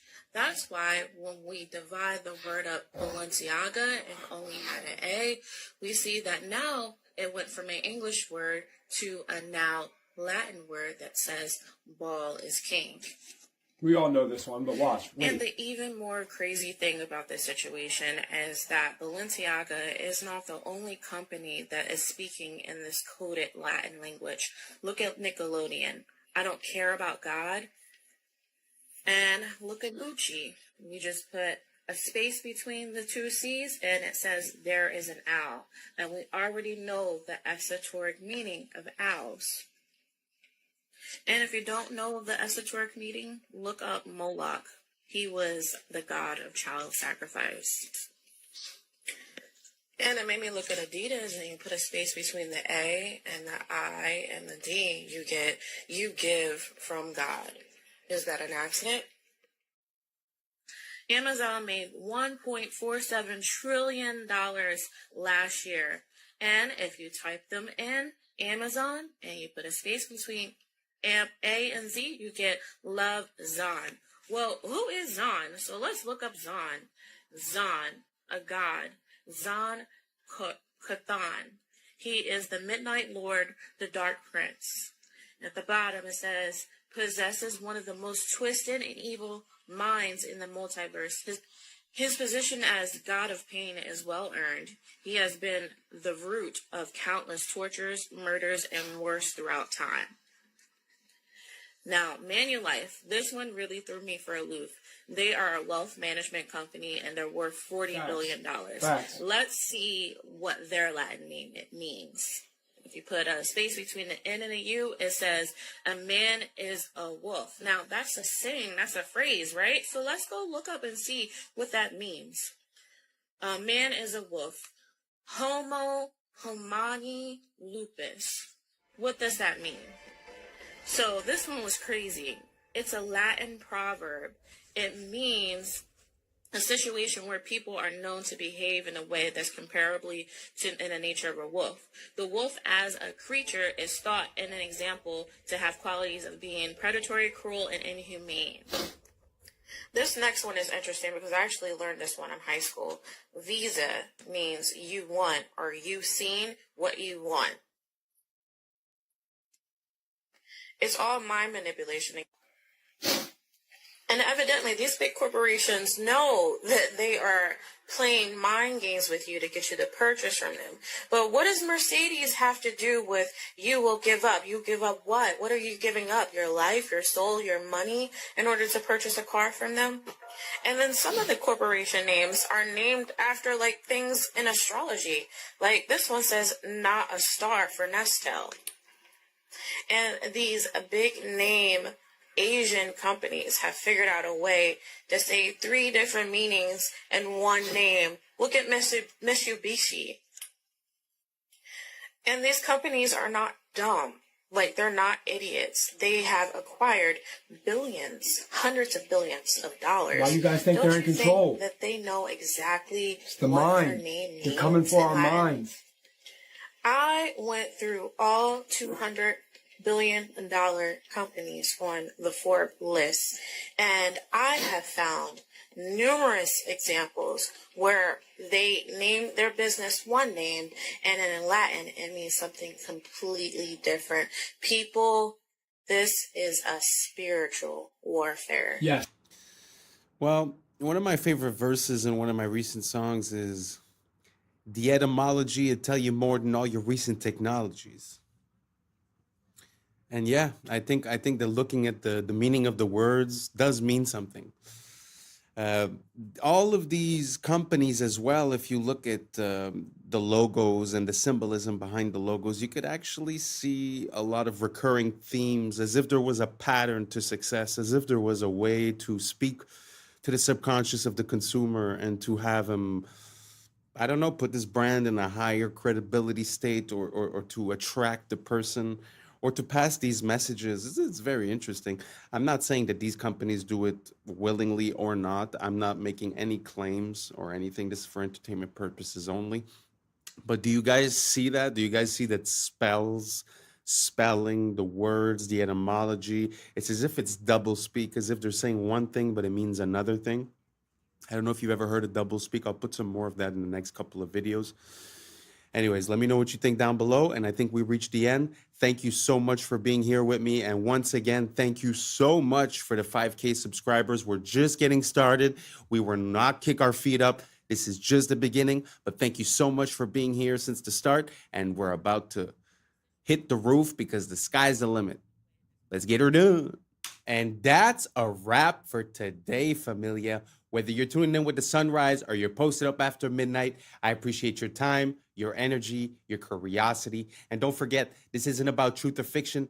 This is about perspective. If this sparked a thought, a laugh, a deeper question, then we did our job. So drop your thoughts in the comments. Keep the convo alive. Like, subscribe. Don't forget to hit that bell if you're riding a wave, because we're just getting started. Until next time, stay grounded, stay weird, stay critical. I'm Adam Strain, and this has been Adam Strain Reacts.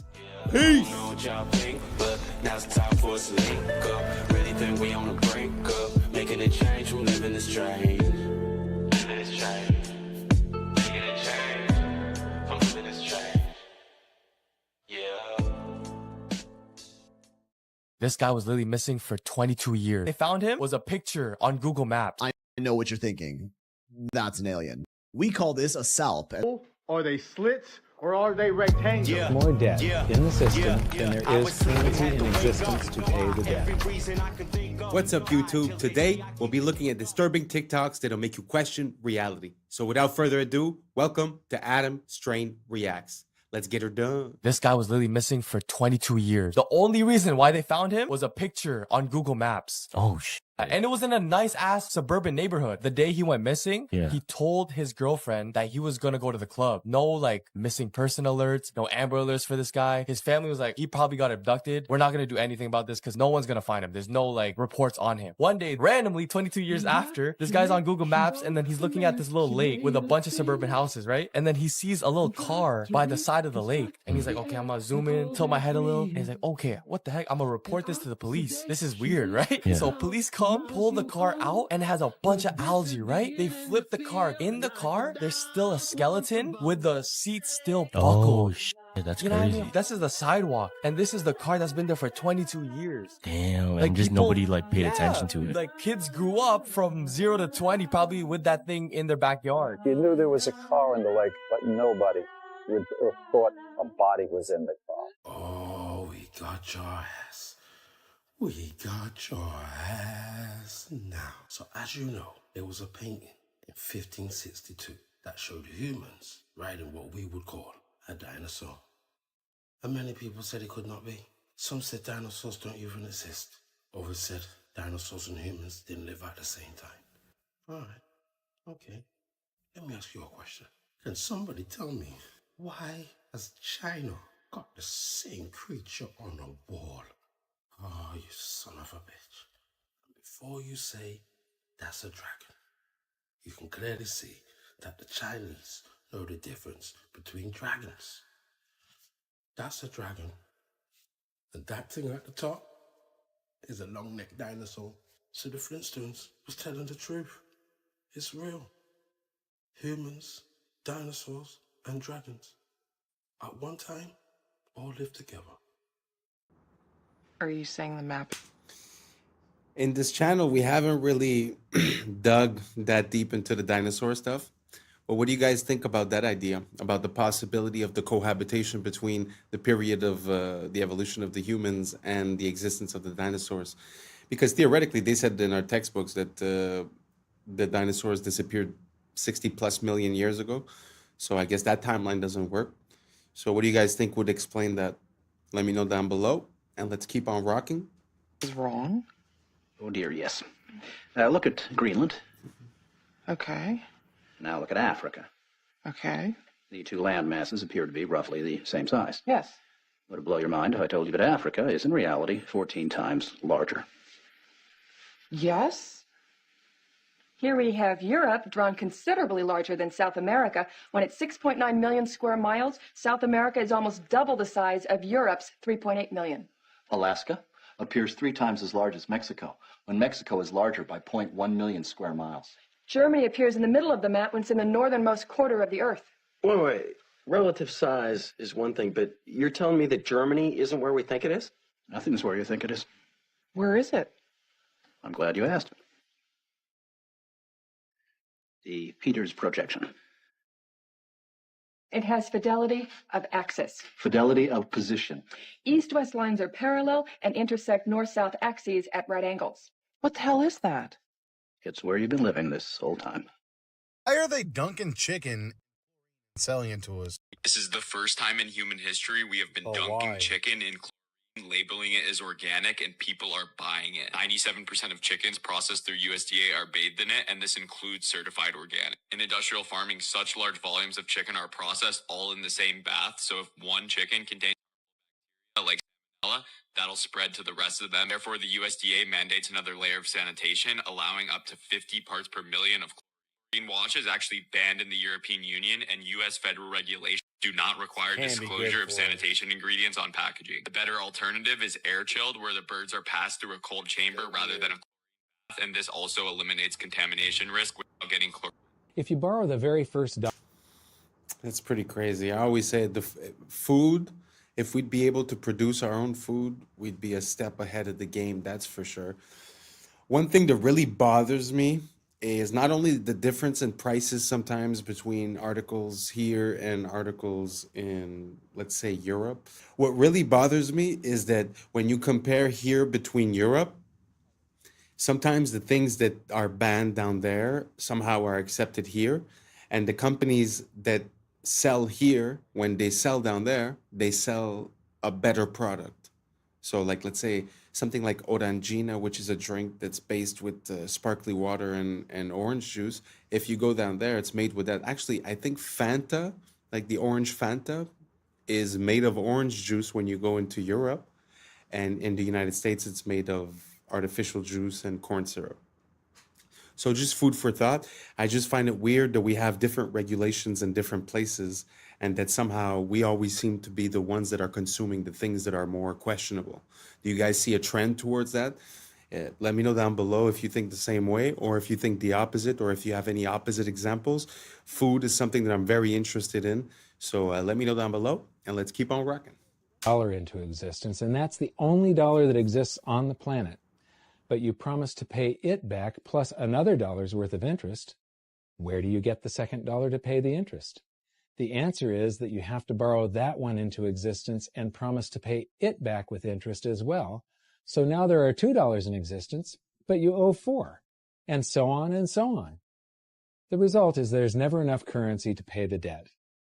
There is always more debt in the system than there is currency in existence to pay the debt. Therefore, the whole system is impossible. It is finite. It will come to an end one day. What would happen if the government stopped borrowing to do deficit spending? Are the payments on those treasury bonds going to stop? What would happen if the public stopped borrowing and going deeper into debt? Are your house and car payments going to stop? No. There is a payment due every month on the principal plus the interest on every dollar in existence, and those payments do not stop. If we stop borrowing, then no new currency is created to replace the currency that we used to make those payments. Whether you're making a payment on a loan or paying tax to make a payment on a bond, the portion of the payment that goes to pay off the principal extinguishes that portion of the debt. But the debt also extinguishes the currency. Currency and debt are like matter and antimatter. When they meet, they annihilate each other. If we just pay off the principal only on all the loans and bonds that exist, the entire currency supply just vanishes. So if we don't go deeper into debt every year, look what happens. The whole thing goes into a deflationary collapse under the weight of those payments. Politicians and pundits alike talk about balancing the budget, paying down the debt, and living within our means. They don't understand that that is deflationary. It is impossible to do under our current monetary system without collapsing the whole economy. This is why any talk of a debt ceiling is not only ridiculous, it's delusional. The system is designed to require ever-increasing levels of debt just to continue, and that's why politicians will always kick the can down the road and raise this so-called debt ceiling over and over again until the whole system finally collapses under its own weight. The other reason that they got rid of the bills, I find that when we start looking at macroeconomics, it shows you the difference in the control that we're under. Like, you know, when you're under debt or when you owe money or when you're signing a contract, it seems like it's real. It really does seem like it's real, and the stress is real and the effect is real. But when you start looking at the macroeconomics and who's funding who and who owes what to who and what is even possible to be repaid, you sort of see that there's a discrepancy between what's real and what's artificial in this whole monetary value system. So I find it super interesting to look at macroeconomics. Makes things a bit more obvious as to what we're facing as individuals when we're within this financial system. I don't know if any of that made sense to you. Let me know down below what you guys think, and let's keep on rocking. People don't know is because the bells have languages written on them. If you look at the old bells of the 1940s all the way back to the 1700s, there's actually scripture that is written on the bells, and there's old languages in which we don't use anymore. And if you think about it, old languages would tell you something different. There's also lots of angels on the bells. There also used to be lots of angels on top of the buildings. So you kind of seeing how like certain things have been kind of like wiped away. And because of that, it's changed the way that people think. When you don't see angels anymore and you don't see this ancient scripture and you don't see these ancient languages, you believe the narrative. So that is why a lot of those bells have disappeared. And with bells, you can get rid of storms, you know, when you ring the bell. You can also ring the bell if there's a weirdo in your town, so you guys can all find that person and get rid of that person and kick them out. And then on top of it, people, and also plants, all the birds and everything else. This is why you hear like birds chirping. They love wind chimes. They love sound effects like that. That's the connection to the bells. So. Hey, yo, pause. I know what you're thinking. That's an alien. We call this a salp, and low-key, I don't think they're from this planet. They move around and eat by contracting their muscles to draw water into their bodies through an oral siphon, and shoot that water out from the back, which propels them forward. They're neither fish nor jellyfish, but a special type of animal called a tunicate, also officially known as sea squirts. Soft, sticky, and always wet, they rely on their muscular grip to feed on tiny phytoplankton as their primary food source, which is honestly the least interesting thing about them, because they also have the ability to clone themselves, with a single salp capable of replicating itself into a long chain containing dozens of them tens of meters long. And when linked, they move in complete sync with each other, each salp reacting to the other's rhythms within milliseconds. More like neurons in a brain rather than individual creatures. Some biologists speculate this insane coordination may be a sort of primitive distributed intelligence, where many salps connected together all retain a singular consciousness. And they also have crazy regenerative abilities, with even a tiny piece of one capable of growing into a complete new salp. And as you can tell, they're also almost completely transparent. You can see all of their internal organs from the outside, practically invisible in our oceans. And before you say anything, is it just me or that looks CGI? Like I have a hard time wrapping my brain around what I was seeing. Like he was speaking as if it was real, but really all of the images, it's kind of hard to believe. Gee whiz, that's a beautiful, beautiful thing. So it sucks in the water from the front, creates some sort of a compression effect as it gets the nutrients out of the water, and then it just shoots the water out of the back to propulse itself forward. Amazing, amazing design. I've never heard of anything like that. Makes me think of the octopus and the squid that we see. Some people say that they're like aliens and they're ancient, they come from somewhere else, but that thing gives me the same exact vibe, and it actually, sometimes I doubt myself. Is it AI? Is it CGI? It looks almost unreal. Did you guys get the same feeling watching that video? Or am I just losing it? Let me know down below, and let's keep on rocking. Morbid Facts, Part 802. Trailer Park Boys star Mike Smith, best known as the harmless wide-eyed Bubbles, has been charged with Nova Scotia for an incident that allegedly happened back in 2017, a case that stayed buried for nearly 8 years before finally surfacing in court. The identity of the victim is under a strict publication ban, but Smith is now legally barred from contacting them or going anywhere near their work, home, or school. The charge has forced him to step away from the Trailer Park Boys production company, tainting the wholesome persona millions have associated with him. Deep inside a sulfur-filled cave on the Albania-Greece border, scientists have uncovered the largest spiderweb ever recorded, an enormous 106-meter sheet stretched across the cavern's walls. Hundreds of thousands of spiders from two normally rival species have formed a massive cooperative colony, a terrifying behavior never before seen in spiders. The cave's toxic, sunless environment created a self-sustaining ecosystem powered by sulfur-eating microbes, which attracted swarms of insects, which in turn supplied this spider megacity with endless food.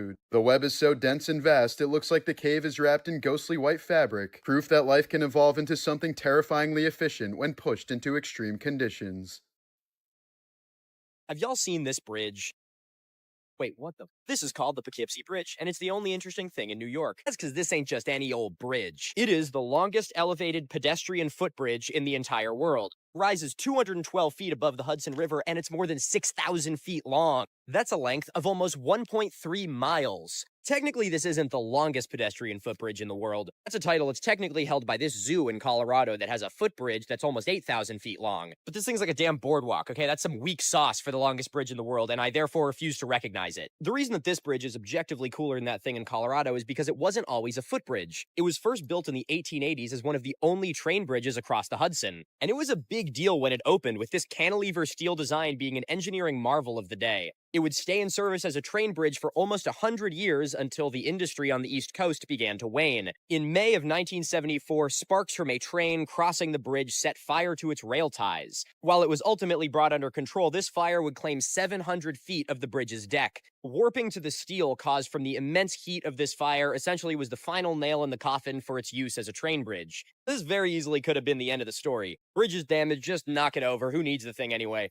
Just a few years later, it got added to the National Register of Historic Places. Many years and a lot of funding later, was finally opened as the longest elevated pedestrian footbridge in the world in 2009, preserving this engineering marvel for generations to come. If you recognize this bridge, well, you're in luck because I'm giving a live show in Poughkeepsie tonight. Still a few tickets available, link is in my bio, and now if you'll excuse me, I'm gonna go walk across this bridge. When I first saw this, I was like, there ain't no way that town is actually built inside a meteor crater. I mean, look at that, it's just too good to be true. Look at how circular that is. So I looked into it, and that's where I found that this town is absolutely built inside a meteor crater, and that this town is probably the least interesting thing about this meteor crater. This is the town of Nordlingen in Germany, and it's located inside the Nordlinger Rice impact crater. And you gotta be like, yeah, no shit, look at how circular that is. Of course it's an impact crater. Yeah, that's what I thought too. But here's an actual map of that impact crater. It's 15 miles in diameter. While technically that's true, it's a little misleading because it makes you think this is the crater. But the real crazy thing about this crater is it has a mineral found nowhere else in the world. It's called moldavite. It looks like this. It was a type of projectile glass that was formed when this meteor impacted the ground 15 million years ago. If you like geology, it's super cool because it's really fucking rare and only comes from this one crater. And if you're a crystal girly, it's really cool because it's super fucking powerful and can make you explode people with your mind. If you want to learn more about cool archaeology and natural science, come check me out over on YouTube, Mini Minute Man. I guess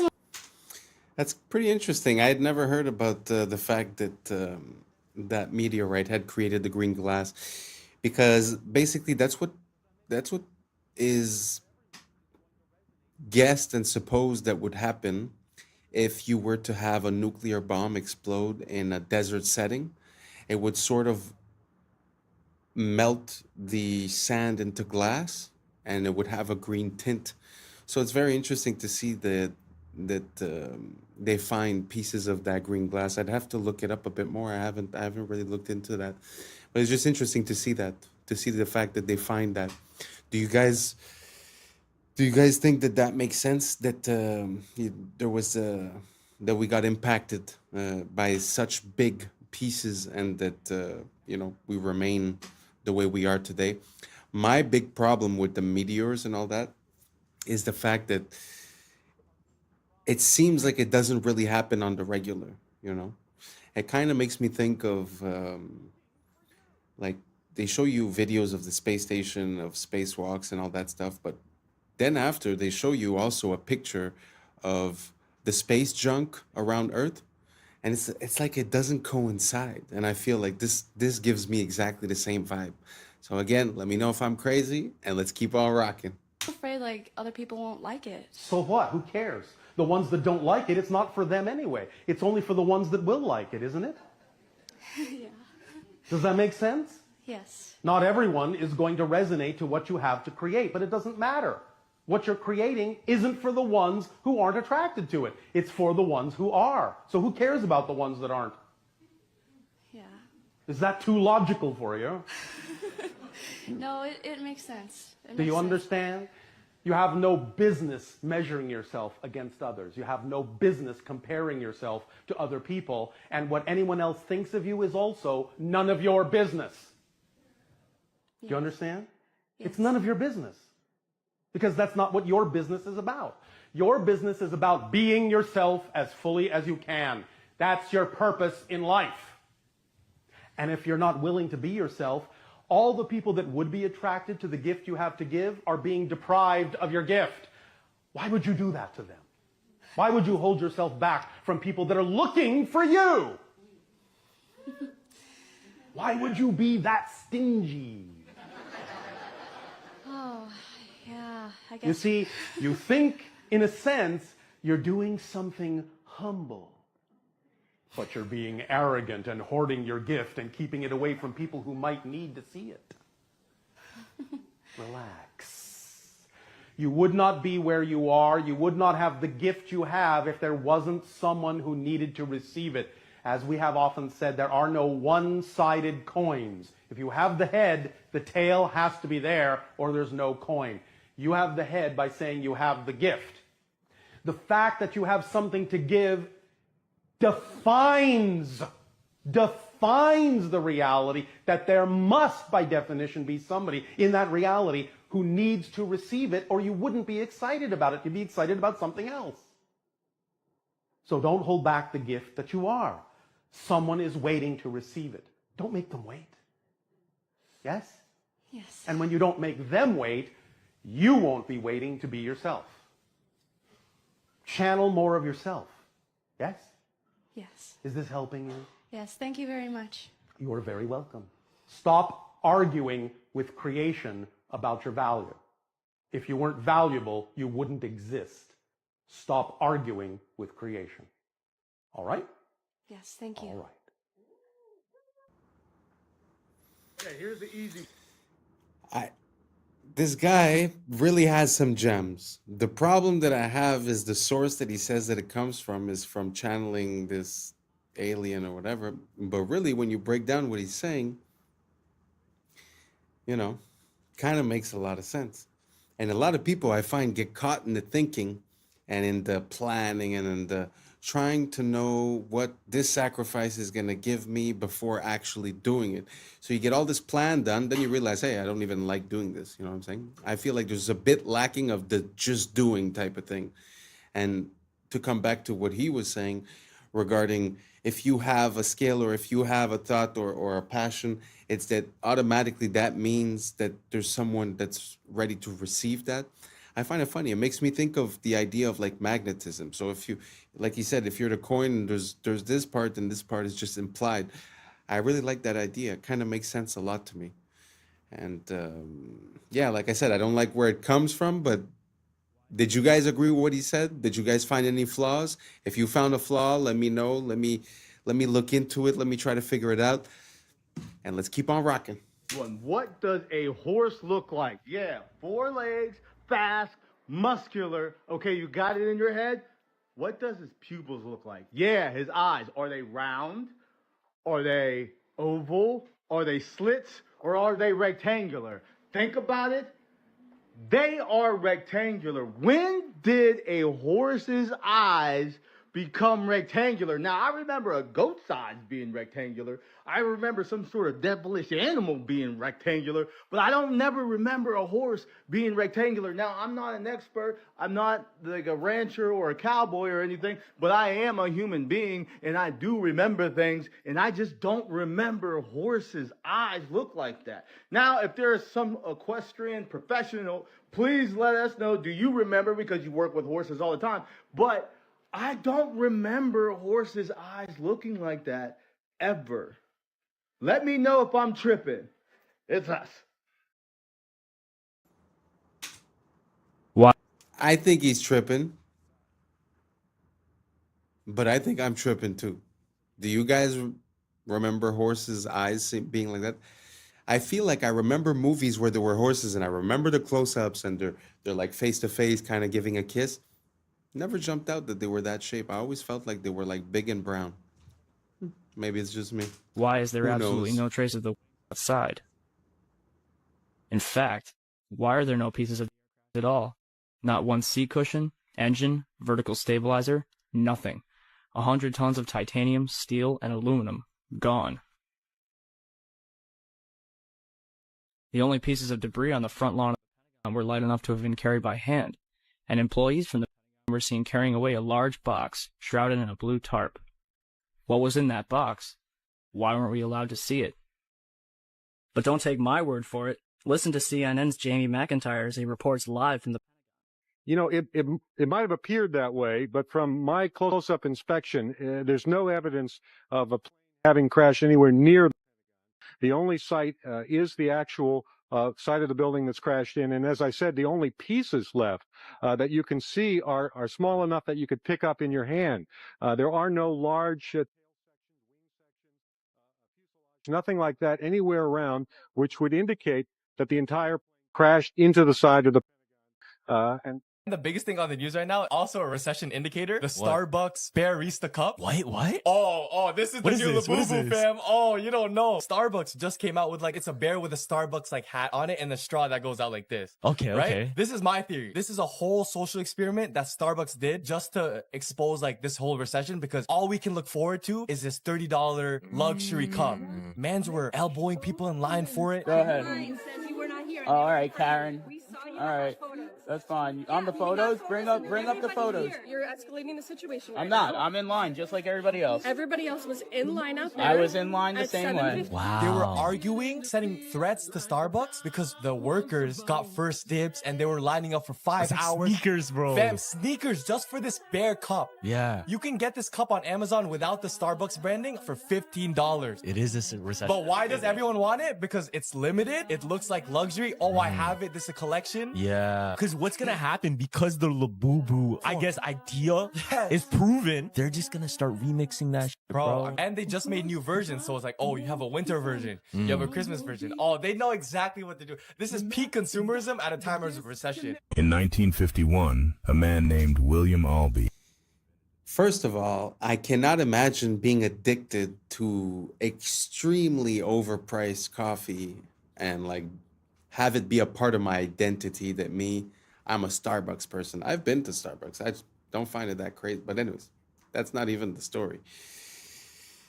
But the fact that people go crazy and would line up, this whole consumerism thing, it's kind of crazy to see that some people are just still in it, I feel like a lot of us sort of disconnected a bit, but to see that, I don't know, it kind of makes me feel weird. What do you guys think about that? You guys think it makes sense to be waiting and to be super mad for this cup that comes from this place that sells you expensive coffee and what? I don't know. I just find it super weird. How come you identify with this corporate machine this much? I don't know. I have a hard time seeing it. So maybe you guys can enlighten me. Let me know down below, and let's keep on rocking. In 1951, a man named William Albee invented a type of tire that could easily move on any surface. Even if these tires are installed on a truck weighing several thousand kilograms and driven over a person, that person would remain unharmed. This is because, due to the low-pressure tires, the vehicle's entire weight is distributed over a large area, so the person underneath the tire remains unharmed. These low-pressure tires are so remarkable that only a force of 2 kilograms is exerted at each point. They were primarily invented to move on soft and weak surfaces like snow, and they are also known today as Rolligan tires. Wow, amazing. That's genius. I can't really understand how the person was still under the weight of that part of the car and somehow was occupying almost all of that wheel, even though the wheel is made out of a bubble or whatever. I just don't understand how the weight was distributed where that person didn't get hurt. So if we have any engineers or any physicists in the comments, let me know down below. Kind of confused.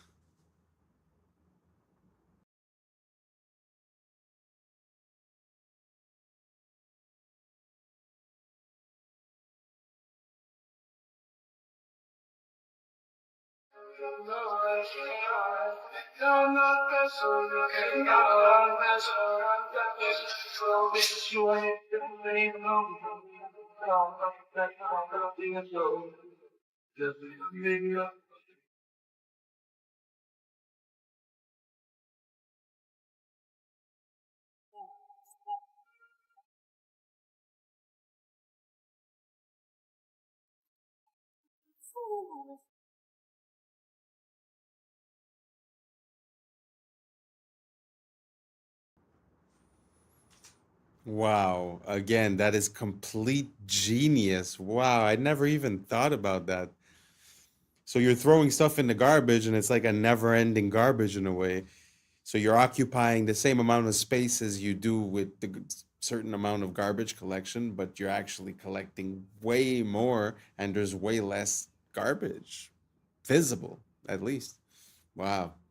Amazing idea. Amazing idea.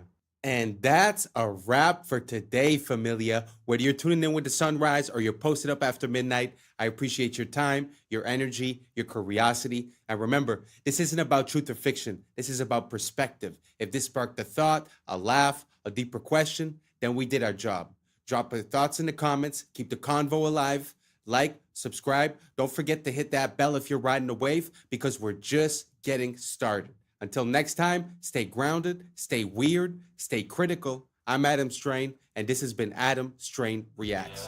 Peace. Now it's time for us to link up. Really think we on the brink up. Making a change from living this strange. Living this strange. Making a change from living this strange. Yeah. Like what, for example? I had no idea how many people were like actively getting into like rich that I happen to know personally. In Hollywood? Oh, yeah. The mice lost intellectual behaviors, and scientists still extrapolate this model to humans on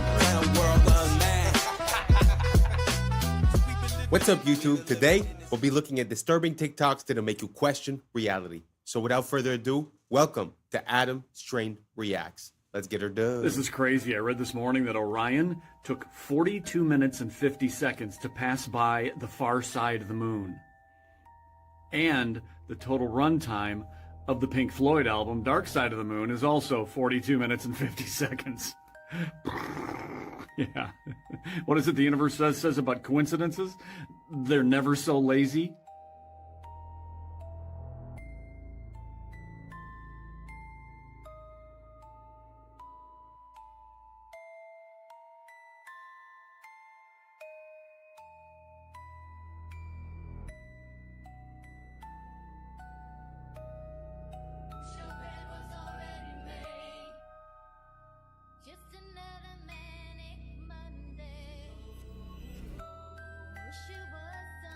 Era assim a vida dos entregadores e você achando que é fácil. Não, olha isso aqui, ó. Tem que ter habilidade, meu amigo. O cara vai lá de moto e ele tem que ter habilidade para lançar na mão da pessoa e muitas das vezes por debaixo do portão ou por cima. Olha isso aqui. Isso aqui é técnica. É, e isso aqui era uma profissão lá nos anos 70, 80. Olha só como estamos hoje, né? Hi everyone, so I'll give you a look in here. So I've built a lot of things in my life, but I think this is the best thing I've built by a mile. So this is a bee therapy hut. So I'll give you a quick look in here and show you what's going on.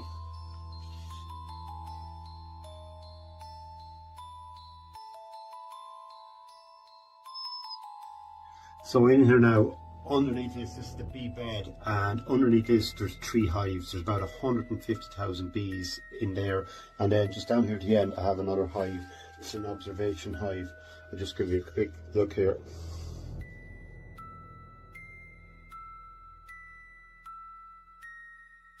So you can see all the bees, they're working away there today. Now they're actually out flying today. It's a nice mild day, but they're feeding away. I didn't take any honey at all now from this hive. It's all left to them. So we have a symbiotic relationship here. I'm providing them with a good home, and they're giving me a beautiful vibration in here and a beautiful aroma. So the concept is then you lie on the bed here, and it's sort of white noise. There's a vibration underneath me, and then behind me here I have all the bees, which are causing a beautiful aroma in here because there's 2 little holes on top of that hive.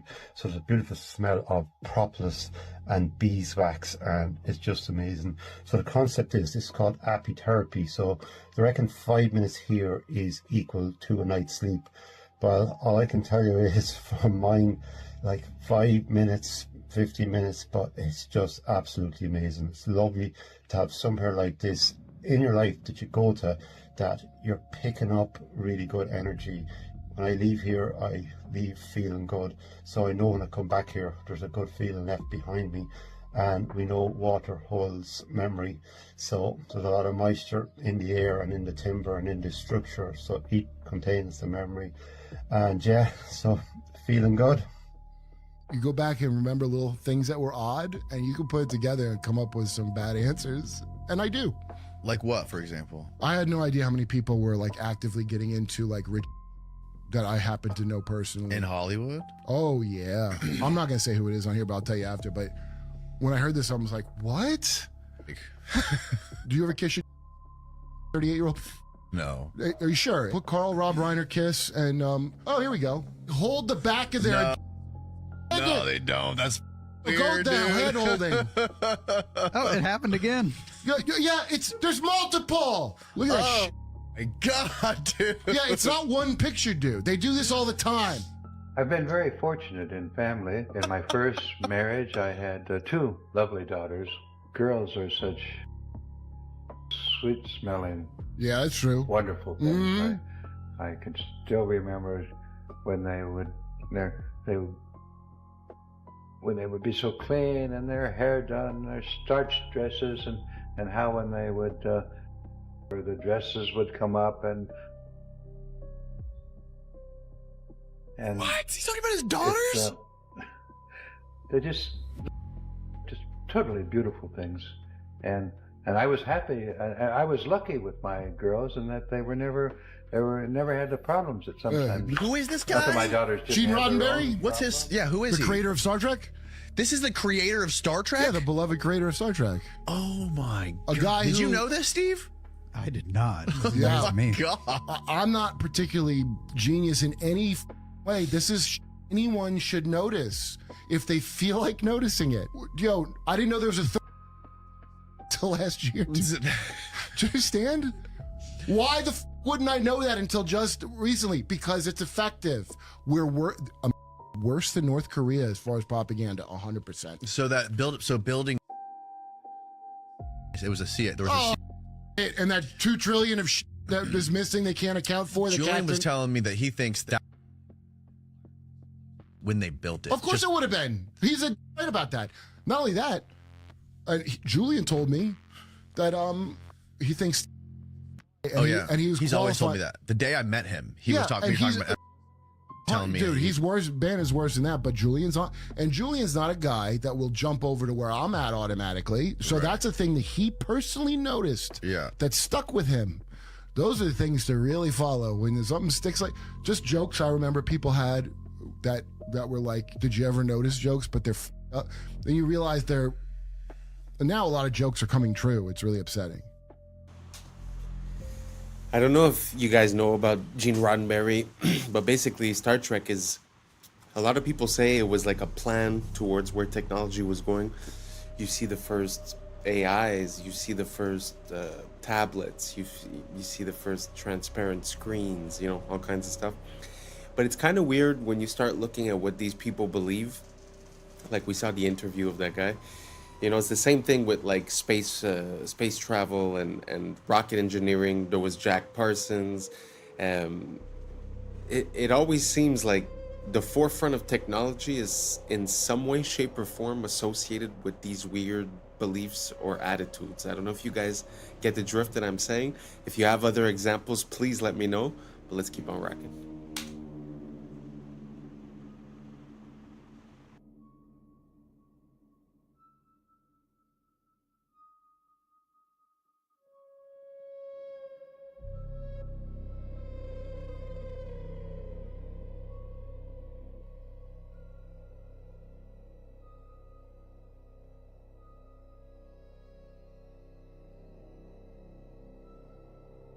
Watch this.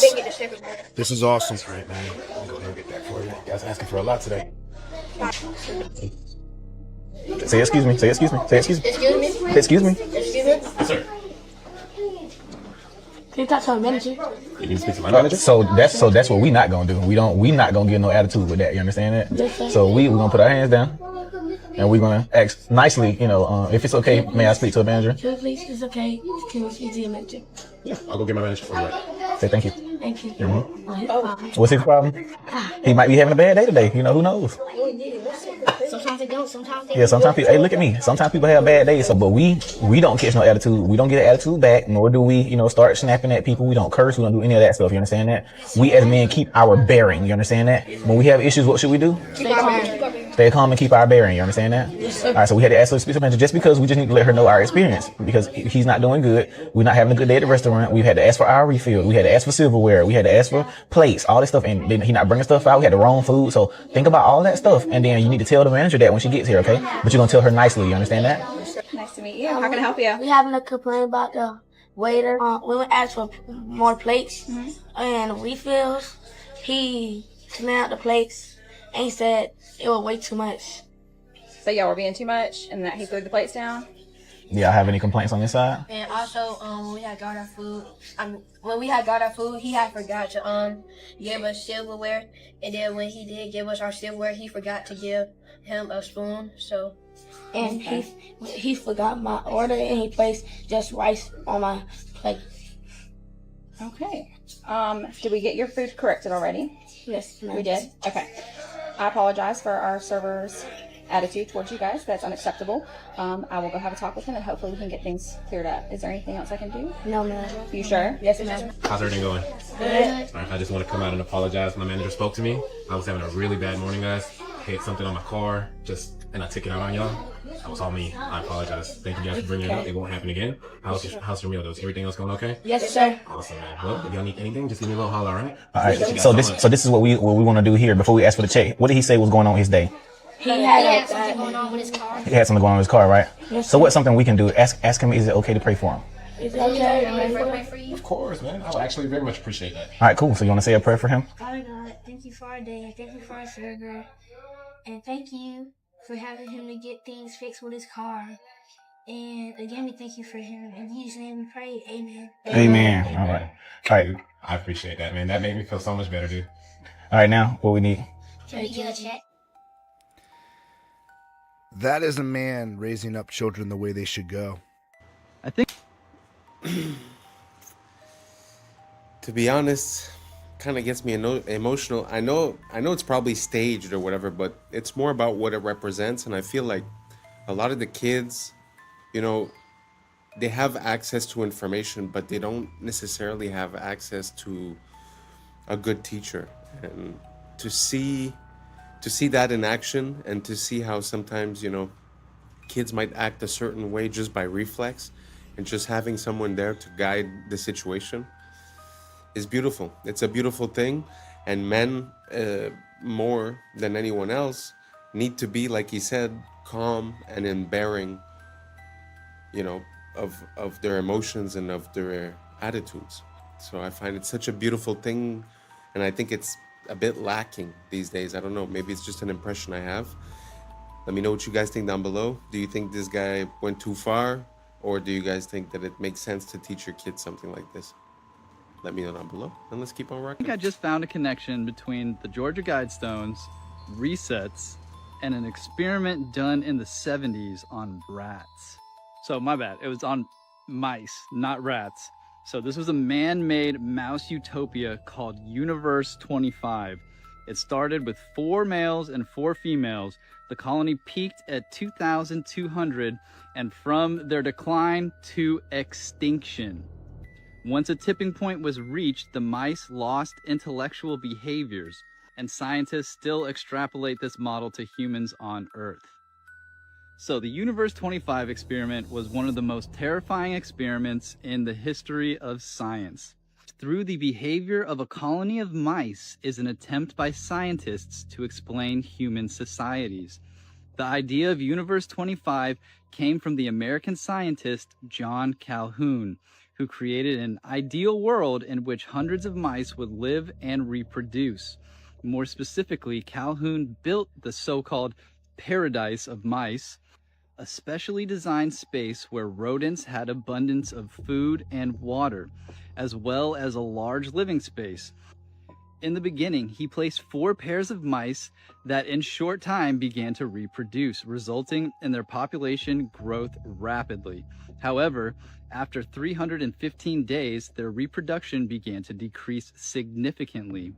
When the number of rodents reached 600, a hierarchy was formed between them and the so-called wrenches. This is what appeared. The larger rodents began to attack the group, with the result that many males began to collapse psychologically. As a result, the females did not protect themselves and in turn became aggressive towards their young. As time went on, females showed more and more aggressive behaviors, isolation elements, and lack of reproductive moods. There was a low birth rate and at the same time an increase in mortality in younger rodents. Then a new class of male rodents appeared, the so-called beautiful mice. They refused to mate with the females or to fight for their space. All they cared about was food and sleep. At one point, the beautiful males and isolated females made up the majority of the population.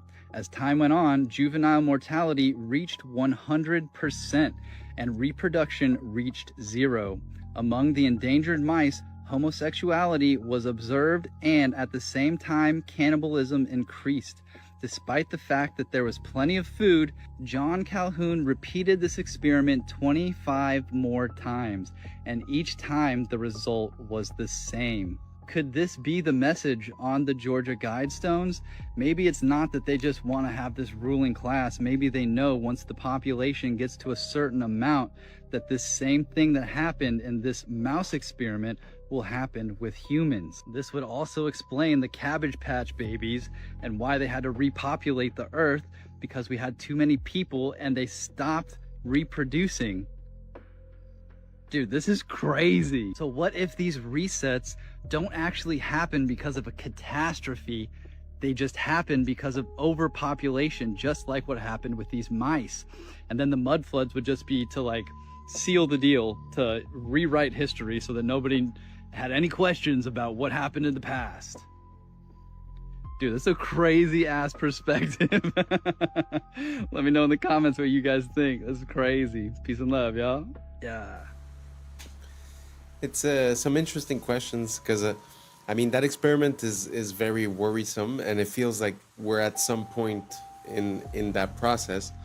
But at the same time, what he was saying towards the end is interesting as well, because when you calculate the natural progression of a population, in a few thousand years, I think the numbers become exponential. So even today, in regards to how many people there was in the 1900s, or let's say the 1800s, I think we're not going up in a stable fashion. It's as if there's always these events, or they call it resets, but I mean, it kind of makes sense because we're not at the progression that we should be with the amount of humans we have, like, let's say today, and how much that would create in 20 years, let's say. We're never close to that number when we reach 20, 50, 100 years later. So what do you guys think? Do you guys think that it's possible that there's these resets? Is it possible that there are natural catastrophes? Is it something else? Let me know what you guys think down below. Or maybe it's just evolution and natural selection, and that's just the way it is. So let me know down below. Let's keep on rocking. The last reel I posted has people just losing their minds because, you know, men especially, we can't be wrong. Our ego is just way too big. Whatever we believe, we just can't. We're not gonna. It's too much of an ego hit. So anyways, listen to this woman who's very familiar with government contracting and the procurement process explain a little bit more in depth on the reel I just posted. Hold on. I was sent this by a few people. Likely made it Accurate Energetic Systems in Tennessee in $425K in May of 2025. You can bet Steve Feinberg was involved in the planning of his public. Well, I pulled all of Accurate from usaspending.gov and I found this one. This one, the address is in Tennessee. It is for miniature anti-personnel SPM. That's what caught my attention. We're going to come back to that. The amount is $440,494. The procurement period, May of 2025 to August of 2025. So I went and looked up all other procurements because as somebody who has, that was a really odd amount of time. None of Accurate procurements were less than a year, except for this one, because that's not how they procure things. I went and did more digging. The contract was signed on April 22nd, 2025. A lot of weird things about this procurement. It was a simplified acquisition process, meaning did it quickly, and it was one bidder. They did not put it under any of the IDVs, which are the vehicles that they have for all the other hundreds of tens of millions of dollars that AES had with them. It gets worse. These devices are made for, and the XS anti-personnel they're put on people. If you want to get darker, Steve Feinberg, our deputy SecDev, well, his old company, Cerebus, owns the company, I forget the name of it, that trains the special on these.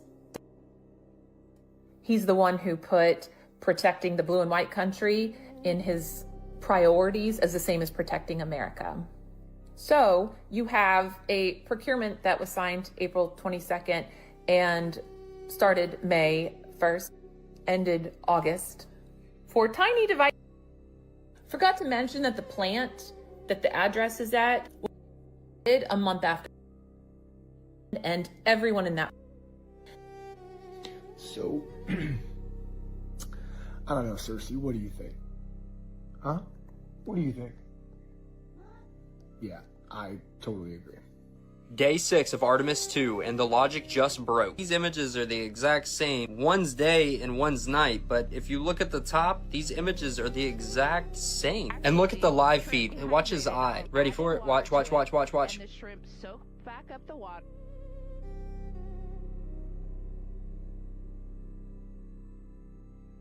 Everyone's talking about this red dot. Watch it disappear as it floats. Watch. You see it? And those are green beans. So gone. And for this toy, you can literally see text from the background bleeding through the toy. Watch. That's a, look. And then he moves it. Why didn't he just leave it there? The crew of the Artemis 2 has captured some incredible views of Earth. Ils ont utilisé les mêmes nuages sur les deux images. C'est censé être l'Afrique, de jour et de nuit, avec exactement le même angle. Donc environ 12 heures plus tard. Et les nuages n'ont pas bougé. Parce que ce ne sont pas des photos, ce sont des images de synthèse, comme toutes les images du globe. Alors soit la NBC s'est trompée dans la sélection du graphiste, soit c'est intentionnel pour nous tester, comme c'est marqué sur ce reel de la NASA. Et pourquoi on nous montre la Terre au compte-gouttes? Pourquoi ne pas tout filmer? Pensez-y 2 secondes. Un parachutiste revient avec des centaines de photos. GoPro accroché au casque, caméra 360 à la main, vidéo 8K, 120 images par seconde. Mais quand il s'agit d'Artemis, on retourne dans les années 70, avec des images floues, saccadées, 4 images par seconde, comme si la NASA n'avait pas le budget pour un GoPro à $400. Ils ont perdu la technologie et l'ont jamais retrouvée. Et quand ils font un live, c'est prise fixe, sans hublot. Dès qu'ils pensent que ça ne tourne plus, on les voit attendre les instructions d'une personne en coulisses. Et oui, n'oubliez pas qu'ils sont en studio. Pour éviter de vous montrer la vue, ils vont détourner votre attention en vous parlant de problèmes de toilette. Ou alors jouer avec leur mascotte, qu'ils appellent ZGI. Peut-être un indice pour CGI. Donc à ce point-là, si vous croyez encore à ce spectacle, il est grand temps de faire un travail de déprogrammation. I think you already seen, so we don't have to explain it anymore. Pitfall trap, you fall into the pit, spikes underneath the pit, and then... Okay. First trap, second trap, you got a seesaw trap. You know how a seesaw work, right? Swing on this side, the other side goes up, so you falls down. The spike will goes back when you try to stand up. Yes. Standing style. This one and down. It's a fish trap. So this fish trap came from the idea of the actual fish trap. You see, the river flows, and when the fish follow the river, goes into the box, and the fish, when in the box, cannot escape the box because they are too big to fit through the gaps here. So, fish trap, same apply, but opposite side. So, you swim in the river. You swim in a flooded area. You have your leg fell down. And when your legs fell down, you stab the spike here. And when you try to pull your leg out, The problem for someone That's what who happens. face to face with a crime. Okay. The next one is the armpit trap. Armpit trap, you fall right into the middle. If your hands like momentum like this will go straight into your armpits. Not a good idea. This one here is go for your chest. Oh, relax. Let's go for your back. If you fall this way, chest and back. But if you fall this way, both sides. Very painful. This one, well, this it just hits you everywhere. It just go for all of your body because this one spin. So bottom, top to the bottom, you get. This one's over here. Was a little bit tricky. So when you fall into the trap, you shoot the spikes out. It goes straight into. This trap is called sticking trap because of that reason. Because it's stick. This one is a door trap. See, usually they activate the door like this. So when you knock the door, no one answers, so you kick it open or you open the door. You open the door, this whole thing flies out. Yeah. And when you have good reflex, try to catch it. See the problem? Bottom still swing forward. So there you go. Not just that, these traps also have a very special design to it. If you look at the spikes, you can see that it's fish hooks, which means that when it goes in, it doesn't go out easy. So when you pull, so here is the part of the. You see, when a wounded soldier goes back home, they tell stories. And when the people hear the story, no one support the war. So what happens if you don't have people supporting the war and go to war anymore? Well, they're them to go. You see, the problem about is 19-year-old kids to go here, away from their family, friends, loved ones, with this. And the enemy that they are shooting at is not even better. They are kids who has the only thing to do is defending their country. You could. Wow.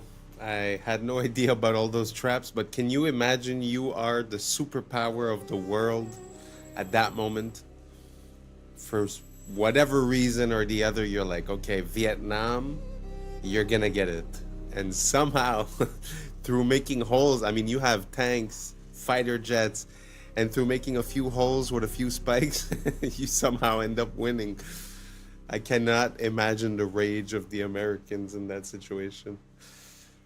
Interesting story. If you guys have any more like that, pass them along. Let's keep on rocking. Drink like literally 50 bottles of water in plastic bottles, and you'll have less microplastics than 1 cup of coffee. The cup thing creeps me out. Like, I didn't realize the cup thing until like about a year ago. The microplastic load that you get from putting hot coffee into that paper, aka plastic cup, because if you know the paper is coated in plastic. Yeah, the only reason the paper as is of even, recently, I'm aware. Yes, but I the was microplastic load that you drink from that is astronomical. You could drink like literally 50 bottles of water in plastic bottles, and you'll have less microplastics than 1 cup of coffee. Well, I didn't realize it was that bad. It's bad. And that's a wrap for today, familia. Whether you're tuning in with the sunrise or you're posted up after midnight, I appreciate your time, your energy, your curiosity. And don't forget, this isn't about truth or fiction. This is about perspective.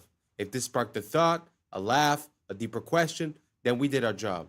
So drop your thoughts in the comments, keep the convo alive, like, subscribe, and don't forget to hit that bell if you're riding a wave, because we're just getting started. Until next time, stay grounded, stay weird, stay critical. I'm Adam Strain, and this has been Adam Strain Reacts. Peace! I don't know what y'all think, but now's the time for us to link up. Really think we on the brink up, making a change, we living this change. Living this change. Making a change. I'm living this change. Yeah.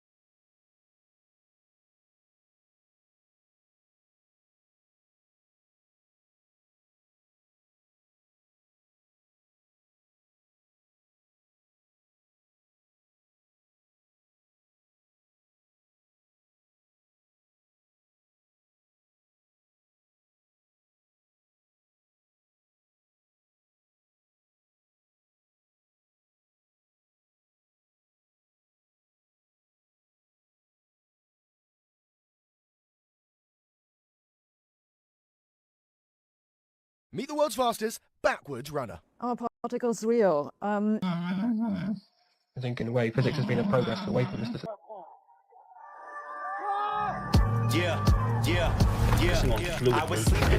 is the best I've seen. What's up, YouTube? Today, we'll be looking at disturbing TikToks that'll make you question reality. So without further ado, welcome to Adam Strain Reacts. Let's get her done. Hi, I'm Aaron Yoder. I'm a backwards runner. I have the world record for the fastest smile ran backwards. My fastest backwards smile time is 5 minutes and 54 seconds. I've been running forward for over 20 years. I started running competitively when I was in elementary school and then ran on scholarship during my early 20s. I ran so much that I sustained a knee injury. My doctor told me to stop running, and I really didn't want to stop, so I knew I had to make some sort of change.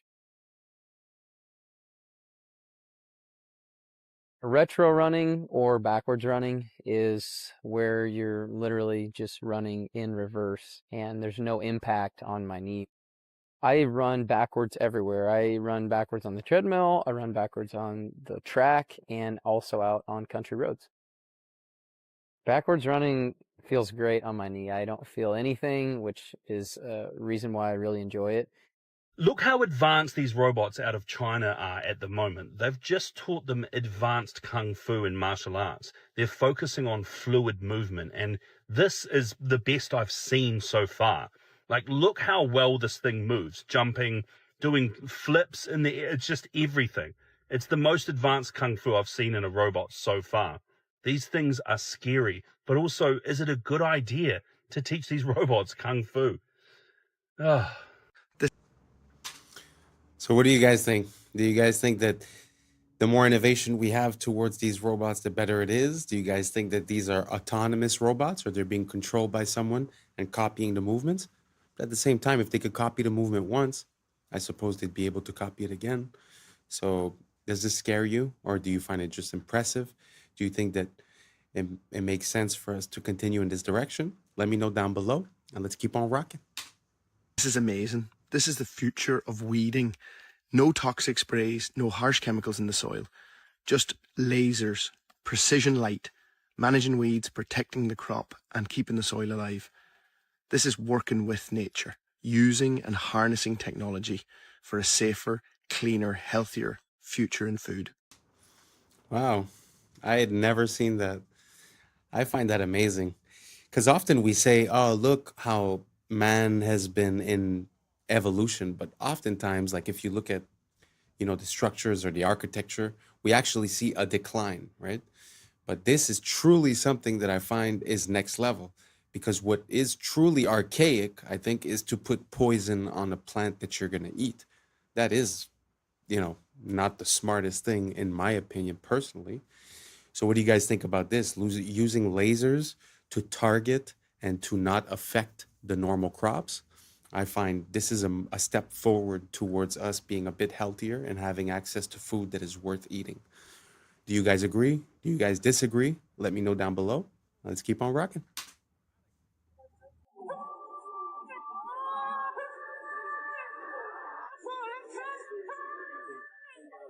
Oh, God.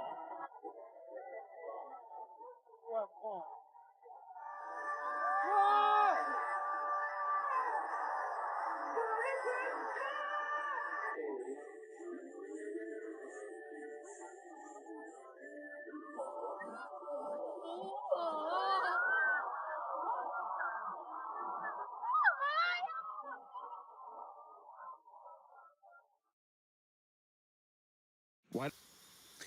I know y'all have already seen the memes that say like, oh, Japan or China is living in the year 3000.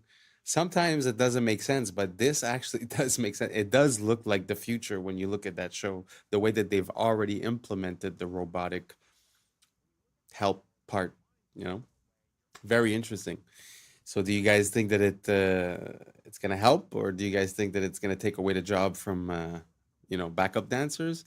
Do you guys think that it takes away from the art, or do you find that, listen, times are changing and we got to go with the flow. So let me know down below, and let's keep on rocking. Doesn't the Parthenon have any straight lines?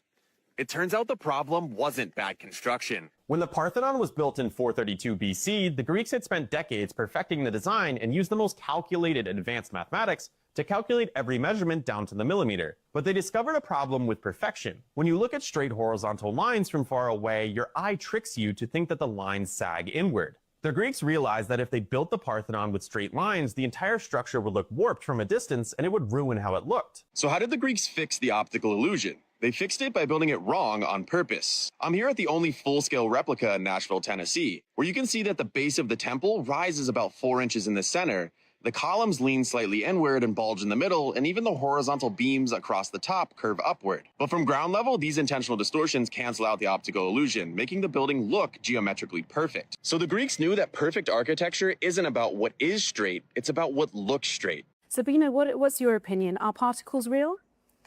Are particles real? So I would describe myself as an instrumentalist. I don't believe that mathematics is real. I think mathematics is a tool that we as physicists use to describe the world.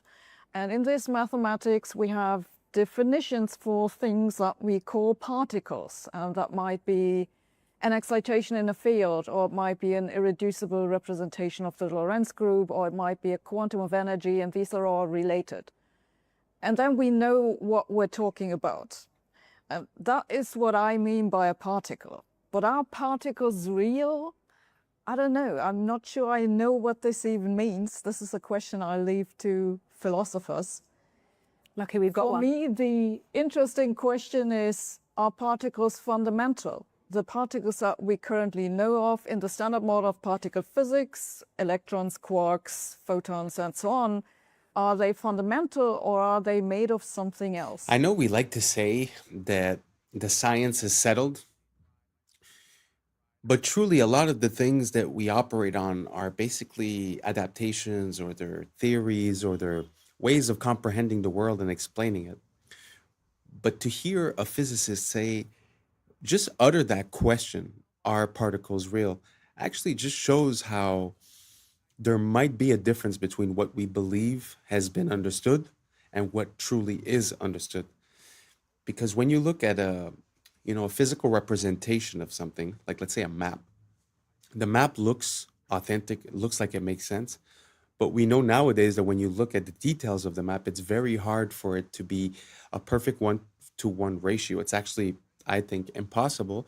And that's why when you see the Mercator map, the projection that Google Map uses, you see the distortion between, let's say, Africa and Greenland, where it looks about the same size, when in reality, Greenland would fit, I think it's 9 times in Africa, something like that. So it kind of makes sense to me that that would, transpose into this application. But tell me what you guys think down below. Do you guys think that the way that we approach science and the science of small things is a physical way of seeing it? Or do you think it's a way that we can understand the concepts and give a name to the effects that happen, when in reality it might look physically different? Just a question. Just wondering what you guys think. Let me know down below, and let's keep on rocking. Alright boys, so before I got on my frickin' airplane ride, my Spirit Airlines ride, I went around looking, right? And I was taking videos and I was like, oh, Palin's gonna frickin' love this. But so I was looking for anyone fueling planes, right? I went and I found this truck. I was like, oh man, I wish he'd be fueling. I wonder how much fuel that thing holds, right? I looked it up, okay? I think it's about a 5,000 gallon fuel truck. So let's say it 5,000 gallons just to make everything easy, right? Most of Spirit Airlines planes are these A320s or whatever, different versions of them. So I'm pretty sure I was on one of those. And it looks like it's like, let's say roughly 5,000. Let's give them the benefit of the doubt. It's only 5,000 gallons of fuel that they're putting in these planes, right? Even though things like the Airbus A380, dude, look, they're saying that they put 85,000 gallons of fuel in those. Like, come on, what are you talking about? What is 85,000 divided by 5,000? They're saying they put 17 of these fucking trucks in there, okay? Okay, so that's a big plane, right? let's just assume they're putting one of these trucks in my size plane, my little, you know, it's only one floor. These A380s or whatever, they got double deckers, right? So my plane can, at the very least, hold a whole 5,000 gallon truck full of fuel, supposedly, right? So why are they showing up with this? What the hell is that? Look, again, Jet A fuel, okay? Where's the, what is it? They're not putting 5,000 gallons of fuel into this wing. And then don't even get me started on the fact that they say it's in the wings, dude, right? Think about it. You're a big old jet airliner. You're going, what does water do? What does jet fuel do when it tips? It all sloshes, okay? So if you're sloshing it around, do you really want that in the wings? Minus that, if you ever watch outside of the plane wing or the plane windows, what are these wings doing? They're going, are you putting flammable fuel inside of a floppy little wing noodle? What are you talking about? Then also, how long would it take to put 5,000 gallons of fuel? How long does it take to put 10 gallons of fuel in your truck, right? This hose, not that big. It's not that big, right? So this guy was there for like 3 minutes. What the frick are they trying to pull on us? 5,000 gallons of fuel? BS, dude. And I'm not crazy. I'm not saying that we enter like a hyperbaric chamber and they put us to sleep and it's all 3D. I'm saying this is flying on sky electricity, and that's what they're hiding from us. These things get started on the ground. I don't even think the plane starts them. I think they have a machine that starts these turbines, and then they just run from electricity. Fuel. Love you. Bye. The planes are very interesting because, you know, it's sort of like the day that they decided to put a price, like a global price on the barrel of oil. They had to make the case that it was biological and that it was a part of let's say, of a dinosaur that got compressed and this and that. So there was biological material, basically, meaning that there would be a limited supply. And since those days now, we see that, you know, we've never missed any, and it seems to be the most abundant liquid on this planet other than water. So what if it was the same thing for the planes, where they're using the fact that you're using that much gas to give the price, right? But what if they weren't? Because like he said, you know, the amount of tankers and trucks that they would need per day, and the speed at which they refuel. And, you know, he's talking about the electricity, which is true in a way. We have measured that at the ground, which is like electrically talking, the ground is ground, right? And then as you go up, basically there's a voltage that amplifies as you go up. So it's not crazy, the idea that there might be electricity involved. But just to give a second theory, let's say, you could also consider the fact that compressed air. So you're going at a speed that's very fast, and you have these turbines that are compressing the air because the entry is big like this and the exit is big like this. So what you're seeing is you're seeing a compression of air, and then where is that air going? It's going on the wing because the motors are actually in front of the wing. So the air would be going here and sort of like pushing it up. So that's just an idea. I've also seen videos of a turbine that was disassembled. And when you see the interior of the turbine, it has these little metal plates that are sticking out. And when you touch them, they sort of hit a certain frequency and resonance. So you hear bing, bang, boom, ding. And the idea would be, sort of like a bee. They say that the way that the bee moves, it's vibrating from its thoracic chamber, and it sort of makes it lighter because of resonance. So what if they were using the concept of resonance, compressed air, electricity? So these are all just ideas that I'm giving you, but it's very interesting to think about the logistics. So the city where I was born, they tell you that there's, let's say, 100 planes per day. And when you do the calculation of how many gallons and how many tankers, it would be literally like a tanker every minute or a tanker every 30 seconds. And again, just the time of refueling. So I find it's just a very interesting question. For me, there's nothing that's really off the table. So let me know what you guys think. Is this crazy? Is this ridiculous? Are we sure? Let me know what you guys think down below, because if you guys see a possibility in this, I might do a deeper dive and show you guys some other content regarding this, because I find it's pretty important, because the freedom and the capability and accessibility of travel and of energy has a very big impulse, a very big effect, let's say, on our capability of, you know, creating new technologies, of being self-sufficient. So just putting a barrier to entry to having, you know, the gas or the electricity or this or that would change our life significantly.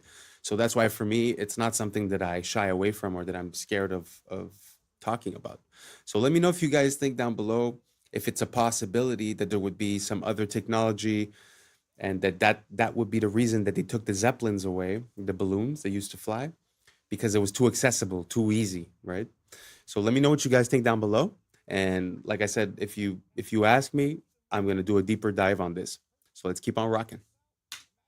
X-Men is about Martin Luther King and Malcolm X. Yes. Magneto is Malcolm X, and Martin Luther King is Xavier, is Dr. Xavier. Their philosophies were that's where he got it from. Yeah. It's all, a lot of stuff is from black stories. And they just kind of, Superman is the Egyptian about Osiris, you know, like power from the sun. Same thing. Oh, wow. Oh, yeah, I read all. I love that. I'm just now hearing that for the first time. I never knew that. I love that. And when I was with Stanley, I love bragging about it, because I don't care. If you didn't meet Stan Lee, you can't with me. Yeah. Stan Lee, I was in his office for 3 hours. He was 89 years old. My friend went on a break, said, yo, hang out with Stan. I'm sitting with Stan Lee. I said, like, what the fuck? He goes, Godfrey, I want to show you something here. You see this picture of Wesley Snipes? Big ass picture of Snipes with the blade. He goes, he's the reason why Marvel got out of bankruptcy. It was him. Wow. It was because we had Blade. Blade is the reason he saved Wesley. And I go, and we ain't seen another Blade in 25 goddamn years. Crazy. But they got 18 Spider-Mans, 90 this, and Wesley Snipes saved. But this is how his business is. Yep. Look at that. Eddie Murphy saved SNL. Bill Cosby saved NBC. In Living Color, changed the halftime for Fox. Oh. Michael Jackson saved the halftime of Super Bowl in Still 1993. still the most watched Super Bowl of all time. Black people sell. Super Bowl halftime. So. We sell. It's just that they just can't get it out of their heads. They think we just can't give them too much because they'll do something. We're not going to act like you. We're not like that. No, we like to see everybody win. We ain't like you. Yeah. And it's pathetic. It's like black people sell. They didn't think black people sold overseas. It was like, you guys don't sell. But then Black Panther gets $1 billion.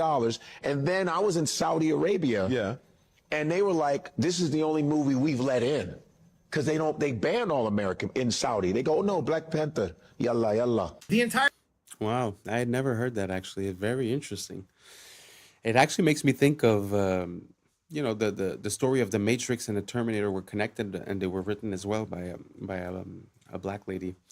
And I find there's no credit that's given. And the part that really stuck with me is the fact, like when he said, you know, Blade saved Marvel, and there hasn't been a movie in 25 years, yet there's been 18 of the Superman, of the Spider-Mans and this and that.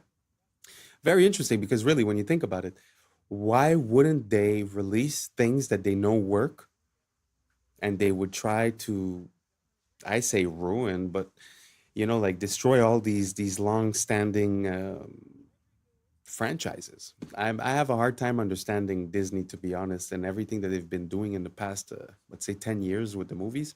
Like personally, I grew up and it was a very big thing, Star Wars. Like it was the, you know, the original movies, and it was a super big thing.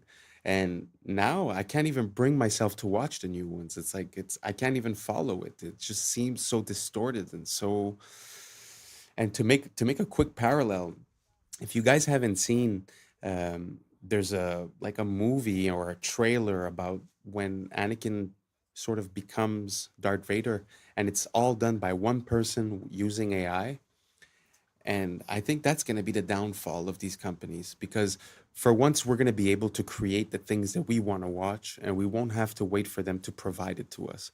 So I think we've hit like a limit where the things we want to see, whether it be another Blade or whether it be, you know, he was saying the black comic books, or whatever it is, I think now we're going to have the capability of doing it. And when they see the response, I feel like now we're going to be able to have a bit more negotiating power. So I'm very interested to see where, you know, Hollywood and the movie business is about to go, because I feel like the fact that we're able to influence it and actually render movies is going to put us in competition with the bigger companies. Do you guys see what I'm saying? Do you guys see the fact that maybe they've had control for too long and they've been taking decisions that haven't been based on the reception and have been based maybe on things that they'd like to put into our subconscious, our mental? Let me know what you guys think down below, because we all know that Hollywood comes from the wood of the holly tree, which is how they used to make magic wands, right? So there is something metaphysical and something magical about the way Hollywood has been handled, let's say, in the past 100 years. So let me know what you guys think down below, and let's keep on rocking. Our banking system just got exposed, and they're using crypto to multiply your money behind the scenes because nobody understands it. You're going to understand it now. The Genius Act was signed into law in July that allowed banks to create stablecoins legally. If a customer wants a stablecoin, the bank can issue it, but the customer needs to give the bank real cash, and they get to use that cash for investments. I don't know if you guys knew that. So you get 100,000, for example, in the form of a stable coin to use in crypto, and the bank gets to use your 100,000 for other investments. The vast majority of those investments are usually treasury bills. So the bank takes your money, they put it into treasury bills. Now, a treasury bill is basically debt from the United States. Will pay back that 100 grand and interest to the original investor. And the original investor in this case is the bank. So the treasury bills may be sold as purchase securities for repurchase agreements. The fine print exposes everything. They can use the treasury bills for repurchase agreements. So here's a stable coin. Here's the real $100,000 cash. It gets put into. I want you to remember the colors because it shows the multiplication, duplication they're doing. Because got 100,000 from the bank, which was your money from the stablecoin, they get a treasury worth 100,000 plus a 3% yield. The bank profits $3,000 off of your money. And then because of the fine print we just read, they're allowed to take that treasury and loan it out to an investment bank and get another lump sum of cash for no reason. Let's read it again just in case you forgot. Treasury bills may be sold for repurchase agreements. This is called the repurchase agreement. So the investment bank takes a little fee and they give the original bank even more cash. $99,000, they take their fee, they give them more cash. And then they take that new cash and you guessed it, they put it right back in debt. The government gets another investment, that's the green right there, and then the another T-bill for another 3% yield. So the original bank has 2 T-bills and double their yield. Now this is where it gets even more scary. Well, remember that person that got the stable coins out? Imagine if they were colluding with the bank and they decided to take that stable coin and put it right back into debt in the form of tokenized treasuries. Right now in crypto, you can buy tokenized debt. Yeah, there's a token version of everything I explained up there, and you can get the 3% yield. So now it has 3 lump sums from that original $100,000, and you thought it was over. Well, if you invest in tokenized debt, they give you a token worth your dollar amount. Right now, it's called USYC for one of the funds. Binance offers loans against USYC right now. So on that original 100,000, you could take a 70% loan, and then you guessed it, put it right back into debt. The original $100,000 now has 4 forms of yield. Everybody's waiting for the inject liquidity into the market, but they're already doing it through stablecoin multiplication. And we are going to have the greatest bull run we have ever seen in human history. It's going to be similar to the 2008 bubble. Wow, that was a lot of information. Gee whiz. So this makes me think, like, money came from the idea of value, and now we've gotten so far away from value that it's seeming like a video game. It's seeming like, you know, when you go on a game and you look for money duplication glitch, you could find some of those. Seems like that's what's going on. So you're buying it, and then they're reinvesting it, but they're also buying treasury, which is debt, which we end up paying at the end of the day. And again, they could re-lend it, re-put the assets and start the circle again. So yeah, it feels like banks have been given basically a blank check.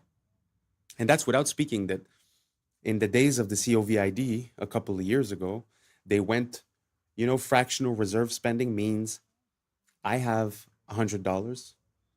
Normally it was I have to keep $10 and I could lend out $90. Now it's zero. So meaning they could have $0 and lend out $1 billion and no one's none the wiser. So I don't see how this changes anything in the way that there's really no value behind bank money. But at the same time, I'm seeing what he's saying where it's involved with the treasuries. So it's like a cycle that's over and over again. It makes me think like the way like when you get a mortgage, the bank is like doubly insured. It's insured with your assets. It's also insured with an insurance company and your insurance company. So they're actually triple protected.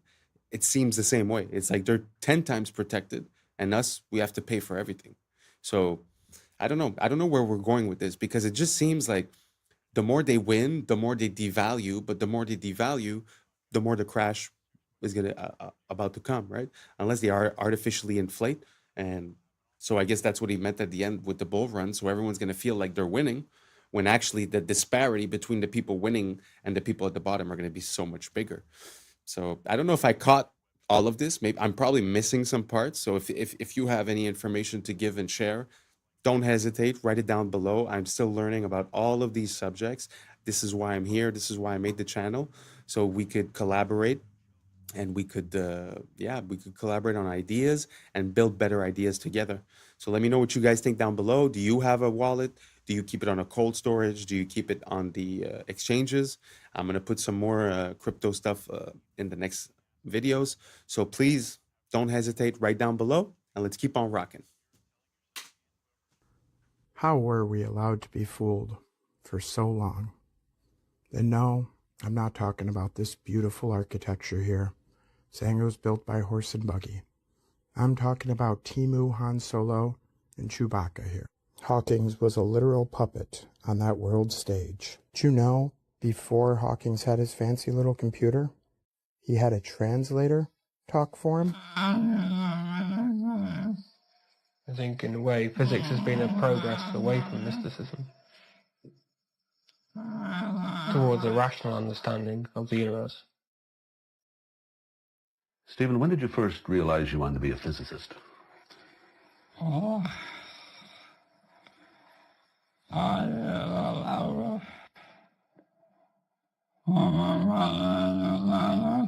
think I knew from about the age of 9 or 10 that I wanted to be a scientist. Most of my activities, like playing with model fireworks,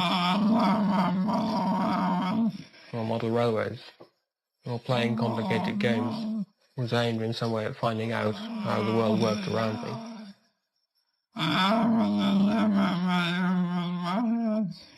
I was never very good with my hands, where my models did not work very well. But I was always interested in models that I could control. And I think that nowadays I have translated that into studying physics. Because in a way, if you understand the universe, then you have control of it. I don't know. I gotta say, that interviewer was pretty solid to not break out in laughter, to be honest. I would have been laughing for sure. What do you guys think? Do you guys think that it's real? Or do you guys think that it's possible that he was a puppet? What easier puppet could you have than one that talks with a computer box? You know, that was before that time. But do you think he was translating? Do you think maybe he knew it ahead of time, right? Who knows? But do you think it's possible that, you know, some of these scientific role models might be, you know, government plans or, you know, to control the public opinion or to get us to stray away from God? Or, I mean, there's so many reasons, right? So I don't know. I have no opinion on this at all. So you guys let me know. Do you guys think that was a pure translation, or do you guys think it's a bit ridiculous? Let me know down below. Let's keep on rocking. that a Gen Z person might get recruited is, let's just use you as an example. Somebody comes up and says, hey man, I love your podcast. And they say, I have a serious question for you though. Would you consider yourself a patriot? Now I've got you locked into identity. And then I say, well, I have an offer for you, but before I show you anything, I just want you to say yes or no. Would you be willing to entertain the offer? And it might be uncomfortable. Stage one is I show you all of your browsing history, captures from your webcams on all of your phones and computers of you doing the most you could ever possibly imagine. And I'd say, I like your podcast. I think you're doing a great job, and I want to protect you. I want to keep all this from the public eye. We also want to give you $20,000 a month. So now you feel like you chose all of this. I told you it was going to be stressful, and you agreed to it. If you say yes, the reason that you're doing this on your podcast is for your country, because you're not going to call yourself compromised. We have this thing called cognitive dissonance that keeps our brain from thinking I'm a bad person. Even though you're being asked to silence people, not have certain people on the show, leave something out of your podcast, you're telling yourself, and whoever's your handler is telling you this is for the greater good, and you kept the Americans safe by doing that. And you'll tell yourself that, and you'll feel good about it. What happens if I say no? Well, damn. So that's how the CIA recruits. Well, I'm going to go ahead and spill the beans so they can't ever recruit me. With me, there's nothing compromising that you could find. It's just nothing but porn. What? Y'all going to shame me? No. All you're going to see is Big is 2. Ebony Baddies 3. You're just gonna see the webcam. This is gonna be my two heads. Just you can't shame the shameless for real. So yeah, what? I'm rubbing a one off to Skin Diamond. Shit, I ain't got shame. Skin Diamond is. Also, a special shout out to Lexi Love. Thank you for following me. You and I, we had an amazing Thanksgiving Day. It was the greatest three. You, me, and Pamela. It was dope. So, to whoever's watching this, the agent assigned to me, I know you're. Don't be watching nothing stupid. I don't do nothing but regular good old. So, can't shame the shameless. Yeah, that was pretty dope. But it gives you a little bit of a perspective, you know. Sometimes we wonder why people act a certain way, and we don't really understand why people change their attitudes, especially when they're in the limelight. It's so easy to corrupt someone. So easy. I mean, that's without threatening their family or this or that, right? So very easy. So be careful who you believe in. Try not to have too many idols. Try not to put people on a pedestal.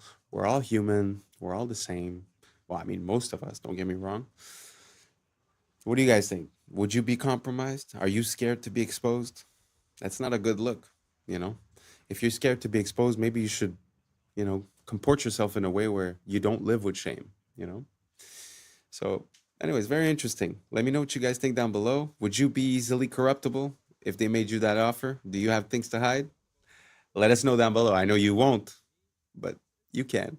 And that's a wrap for today, familia. Whether you're tuning in with the sunrise or you're posted up after midnight, I appreciate your time, your energy, your curiosity. And don't forget, this isn't about truth or fiction. This is about perspective. If this sparked a laugh, a thought, a deeper question, then we did our job. So drop your thoughts in the comments, keep the convo alive, like, subscribe, and hit that bell if you're riding a wave, because we're just getting started. Until next time, stay grounded, stay weird, stay critical. I'm Adam Strain, and this has been Adam Strain Reacts. Peace.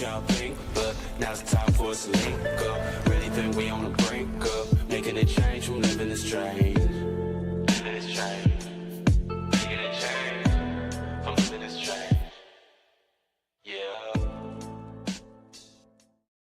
Nudge your water glass to you using its lamp snout.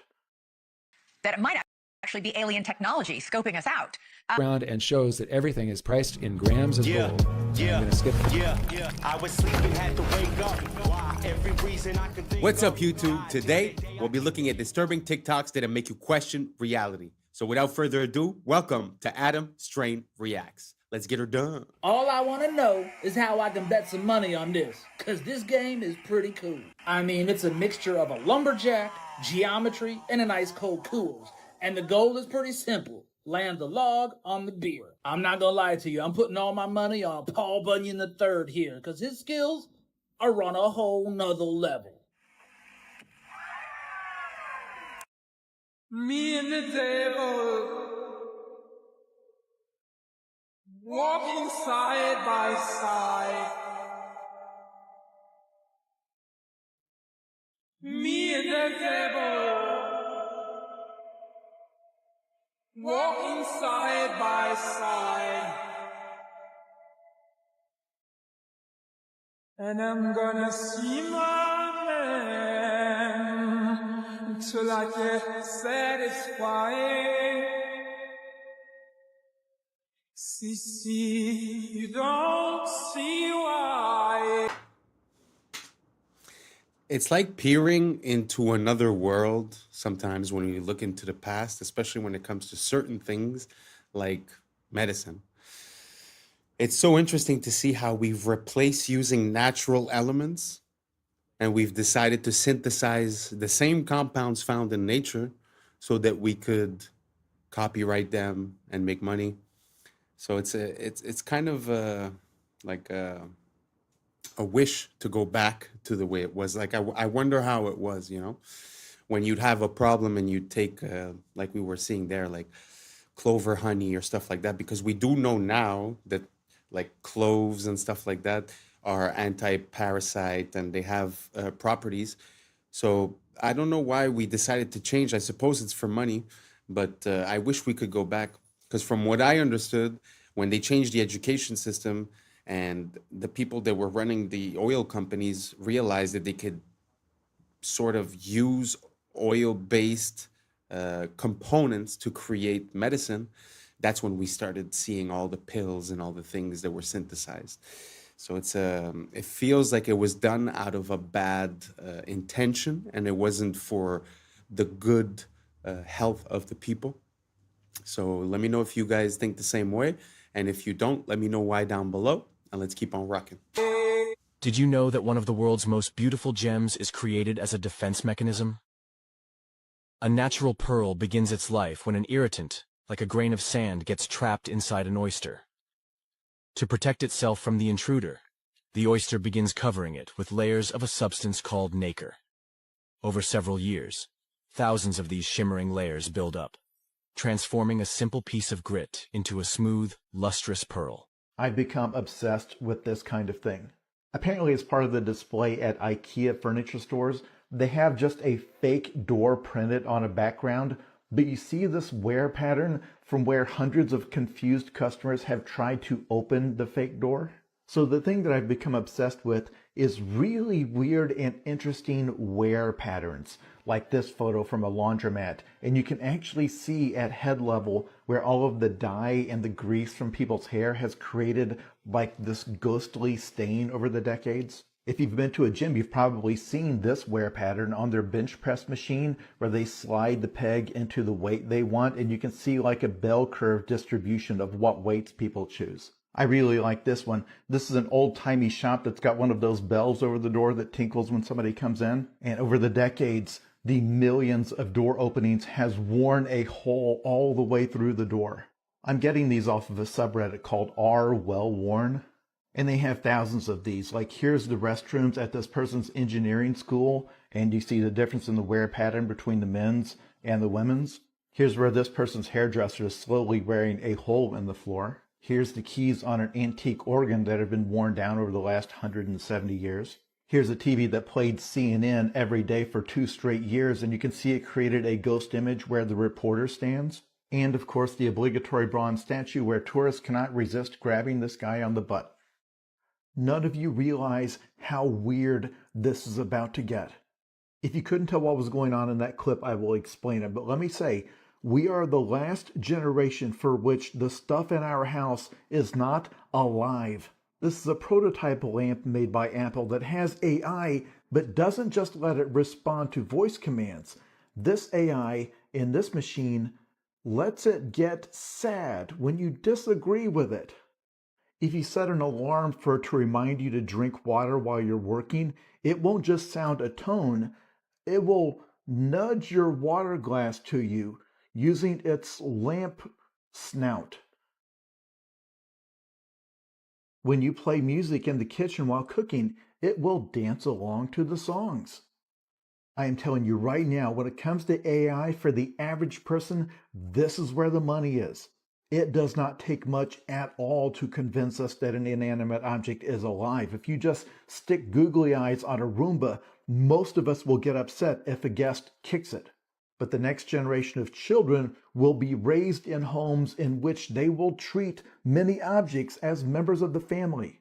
Ask all the parents who bought Moxie, an AI-powered toy that then went dark when the company went out of business, and then had to talk to their kids, not like a toy had stopped working, but like a pet had died. I am dead serious when I say that most of the people watching this video will live long enough to have an argument with your car. You are going to feel some measurable amount of distress because you think your refrigerator is mad at you. You will absolutely know someone whose best friend is their lamp. And all of these will be available for a one-time purchase to get the object, but to keep it alive, that will be a subscription. Very interesting. I'm not sure that we're there yet. Like, they've been releasing like these robots, and when you look at the ad, it looks like the robot is acting on its own independently, but really they have people logging into it and sort of teaching it how to move. I wonder if it was the same thing that we were seeing with the lamp. Now, the question that I have is, will we get there eventually? That's more the question that makes sense. And what do you guys think about the fact that these items can have, let's not say consciousness, but let's just say that they interact with you? Do you guys find that cool? Do you guys like that lamp? Me personally, I find it's too much. A lamp for me is to create light. I don't really need much more. But do you guys think that it's coming? Do you guys think that these robots are really going to be able to be self-sufficient and to be independent, and that it's going to be, you know, safe enough to roll out on a massive scale? Is more the issue. Because of course you can make a robot, but if the robot hurts people or stuff like that, it's not going to work. So let me know what you guys think. Do you guys think we're there now, in 5 years, 10 years, 20 years? How do you guys see it? Let me know down below, and let's keep on rocking. 32 years old. 32 years old. Give him a kitty. Give him a dog. Bro. Say go night night. Go night night. Oh my God. Now, why didn't he do it? Why didn't he do it when I said it? That's the one that really trips your mind. Yeah, that out. is crazy. Handstand in the back somersault. Sure. Fingers. Handstand in the back somersault, dude. No way. No way, How about bro. this one? How about this one? Birdie juggling. You ready for birdie juggling? Don't try this at home. They don't like it. Please don't drop him. Oh, I don't drop him. I've had him for 32 years. Jesus Christ. Bro. Catch him. Oh shit. Oh shit. Bro. Crazy, One more. dude. Give him a shot. Please don't Just go. No, just go. No, bro. Crazy. On your shoulder, boss. There you go. Turn around and let him get a shot. Oh, okay. Please don't hurt me. I didn't do anything to you. I didn't do anything to you. Dude, that's So beautiful, the bond that humans can create with animals. 32 years. Can you imagine sharing 32 years with a being like that? Like 10 years with a dog is the end of the world, you know? But I cannot imagine 32 years. It's an amazing relationship that they seem to have, full of trust and full of love. Truly beautiful, inspiring. Have you guys seen any other type of animal like that is in complete like synchrony with its owner? Let me know down below. I'd like to see that. Let's keep on rocking. You guys, Apple has just released a digital ID for identification and US passports. Here we go. Now, reports say they will be merging their biometric security with encrypted ID storage and plans to replace your physical IDs across airports, apps, and businesses. Why don't I like this? They also said this is going to be used at over 250 TSA checkpoints across domestic airports for identity verification. Now, remember I told you guys about one of the richest men on earth, Larry Ellison, who owns TikTok and Oracle, and who's a big fan of digital IDs? Well, it seems like one big master plan between all the big tech companies. You have Microsoft dealing with OpenAI, OpenAI dealing with NVIDIA, NVIDIA dealing with Oracle, xAI dealing with NVIDIA, and not to mention, OpenAI just did a $38 billion deal with Amazon for cloud storage. So the question is, what are they really planning? Well, I may have some answers. Could it be that they're following in the footsteps of China's Skynet, which is tied to digital IDs, a social credit score, and an AI surveillance system that they actually want to put on the moon? Skynet, huh? Why does this sound familiar? That's because it's the same name as the killer artificial intelligence in Terminator, Skynet. I'll say it once and I'll say it again. It's always in the movies. Make sure you guys go to my YouTube, Maverick Approach, where I do more breakdowns on this, but let me know what you guys think about all this down below.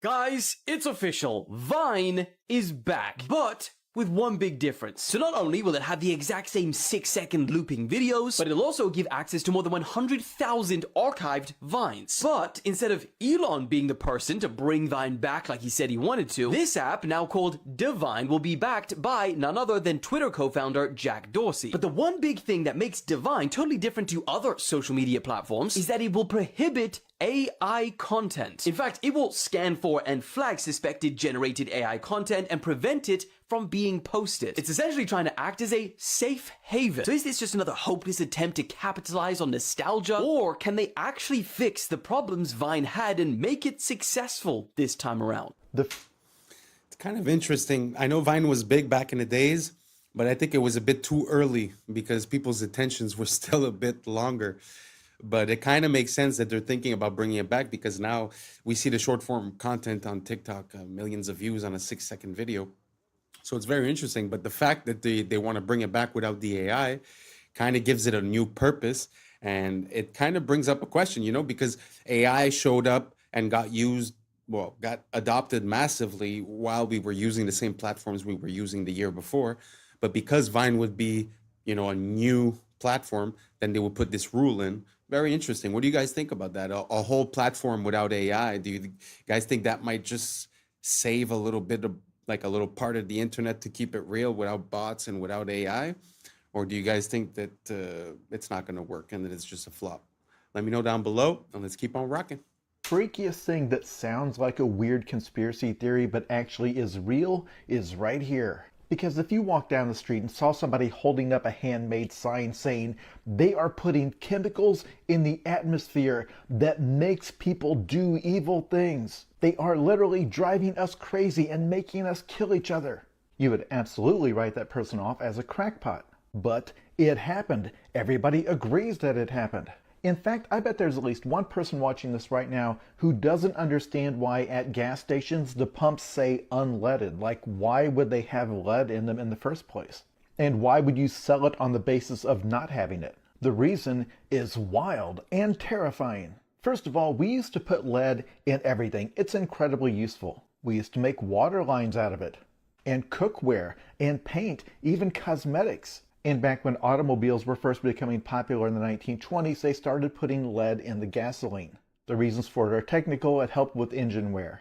The problem is that lead is toxic, but it is toxic in very subtle ways. It usually takes a lot of exposure over a long time to see the effects. And a lot of the effects are neurological. And so as there were more and more cars on the road putting more and more lead into the atmosphere, everybody started getting exposed to lead. Keep in mind, if it's in the atmosphere, it means it gets onto the crops and in the soil. And lead exposure, especially in children, causes problems with things like impulse control. You get increased aggression, you get lower IQ scores. So here's the graph. The blue line is lead in the atmosphere. The brown line is the violent crime rate. And you can see the point where governments finally started to ban lead. That's why it says unleaded on those pumps. Now, of course, experts differ on this, but the thing they differ on is how much of an effect lead had. The falling crime rate came alongside lots of other changes, including falling poverty rates, better mental health treatments, differences in policing practices, and just the fact that the population got older. Violent crime is far more common among the young. I say this every time. The reason I get so angry at the fake conspiracy theories is that the real world provides us with so many actual scandals that can actually be documented, that actually tell us so much about how something like this can be allowed to happen and what it took to stop it. Let's put it this way. There was quite a gap between us realizing that lead was toxic and us actually getting it out of the environment. It's already... Can you imagine that? Where you're using a product, but like there's no immediate consequences, but then 10 years down the line, 20 years down the line, you start realizing the effects. Super crazy. I don't know how real this is, but it's super interesting to think about the subtle implications and the subtle effects that it could have over a long duration of time. It must take a long time to realize. It's sort of like when you have allergies with a certain food, but you don't know because you're eating all kinds of food during the week. So it's hard to say which one is. Sometimes the effects happen 48 hours after or 72 hours after. So it's really hard to find out what it was. So I wonder how much time it must have taken them to figure out that it was the lead doing all that. Yeah, very interesting. Did you guys know about that? Do you guys know about any other type of scandal as to toxicity? Sort of like this story? If so, write it down below. I'd like to feature it in some of my next videos. Thank you so much, and let's keep on rocking. Happening in Venezuela. A friend sent this from El Dorado, Venezuela. He goes into a supermarket where everything is priced in grams of gold. Historically, real money will win out over government abuse. Watch how they pay in gold. And this is extremely interesting. He goes around and shows that everything is priced in grams of gold. And I'm going to skip forward. These are grams of gold. 0.06 grams of gold. Everything. And I worked out the price on this. He shows some Bailey's Irish Cream. And that price is about $44 a bottle. And then he shows how they pay with these little flecks of gold. And so these aren't in fungible increments.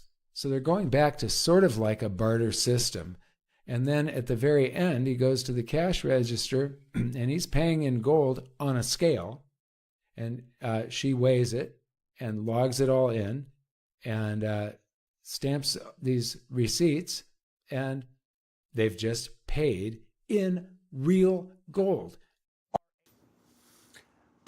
I'm not exactly going to say it, but that country, if you look in the news around these days, something's going on.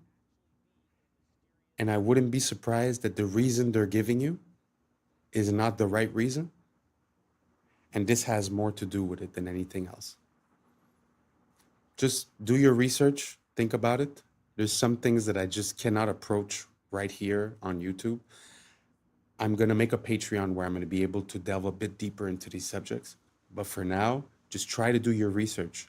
Look up that country, see what's going on today, and try to see if there's a correlation between what we just saw and the reason why that's happening. Let's keep on rocking. Are aliens headed for Earth right now, today? A theoretical physicist says the answer is maybe. He suggests a Manhattan-sized object known as 3I Atlas could actually be a mysterious alien spaceship. Consider a black swan event, an event that you put a small probability for it happening, but you look at anomalies in the data and say, look, the implications are so huge, we have to consider it.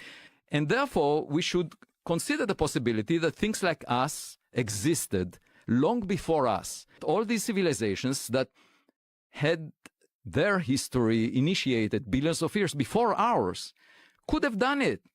And all we need to do is to check. All of these are interesting indications that may imply that some intelligence designed the trajectory. And the editor said, no. The paper will not get published unless you remove that sentence. Wow. As the most enigmatic interstellar object ever discovered enters its most critical phase, perihelion, an unprecedented stream of data is arriving from multiple space observatories in real time. On October 29, 2025, at exactly 7:47 a.m. Eastern Time, Atlas reached its closest point to the Sun, marking the climax of its passage through the inner solar system. What has unfolded since that moment is leaving astronomers in disbelief. Astrophysicist Avi Loeb has just released findings documenting a rapid and sustained surge in brightness that vastly exceeds the rate exhibited by any known Oort cloud comet at comparable solar distances. Even more baffling, the object now emits a distinct bluish hue, bluer than the Sun itself. Researcher Avi Loeb has officially labeled this phenomenon as the 9th anomaly associated with this extraordinary interstellar visitor. Professor Loeb wasn't finished. He went on to talk about a Manhattan-sized interstellar object. He's been on the show talking about it a lot. Professor Loeb suspects that it might actually be alien technology scoping us out. What's NASA potentially hiding about 3I Atlas? The news yesterday was that this object came closest to the sun, and it received a huge amount of heat from the sun. And the latest report indicates that it became extremely bright, much more than expected for familiar comets. It actually is bluer than the sun. It should be redder, and any dust. But so what does that mean, Avi? What does that mean if it's hotter than the sun? We have another anomaly. His question now reverberates throughout the scientific community. Could this object harness an internal energy source that surpasses the temperature of our star? What these instruments have revealed simply should not exist according to current physics. The latest readings from the Stereo A, SOHO, and GOES 19 coronagraphs taken between September and October indicate an anomalous and unexplained brightness increase. Such an effect cannot be accounted for by reflection, sublimation, or any known natural process. To grasp the magnitude of this finding, it's worth noting that standard Oort cloud comets never exhibit this behavior. None show a sustained exponential rise in luminosity under comparable thermal conditions. Even the researchers involved in the new analysis concede that the reason behind Atlas's rapid brightening remains entirely unknown. We have to attend to the possibility that it might not be natural just because the implications would be huge for humanity. In a case where you have a visitor to your backyard, the visitor might enter through your front door.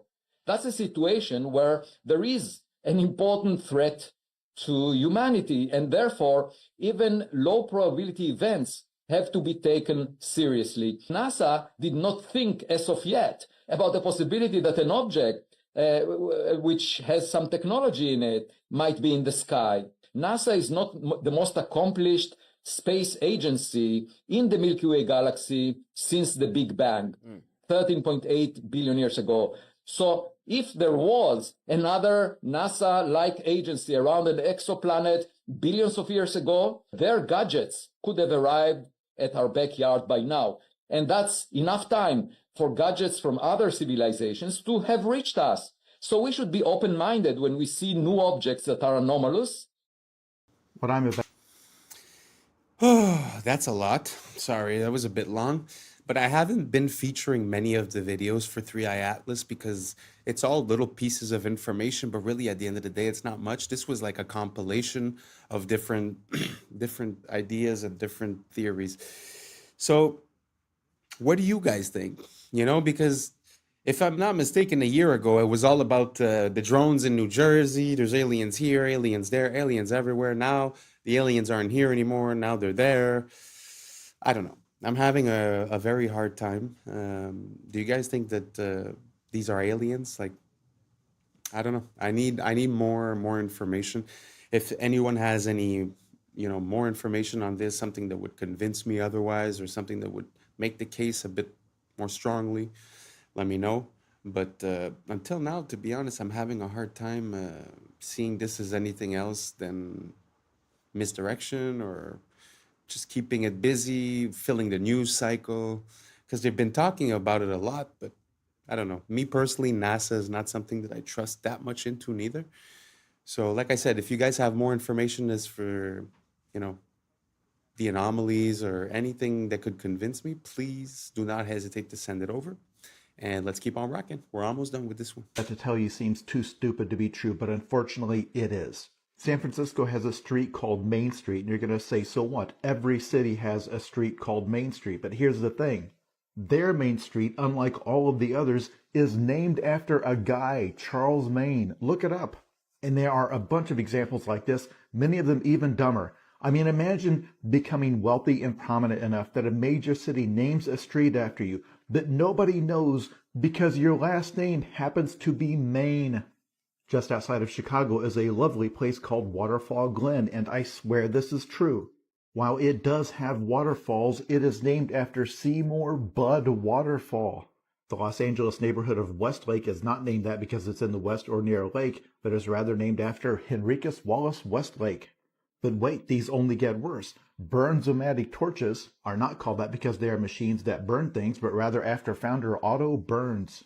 Even though Taco Bell has a bell in the logo, it is actually named after founder Glenn Bell.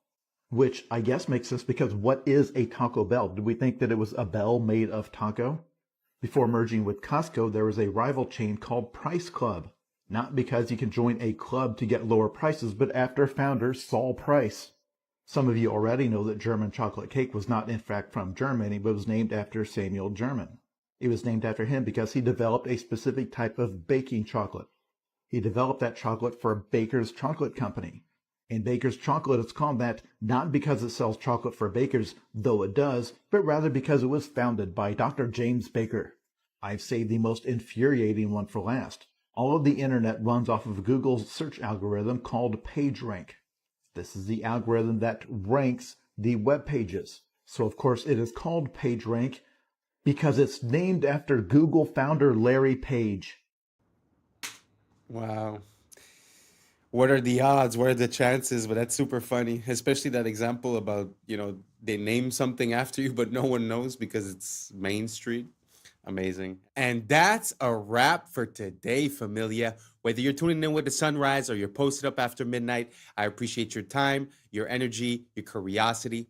And don't forget, this isn't about truth or fiction. This is about perspective. If this sparked a laugh, a thought, a deeper question, then we did our job. So drop your thoughts in the comments, keep the convo alive, like, subscribe, and hit that bell if you're riding a wave because we're just getting started. Until next time, stay critical, stay weird, stay grounded. I'm Adam Strain, and this has been Adam Strain Reacts. Peace! But now's the time for us to link up. Really think we on the brink up. Making a change, I'm living this strange. Living this strange. Making a change. I'm living this strange.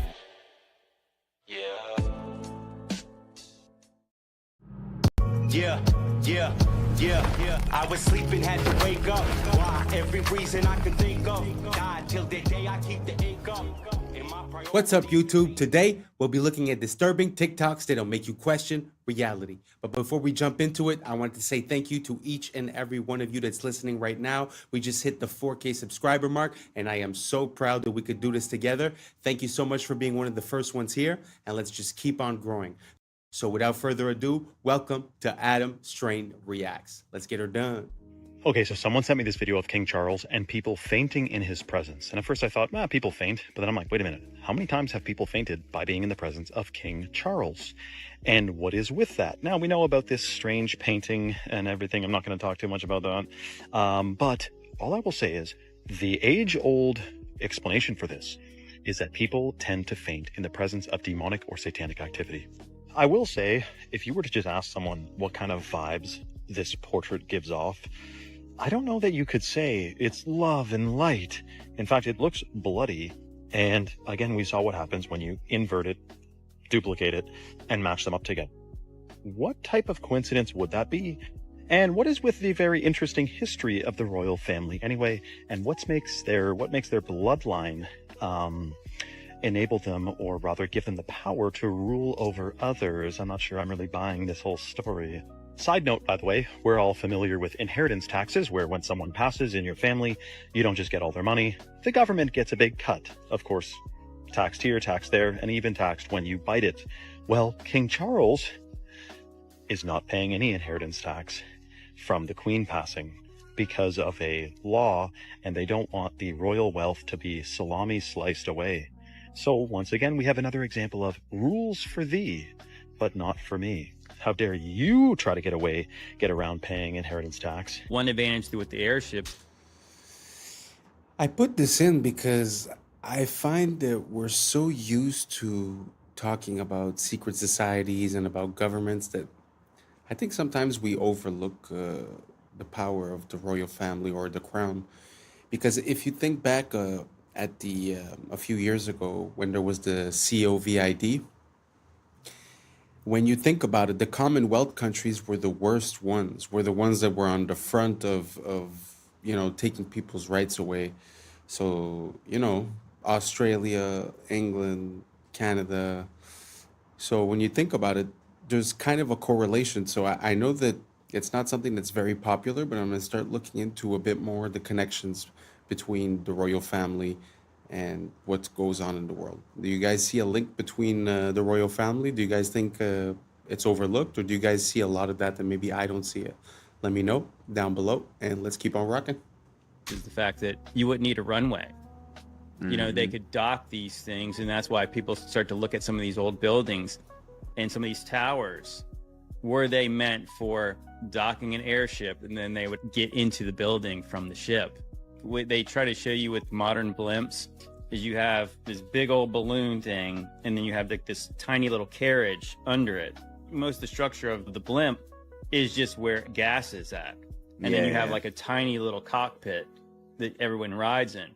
But if you see like the diagrams of these old airships, you could move all in and out of there. You could imagine would be like a floating cruise ship. So as soon as you get on, you kick your feet up, you go get something to eat, and you go hang out and have a cocktail if that's your deal. And then you can kind of hang out and look out the window and see all the cool stuff. It seems like a more elegant, more sophisticated way to travel. I would be all about that life. Yeah, because you imagine if you were just going, okay, we're going to fly across America, go from New York to LA, and you're not in a rush. Because part of the journey is actually, this is fun. Yeah. But traveling's not like that today. But we're the advanced ones. The government of Turkey claims they have found the grave of Noah. This is a normal human thumb bone. Underneath is a giant human thumb bone. This was found right near Mount Ararat in Turkey. People say 1 man and 3 boys could not build a boat that big. Oh, you didn't see those boys. Hey, Bubba, bring me that tree, would you? There's a jawbone in a hotel in Turkey on display right now, 6.5 inches across the TMJs. Any one of you could put your head inside and rattle it back and forth inside the jawbone. The legend in Guam is that giant people built the latte stones there. Who is moving these giant rocks anyway? That's a camel in front of it for scale, folks. In Wasaki, Wisconsin, 100 years ago, giant skeletons were found in a burial mound. One of the skulls was 3 times the size of ordinary humans. In Walkertown, Indiana, 8 giants, ranging from 8 to 9 feet long, all wearing heavy copper armor, were found. Through the bungling of the diggers and the disinterest of the museum establishment, the discoveries were scattered and lost. The Smithsonian has been very active in hiding discoveries about giants because it goes against the evolution theory. See, evolution says we started off tiny and we're getting bigger and better and stronger and smarter. This video is going viral out of Florida right now when unknown people are seen spraying something into the water by airboat. And there's other clips of it in the Everglades as well, and people are wondering what the sand dam's going on. Until a man captured a truck that was going to the department or the depot where they fill up these containers on these boats. A truck was carrying some goods, the Florida Fish and Wildlife Conservation. And if you look closely, you see in the back of this truck on the trailer are some boxes. And if you look closely at the boxes, it's Roundup Custom, which is actually called Diquat. It's a form, it's from Roundup. It's the same company. And it's one of the most toxic chemicals known to man. Now, this guy is exposing, that's the one who captured the video. Turns out they're spraying this to try to get rid of an invasive plant. But the problem is that it also literally destroys almost every other creature in the water, right? So we have fish floating up, we have turtles floating up upside down, rotting. It's totally destructive, but of course it's for your safety. It's for conservation. We're not trying to intentionally poison the food, air, and water supply to destroy the natural world, to rebel against the natural world and against who created this world. No, it's for your safety, you fool. Absolutely insane. You have to do a deep dive onto this stuff. It's called Daiquat, and they're spraying it all over the place, again, because they want you safe. And if you think otherwise, you might be a conspiracy tinfoil hat nutter. Roundup, the same company who made, well, no big deal, a couple different chemical agents during world wars. Let's just say that. Spread the word. We got to wake people up to this. Otherwise, it's a very unfortunate future where our whole situation is, well, polluted significantly, put it that way. Recently, there's also been many sinkholes that have appeared everywhere. So I don't know if you saw in China, there was a sinkhole, and going back to the hollow earth theory, how in China they found in the sinkhole a forest with trees and species that we would have seen in like 200 years. Oh, so it opened it up. Exactly. So look, and there's more. So there's one in Detroit. A guy got his car stuck in a fat sinkhole, like one filled with water. He didn't even know it was there. Lower Nazareth, there was one in a farm field, right? New York, and even places like Turkey and wait, how is this not on the news? Is this I don't know. It's not on the news. It's literally on, like, you have to search for it. Damn. So there was a ski resort in Russia that had a big one too. Yeah. And so I have a theory that since there's all these sinkholes, that means there's evidence of cities and tunnels underground, and that they've expanded so much that the land that we're on right now is sinking into those. Oh, and you know why it connects to the aliens? Because those tunnels are for the upcoming alien attack. Like, people have been planning this to exit out. But it's been exposing itself. Like, the world has been exposing itself because they're expanding it way so too like big. the hollow earth theory, how the advanced civilization is under us? Yeah. Have you ever thought about why structures in Europe, Asia, and even America share the same distinctive features? Not forgetting that they also seem to be constructed with methods far too advanced for their supposed time periods. It raises the question, is our historical timeline accurate, or has it been completely fabricated to hide something? Or were they all built by the same architect? This is where it gets crazy. There was a colossal empire named Tartaria that was a highly advanced civilization with technology and knowledge far beyond even our current time. They have even been credited with the construction of the Great Wall of China. But it gets even more unsettling. What if the dates on these buildings are wrong? Imagine if that number 1 wasn't a 1 at all. Our history could be off by 1,000 years. The current timeline is a lie. In the late 1800s and early 1900s, they held events called World's Fairs to use as cover-ups to demolish our advanced past. Many recount that these structures were wiped out days after the events. This was evidence of a global civilization, a civilization whose roots could be traced all the way back to ancient Egypt. And this is really cool. So check this. This is a I'm not too sure about calling it Tartaria, and I'm not pronouncing myself on what was, especially when I don't know what is right now. But what do you guys think about the fact that in different places around the world, we really do find similar structures, whether it be the megalithic structures or whether it be like what we would call Greco-Roman, which we find some in Japan, we find some all over the place. Do you guys think that it would be possible that at one point there was like a harmony, or that there was a moment where everything was shared, or that the capabilities were more than what we believed, or that, I don't know, like a lost moment in time? Do you guys think that's possible? How do we explain all of these structures, or the World's Fairs, or all of these elements are easy to explain one at a time? But when we take the magnitude of how many of these events and how many of these, for an example, World's Fairs, fires, constructions, the cities being built, the canals being built, the undergrounds, the metros, there's so many, right? So is it possible that at one moment, either we lost our memory, we lost contact, or that there was a moment where everyone was together and that we were building the same type of way everywhere? Let me know down below. I'm just curious. To be honest, I don't really have an opinion. I just find that the timeline that's pronounced to us seems to have some flaws. Apart from that, I'm really not set on anything. So if you guys have any rabbit holes to give me, I'll gladly go down them and include some of the videos in here.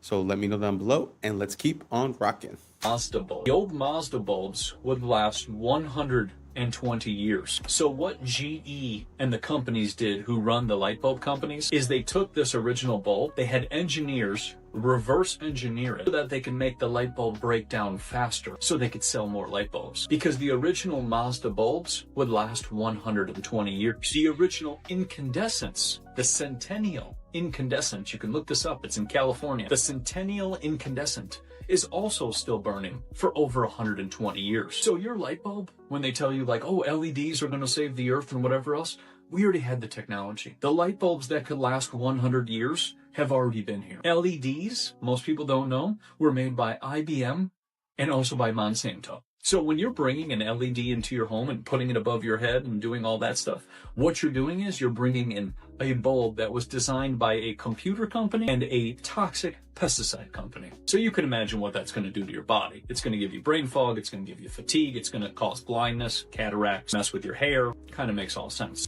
All confirmed UFO types explained from most common to...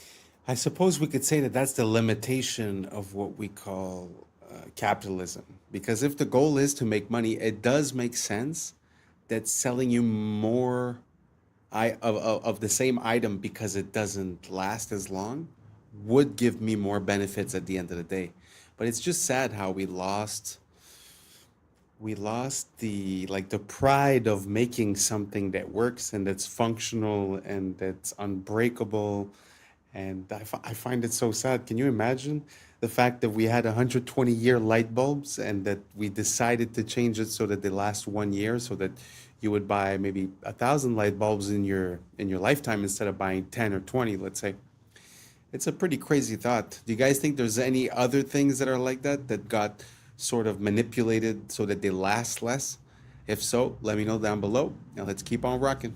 Rarest. First up, we got the classic saucer UFOs brought to mainstream attention in the 1940s after the infamous Roswell, New Mexico UFO crash. Back when they were actually called UFOs, you know, unidentified flying objects. For decades, this was the signature UFO style that everyone knew and talked about, but was mostly mocked and downplayed until the government kinda told us they're actually real in 2020. Shaped like a disc with smooth edges, oftentimes glowing and occasionally with a dome top. Cigar-shaped UAPs are elongated cylindrical craft, often tapering at the ends. In recent times, the terminology was officially updated to UAPs, unidentified aerial phenomena, which was changed once again to unidentified anomalous phenomena when they realized they could also go underwater, no longer making them aerial. What makes cigar UAPs so interesting is their lack of any visible wings, fins, or other appendages typically found on flying craft, and is what really made us realize how impressive the non-visible propulsion systems that power UAPs really are. These have been popping up in our skies more lately, like those orb-shaped UFOs everyone's been talking about, or spherical UAPs, near perfect spheres, typically on the smaller side, seen flying very fast with erratic movements and no visible propulsion system. Can either appear metallic or sometimes slightly glowing, leading people to believe some of these may even be trans-dimensional. Oftentimes spotted around military bases and have even been noted to merge or split into multiple orbs. Large, silent, and most often black or dark in color, triangle UFOs are usually seen with lights either in front or on their sides. One of the most well-documented mass UFO sightings happened in 1990 over Belgium, where hundreds of civilians and police officers reported countless triangle UFOs in the sky. Chevron or boomerang UFOs are similar to the triangle ones but have a more pronounced V shape. They also have lights along their supposed wings and have usually been spotted flying at lower altitudes. Egg-shaped are kinda like our sphere UFOs, somewhat elongated but not quite to the extent of a cigar UAP. These are most commonly cited by the military, one of which they famously refer to as the tic-tac UAP, moving extremely fast and erratically, and have been seen to pass through large bodies of water without slowing down, showing off their true capability. Diamond-shaped UAPs are much less common than what we've discussed so far. They typically feature some sort of central light or collection of lights and are often seen rotating, moving, or even morphing in midair. Box-shaped UAPs are sort of like the diamond ones, except feature a more distinct rectangular shape with straight edges and perfect corners. They don't rotate and morph as often as the diamonds, but can occasionally be seen with what appear to be windows and sometimes even glowing. Fireball UAPs are an interesting breed, a rare type of orb, typically brightly orange and violently flickering, giving the appearance of a burning flame. Transcending the notion of being mere objects, the fireball truly is a phenomenon, often seen far away and moving very slowly, occasionally bursting out a pulse or sometimes even appearing green. Speculated to be trans-dimensional, these aren't as common as the rest on most social media platforms. Organic shaped are most notably portrayed by the infamous jellyfish UAP caught on camera in the Middle East. This one looks like a collection of indistinguishable parts, no concrete form and moving slower than the others but at a steady, consistent pace. Has also been noted to go underwater. The organic shaped UAP is among the rarest, with some reports documenting shape-shifting abilities and sudden drops in temperature.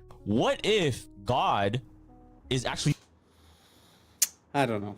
I must say that even if I was like Mulder from the X-Files and I would say I want to believe,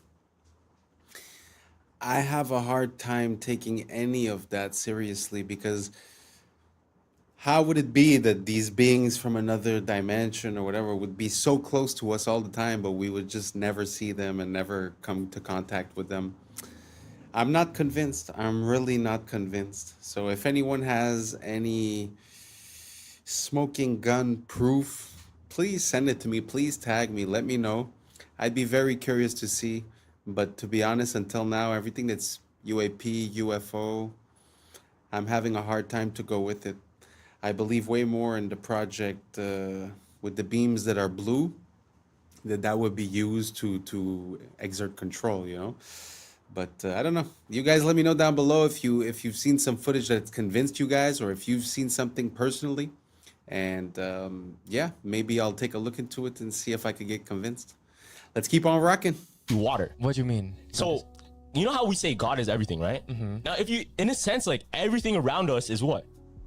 There's water. There's water in the air that we can't see. Yeah. There's water inside you. There's water inside me. Yeah. There's water in every single thing that lives, right? Yeah. Now, when there's a lack of water, if you look at a desert, if you look at a wasteland, right? Yeah. What is there? Usually death. Oh. Death because lack of water. Yeah. And it's very hot. Like, Damn. hell. And now, check this out. In the Bible, Yeah. when Jesus said he was tempted by the devil, where was he? In the desert? In the desert. And he was looking for water. That's That's just like a religious theory, but take it Yeah. for what it is. That I just heard that on TikTok. Yeah, so is Dubai where men sell their soul? Nah. No, because what is around Dubai? Just bare desert. What do desert. the OnlyFans girls do there? They literally sell this. They eat poop, fam. Bro, that's the most selling your soul for some Bugatti. If I would never eat poop in my life, dog. Here's how the elite are scamming you into drinking tap water. Check this out. They selling tap water, y'all. They I are don't know indeed. if nobody told y'all, but they've been selling tap water in the packs of water that we've been buying. Originally discovered because of a town north in Michigan having to fight Nestle for stealing its local water, it has now been revealed that over 64% of bottled water in the U.S. is tap water. Two brands most notably stood out for contamination: Walmart Sam Choice and Giant Foods Acadia. Other brands found to have tap water include Dasani, Aquafina, Nestle Pure Life, Kirkland, Propel, They are scamming us. Essentia, Life Water, And they know Smart it. Water. And for my own protection, allegedly. People are just finding out why they definitely should not be making their bed when they first wake up. I am sure by your parents, since you were young, you've all been told the first thing you need to do is make your bed in the morning. But actually, that is one of the worst things you can possibly do. When you've been in bed all night, it's not the cleanest place in the world by the morning, of course. It's going to be filled with bacteria, sweat, and just everything that you've kind of sweated off in the night. Now your bed is basically just infected with a load of bacteria that attracts these guys, dust mites. And yes, unfortunately, there are probably thousands of these in your bed right now. Now, these guys like warm, dark, sweaty, dirty places. Nice. So when you first get out of bed in the morning, that's when they're going to come crawling, because the bacteria is right there for them to scran. If you make your bed when you first wake up, it is freshly dirty, and you are literally trapping them exactly where they want to be. Meaning they're going to be living in there, and your bed's going to be far worse by the time you go back to bed that night. So the best thing you can actually do is leave your bed messy for a little while, like an hour or so. This will expose the mites to sunlight and warmth, which will basically kill them. Then you can go back and make your bed, and it will be perfectly clean for when you go to bed that night. Yeah, something big is taking place in the Pacific Ring of Fire, and I've been talking about this for quite some time. You know what I'm saying? The Pacific Ring of Fire is like the womb of Earth, okay? And now we have all these earthquakes popping off in the Pacific Ring of Fire. Nobody's talking about it. And now we have Mount Luotobi, the volcano, just erupted for the umpteenth time this year. I believe in July and August, and now we are in October, and yet another eruption. What's happening? A volcano in Indonesia, Mount Lewatobi-Laki-Laki, erupted today, sending a massive plume of ash as far as 6 miles into the sky. The country's volcanic agency raised an alert to its highest level and evacuated nearby villages. Thick ash blanketed homes and farmland, forcing farmers to halt work. The volcano has been quite active of late, erupting in both July and August.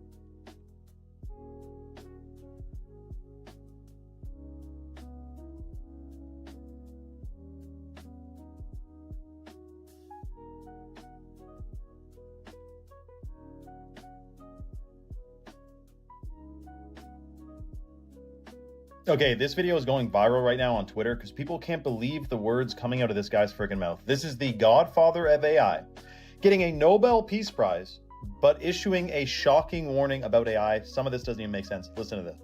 Your Majesties, Your Royal Highnesses, Excellencies, dear laureates, ladies and gentlemen. This year, the Nobel Committees in Physics and Chemistry have recognized the dramatic progress being made in a new form of artificial intelligence that uses artificial neural networks to learn how to solve difficult computational problems. This new form of AI excels at modeling human intuition rather than human reasoning, and it will enable us to create highly intelligent and knowledgeable assistants who will increase productivity in almost all industries. If the benefits of the increased productivity can be shared equally, it will be a wonderful advance for all humanity. Unfortunately, the rapid progress in AI comes with many short-term risks. It has already created divisive echo chambers by offering people content that makes them indignant. It is already being used by authoritarian governments for massive surveillance and by cybercriminals for phishing attacks. In the near future, AI may be used to create terrible new viruses and horrendous lethal weapons that decide by themselves who to kill or maim. All of these short-term risks require urgent and forceful attention from governments and international organizations. Okay, so we have the same situation with Elon Musk. He talks about how AI is the greatest threat to humanity, and he continues to pioneer AI technology, human implantable brain microchips, and all this. So we got this guy talking to a bunch of seniors about AI, like they really maybe know what's going on. I doubt it. And he's saying, be careful, this will create new viruses and basically destroy humanity. So we're at the part of the movie where it's like, should we shut it down then?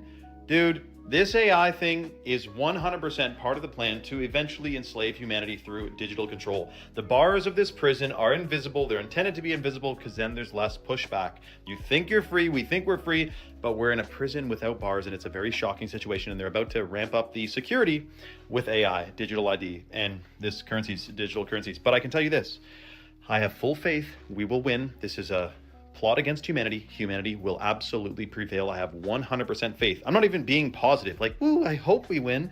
It's already done. It is already done. We have already won on 100%.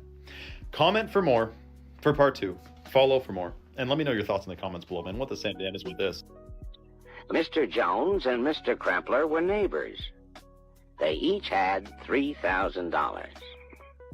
With his money, Mr. Jones bought himself a $3,000 car. With his money, Mr. Krempler bought himself a new refrigerator, a new range, a new washer, a new dryer, a record player, 2 new television sets, and a brand new Volkswagen.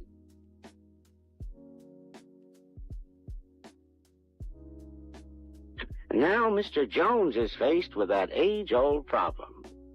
keeping up with the Kremplers. Have you been down the lead paint rabbit hole? Isn't that crazy? To imagine how much you could do with a few $1,000s back in the days. I know they were paid less, I understand, but I still feel like it's not proportional, you know? And when you compare a house that was like maybe $10,000 less than 100 years ago, and that now we're talking about $650,000, I don't think it's proportional. I think they had it better off back in the days when it comes to the comparison between the buying power and the capability of having like a house and a car and this and that. Because even when you think about it, all the sitcoms from the 90s, well, not all of them, but most of them, or like The Simpsons and stuff like that, the father and the mother, most often not, didn't have that high paying jobs. Often the mother would stay at home and the husband was doing a trivial job, but somehow, you know, he was worked at a factory or worked as a mailman or some stuff like that.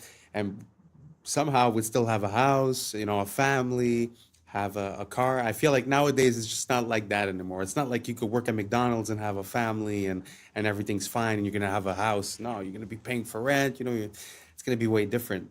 Do you guys think times have changed, that the value of money has changed and our buying power has changed as well? Or do you guys think that it's more or less the same? It's just proportional?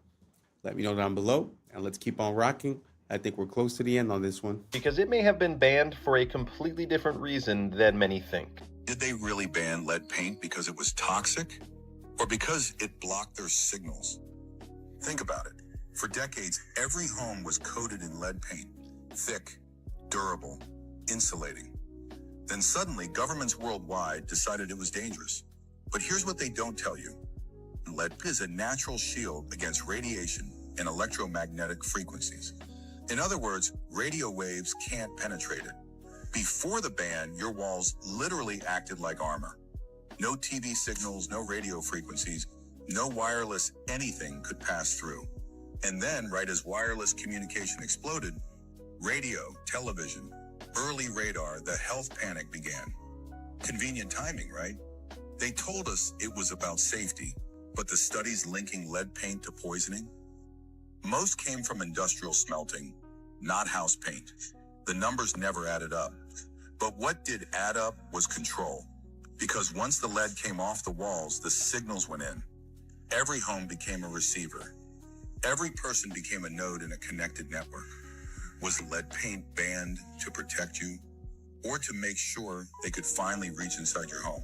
Okay, so the crazy part about this, by the way, is we had Xfinity, a Wi-Fi company, has a new feature called Wi-Fi Motion. And they can use, if your Wi-Fi is on in your home, you can use it as a motion detecting device to know if someone's in your home when they're not supposed to be, or just detect motion in general. And we know that we're using the one side of the internet or of a Wi-Fi signal, but there's another side to it. There's another door, you could say. We're using the front door. There's a back door to it. And I'm talking the same way with frequencies from cell towers as well. We're talking about a sophisticated surveillance system that is wireless, that can see everything that's going on. Now, what would happen, do you think, if they were spraying on us in the sky nano sensors that interacted with the frequencies? Picture a hologram, a desk, you got a big desk and it's a hologram of a real-time battle. Think of Star Wars when they're watching the battlefield on a hologram, seeing it in real time. Let's just say that was based on something that you can do if you have a bajillion sensors and frequencies blanketing the area. It's surveillance, dude. You know what? It kind of makes sense, you know, with all the signals that we're sending from the Wi-Fi to the sonar, the AM, the FM, all the military frequencies, the CB, the radios. I think we're oversaturated. So, you know what? Like sometimes I think to myself, like, man, I wish it wasn't wireless. I wish everything I had did have a wire in one way, you know? And I wish I did paint my house with something like lead paint so that I would protect myself. Because at one point, if everyone's signal is passing through you, especially if you live like in a condo or an apartment complex, I mean, you open up your Wi-Fi and you see that your phone is being hit by 40, 50 different signals at the same time. And that's just what you know about. So I don't know. Makes me think of like a microwave or something. Do you guys think the same thing? Do you guys think that maybe we should go back towards wired instead of wireless and try to cut out the frequencies as much as we can? Let me know down below if that's been something that's been part of your awakening. And this is the end of it. Thank you so much for being here. And that's a wrap for today, familia. Whether you're tuning in with the sunrise or you're posted up after midnight, I appreciate your time, your energy, your curiosity. And don't forget, this isn't about truth or fiction. This is about perspective. If this sparked a thought, a laugh, a deeper question, then we did our job. Drop your thoughts in the comments. Keep the convo alive. Like, subscribe, and don't forget to hit that bell if you're riding a wave, because we're just getting started. Until next time, stay grounded, stay weird, stay critical. I'm Adam Strain, and this has been Adam Strain Reacts. Peace. But now it's time for us to link up. Really think we on the brink up. Making a change from living this strange. Living this strange. Making a change from living this strange.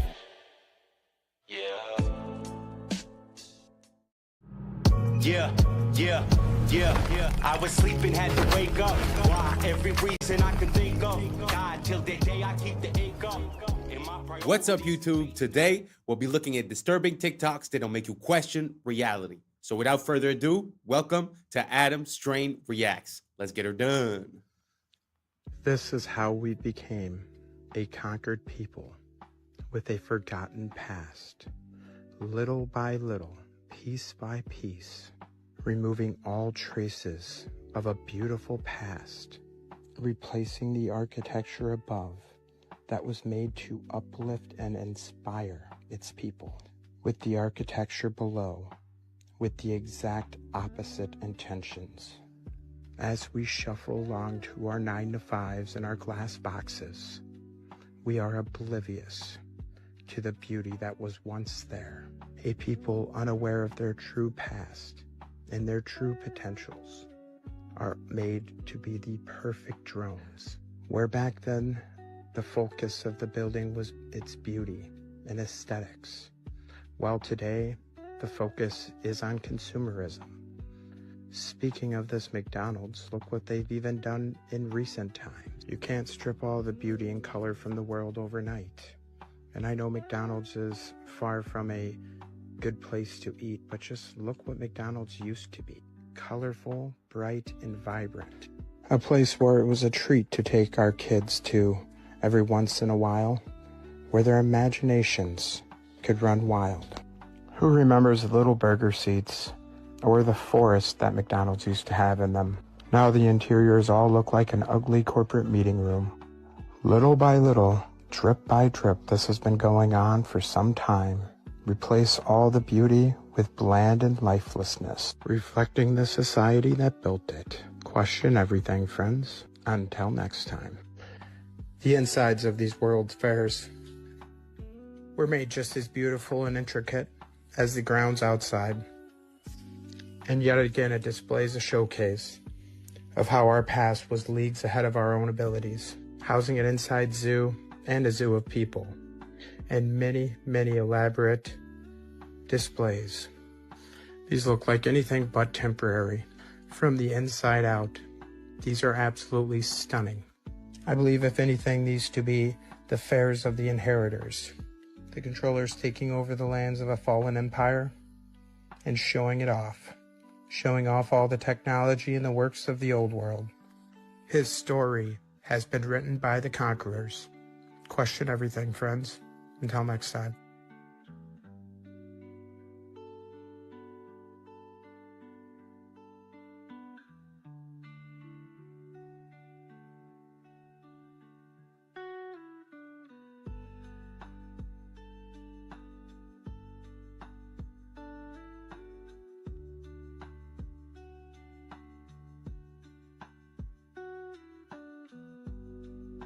There is a physical manifestation of the millennial kingdom. If the devil was bound, you'd have a time of peace and prosperity. And then maybe you would have a time where people could create grand buildings, create grand art, music, everything.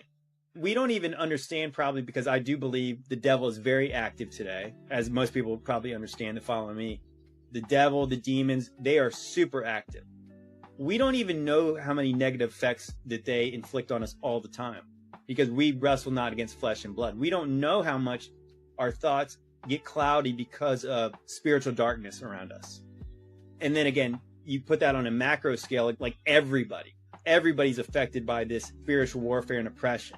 If that was lifted, if the devil was bound and put in a pit, is that possibly that humans could do a lot more than they do now because there was this freedom in your own mind, your headspace, to not be inflicted by these demonic beings? I think that you couldn't help but have physical results of that. So if the saints are ruling in heaven and they're doing it better than the corrupt sons of God, I believe there would be positive effects on the earth, and we'd be able to see the evidence of that.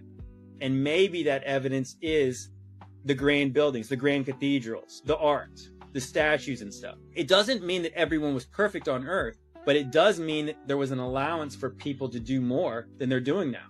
Now that we know who didn't discover America, this guy right here, let's talk about who it wasn't named after. Amerigo Vespucci. Yeah, you remember that footnote in your history book that said Columbus discovered America, but they named 2 continents after this guy instead, Amerigo, or as his mama called him, Alberigo. Who names 2 continents after some guy's first name? So why did they name it that? Well, we're taught it's because this map, the 1507 Walt C. Miller map, which is the first place the New World was labeled the Americas, this combined with a letter from a Florentine bishop, a friend of Amerigo, gave credit to his friend for the discovery and the naming. But according to the Spanish, that might not be true, because Europeans didn't actually name America. It was already named that. You know, the people who already lived there, who didn't think it needed to be discovered because they were already there, they called their home America, or various spellings of such. So why did they name it that? Well, it's very likely because of this. The South Americans worshipped a god called Amaru, or Amaru Ka, a feathered serpent. And Amaru Ka to the Aztecs was Quetzalcoatl. So according to Manly P. Hall, the children of the sun adored the plumed serpent.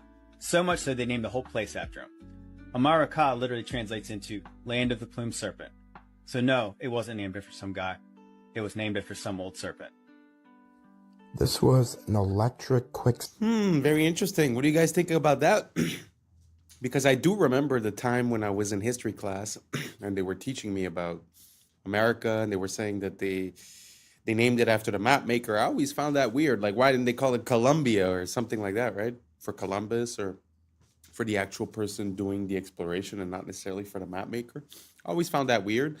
But with the link towards the ancient civilizations of Mexico, it actually makes a bit more sense. And it actually connects back to Tupac.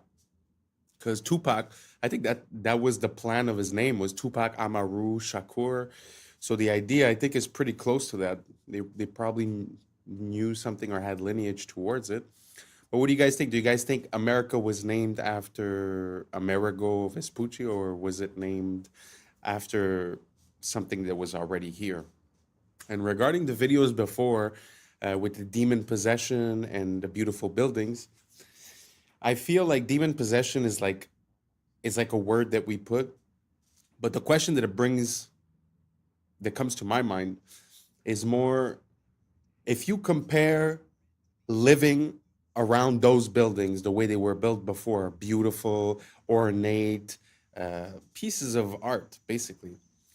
Like, maybe you could call it demon possession or demon oppression, the fact of living in these cardboard boxes, because basically, let's say humans get inspired. So if I put you in a place that is beautiful, made of art, that is an expression of the beauty of this world, you might have a different thinking process. You might come with different solutions, with different thinking results. So maybe that's the whole thing. Instead of calling it demon, maybe it's just us not being at our top, at our divine, because it feels like we sort of sacrificed beauty for convenience.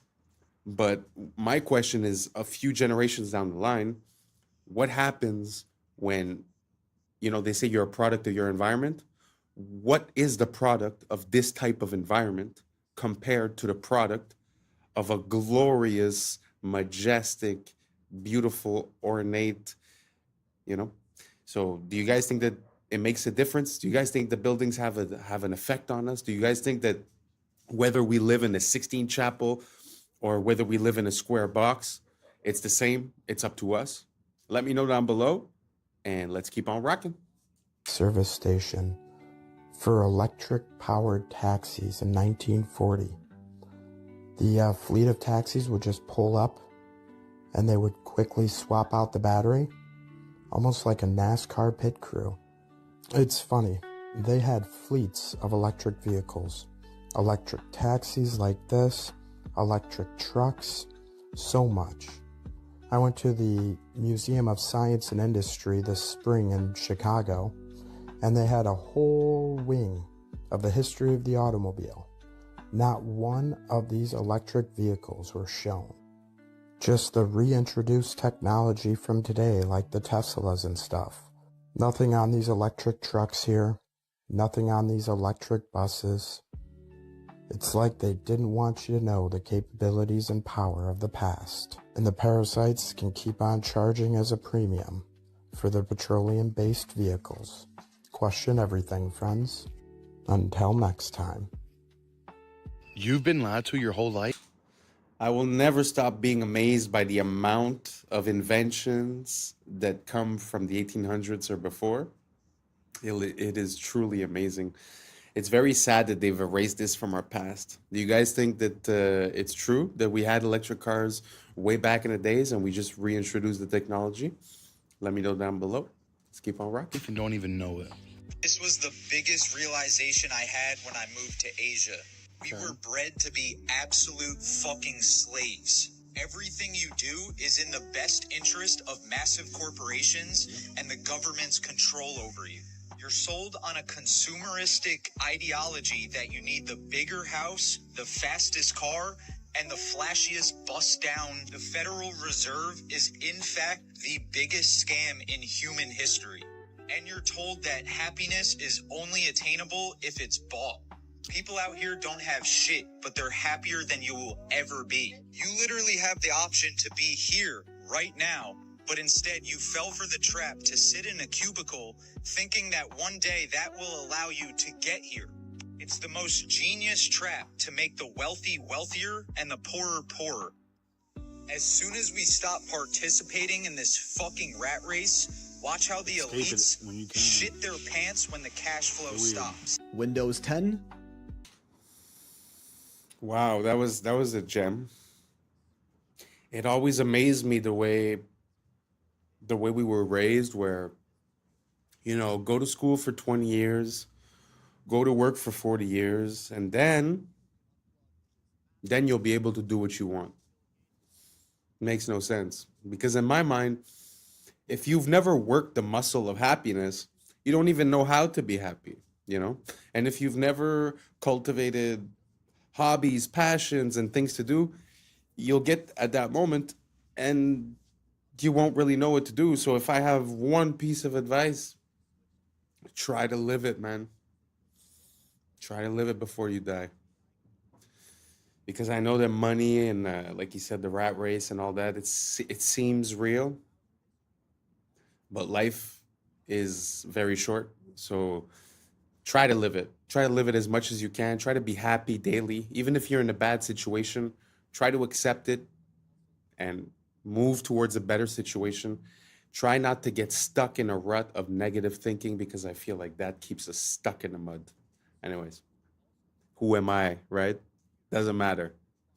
Best of luck to everyone, and let's keep on rocking. This ain't over.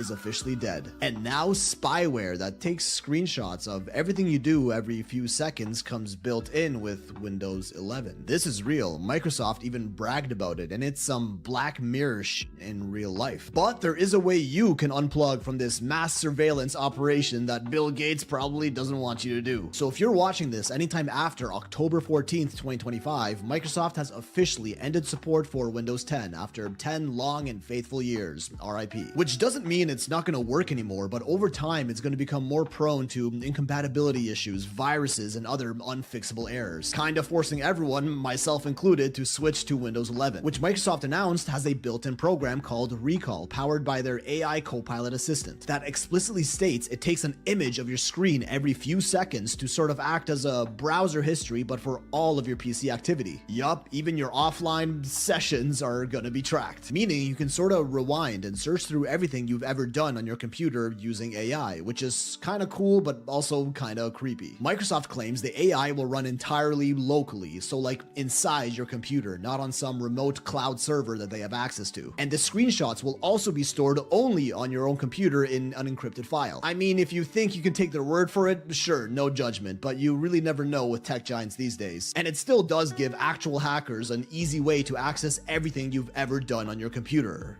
Everything. Luckily, you can opt out of this feature if you want, so be careful when installing it, as they probably hid it inside some recommended settings option that 90% of people are just going to choose. And in case you already upgraded to Windows 11, there is a way you can disable it at a root level. Here are the instructions. Screenshot it, save this video, you're welcome. Richmond's City Hall, Gothic Revival, a palace of stone and glass. According to the textbooks, built in the late 1800s by men with horse carts, pulleys and chisels. But look at the details. Copper domes weighing tons, marble cut with surgical precision, spires climbing skyward. Even today, with cranes, 3D software and billion-dollar budgets, such feats take years. And yet, the story tells us, it was done in just a few years with primitive tools. Then, the absurd twist.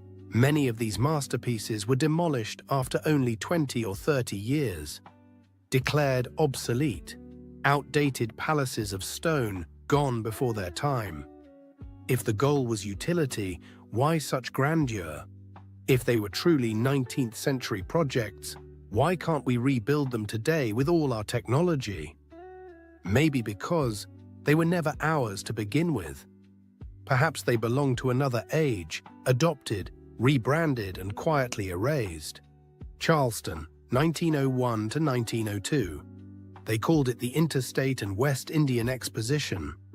Boring name, right? Puts you to sleep, sounds like nothing. But look at the pictures, what do you see? A city, not some food stands, not a few carnival rides. A city, Cotton Palace, Ivory City. Sound familiar, just like Chicago's White City.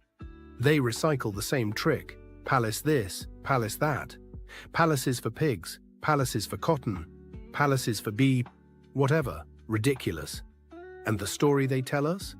They had no money, not a dime. They begged for funds, no one gave them any. And then, bam, a Spanish Renaissance city rises on 250 acres. Cotton Palace, sunken garden, auditorium, manufacturer's building, names that scream grandeur.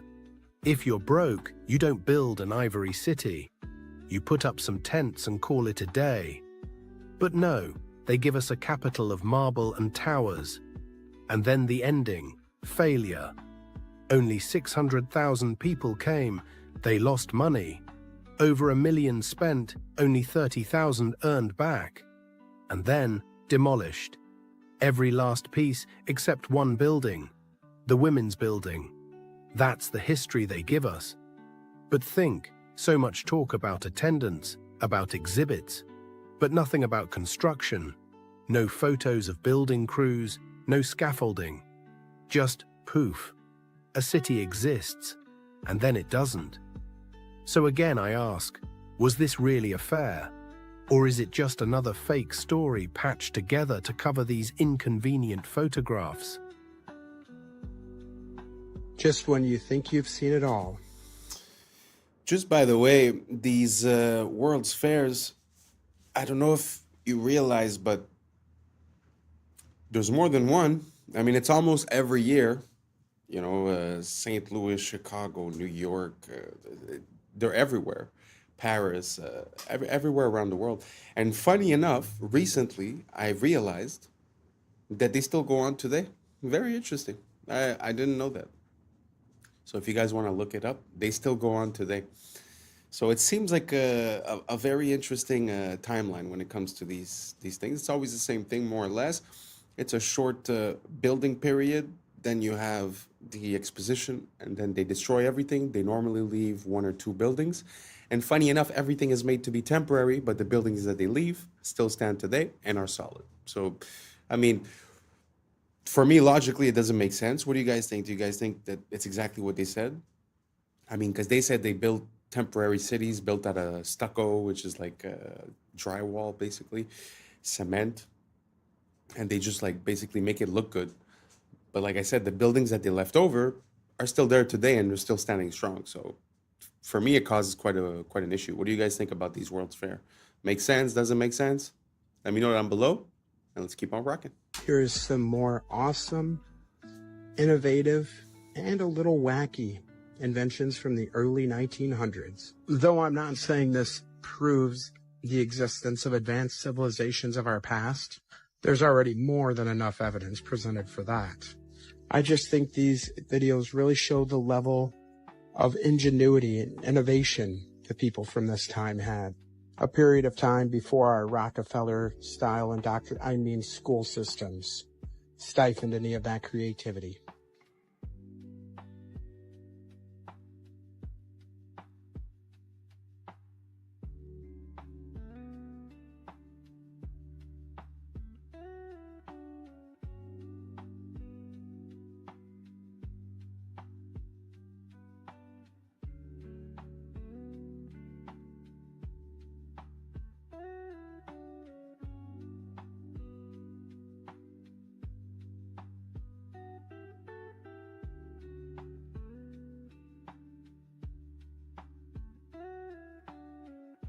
So today we're going to do a fun one, best cooking pans if you decide to eat cooked food.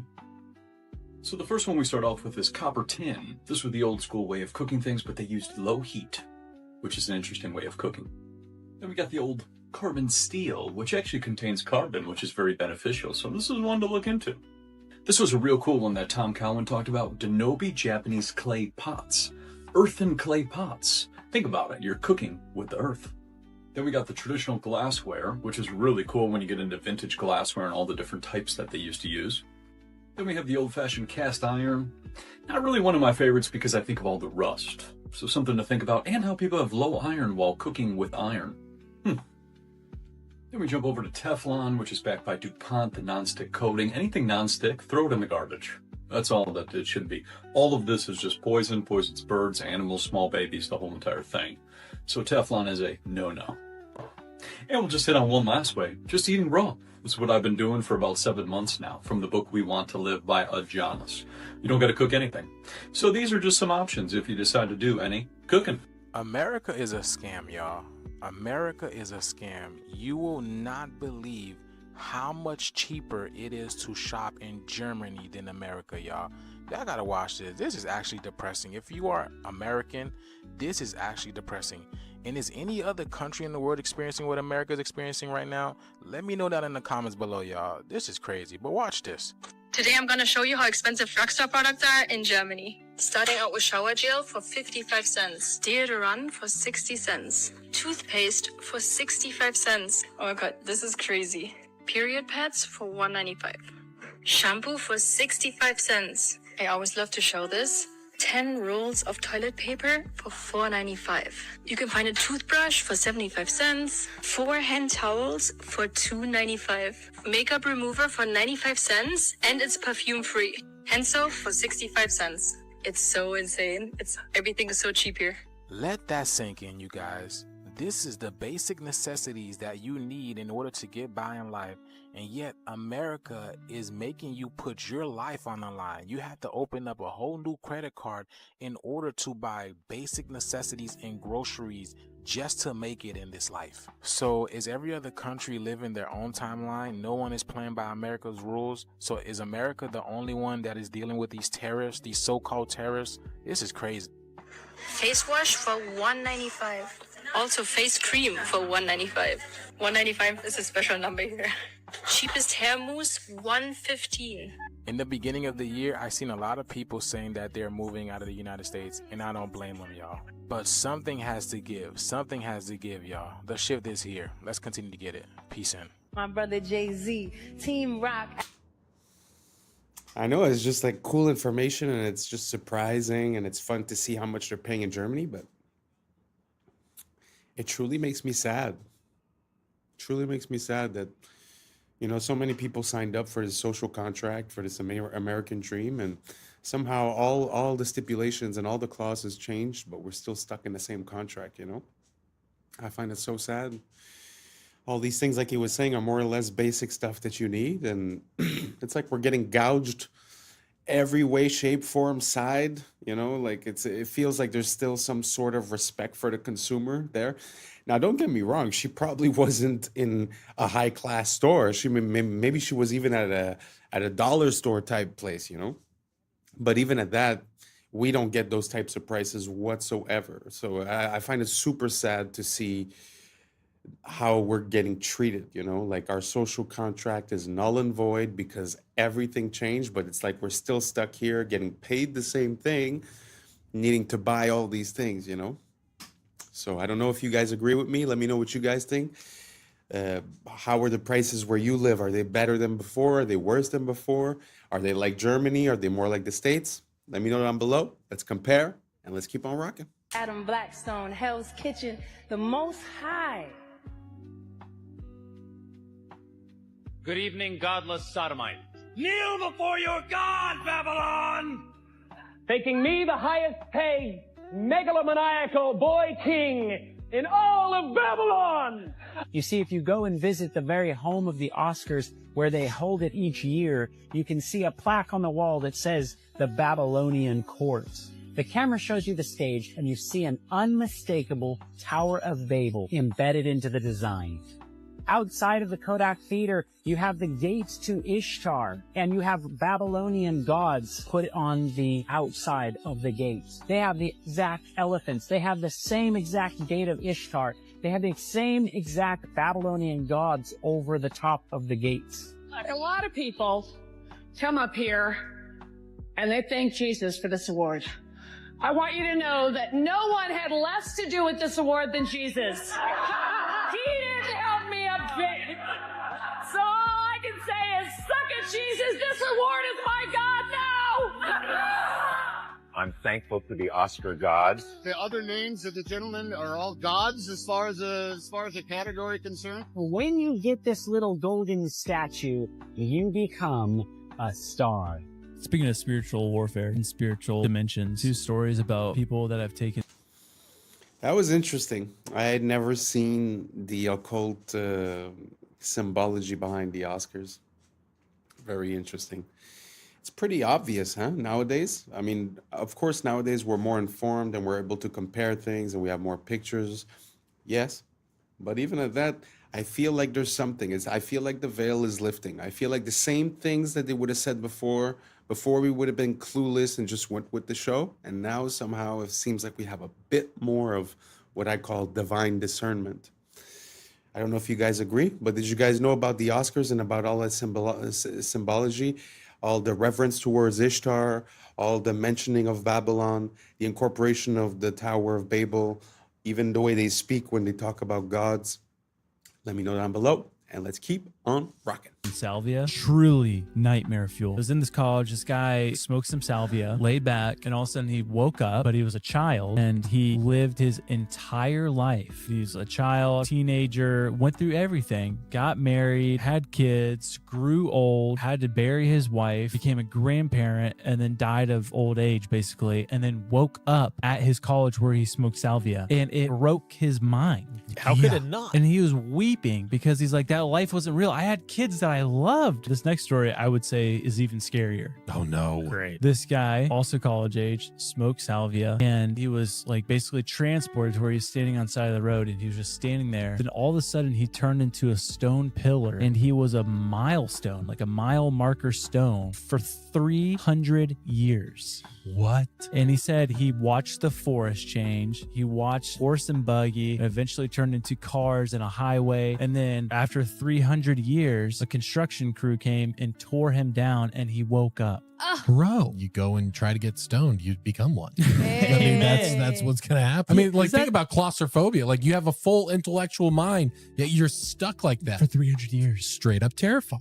There was an altar found in Israel. Joshua's altar was excavated, and they took the spoils from it. They find this little lead tablet about that big, and they know that something's going on with this. Because of computers and where we are, they're able to read what the script says. Joshua's altar is built right at the gateway to the promised land, and it says this: cursed, cursed, cursed. Cursed of Yahweh. Cursed, cursed, cursed. So I was on a Zoom call with the archaeologist in Israel when he did the presentation on this. I threw a curveball, and I said, I understand where it is. I understand I'm going against, but this is not to the people of Israel. This cursed tablet is to the people in the land. And also, when it says Yahweh, it's the first time that Yahweh is mentioned anywhere. And the archaeologists, we got to go back to school. What are we looking at here? It's all written in Proto-Canaanite, which of course I can't be, but they can. In my opinion, this cursing is to the inhabitants of the land, which are of a seed of the dragon, which are of a Nephilim tribes, which were never supposed to be there. Wow. And right, it just goes like this. Yeah. It just goes like this.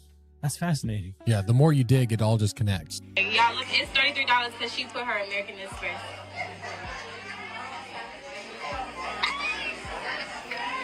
They scamming. Okay, so I went through and read through Uber's terms of use, and they can actually do this. Okay, so here's what's going on. The person was trying to call an Uber in Atlanta, and they quoted her $33 when she used her American Express, but then when she switched her payment to Visa, then it became $20. Weird. Now, according to an Uber spokesperson, they say that we want to be clear that Uber's pricing tech does not set different prices for riders according to the payment type they use. But that is not what their terms of service says, okay? It says right here, quote, prices for product or menu items displayed through the services may not be the lowest price at which the product or menu items are sold. And that Uber is a, quote, personalized digital marketplace platform, meaning prices specifically tailored to you. Also, a lot of Amex cards offer an annual Uber credit. For example, this gold card offers cardholders $120 of Uber cash per year. But now some travel bloggers are reporting that Uber is also charging higher prices if you have those credits in your account. And Uber's terms of service also allows this as well. It says right here, quote, certain users may from time to time receive promotional offers and discounts that result in different amounts charged for the same or similar services of goods obtained through the use of the services. The lesson here is always read the fine print, people. Man, it feels like we're really close to a society that uses dynamic pricing. Oh, you're this skin color, it's this price. Oh, you live on this block, it's this price. I'm very scared of that. I find it it's a pretty slippery slope to get down. And second of all, we have to watch out. You know, they use our you know, our desire for a promotion to mess with us, but you also have to know what the value of things are, because we've caught companies now over and over on Black Friday and stuff like that. They just mark up the price, put down the percentage, comes out to the same, and everyone's going crazy, you know? So try to figure out, you know, is it a good deal or is it not? And this here, you have no way to know, but okay, we'll give you 120 credit, but every ride you buy is going to be $10 more. We have to be careful. We have to be careful. And that also ties in with the AI. They wouldn't be able to real time process all the data and then give you a dynamic pricing that makes sense if they didn't have this AI and all the data points that we give them. So I don't know what you guys think. Do you guys think that this dynamic pricing, these promotions, and the inclusion of AI is going to get us in a very sticky situation? Or do you guys think it's better like this, and that finally we're going to have customized basically prices for everyone? Let me know down below. This was the end of it. Thank you so much for rocking with us. And that's a wrap for today, familia. Whether you're tuning in with the sunrise or you're posted up after midnight, I appreciate your time, your energy, your curiosity. And don't forget, this isn't about truth or fiction. This is about perspective. If this sparked a thought, a laugh, a deeper question, then we did our job. Drop your thoughts in the comments. Keep the convo alive. Like, subscribe, and hit that bell if you're riding a wave, because we're just getting started. Until next time, stay grounded, stay weird, stay critical. I'm Adam Strain, and this has been Adam Strain Reacts. Peace. Now's the time for us to link up. Really think we on the brink up. Making a change, who living this change. Living this change. Making a change. From living this change. Yeah.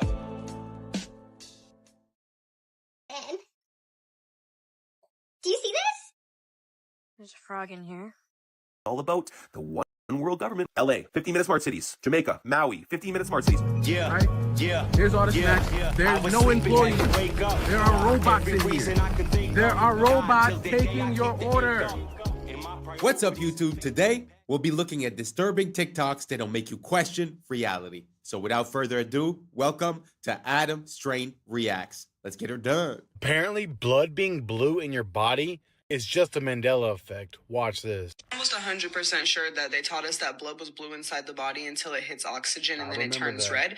And I just saw a video of a 6th grade teacher talking about why do her 6th graders think that blood is blue. And my first thought was, how do you, as a teacher, not know that blood is blue until it hits oxygen? And then I looked it up, and apparently that was never true. So now I'm wondering, because I could have sworn they taught us this in schools. Like, I don't even know if this is a Mandela effect or if this is just like misinformation completely, or if they are like they just lied to it. Wait, who else thinks that blood is blue? Actually, let me ask. What is Bill Gates? What do you guys remember? Have you guys ever heard of the Mandela effects? There's a lot of things that people remember differently than the way they are. Like Star Wars, instead of saying, Luke, I am your father, he says, no, I am your father. But the funny thing about that story, for an example, is that when the actor of Darth Vader would go on to talk shows and stuff like that, and they would tell him, okay, do the voice, he would say, Luke, I am your father. In other words, even the person that's involved in the movie seems to have a misrecollection of the events, which pushes us to question, is that the way it was? Is that not the way it was? So now back to the question. When you guys were in school learning about biology and they told you that the veins were blue, why did they say they were blue? Did they say because there was a lining in the vein? Or did they say because when the oxygen depletes in the blood, it loses its red tint and it becomes blue? That's what I had learned. So let me know down below, see if we're all on the same page or not, and let's keep on rocking. Planning with all that land he owned. Why don't they talk about planting trees? Why isn't Bill Gates the largest, private landowner in the U.S. now, planting trees like crazy if he's so worried about carbon dioxide? He poo-poos the whole idea of planting trees as a way to combat climate change. It's just carbon markets and going to electric vehicles and all of this stuff. But electric vehicles necessitates mass mining, and a lot of that mining is in places that use child labor, or it's going to be so environmentally destructive you totally destroy the developing world, which, these people on the left supposedly want to protect. You're going to totally destroy the environment. But really what it's about is controlling how much energy people can use. And if you can control how much energy a household can use, you can control their economic activity. You also control how big their family can. It's fear-driven to get people to accept policies they otherwise wouldn't accept because they're told this cataclysmic event is just down the line. And trust us, again, is the conclusion of that. The Illuminati are literally pricing humans out of existence. Wow, childhood was great. I'm excited for a bright future. 9/11. What? Yeah, it's 9/11. It's going to be the worst terrorist attack in human history, and the world's never going to be the same. All right, well, I'm sure by the time I get to college, things will... Financial crisis. There's going to be one of the worst financial crises ever. All right, well, whatever. I'm sure by the time I'm 30... Global pandemic. There's going to be a global pandemic that irreparably shifts how society operates. Forever. This is becoming too much for me. All right, well, I was always shown that the key to happiness is just raising a family and owning a home. So I'm just going to focus on that because I'm finally making $100,000 a year. $250,000. Can't even do that anymore. Yeah, you're going to need $250,000 a year for all those things now. Are you kidding me? Gee, I mean, I guess I'll just go back to medical school then. $300,000, that's going to cost $300,000 and also 10 years of your life. Oh, my...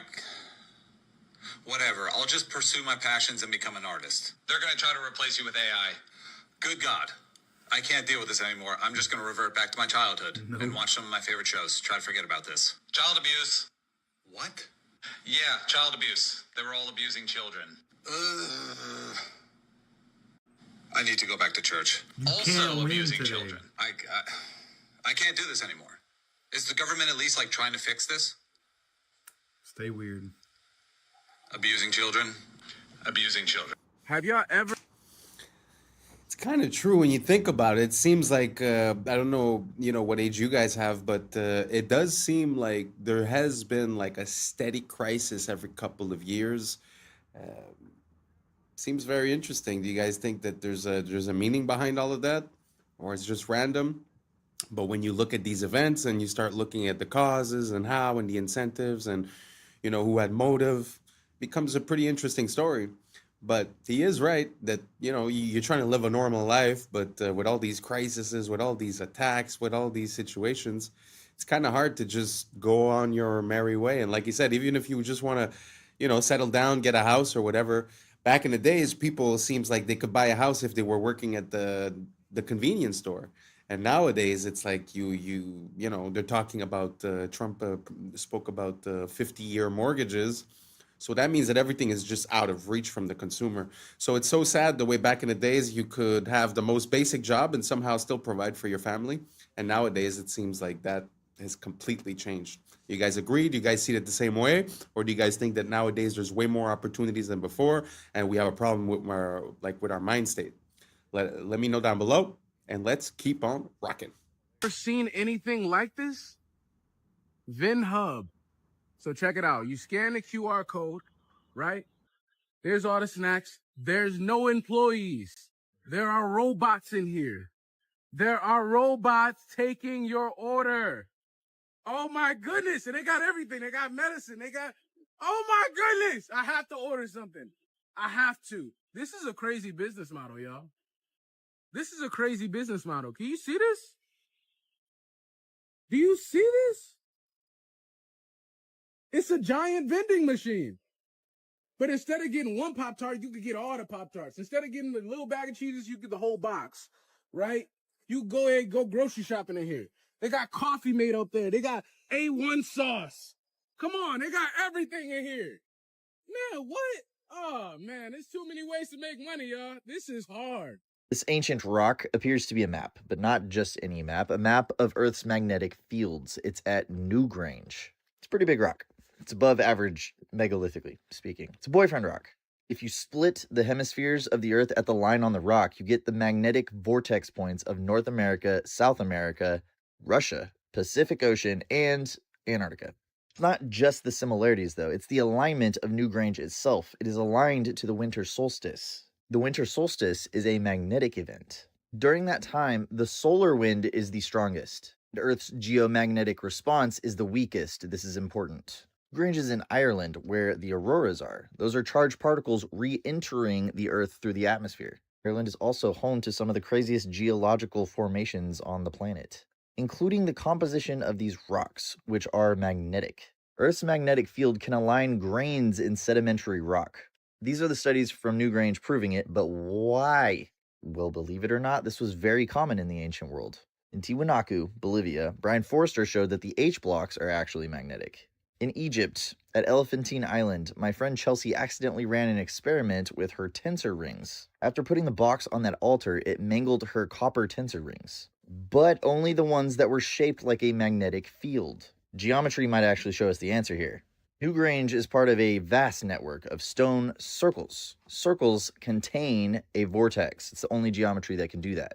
Stones act as nodes that shape the magnetic field as it enters into the most optimal way that a magnetic field flows.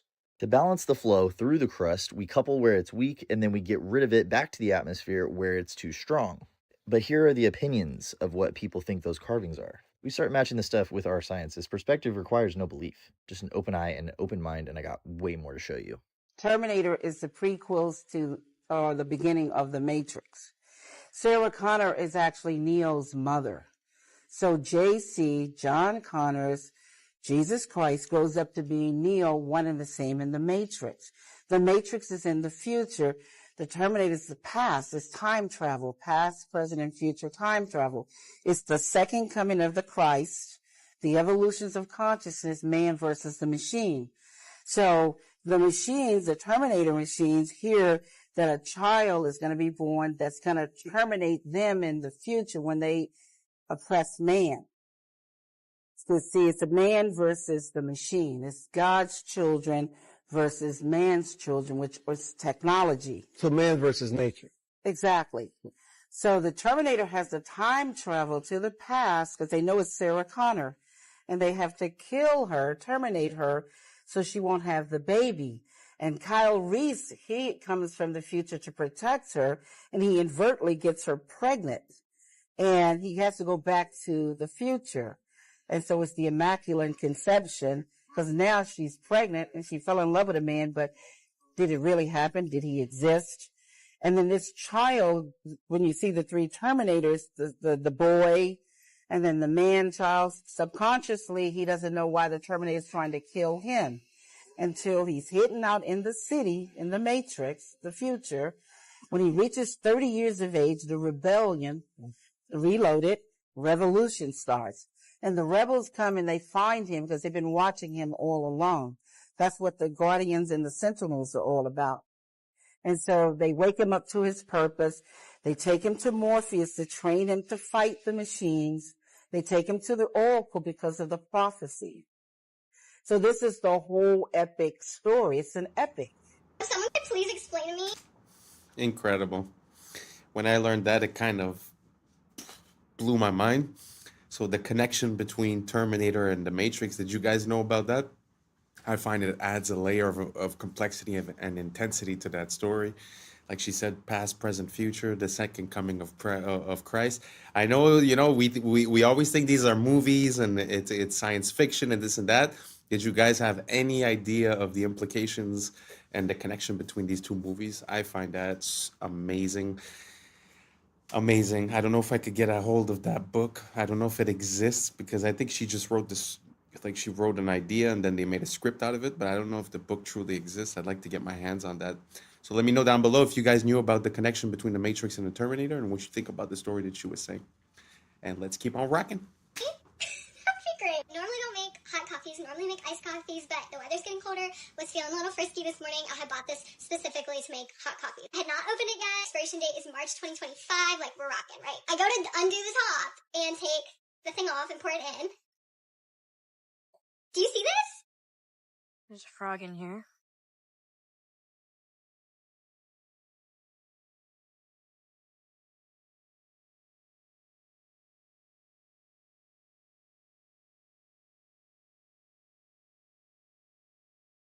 Open this. Look, water. It's crazy. La la la la la. La la la la la. La la.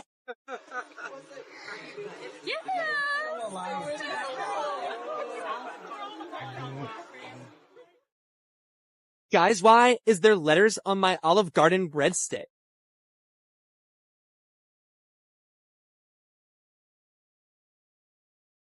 So if LA couldn't get any creepier with all the problems with crime and homeless, I ran into this billboard on this lot. So this is a vacant lot for construction, and it says, "Live life deeper, 144 stories underground. You may never go outside again."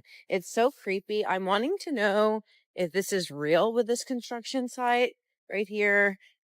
West Hollywood, Beverly Hills adjacent, a controlled access community, 24/7 security, residents only amenities, a new standard of sustainable living, but it's all underground. Live life deeper. The world's first and only completely subterranean residences. Terrifying. I feel like it's a horror movie. It's so creepy. Fossilized. Wow, that's interesting. First of all, do you think it's possible that they're like sort of trying to create chaos above ground and sort of subconsciously say, hey, you want to be safe? Go underground, you know, type of thing? I don't know. It's kind of weird. I don't know. The idea of living completely underground or having my house underground kind of makes me feel claustrophobic. I really don't have claustrophobia, but I don't know. I just feel like it's not natural for us to be living underground. And second of all, I don't know if you guys noticed that the placement of that guy's eyes was very, very interesting. I found that, I don't know if it's AI or something, but super interesting. First time that I see something like that. So let me know down below. Would you guys like to live underground in a complex like that? Do you think it makes sense? Or are you like me and you like your fresh air and the sun and it's not for you? Let me know down below and let's keep on rocking. cowboy boot? That is the most insane thing I've read all day, but I am curious, what's the story here? Allegedly, this bad boy was found in a creek in Texas. So these guys, Carl and Don, were like, look, it's the fossilized leg of a cowboy. Well, that's a bit of a leap in logic. Why would they go and do a thing like that? Well, that's because Carl and Don are young Earth creationists. So since fossils run against the grain of what their ideology is, they need to find a way to undermine them. So they use this boot to say, look, fossils can form very quickly, and therefore all of geology is a lie. So many things wrong with this that it's actually incredible. Probably the most important, bone's not fossilized. When bone fossilizes, it turns to stone. This is just normal bone. It's not fossilized at all. They claim that this stone that it's in is 40 million years old, which it isn't. See, this is limestone. It breaks down in water, and then when the water evaporates, it leaves behind the stone again. So maybe the parent material is 40 million years old, but this sure isn't. Then why does nothing happen to the boot? Why did the boot not fossilize? It's just leather. You expect something unique to happen to the boot after 40 million years or some shit? We don't even know if this is human. I mean, that's a huge bone. And finally, if it is, why the fuck are y'all holding on to it? Even if there's a tiny chance this is actually from a person, don't you think it should be in like a forensics lab instead of being used to promote your weird, anti-science ideologies? So I don't know, maybe this is chill for them. If you think this is crazy, you should come check out my video debunking a young Earth creationist textbook. Come check it out, YouTube channel Mini Minute Man. Here we go. I put this in because I've seen that picture and that story a few times by people trying to negate the timeline, let's say. And they were saying that was basically petrified, but when something is petrified, like he said, it changes the composition into something that's more crystalline, a crystalline structure. And so he is right in a way that that's not really proof, because when you think about it, the leather didn't even have time to change. So pushes me to another question. How is it possible that this man's leg and skin got replaced by limestone? I guess that would be the part that I don't really understand. But I just put this in there because sometimes I see it used as proof positive that basically the timeline is off. And, you have to be honest on both sides. So I like to see one side and the other one. And that's why I presented it here. Now let's keep on rocking. Oh, again, the Philippines was just hit with a massive typhoon. And you know what's interesting about all this? Again, this was another place that they proposed to build smart cities. These 15-minute cities of the future connected to digital IDs and electric cars, and you can't leave. This is all about the one world government, one world control. LA, 15-minute smart cities. Jamaica, 15-minute smart cities. Maui, 15-minute smart cities, all get hit with natural disasters. Now, why is it that every time these future utopias are announced in these places, they all get hit with these natural disasters? Don't you find this quite odd? Are you putting the pieces of the puzzle together like I am and seeing a direct correlation here? A common theme, if you will. Wiping out current foundation to build new foundation. First destruction and then reconstruction. What's going to rise from the ashes, guys? Surveillance grids, digital IDs, and centralized control, all under the disguised name of innovation. Now, the real ones can all see through the storm. We know what's really happening behind the closed doors. Our world is being purposely dismantled piece by piece by the psychopath globalists at the top. And the more people that wake up to this, the faster we're going to take these people down and actually build a beautiful new world for ourselves. So stay woke. Peace and love. This video is from San Francisco. A stamped brick with ARR, and we know that what used to be there said T, car. It's TCARR. Look at this. Huh. You can see that there are still fully intact bricks in what was fully melted. Like that one right there. Mm-hmm. What is that? Much of it is melted beyond recognition, but That's a what lot it of is. it, like this, is still obviously a wall. Now, how old is this tree? Right. How long ago did this happen? That's in San Francisco. I gotta go check it out. Yes, definitely. You all need brick, to. Get the and drone. It's all melted down like as if it was candle wax hit with a blowtorch. That is what that looks like, dude. Rolling down channels. Holy Channels of mackerel. melted bricks. Like right there. Look at that.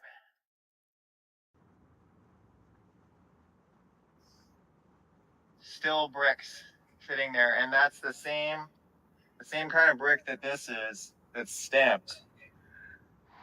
This is the evidence. It's very interesting. There's a word called meltology where people start looking into all these rocks and mountains, and they start identifying structures that they see as melted.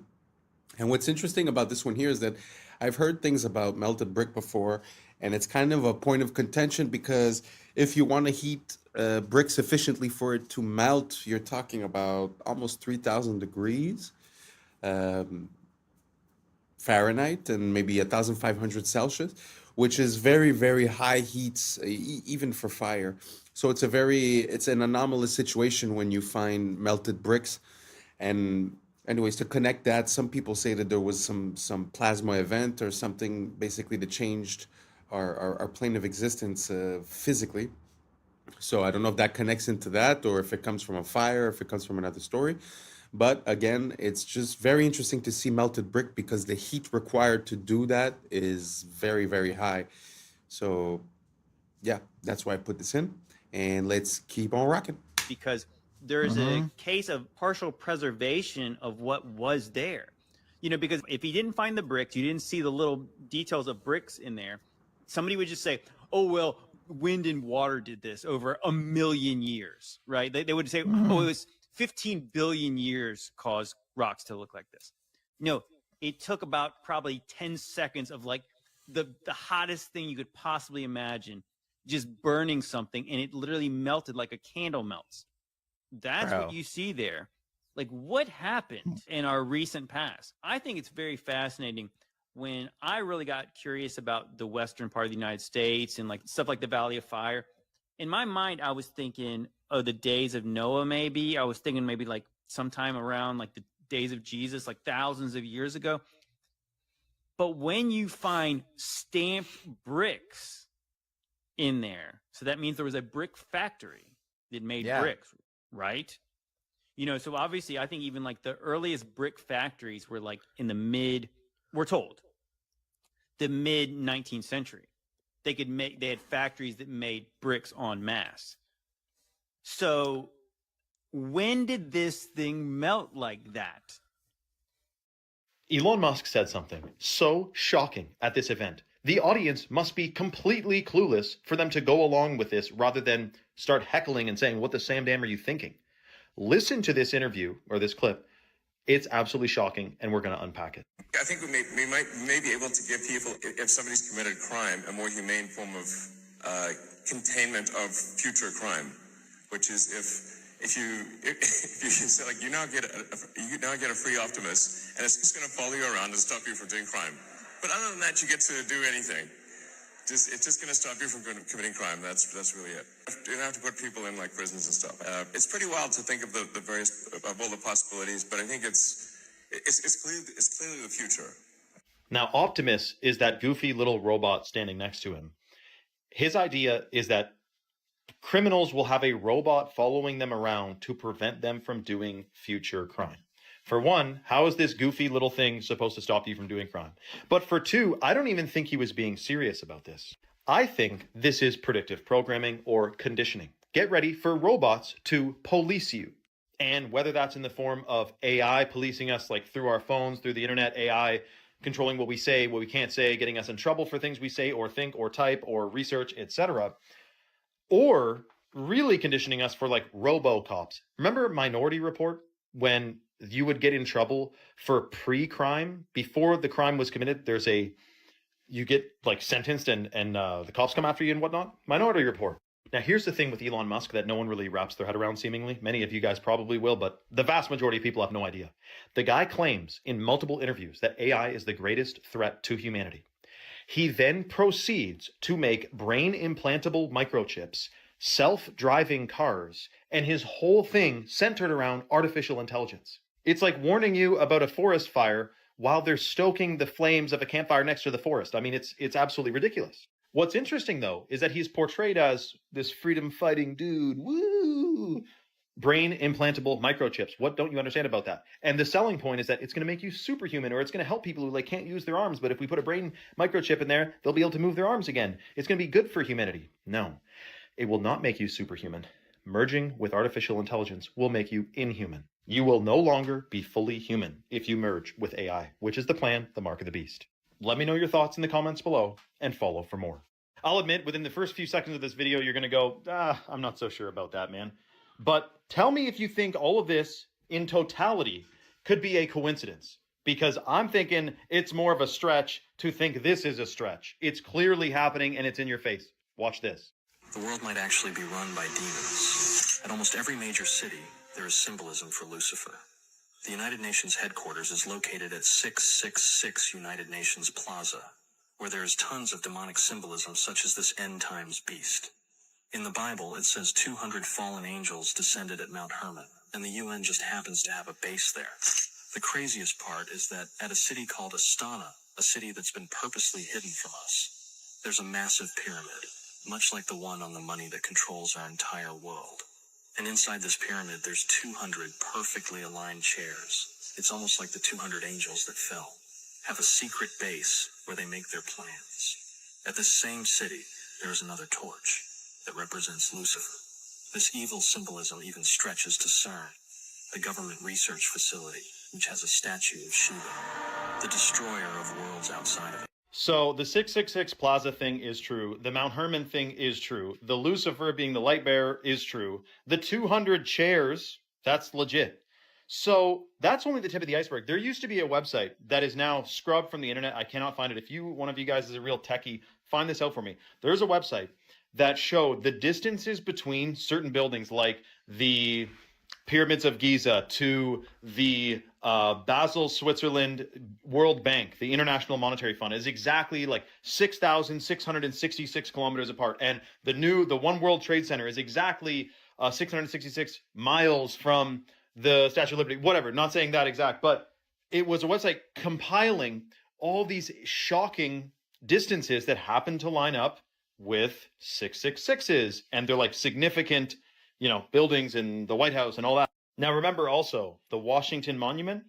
Go and convert the height of the Washington Monument from feet to inches and check out that numerical value and tell me, whoopsie daisy coincidence. Something shocking is going on in our world today, guys and girls and everyone else. And we're a part of it. We got born into this power struggle that's happening where it's good versus evil. What side are you on? Probably you're on the same side as me. I mean, we're not, it's a big club and we're not in it, right? Anyway, let me know your thoughts in the comments below and follow for more. So what do you guys think about all that symbolism? You think it's possible that it's just a coincidence? Or do you guys think it's a trope? It's like an archetype that they're using to I don't know, steer us or create a certain pattern in our mind? Do you guys think there's a meaning, or do you guys think it's random? Let me know down below. And thank you very much for being here, because I think we've reached the end. And that's a wrap for today, familia. Whether you're tuning in with the sunrise or you're posted up after midnight, I appreciate your time, your energy, your curiosity. And don't forget, this isn't about truth or fiction. This is about perspective. If this sparked a thought, a laugh, a deeper question, then we did our jobs. Drop your thoughts in the comments. Keep the convo alive. Like, subscribe, and don't forget to hit that bell if you're riding a wave, because we're just getting started. Until next time, stay grounded, stay weird, stay critical. I'm Adam Strain, and this has been Adam Strain Reacts. Peace. Now it's time for us to link up. Really think we on the brink up. Making a change, who live in this train. Living this train. Making a change. From living this train. Yeah.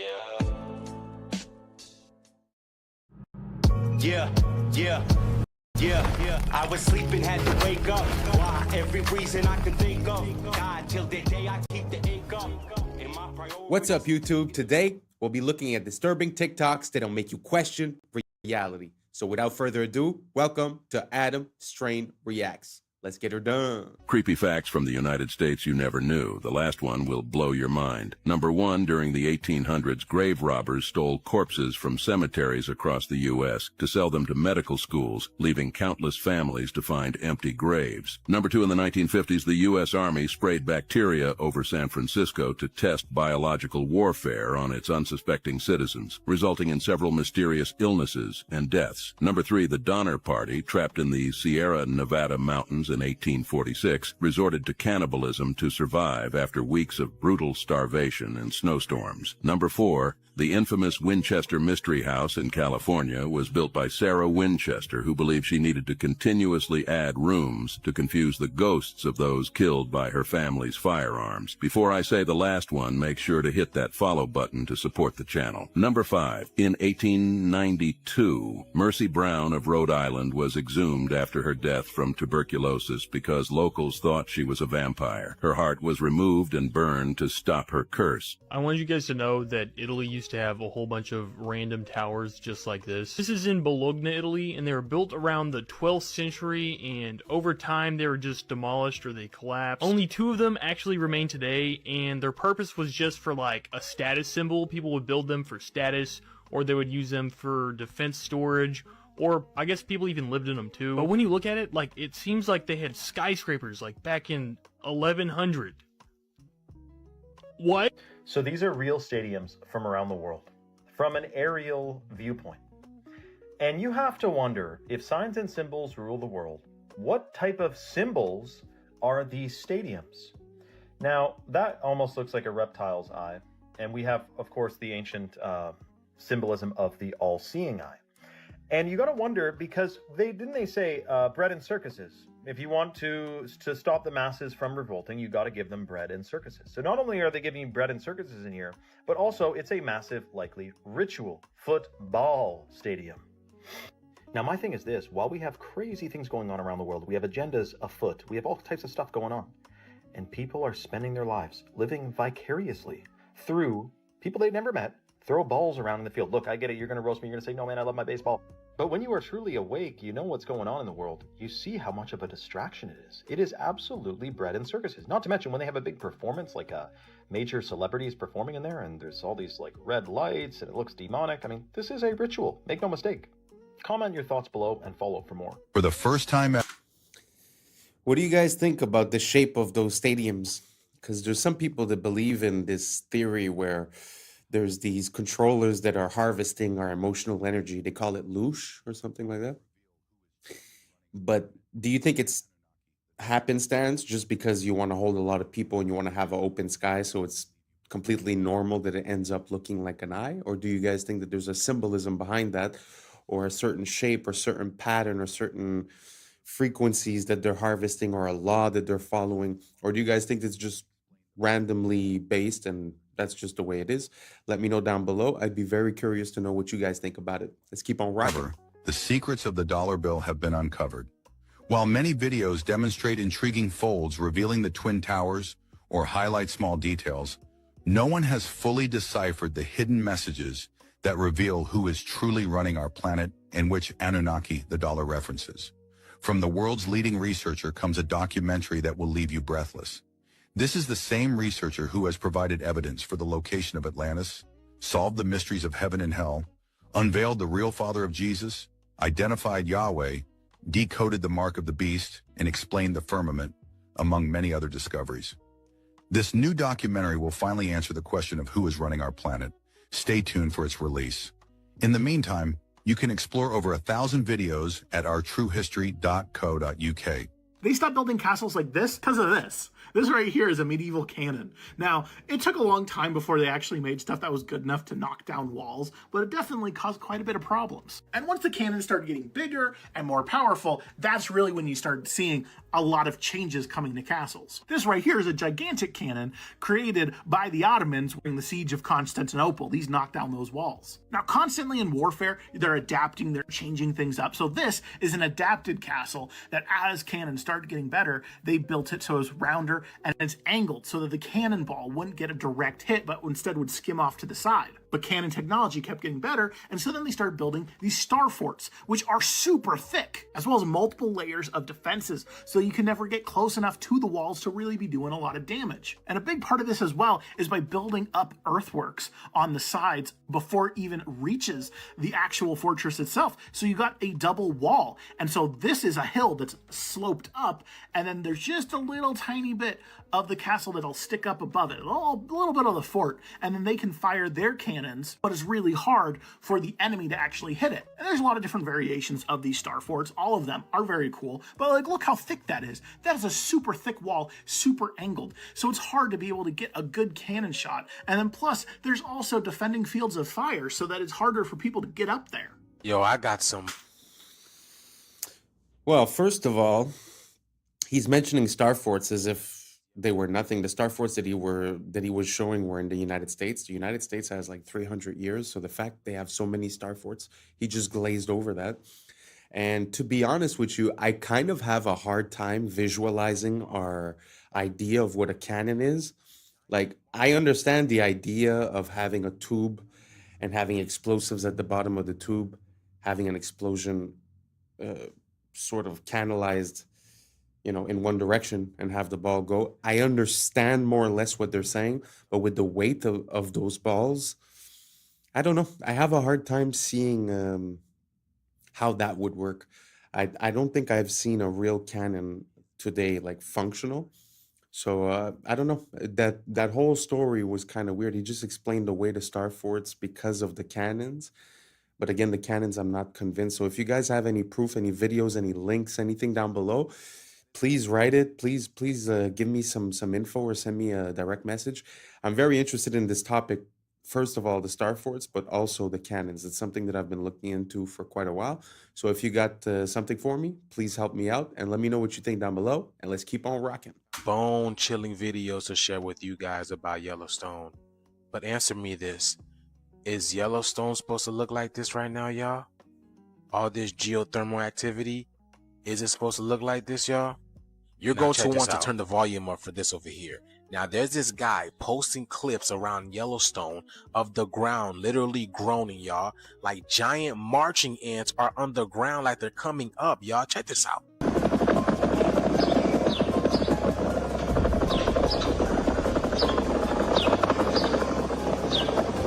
Y'all hear that? It literally sounds like a helicopter, y'all. Something's boiling under there. It's a heartbeat. That's not all, y'all. He says he can feel it in his bones, in his spine.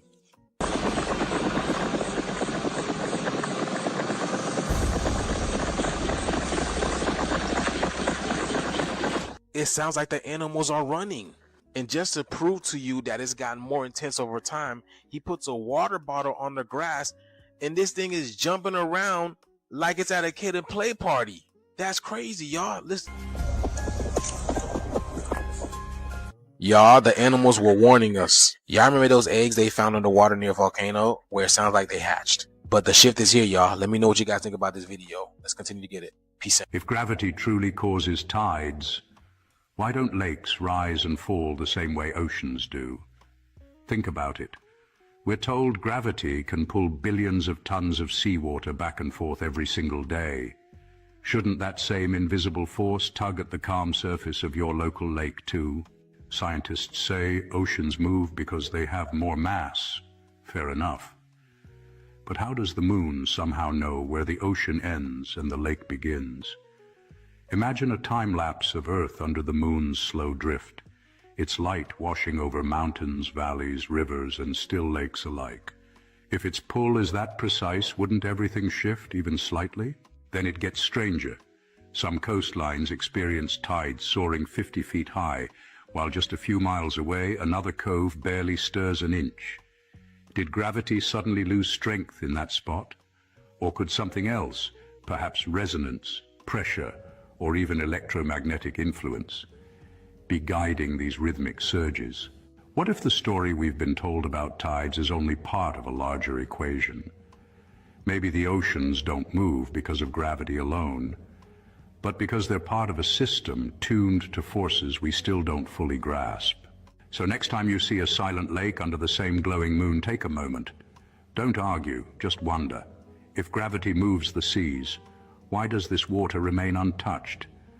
because maybe the real tide isn't just in the oceans. Maybe it's in the questions we've forgotten to ask. This video is for entertainment purposes. I know it's kind of hard to put any kind of doubt to these foundational beliefs that we have, such as gravity. But really, when you think about it, the source of proof for for gravity is either the middle of the earth, which is a place that we've never been. We've never been more than 12 kilometers below the earth. I think it was a Russian boring project, and they were stuck for a year at 12 kilometers, and they couldn't get through. So we've never been to the middle. And the other way to